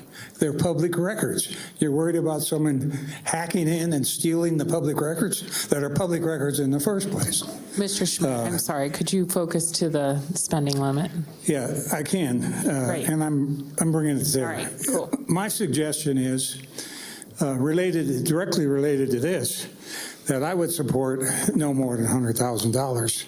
And I would think, in addition, since there's discussion of possible action to initiate amendments to Chapter 15, I think you ought to include an amendment that says any and all purchases by Washoe County be posted to their website.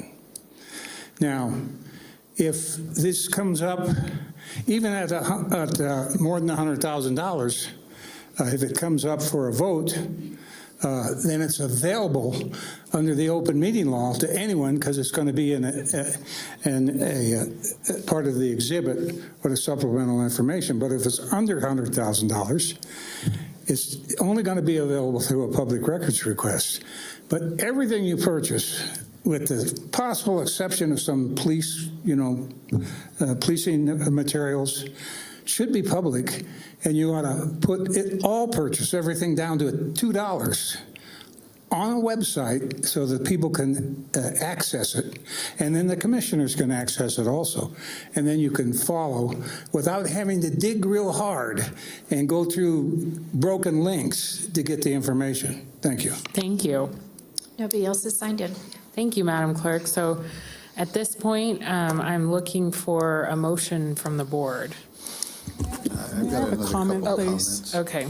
Commissioner Garcia, were you? Oh, you can let them go Okay. first. Thank you. Commissioner Andriola. I, again, am wondering, because it's not really clear with some of the detail, I don't know if it was unanimous vote, I don't know. It was. It was a unanimous And it vote, was because I a don't lot see of it. changes that were made to this Okay. chapter. It was It was a a ton of process. cleanup, and it was brought by the staff as a Oh, you were here. recommendation. Sorry. Yes, I was here. Commissioner Herman was here. You might remember. But yes, it was a big cleanup of the chapter because I looked into background information on this. Sorry, continue No, on. I was only asking because that wasn't clear in the staff report in terms of what you just said on the detail of everything that was changed. And so that's why I was trying to get to the nexus of why it did change, because there had to be a reason. You just don't go from one amount to another without something that prompted that. And it wasn't standalone. It was that and a ton of cleanup. Okay. And I think to Commissioner Garcia's point, that if there are unintended consequences of, breaking every item down, I don't know what kind of impact that has with staff as well in terms of, I didn't know if that's why I was trying to understand what some of the reasons were. To me, I would really like to understand a little bit more of that detail before taking action, to be blunt. I just think that there's some unanswered questions that I have. Okay. And to piggyback on, if I may, Madam Chair, if Abby can come back up, I do have a follow-up question as well, so maybe that's a good opportunity.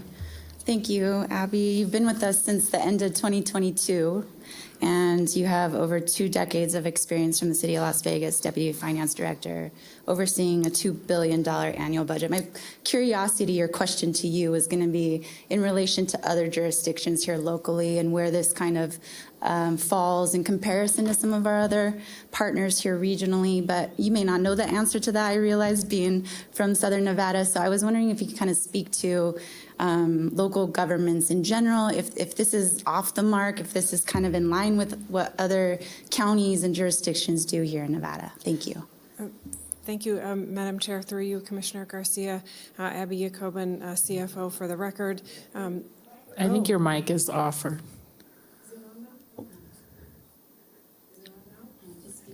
Just closer.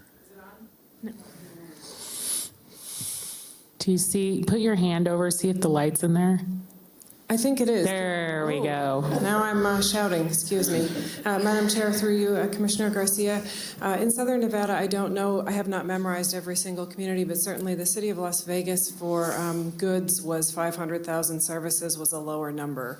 My experience with this is, and we're kind of walking a fine line between bringing everything forward for public discussion and for commissioner discussion and getting the projects done. So sometimes when you do a bid, the price will be held for a certain number of days. And so we're walking that fine line between transparency, getting things done, and not having the vendor come back and say, we can no longer perform at this price. We need you to go out and bid, and then everyone knows what that low price was when they begin the bid again. So it's a fine line. There's no perfect answer. Thank you. I think that gets to kind of the crux of the issue. I know the folks in the room and our constituents really care about the transparency and would like to see their commissioners having this public discussion, but I also think there's a line. We often talk too much, too. We need to acknowledge that as elected officials. I'm not nodding at that. I saw you nod. But to me, we are, this is just going to draw things out. It's going to waste taxpayer dollars ultimately, which is what we all want to address here. We want to be efficient. We want to save taxpayer dollars. I am not in support of this. Thank you. Thank you, Commissioner Garcia. Commissioner Clark. Thank you, Madam Chair. We have to remember we didn't have a meeting last week, so this is a long meeting, and it probably wouldn't have been this long had we had a meeting last week. So keep in mind you're getting a twofer here today. 2 meetings in one day. I know it's like a double header out here. But that being said, Ms. Brock brought up a very good point. I don't know who this, what is it, Action Rose or whatever it is? If I had to go in front of a judge and I got subpoenaed today and the judge would ask me, what is this contract about and how did the county approve it? I don't know. I don't know anything about it. Is that right? As an elected official, I don't know if other members here know anything about it or have the details, but I don't have the details about it. How do I justify the county spending this money if I have no knowledge? That is the exact opposite of transparency. Okay? I wish we could have an attorney-client privilege meeting once a month or twice a month for an hour or so, just the commissioners to go over things like this and talk about that. I don't know if that's possible or not, but the way it stands now, we only get to talk about things up here. We only get to talk about things up here. It needs to be transparent, and we also need to control the money. It's our job to be watchful, to be the stewards of the taxpayers' money. I agree with Commissioner Garcia. We need to be efficient in our time, and I don't want to drag this out. I'm not trying to make this longer. Believe me, I got cows at home and a mule and donkey, and they don't care about this. They're hungry. It's dinner time for them. So I don't want to be here any longer than we need to be, but we need to see what's taking place. And I have no idea what kind of contracts the county's signing. Do we get a report about that? Do we get a memo about that? Do we get emails about what's taking place, what's been signed? At least something like that would keep us abreast of what's taking place. But I don't have any knowledge, and more importantly, the public doesn't have any knowledge of what's taking place, and that's the most important thing to me. Thank you. So procedurally, DA Edwards, if there was a motion that it was in support of staff coming back, we'd have to have a first reading because this is just permission to open the chapter, right? Correct. And so if, you know, folks who want to make a change, I do not want to see a change. I am with Commissioner Garcia. I think the reason, 2009 was the last time we changed the amount that could be signed by the staff. So, you know, times have changed. But if folks want to take a motion, try to take a stab at a motion for something to come back, to Commissioner Andriola's point, it will come back to a first reading, and you know, someone would have to read it in the record, and then it would come back eventually to a second reading, and a motion would need to be made. So there's a bit of time to work on what you want to do in between. I just would hate to have this be tabled and come back to us after we've had this really good, I think, discussion for the public. But I'm open to the people who want to change this and if they want to make a motion and see if that carries.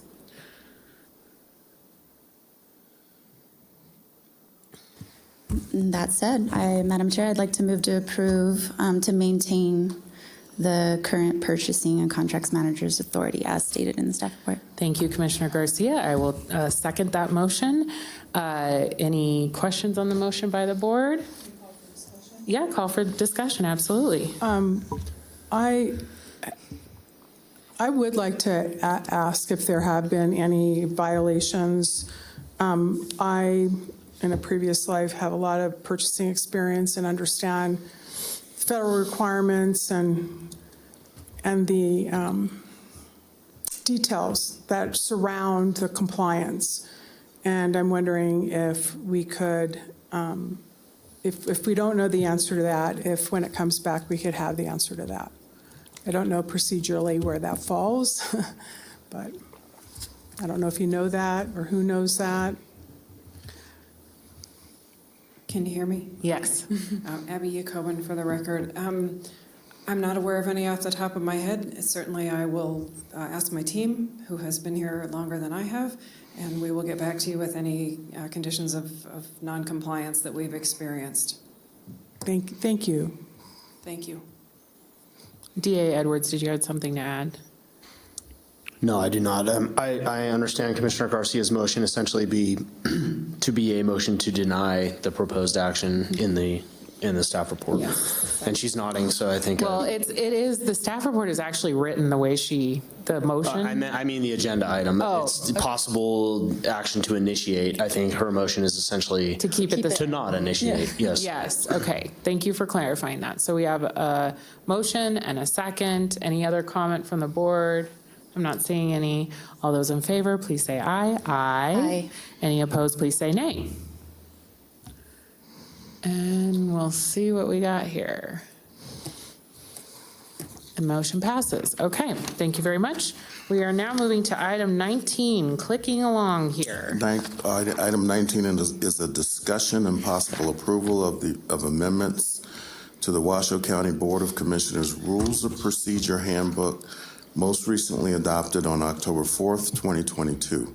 The purpose of the rules is to provide parliamentary authority and to establish supplemental rules of procedure for the conduct of county commission meetings and individual commission members where such rules are not inconsistent with the laws of the state of Nevada. Possible amendments may include, but are not limited to, the following subjects within the rules of procedure: consent agenda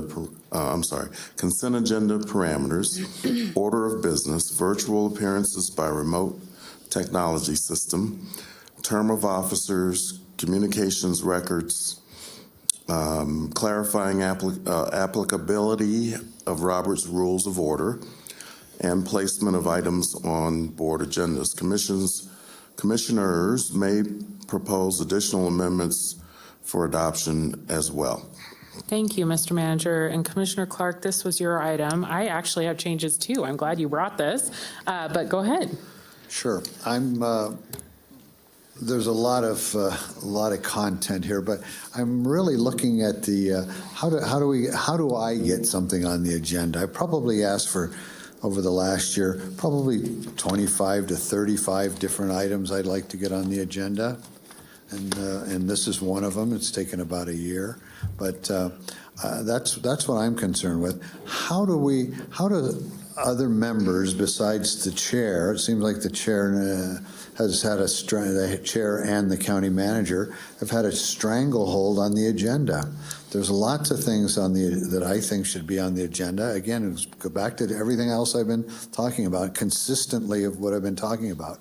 Since we don't have much or any interaction off the dais, I'd like to see things on the agenda that we can talk about when we're here in front of the public. So that's my concern. How does somebody other than the chair and other than the county manager get anything on the agenda around here? If you look at Article 5.5, meeting item requests, any commissioner may request to place an item on the agenda, so requesting in a public meeting or contacting the chair or county manager. If the majority of the commissioners agree, the item will be placed on the agenda. All commissioners will be advised of by the county manager as soon as reasonably possible of the commissioner's request to place an item on the agenda. Additionally, where is that part, Nate, where if it's legal and it needs to be vetted by the commissioner or by the manager? I'm trying to find that part. You're looking at the proposed version? Am I looking at the wrong one? So one is the proposed version and one is the... Okay.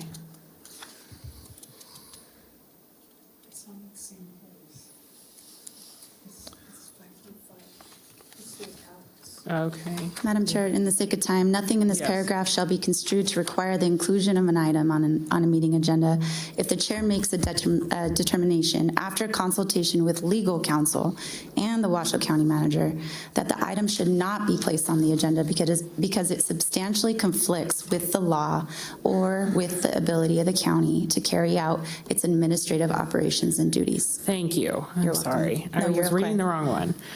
So that's how you do it, Commissioner Clark. So you're saying that in the future, if I ask for something to be on the agenda, it'll appear on the agenda if it's not in conflict with the county and it's not illegal? And is that what you're saying? Commissioner Clark, what are the items you want on the agenda? Because I just feel like talking we about have placed items on the agenda that you have requested. So if there's something that's missing, please let me know. Okay. So again, I'll restate this. If I ask for something to be on the agenda, will you or the manager notify me it's going to be on the agenda? And will you notify me or any other commissioner when it's going to be on the agenda and if it's going to be on the agenda? I've asked for numerous things, and I don't want to beat a dead horse about lots of things that I brought up in the past, but I've asked for things to be on the agenda. I never hear boo about it. I never hear about it again. I never hear if it's coming up, and I never see it on the agenda. So this isn't an agenda item I've asked for, but I asked for this agenda item numerous times, and now it's on the agenda. So thank you for finally doing that, but take me out of the equation. Any commissioner on this dais who asks for something to be on the agenda, are they going to be notified it's going to be included in the agenda? Are they going to be told when it's going to be included in the agenda? Is it going to be a 3 or 4 or 5 month wait? Is it going to be an appropriate time when it's still of importance to the constituents, the taxpayers, the citizens? If some citizen in my district or any district asks me to put something on the agenda, will I know it's going to be on the agenda? Again, if it's within the law and it doesn't violate the county and it passes muster legally, how long is it going to take to be on the agenda? And are we going to be notified of that? Well, I thought that was being communicated. I'm sorry it's not, but yes. It absolutely has not. Okay, all right, I that's beg fair. to differ. Commission support has been communicating with you, Chair. Thank you. Excuse me, Commissioner. No, you beg to differ. I'm going to go find the times that I've asked for things that I never got an answer, period. Well, Thank you. You're welcome to do that. The other item that I don't want to lose sight of, there are times when a commissioner will ask for something on the agenda and the majority of the board members are not interested in that being on the agenda. It does not, and How exactly does that work? It's 5.5, what she just read for you. Yeah, so if somebody asks for it, and then you have a secret meeting with the other people and then they decide they don't want it on there, how does that work? I've never been approached by you or anybody on your staff on anybody else's request for anything on the agenda. Do I agree with it or do I disagree with it? Well, Commissioner Clark, you don't meet with me individually. The other ones do. You still can send me an email, can't you? And you don't respond to them. But, okay, I hear you, Commissioner Clark. We'll figure out a way to communicate with you. One moment. I want anybody to file a public records request and look at my emails with Manager Brown and see if I respond to his emails. How dare he sit up here and say I don't respond to his emails? Thank you. Okay, so Commissioner Clark, you had asked for this item. I don't want to steal your opportunity to make changes. I have changes on two things that I'd like to see in the rules. And yeah, Commissioner Garcia has something. So do you have anything else you'd like to change while we're discussing this, or can we come back to you? Does that work? On this one. Sure. Okay. Commissioner Garcia, well, you're talking the DA. The changes I'd like to see are 7.4. This discusses the board review. If I'm looking at the right one, I do not want to look at 20. It's the draft? No.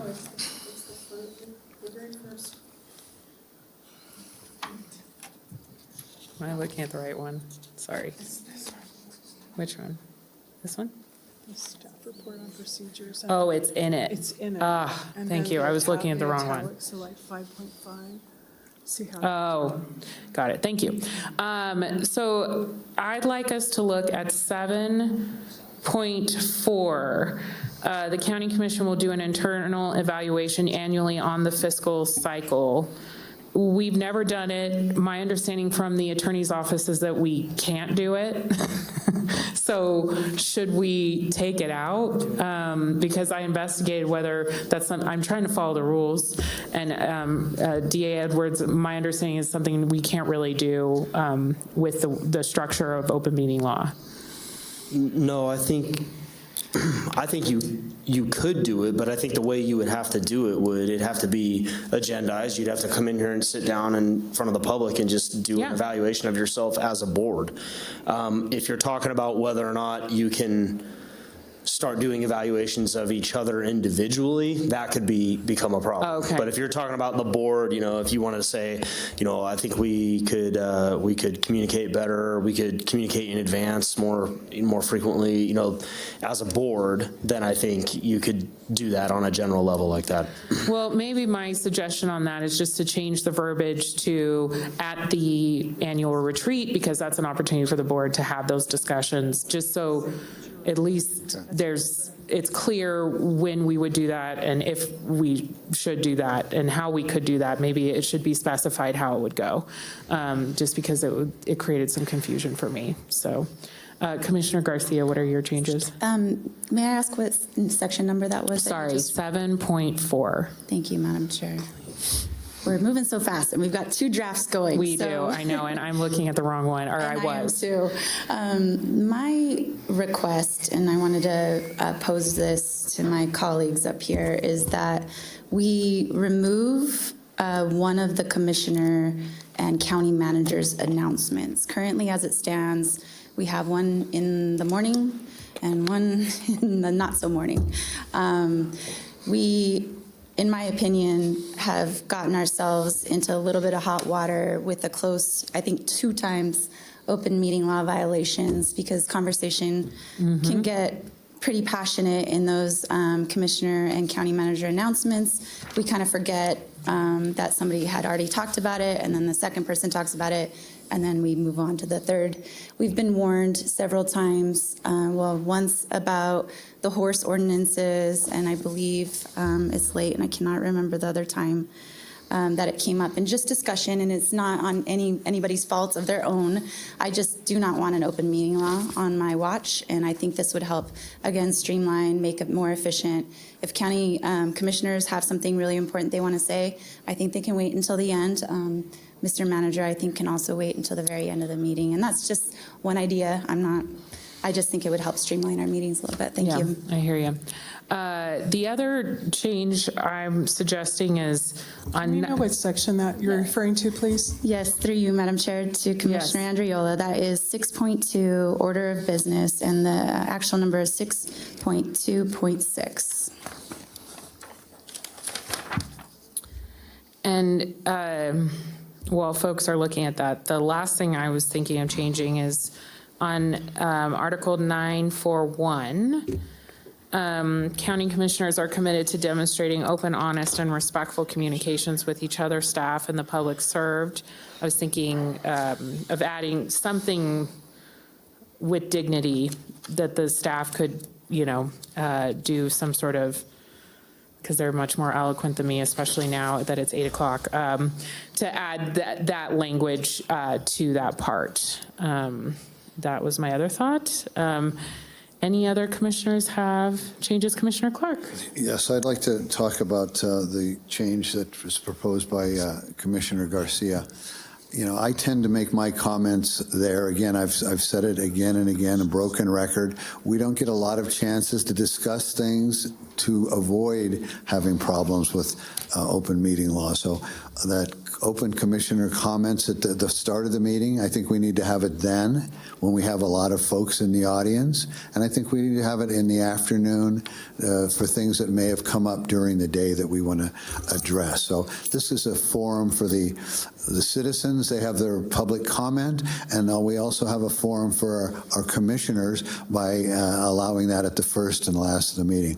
I find that exactly the same as removing public comment from the meeting. I don't want the commissioners' comments removed either. I think even though we're elected, we're still citizens, and we are elected, and we have the right to make commissioner comments. So I don't want that changed at all. And I'd like to see if there's a time limit on when we do have an agenda item. That's what I was trying to get across earlier, and Commissioner Andriola helped me with that a little bit. But we need to have a time limit, and communication, I guess, is what we're looking for. And back to Manager Brown's comment, I'm looking at an email that I sent I sent him on asking about what was happening with the registrar of voters. I sent it on 12/29, and Nate Edwards asked me to send it to him, and I've still not received a response. So Manager Brown saying he responds to me is factually incorrect on that. So just on the record, thank you. May I follow up? Yes, I'm sorry, and then Commissioner Garcia, did you want to talk Yes, she just about wanted to speak to her. Yes, and then I'll come back through you, Madam Chair, to Commissioner Clark. I totally respect the fact that that's a good forum for us to convene and hear each other's ideas, so we don't cross paths a lot. In no way, shape, or form do I want to stifle anybody's voice at all. I just want to make sure you know that. I'm just looking out for the efficiency and seamlessness of our meetings. There's been a couple of times already, and it's, again, no fault of our own. We are very passionate people. We're very intelligent, and we dive into things, and we get really excited about things. And we've gotten almost into hot water 2 times, Nate, that you can remember, or a lot more. More than once. And that's why we have our watchdog here to keep us in line. And I always follow his direction. Thank you. If you knew how much that item stressed us out over here. Thank you. At Okay. this side of the dais. Look at how big he's smiling. I never see that man smile that large. I do think our DA's office does a lot for us, and they do keep us from getting into hot water, and I respect them a lot. And to be on so responsive, because we're moving so fast up here, I think it just puts us in jeopardy. That's all. I'm not trying to stifle anything. And we do have Article 9, Commission communications. There's a whole many sections about how we can communicate as commissioners, and I'm in the office every morning, and I can, the agenda drops on Thursday morning, and just from my perspective, I don't talk to the chair or vice chair very often, but I'm here a lot. I talk to staff. Agenda drops Thursday morning. You got 5 days to study up, ask the questions. I really utilize our staff. Even the morning of our meetings, I'm asking questions about staff. So it doesn't always necessarily have to land here. And I understand balancing transparency, but I also think there's ways for us to improve our communication so that we don't have to burden our folks with our drama. There's a lot of drama, and you can feel the tension. And I just want to stick to the business. Our constituents elected us to get county business done. So can we please review the communications before we shoot down my idea? It's still there. We still preserve it. I just think 2 times on one agenda is overkill. Thank you, Commissioner Garcia. Commissioner Andriola. So I'm going to address. Can I respond to that, please? Commissioner Andriola signed in, and then you can, Commissioner I'm Clark. sorry. Thanks. That's all right. That's fine. Go ahead. I have 2 points.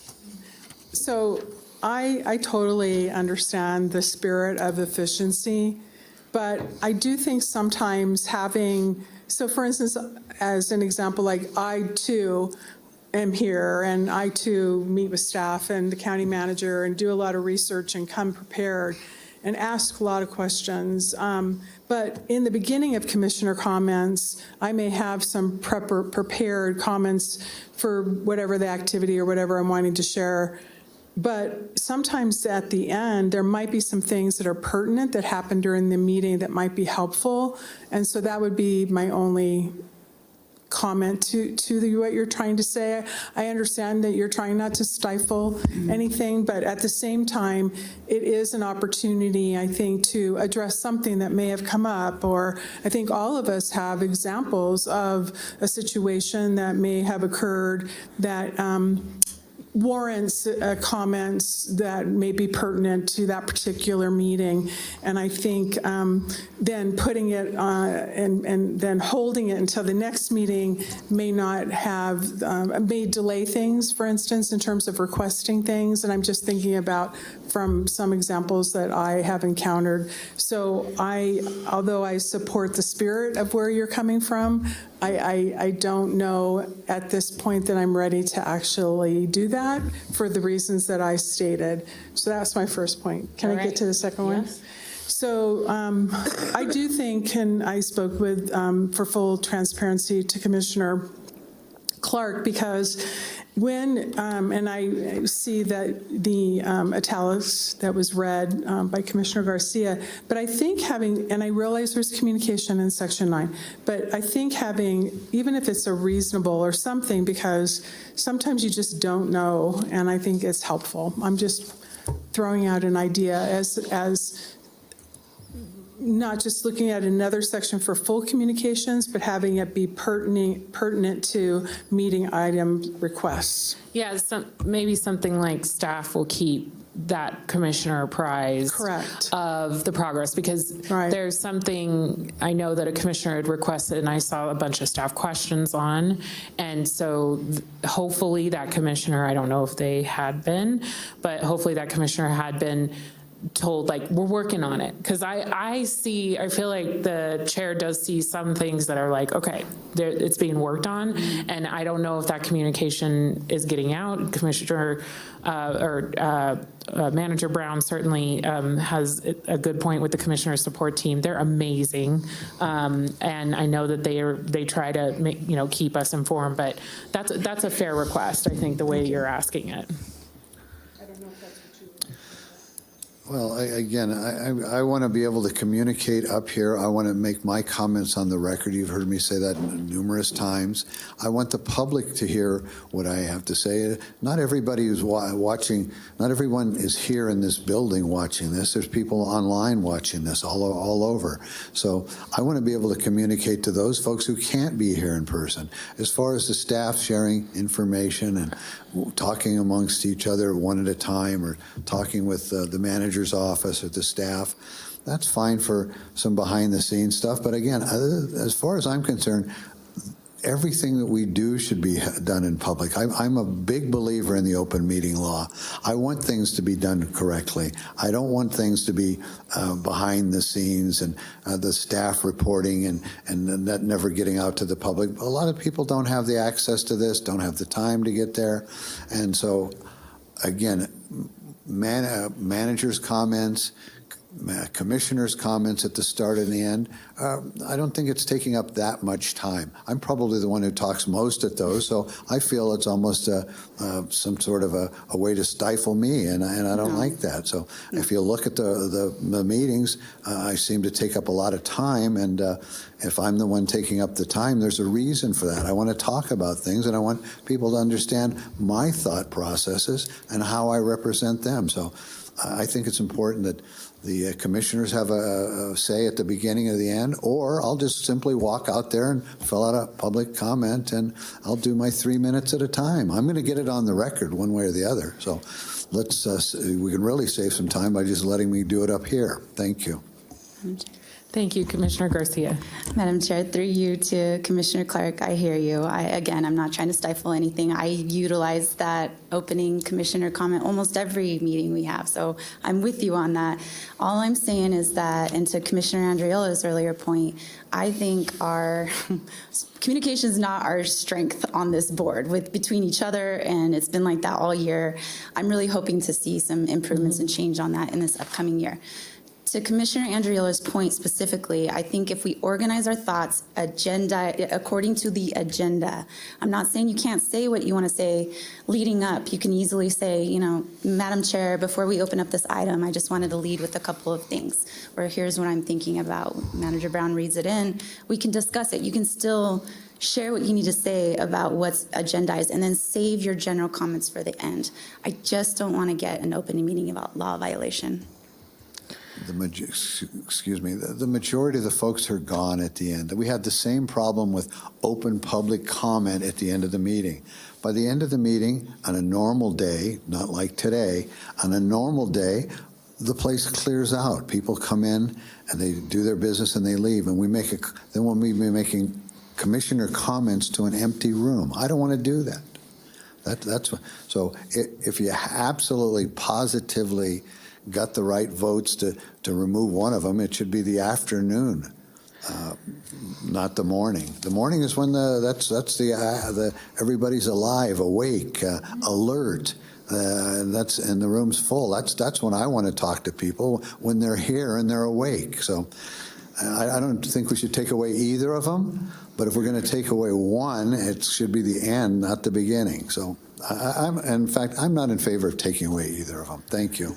Okay, Vice Chair Herman, I just want to make sure if you have anything to add on this. That issue, leave it in for both, because there's things that come up during the meeting, but there's also things that you want to get on the record before the meeting. Mm-hmm. So, I mean, this is my habit. I know that it's there and I can use it in the morning or later in the afternoon if I forget something. Well, regardless, if that moves forward, I think this was actually a really good conversation for us to talk as a board. So I'm really glad that we had this item. Commissioner Clark, thank you so much for bringing it. Sure. Vice Chair Herman, also, you had wanted to change the mission, and I know that that's still something. I don't know if we're going to write this language on the wall, didn't you? Well, or is it over here? At one time, Madam Chair, people thought this leadership force was not a good. Kind of aggressive? Yeah. Yeah. A little too aggressive for them. And so I don't know how we bring that back. That was usually done at the retreat. Yeah. Okay. Mm-hmm. But I don't, so maybe Manager Brown, we do something, because we're not going to have a retreat again for another year. So maybe we have an idea of workshopping in that at a future meeting so we can make sure everyone's comfortable with the language on the wall. Yeah, it can be done. Yeah. DA Edwards, sorry, am I getting out of line here? No, you're just saying that is going to come back in the future. Okay, I just wanted to make sure Vice Chair Herman knew that I did hear that request. It's just figuring out a best time to bring it back. But I do have a question, because, and I was just asking Commissioner Garcia about this a minute ago, because in the staff report version, in 5.5, there's the italicized language that includes the portion about consultation with legal counsel and the manager. That's always that we changed. And that's already there. That's already in there. So I don't know why it's italicized. I don't either. And if you look at the proposed clean and the proposed in the PDFs, it's not there in those two versions. So I just want to make sure that if you do move on any changes or whatever, that you clarify that that's either still going to be part of the rule or not going to be part of the rule. I'd like the old PDF to come back. I don't think we're ready to, I think we've given staff some general direction. Hopefully, if anyone has anything else, I really want to see if we can stay here till 10 p.m. But no, if staff has anything else, or the commission has anything else, please speak now. But perhaps the staff bring this back at a future agenda and we can continue to work through it. But I know know that the PDF on the website is the most updated one. So if I may speak, Commissioner Clark. to Mr. Edwards, if there's some confusion now on the way the staff has written this, can we have a break on this till next week, possibly, or during the week, where we can get an updated version of this Yes. that's corrected, so there's no confusion Yes. of what's italicized and what isn't? Yes, I think, is the desire to have it come back in a week? That's a pretty tight window, but. No, not necessarily a week, Yeah. and long enough to clean this up, because there seems to be confusion up here on what's italicized and what isn't. So whoever can proofread that and make sure it's redlined properly. And I have an idea on the point you brought up about a time frame for items to come back that get requested. So I can work on that with the manager's office as well as we work on it. Great. Commissioner Garcia? And Madam Chair, after hearing discussion from my colleagues, I'll withdraw my idea. Thank you. Well, but I think it was good you brought it up because I think it expressed a concern, and hopefully it sounds like we had a really good conversation about it. Commissioner Clark. That's what I would comment on. Most importantly, I think it was good for us to have this kind of conversation, which we don't get to have. And so just having it on the agenda, we don't violate the open meeting laws, and we get a chance to kick some ideas around. So, and I think that kind of thing will make it smoother for all of us and better to communicate in the future. That's what I'm looking for. Thank you. Yes, that was weirdly very cool. Okay, with that, any other board members have comments? I'm not seeing that they do. We do have public comment on this item. It sounds like we've asked the staff to bring it back. I don't think we need to do official action. People heard what we needed to do. So, Madam Clerk. Yes, first up we have Penny Brock, followed by Scott Finley.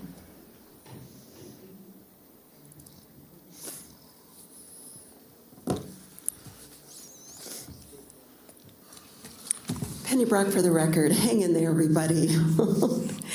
What I would like to say is that Commissioner Clark has asked for agenda items that have never appeared on the agenda, as has Commissioner Herman. We know about her election integrity, vote by paper ballots and hand count. That has never appeared. That was approved by the DA's office, and yet it's never appeared on the agenda. So there are things that the commissioners have asked for that have not gotten on the agenda. Also, we as the public have a right to ask for things to be on the agenda. And I know that I've asked for one or two. I know that a commissioner would have to introduce them, but we as the public have a right to request agenda items. So I would hope in the future that agenda items can appear that the commissioners have asked for, and we the public. Thank you. Thank you. Scott Finley, followed by Janet Butcher.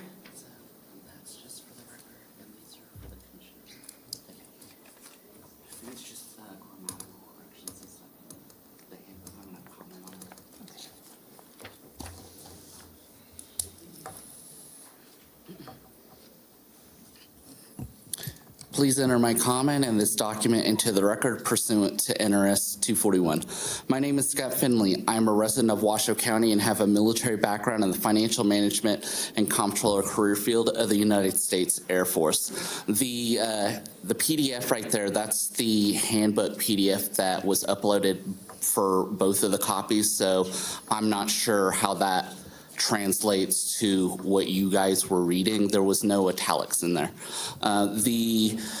The Washoe County Board of Commissioners must not approve the proposed amendments to the Rules of Procedure Handbook in their current form. As you can see with the documents provided, there are numerous grammatical errors and formatting issues riddled throughout the proposed draft. Outside of grammatical errors and formatting issues, there has been a slight alteration to Article 6, Section 4.4. This section in virtual appearance no longer requires the chair or presiding officer to state for the record the reason why a particular commissioner is attending a meeting through virtual or remote means. Why is this no longer required? What is the logic? Attending a meeting in person is the formal standard, which formal standard should be upheld. When I come to these meetings, I want to be able to see and hear my commissioner. I want to be afforded the opportunity to interact with him or her in the flesh with no barriers between us, digital or otherwise. Why create a scenario where a commissioner is incentivized to attend virtually since he or she can easily click mute whenever a constituent is speaking?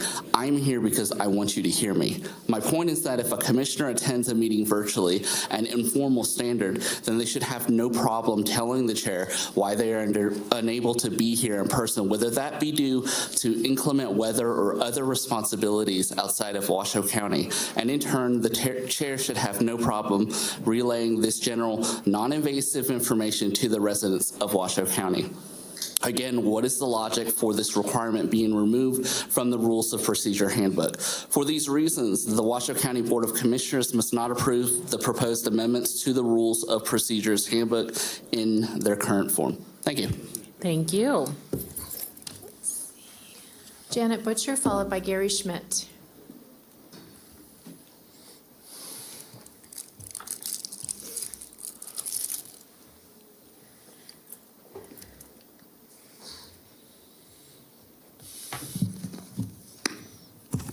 Janet Butcher, for the record, please enter my comments verbatim into the minutes. I was actually going to bypass this one, but I got a little bit upset, and I want to, for the record, want to make it clear that yes, and I have a list because I've kept track of every meeting, people's votes, and certain things that have happened within the meeting. And I have one tab on my spreadsheet that takes into consideration the things and the times, dates that Jean Herman, Commissioner Herman, and that Commissioner Clark have asked for items to be put on the agenda, and they were not. They were totally ignored. So just for the record, I want to make that clear that that was misinformation. Gary Schmidt.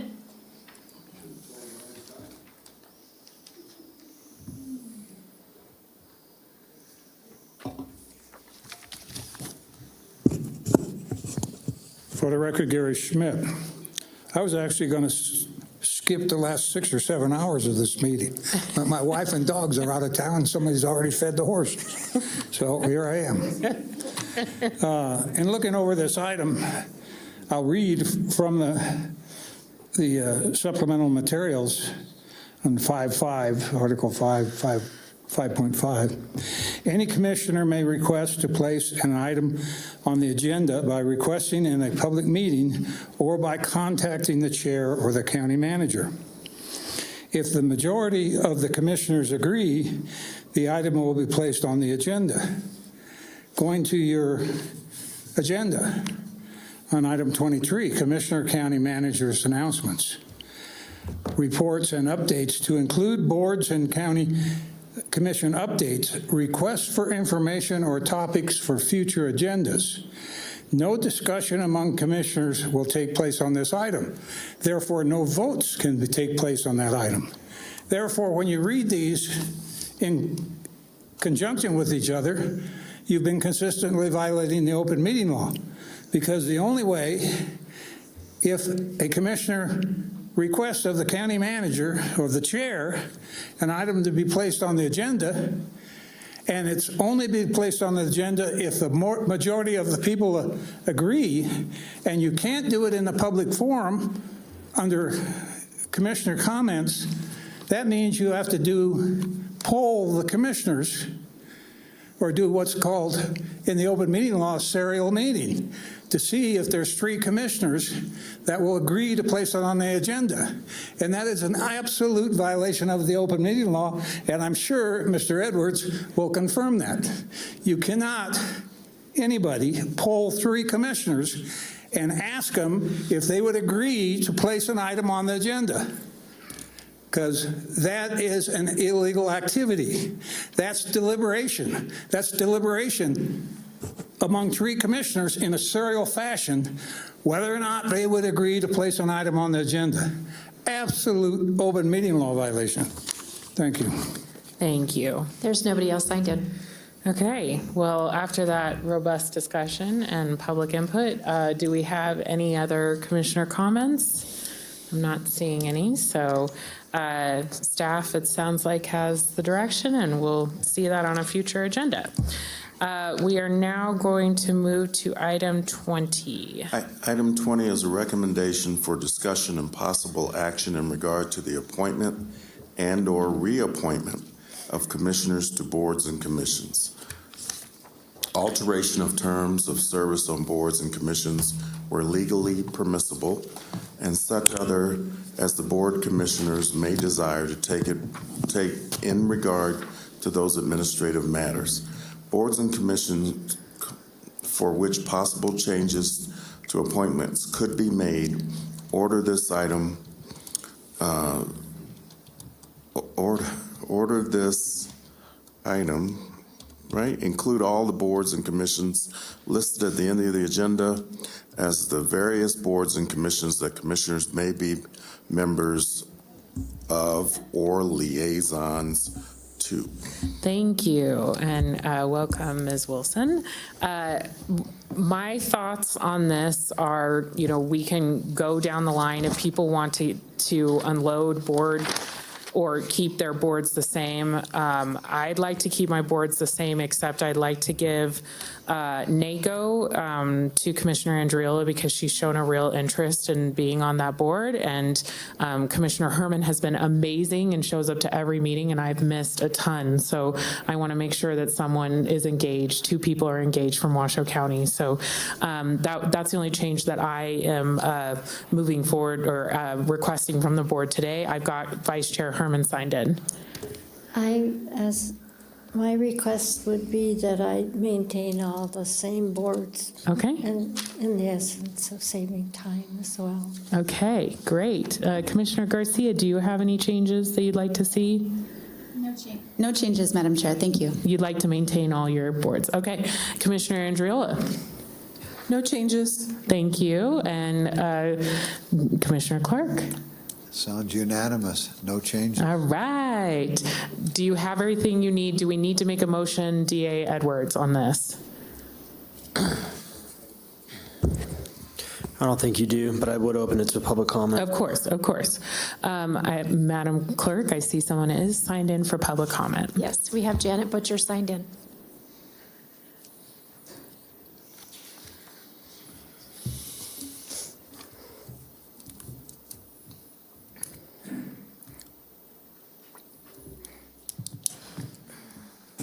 Janet Butcher, for the record, please enter my comments into the minutes verbatim.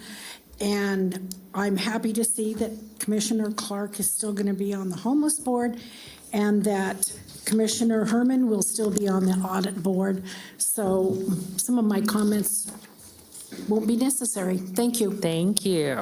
There's nobody else signed in. Okay, I did make a change for Commissioner Andriola to be on NACO. Do we need to vote on that? Yes, vote on that one, I recommend. Okay, so the only change that I'm hearing today on item 20 that the board wants to see is to change Alexis Hill from the second NACO representative to Commissioner Andriola.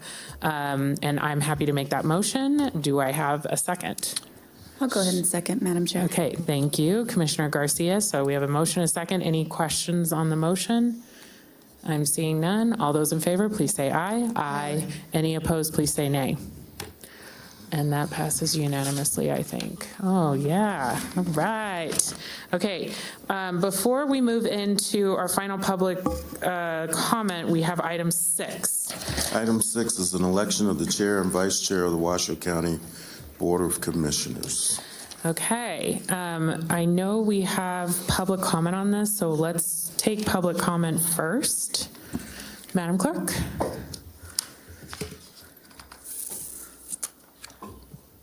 First up, we have Tom Tabor, followed by Robert Beatles.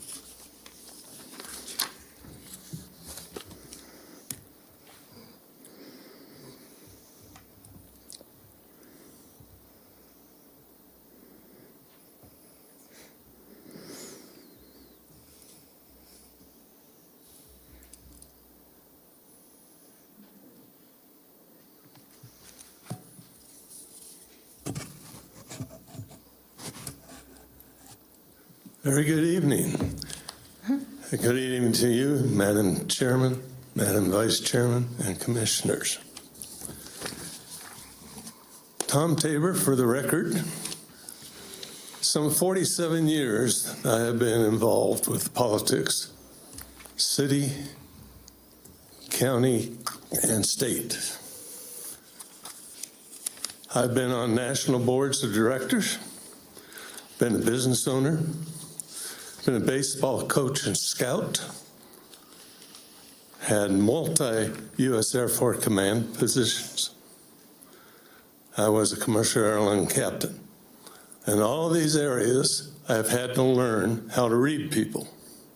I've had to learn how people say things and what they mean by what they say instead of what they want you to believe they're saying.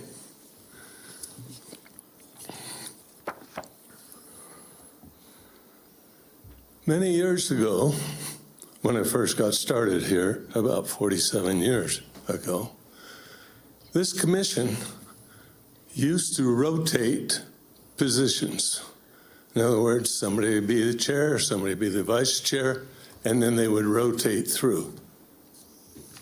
It was a courtesy to all of the people in the county of Washoe that people would be rotated through so that everybody and every constituent would have their individual be able to be chair or vice chair. There are 5 of you on the commission.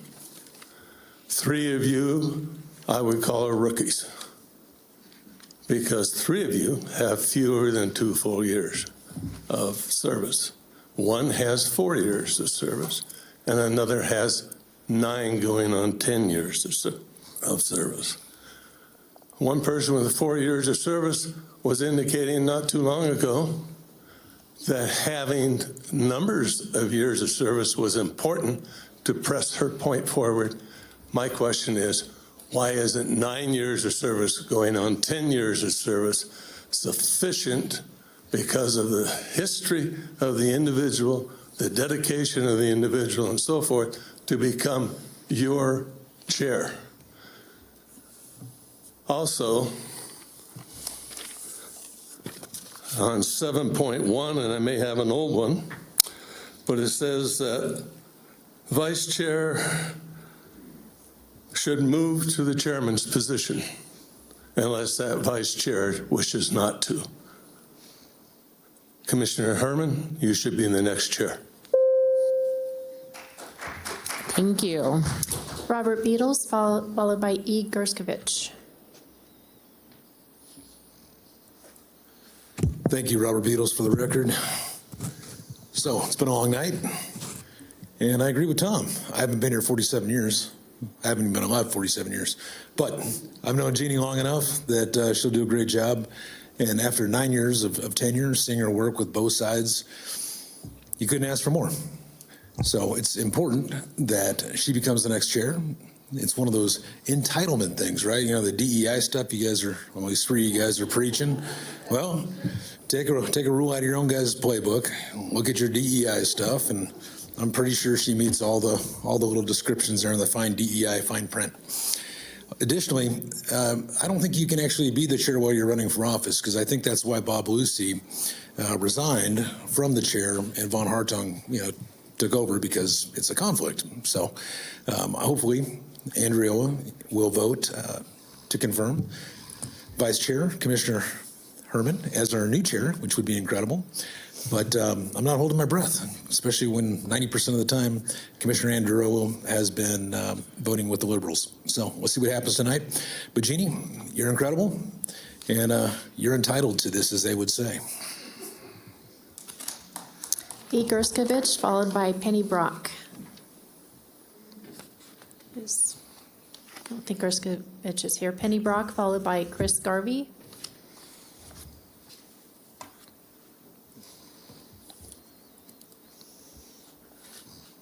Penny Brock, for the record. It's very disappointing that you left number 6 till the end of the meeting. Boards I've sat on, committees I've been on, when a new officers are elected, it's always at the beginning of the meeting.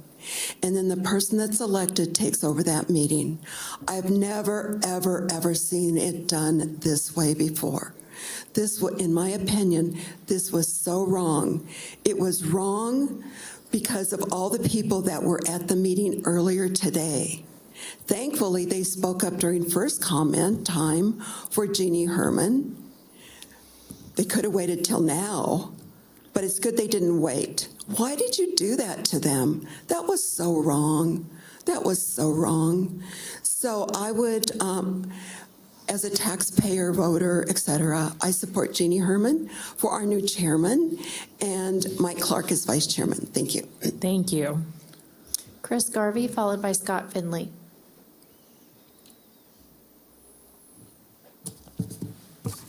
Thank you, Chris Garvey, for the record. I live at 1701 C Street, so Commissioner Garcia, you are my representative, but I also own land in Ms. Herman's district. So I just want to put out there that I almost have a double reason to be interested in this. I want to urge the commissioners to elect Jeannie Herman to the position of chair. Commissioner Herman has served on this board for nearly 10 years and has the knowledge and experience necessary for this leadership role. Over the years, Commissioner Herman has shown that she listens and responds to the concerns of both urban and rural residents of Washoe County. As a result, the public has repeatedly put their trust in her, electing her to office 3 times. The chair position is one of leadership, but it's also one of mentorship.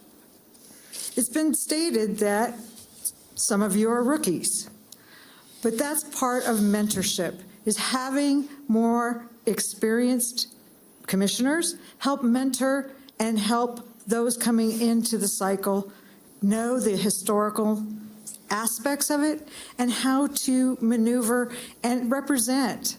Especially if you're an appointed person, it's a lot different than if you were out there knocking on doors and actually talking to the constituents.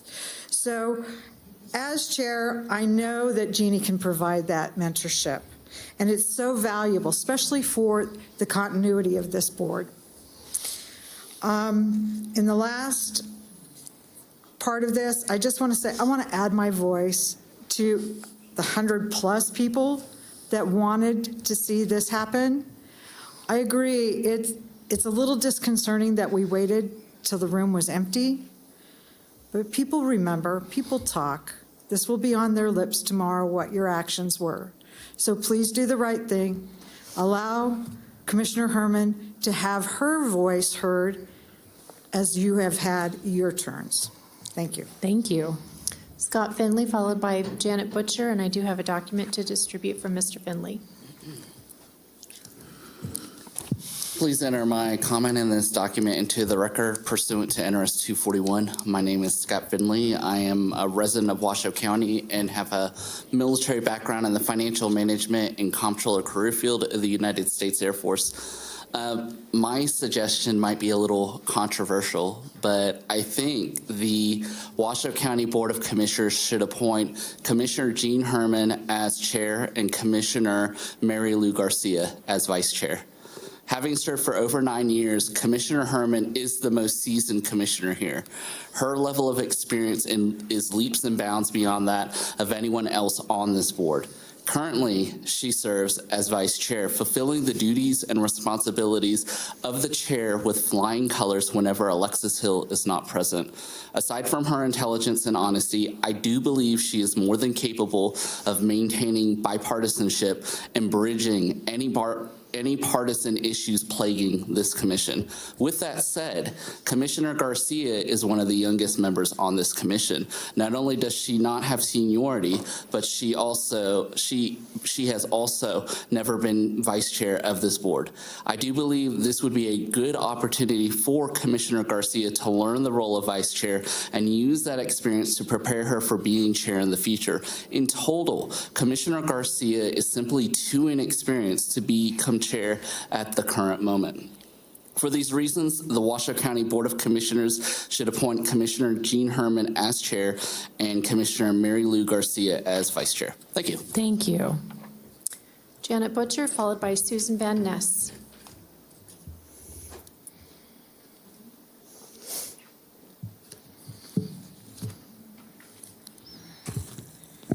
Janet Butcher for the record. Please enter my comments into the minutes verbatim. I have to agree that I believe that Commissioner Herman, who has been here for 9 to 10, going on 10 years, which means that her district has not been fully represented as far as these meetings are concerned. It'd be nice to have Commissioner Herman. She may be mild in manner, but she is strong in knowledge and would be a stabilizing force as the chair. As we can see tonight, the mission was accomplished to empty the room of all the people. I don't think that Commissioner Herman would do anything like that. I believe she is fair. I also believe that Commissioner Clark has a lot of county background and would make a wonderful vice chair. Thank you. Thank you. Susan Van Ness, followed by Renee Resendez.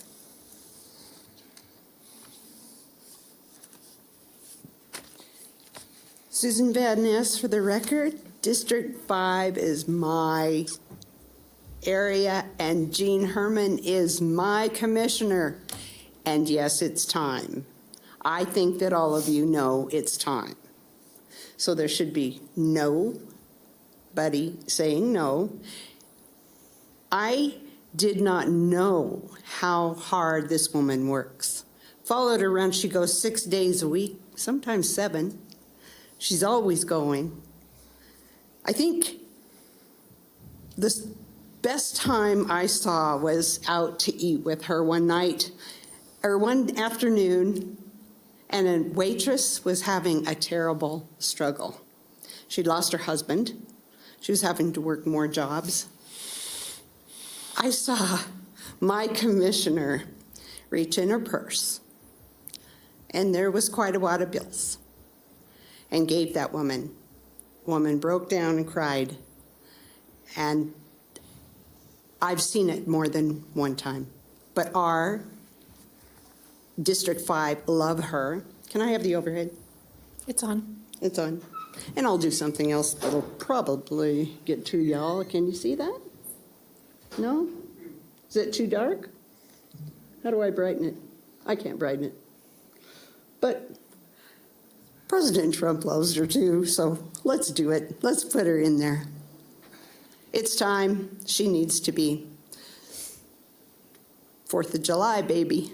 And we'll be back with another song. Okay, everybody vote for her. It's time. Thank you all. Thank you. Renee Resendez, followed by Gary Schmidt. Renee Resendez for the record. I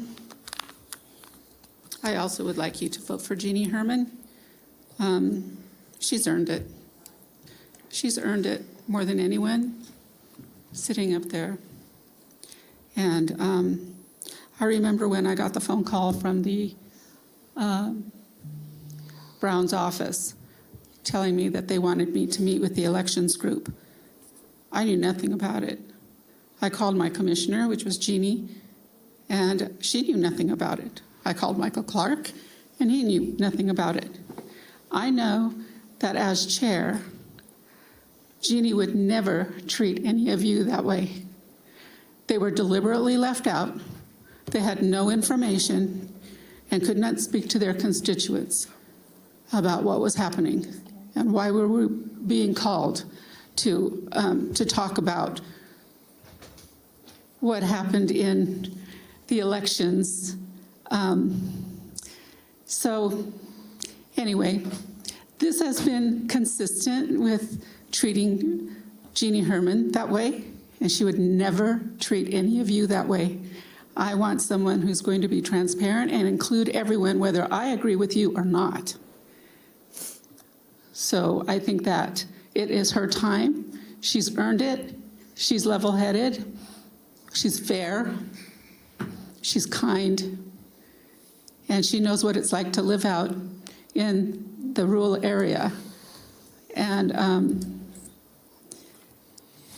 we love her out there. So I'm not out there anymore, but she's not running for election again. But I am in yours. So here I am. So thank you. Thank you. Gary Schmidt?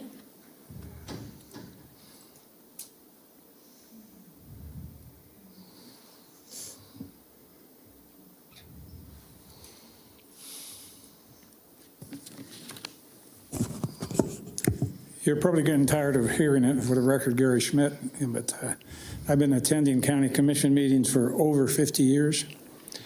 And in the late 70s and early 80s, I tracked it. There were several years in there that I had a better attendance record here at the county commission meetings than any of the 5 commissioners. I missed less meetings than any one of them. I met Jeannie Herman several decades ago, and I'm going to disagree with, well, let me first say that I don't attend very many county commission meetings here anymore. I have some items coming up because I still have some property in Washoe County. All my property in Washoe County is for sale, except the property I own in Gerlach, and that's about 15 parcels for sale. I live in Story County in Virginia City, a patriotic portion of God's country left here in Nevada. And let me say that my recent experience with the commissioners, I think all 5 commissioners here are capable and competent enough to chair these meetings. I don't agree with maybe some of the rulings or some of the votes, but as far as conducting a meeting, I've seen enough that I think any 5 of you are capable. And I cannot support Jeannie Herman for chair based upon it's her turn, because I don't believe in the term, it's your turn system. I believe how you vote for the chair of this commission is a very important vote that the voters out there that put you in office or take you out of office should look at very closely. And I will say that having known Jeannie for a couple decades and her background and experience, I certainly think she qualifies to be chair based upon her capacity and her experience. But the concept of it's my turn, I don't believe in at all. Thank you very much. Thank you very much. Madam Chair, there's nobody else signed in, but I do have a couple of emails to place on the record. Okay, thank you. Oh, Ms. You're not signed in, Deason. but come on up.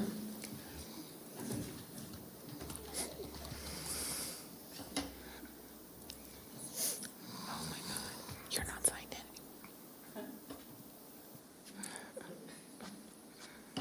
in. Betty Thiessen for the record. I've got to know Jean very well in the last couple of years. And every meeting I've come to at County Commission, she's never been absent. All through COVID, I didn't see her gone. She's been real reliable. She's very honest, transparent, bipartisan. I do believe she can do the job very well, even at her age. She's done well. Please vote for Jean for chair and Mike Clark for vice chair. Thank you. Thank you very much.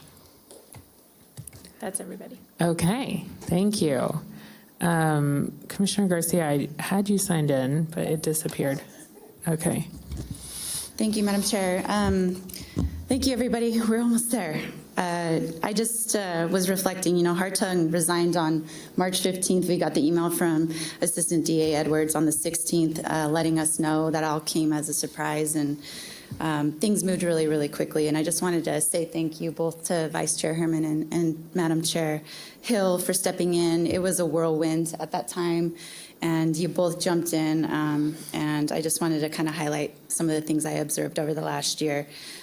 First, with Commissioner Herman, I agree 100%. She's got the sweetest disposition. I sit next to her. I have the pleasure of sitting next to her, and I also have the pleasure of sitting on the Sun Valley cab with her. And so I get to see her once a month in Sun Valley, and we both share that cab. And it's been great working with her and kind of sharing the common interests and advocating for our constituents out there.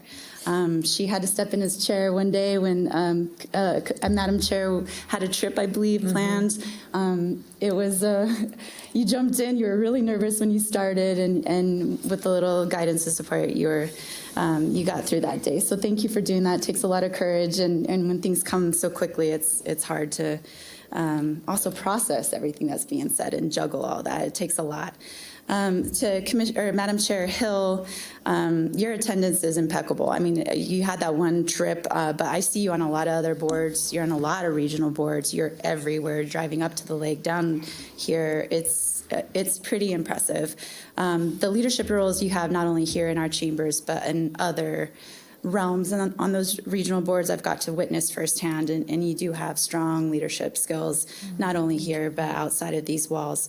I think a real strength for you is that your communications, the ability to hop on an interview and to hop on a podcast and to be kind of forward facing, I think is a real strength of somebody in a leadership position. Cities have that person, Mayor Lawson, Mayor Sheevy, you always have to kind of have that front forward-facing person that can kind of help. We have a presidential election this year, and I think it's going to be a lot of national attention, and so I'm really looking forward to seeing a potential opportunity for you to continue to shine in those communication skills. In relation to both of these amazing women, tremendous work ethic. I think we all agree showing up day after day, year after year is just across the board something to be really respected. They both care deeply about their constituents. I see it in both realms every single month that I've been here. And the thing I perhaps like the most, and I sit between both of them, and I get to hear kind of like the interactions periodically at these meetings, is they work really well together. There's a general sense of respect, and I think that's really important to have, especially these days. So regardless of what happens today, I mean, the world is going to keep revolving. We're not that important. There's a lot of other things. Many of our constituents don't even know that we're having this discussion, nor do they care that we're having this discussion, but we care. And so I would just like to pose that the motion I would like to make is that we keep the chair as Chair Hill and Vice Chair Herman in their existing seats. And the reason why is not only because I think they're doing a tremendous job and they're balancing it beautifully, but also we got started on March 15th and you haven't had your full 12 months. And I acknowledge that that's, I just think that it would be amazing to keep things as is for this remainder of the year. It's a very important year for us. And again, whatever happens tonight, I just want to carry forward respectfully. I want us to improve our communication as a board and show that we can be strong leaders for our region. We've got a lot of important things with capital improvement projects, seniors, and behavioral health. So we've got to work well together to get those things across the finish line. So thank you, Madam Chair. Thank you, Commissioner Garcia. Is so that's a motion? Yes, ma'am. That's a form of the motion. Okay, I will second that motion and we can open it up for discussion. I really appreciate the nod of support. Commissioner Clark. Thank you, Madam Chair. I'm looking over, I've known Commissioner Herman I met her in about 2014 when we were both running for office. I was running for the assessor. She was running for county commissioner. I've watched Jeannie over the years. I've had nothing but good relationships with her. I think that to Gary Schmidt's point, it isn't a matter of she deserves it. She's earned it. Over the time she's been on the board, she was not this board, but other boards that she's been on have continuously passed her over. They've disenfranchised District 5's voters Tom Tabor brought it up about the people in District 5 that need some representation. Over the years, Kitty Jung became the chair when she served with Commissioner Herman. Marcia Burke-Bigler, Vaughn Hartung, Bob Lucy, Alexis Hill, all have been commissioners, and Jeannie's in their 10th, going into her 10th year now. And Jeannie and her community need to have some voice. District 5 is the fastest growing district in the county as far as growth. It needs infrastructure needs. Jeannie's been working on that, trying to get that done. We've got flooding in the lake. She's instrumental in working on that. We've got a lot of big warehouses. We need workforce housing.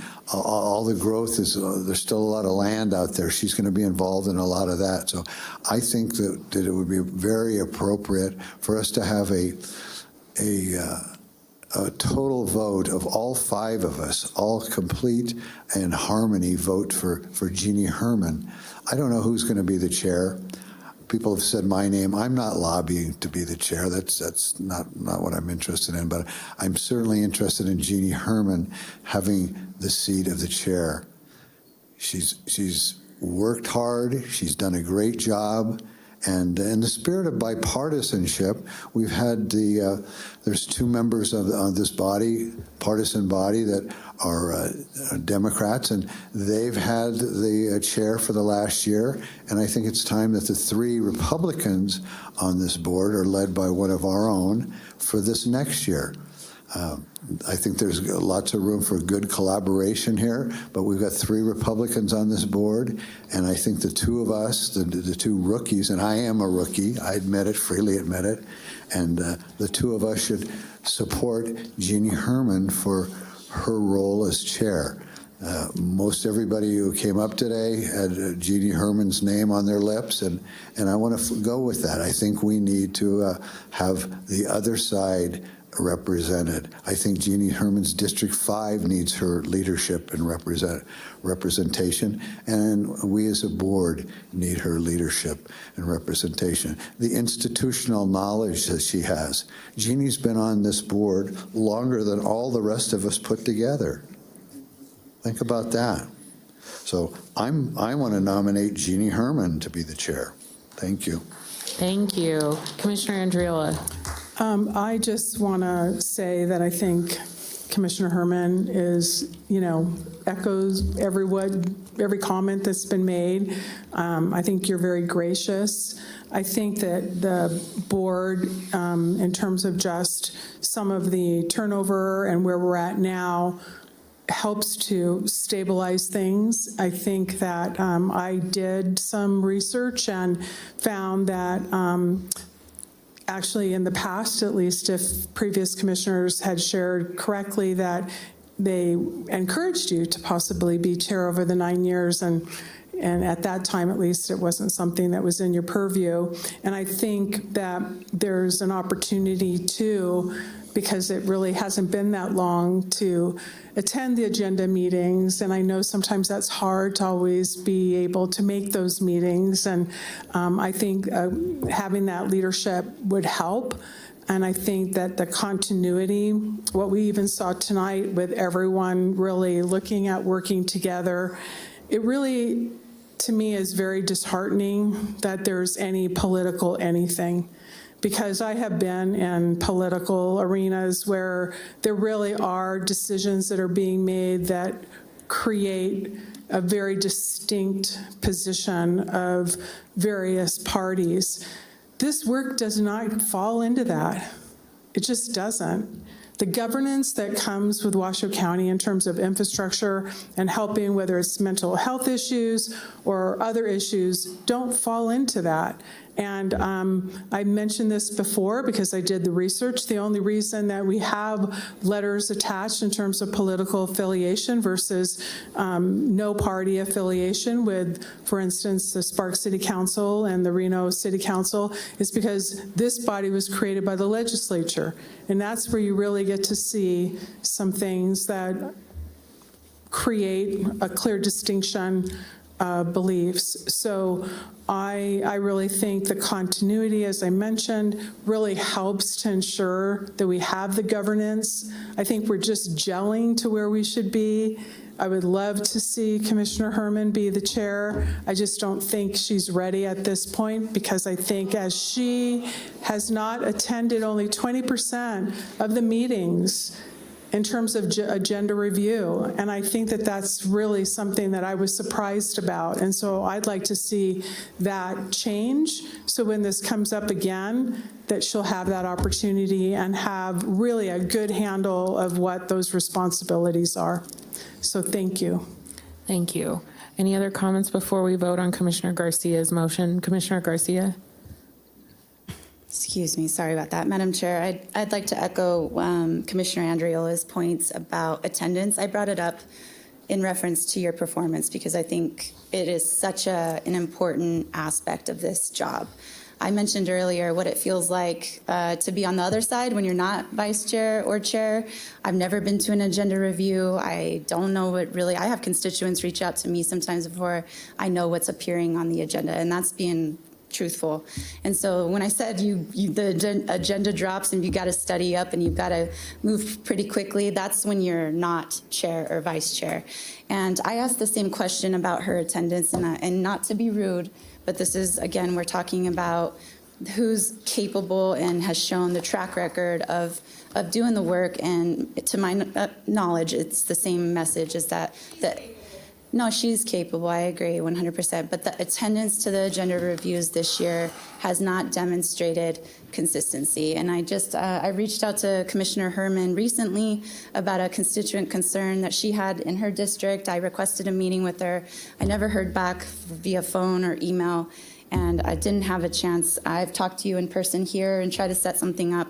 And so I really just think that being able to have a chair that is responsive to email, not only in person, attending meetings and so forth, but being available to attend the agenda reviews consistently, respond to email in a timely fashion. I just haven't seen that. So no disrespect to you, Madam Vice Chair. I have a lot of respect for you, and I know that we've done a lot of good things for our Sun Valley constituents, and I don't want that to be a knock on you in any stretch. It's just what I've observed. Commissioner Clark. Thank you, Madam Chair. Here we go again. Jeannie's been aced out, sandbagged, dissed, thrown under the bus for the last 9 years, and here we are. And we've got a so-called appointed Republican sitting right next to me who right away says this shouldn't be a political.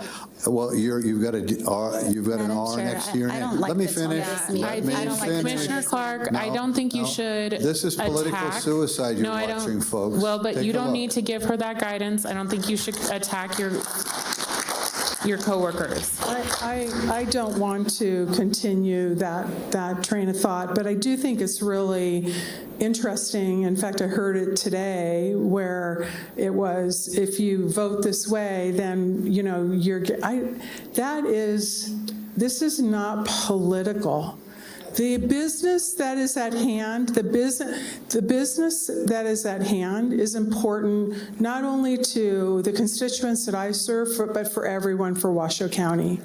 And I have immense respect for Commissioner Herman. She has had opportunities, and at that time chose not to, is what I understand. And I think there's a huge opportunity in terms of attending the agenda reviews and really getting a great opportunity to be ready for that position. And so I think when you're talking about if you're going to do this, then you're going to be back. Well, I think that that's actually exactly what makes politics bad. Mm-hmm. You should not be making any vote based on retaining a seat, ever, in my opinion. And so it is what it is. And I am being transparent because it's the very person I am. It's in my DNA. And I'm being honest and forthright. And I'd like to, again, it was very, very wonderful a little bit ago to be able to have a great dialogue about how to become better as a group. And I think you saw that, and I think we can get there. And I think it's exciting to think about what the greatness can be collectively as we move forward. So thank you for the opportunity. Thank you, Commissioner Andriola, turning that into a positive, and Commissioner Garcia for stepping in there. Commissioner Clark, I have you signed in Madam again. Chair. So that was then, and this is now. Jeannie might not have wanted to be the chair in the past, but now she does.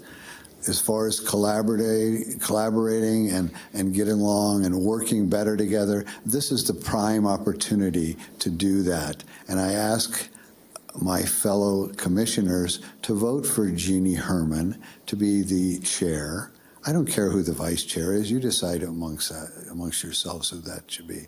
But I think Jeannie has leadership and institutional knowledge that needs to be utilized here, and maybe will make things a lot smoother. But just to say that she didn't attend some review meetings, well, so what? Now she will. She gets an opportunity. Let's give her a chance to be the leader and make sure that maybe we can get along better if we've got some other leadership in place. Thank you. With that, any other board comments before we take the vote on Commissioner Garcia's motion? I'm not seeing any. So thank you. Commissioner Herman, are you signing in? No. Okay. Okay. We have a motion by Commissioner Garcia to retain me as chair and Vice Chair Herman as Vice Chair Herman, or as Vice Chair. And I seconded it. Any questions on the motion? Any other comments? I'm not seeing any. Vice Chair Herman, did you sign in? As far as my attendance, it's just been a few months since I became vice chair. And I usually have to be on that call by phone. So if my picture wasn't up there or whatever, but I have tried to be at every one. But I'm just letting you know. So, but that's and fine. Vice Chair Herman, I love working with you. It's honestly been the honor of my life. This last year, as difficult as it has been, as challenging as it has been the honor of my life. And so I really want to work with you again. And I hope that works out. And it's a joy to work with everyone on this board because we all love this community. And serving this community, I know, is an honor to all of you. And it's so humbling, truly a humbling job. So I want to continue to work with you. I see you're signed in again. I just wanted to thank all the folks out there. That's so great. For everything they've said today. I almost, like, wow. Yep, me too. It's very, very cool. Very cool. Very, very cool. Thank you. Okay, thank you. So with the motion and the second, any other discussion or questions on the vote? All those in favor, please say aye. Aye. Any opposed, please say nay. Nay. And it's going to pop up here. Not here. Anyhow, nay. Okay. Nay. Okay, motion passes. Thank you very much. I really look forward to the next year. And with that, we will go into item 22, public comment. Item 22 is public comment. Comment heard under this item will be limited to 3 minutes per person and may pertain to matters both on and off the commission agenda. The commission will also hear public comment during individual action items with comment limited to 3 minutes per person. Comments that will be made to the commission as a whole. Thank you, Mr. Manager. Madam Clerk. First up, we have Robert Beatles, followed by Penny Brock.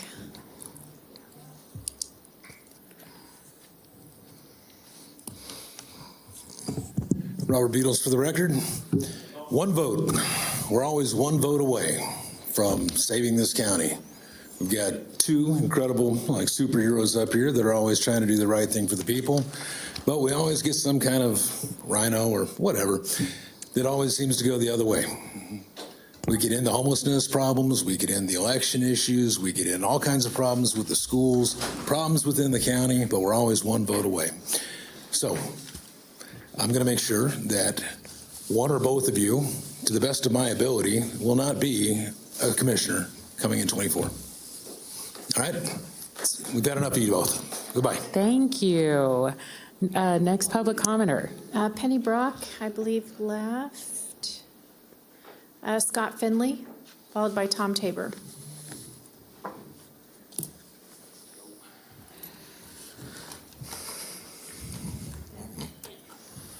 Yeah, Scott, you're up. All right, so this one's for the record. Okay. I will distribute his documents for him.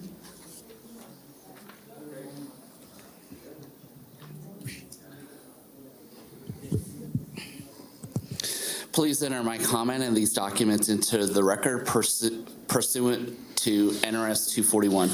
My name is Scott Finley. I am a resident of Washoe County and have a military background in the financial management and comptroller career field of the United States Air Force. Carbon dioxide is not a pollutant.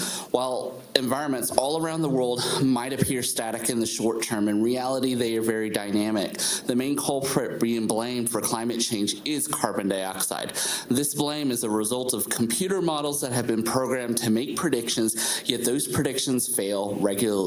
Despite the inaccuracies of the predictions, carbon dioxide has been preemptively labeled a pollutant, which I find to be problematic. The reason is because by labeling carbon dioxide a pollutant, it detracts from definitive, verifiable, and well-documented pollutants like mercury, lead, lithium, and much more. If we had to choose between reducing pollution from carbon dioxide or pollution from toxic compounds, like the high levels of PFAS found in Swan Lake, government policy would likely dictate that the reduction of pollution from carbon dioxide is vastly more important and would take precedence. Heavy metals and compounds like PFAS are toxic to virtually all life forms on Earth, not carbon dioxide. Due to the immense complexities in the multitude of microclimates on Earth, which all interact with one another, forming Earth's macroclimate, we cannot say for certain that a warmer Earth is a bad thing. However, what is certain is change, and much of it is uncontrollable. Water vapor itself is a greenhouse gas, no different than carbon dioxide. However, it would be silly to say water is a pollutant that must be reduced when water is a fundamental necessity for photosynthesis to occur and is critical for all life on Earth. While more water is necessary by tapping into aquifers, desalinization, or by other means in order to sustain global population levels, a percentage of this new water brought to the surface ends up evaporating into the atmosphere. Combustion engines always have two products: carbon dioxide and water. The most pressing environmental problem facing our county and humanity as a whole is the unknown in general. There are far too many moving variables to be able to ascertain the source of global climate change, or if it truly is even a problem. For this reason, it is best to stick with what we know, what practices are most healthy and optimal for cultivating life in our environments, and adapt. The only thing for certain is change. For these reasons, the Board of County Commissioners must pass a resolution affirming that it will focus on mitigating the high levels of PFAS found in Swan Lake over carbon emission reductions. Thank you. Thank you. Tom Tabor, followed by Janet Butcher.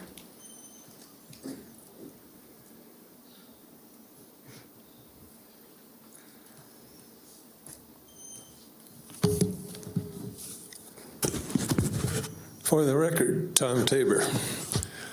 The ROV in Washoe County has a considerable trial and tribulation, it seems, for the last number of years. It is a snake pit. It bites everybody. The ROV has been negligent in its preparation of maps for candidates, preparation of voter lists for its candidates, and they have no excuses outside of it's not ready to a certain time. Voter registration. I just checked my voter registration. It says that I registered on the 9th or 9/26/22.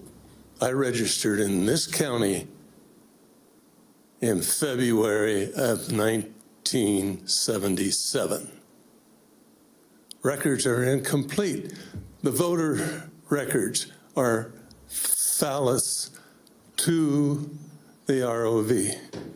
Nobody knows who's registered or when and how long they have been registered.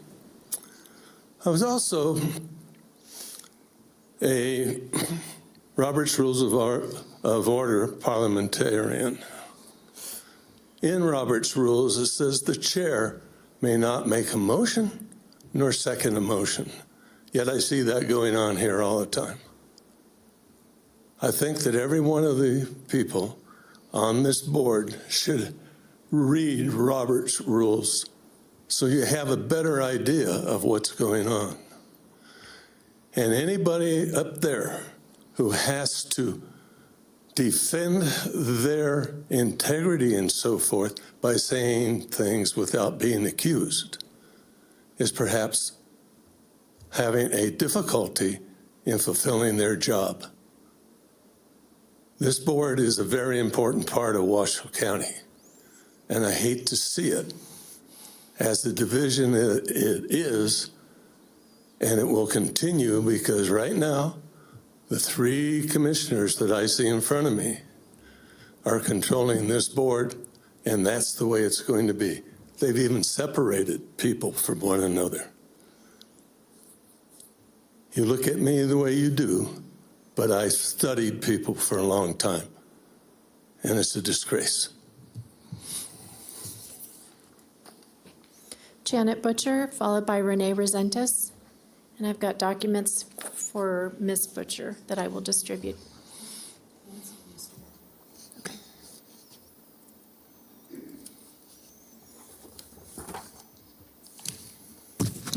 Janet Butcher for the record. Please enter my comments into the minutes verbatim.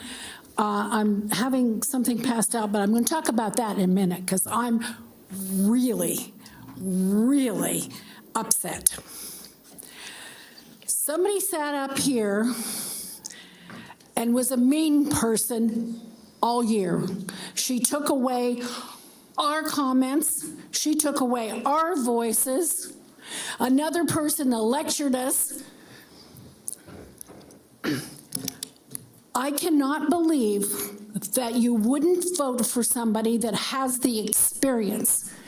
Like it was said, more years on the board than 4 of you put together. How disgraceful. And yet somebody who took away our voices was voted in again as chair. And I was questioning she seconded the motion on her being, I've never heard of that. Anyway, sorry, Jean, Commissioner Herman. It kind of reminds me of my twin sister who worked for a company for 30 years and was an expert witness in all of their court cases, but every time she came up for supervisor, they made her train the next person below her to become the supervisor. It's disgraceful. I've put out a scorecard. It was a 2-hour adventure by me. Commissioner Andriola said 10 months ago she started talking, or 9 months ago, started talking about a scorecard. 9 months later, the scorecard has not been presented or done. And it took me, it's not the best scorecard, it's just kind of a real quick put together. That there is no reason why it hasn't been fulfilled. I don't know if Commissioner Andriola isn't pursuing it, if Manager Brown isn't paying any attention, and of course, where is our wonderful chair? Has she pursued it at all? Probably not. And it is about politics, because each one of you go into a primary with a letter behind your name. It's either an R, a D, a G, or an H, an M for Marxist, whatever, but it is about politics. And I'm in District 4, and believe me, I'm walking. Renee Resentis, followed by Gary Schmidt. Well, that's three of us so far. Renee Resentis. This was a huge disappointment, and you obviously, the three of you obviously collaborated over this before the meeting.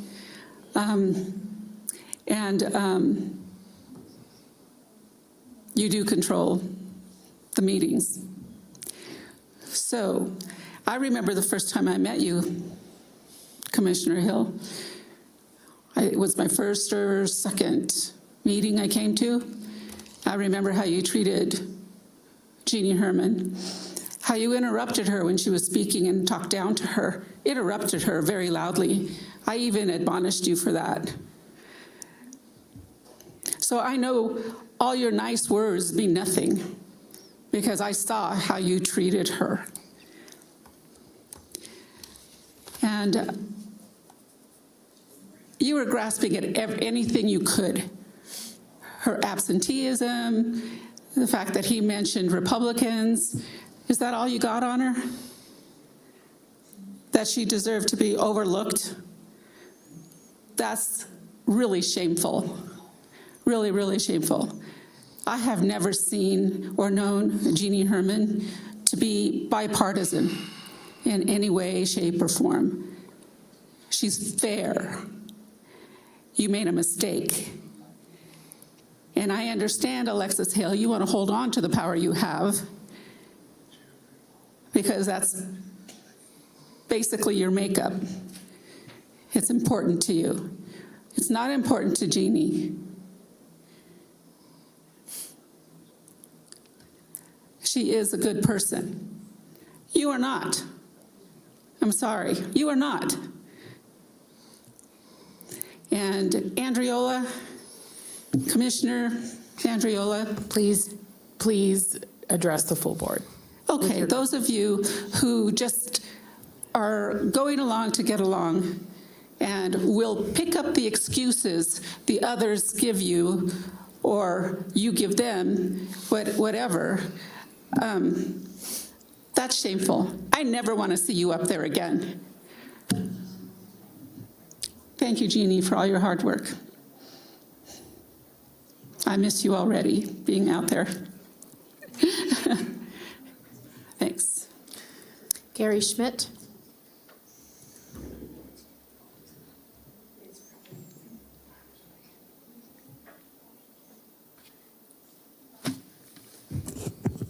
For the record, Gary Schmidt, a little over a year ago, I got talked into running for, I said I was never going to run for office again. A few years ago, I got talked into running for Assembly District 40, which includes all of Story County, all of Carson, and the southern part of Washoe County. And I got about 50% of the vote in Washoe County, and I got about 46% of the vote in Carson City, and they got 75% of the vote in Story County. Of course, Story County was a small population compared to Carson City, so I lost by a couple votes, a couple points in the election, and I was disappointed at that loss because I worked hard, but my wife and dogs were never happier. Because it's a tough job serving. And it didn't take me very long, but about a week spending time with my wife, which I'd spend some time on a campaign trail, but more time with my dogs. And I didn't regret the loss for very long. Having said that, earlier on the agenda item of the commissioner comments, and that I noted that if a commissioner suggests a agenda item, and if you poll 3 commissioners as flagrant open meeting law violation, I'm going to put this for the record, and what I suggest you change your policy and your agenda item under commissioner comments to read as follows. Any commissioner may make a motion to place an item on a future agenda, and if the motion is seconded, the commission as a whole will vote whether or not to place the item on a future agenda and on what date. If the item carries, the item will be so placed on the agenda. It requires at least 2 commissioners. It's transparent. It's in the open form of a public meeting. It's legal because you agendize that as an action item, and you just restate that suggested agenda items will be voted on if they receive a second at that meeting. And I think that would clear up a lot of dissension. You won't have a commissioner randomly, just throwing a bunch of stuff out there, because he at least has to get a second. And it's at the end of the meeting, and if he gets a second, you vote on it, it's transparent, then everybody can see, and that'll put that controversy aside. I make a strong suggestion to put it on. Jane, Thank you for that. Thank you.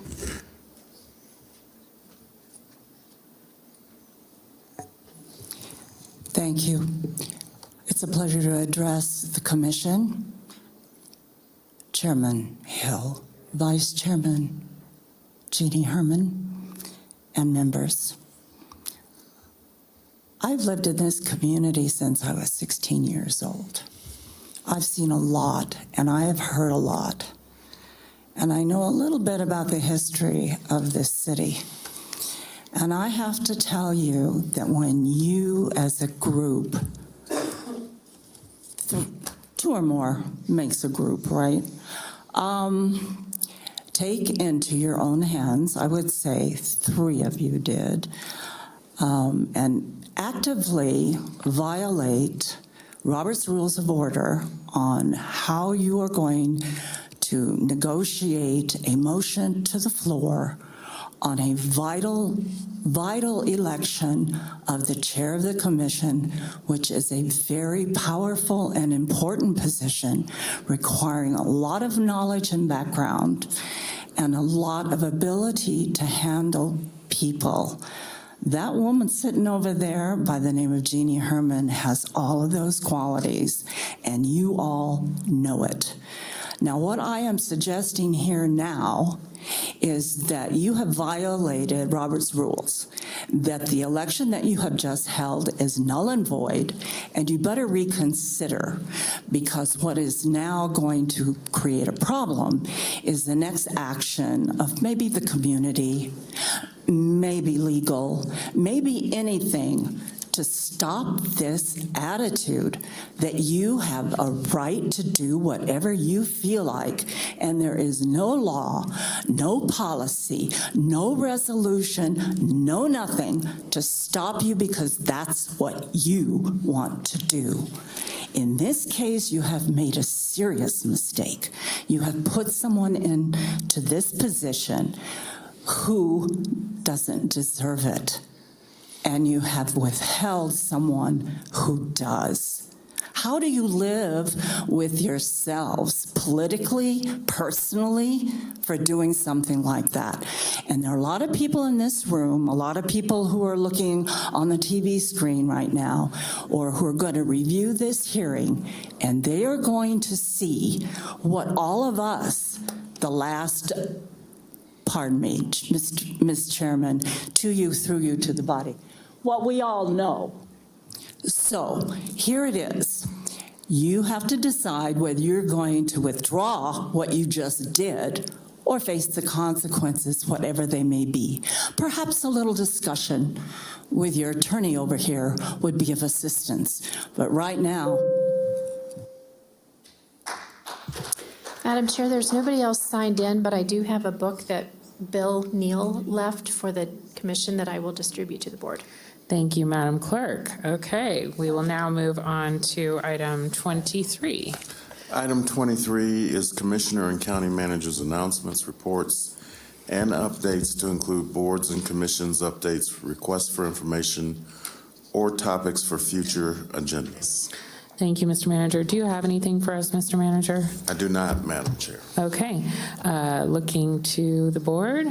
Anyone? Commissioner Clark? Thank you, Madam Chair. I was talked down when I was trying to talk about an issue. Appointed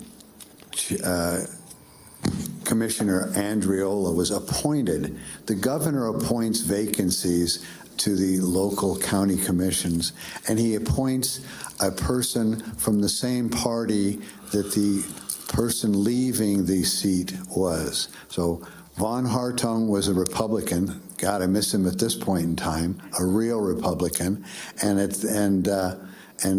the chair and Andriola, Chairman, Commissioner Andriola, I'm shook up a little bit here. Commissioner Andriola was appointed because she represented herself as a Republican. She represented herself a Republican, yet it's over 87%, now it's probably 90% of the time, is voted with the folks from the other party. What is your My comment here? My comment, I'll wrap it up by saying this. I'll be out door knocking in District 4, and I'll be talking to as many people as I can and relating to them what the voting record is. No character assassinations, nothing to talk about, just the voting record. That district leans about 14% Republicans, and the Republicans in District 4 need to know how their representative represents them. Thank you. That does not follow the board's rules of treating each other with respect. Commissioner Clark. All right, any other I know what commissioner disrespect comments? is. I've been disrespected plenty of times. I'm on there. Oh, I'm sorry, I didn't see you, Vice Chair Herman. I have two things. Okay. That's the first election I ever lost. And I didn't expect too much different, to be honest with you. Okay? And the second thing is it going to be December after the November election, when my election thing gets on the agenda? Mr. Manager. I can hardly wait. Well, I know that the ROV's office actually has to review it, so I don't know if you have an update on that, Mr. No Manager. review, I haven't heard one word. The review hasn't come back yet. Okay, well, can you keep, Yesterday. all right, can you keep the Vice Chair apprised? Use it. The ROV for operational issues is, and we also shared with the Secretary of State's Well, we office. got absent ones of those, so I might as well adjourn the meeting. Okay, any other commissioners have comments? I'm not seeing that you do. We are adjourned. Thank you.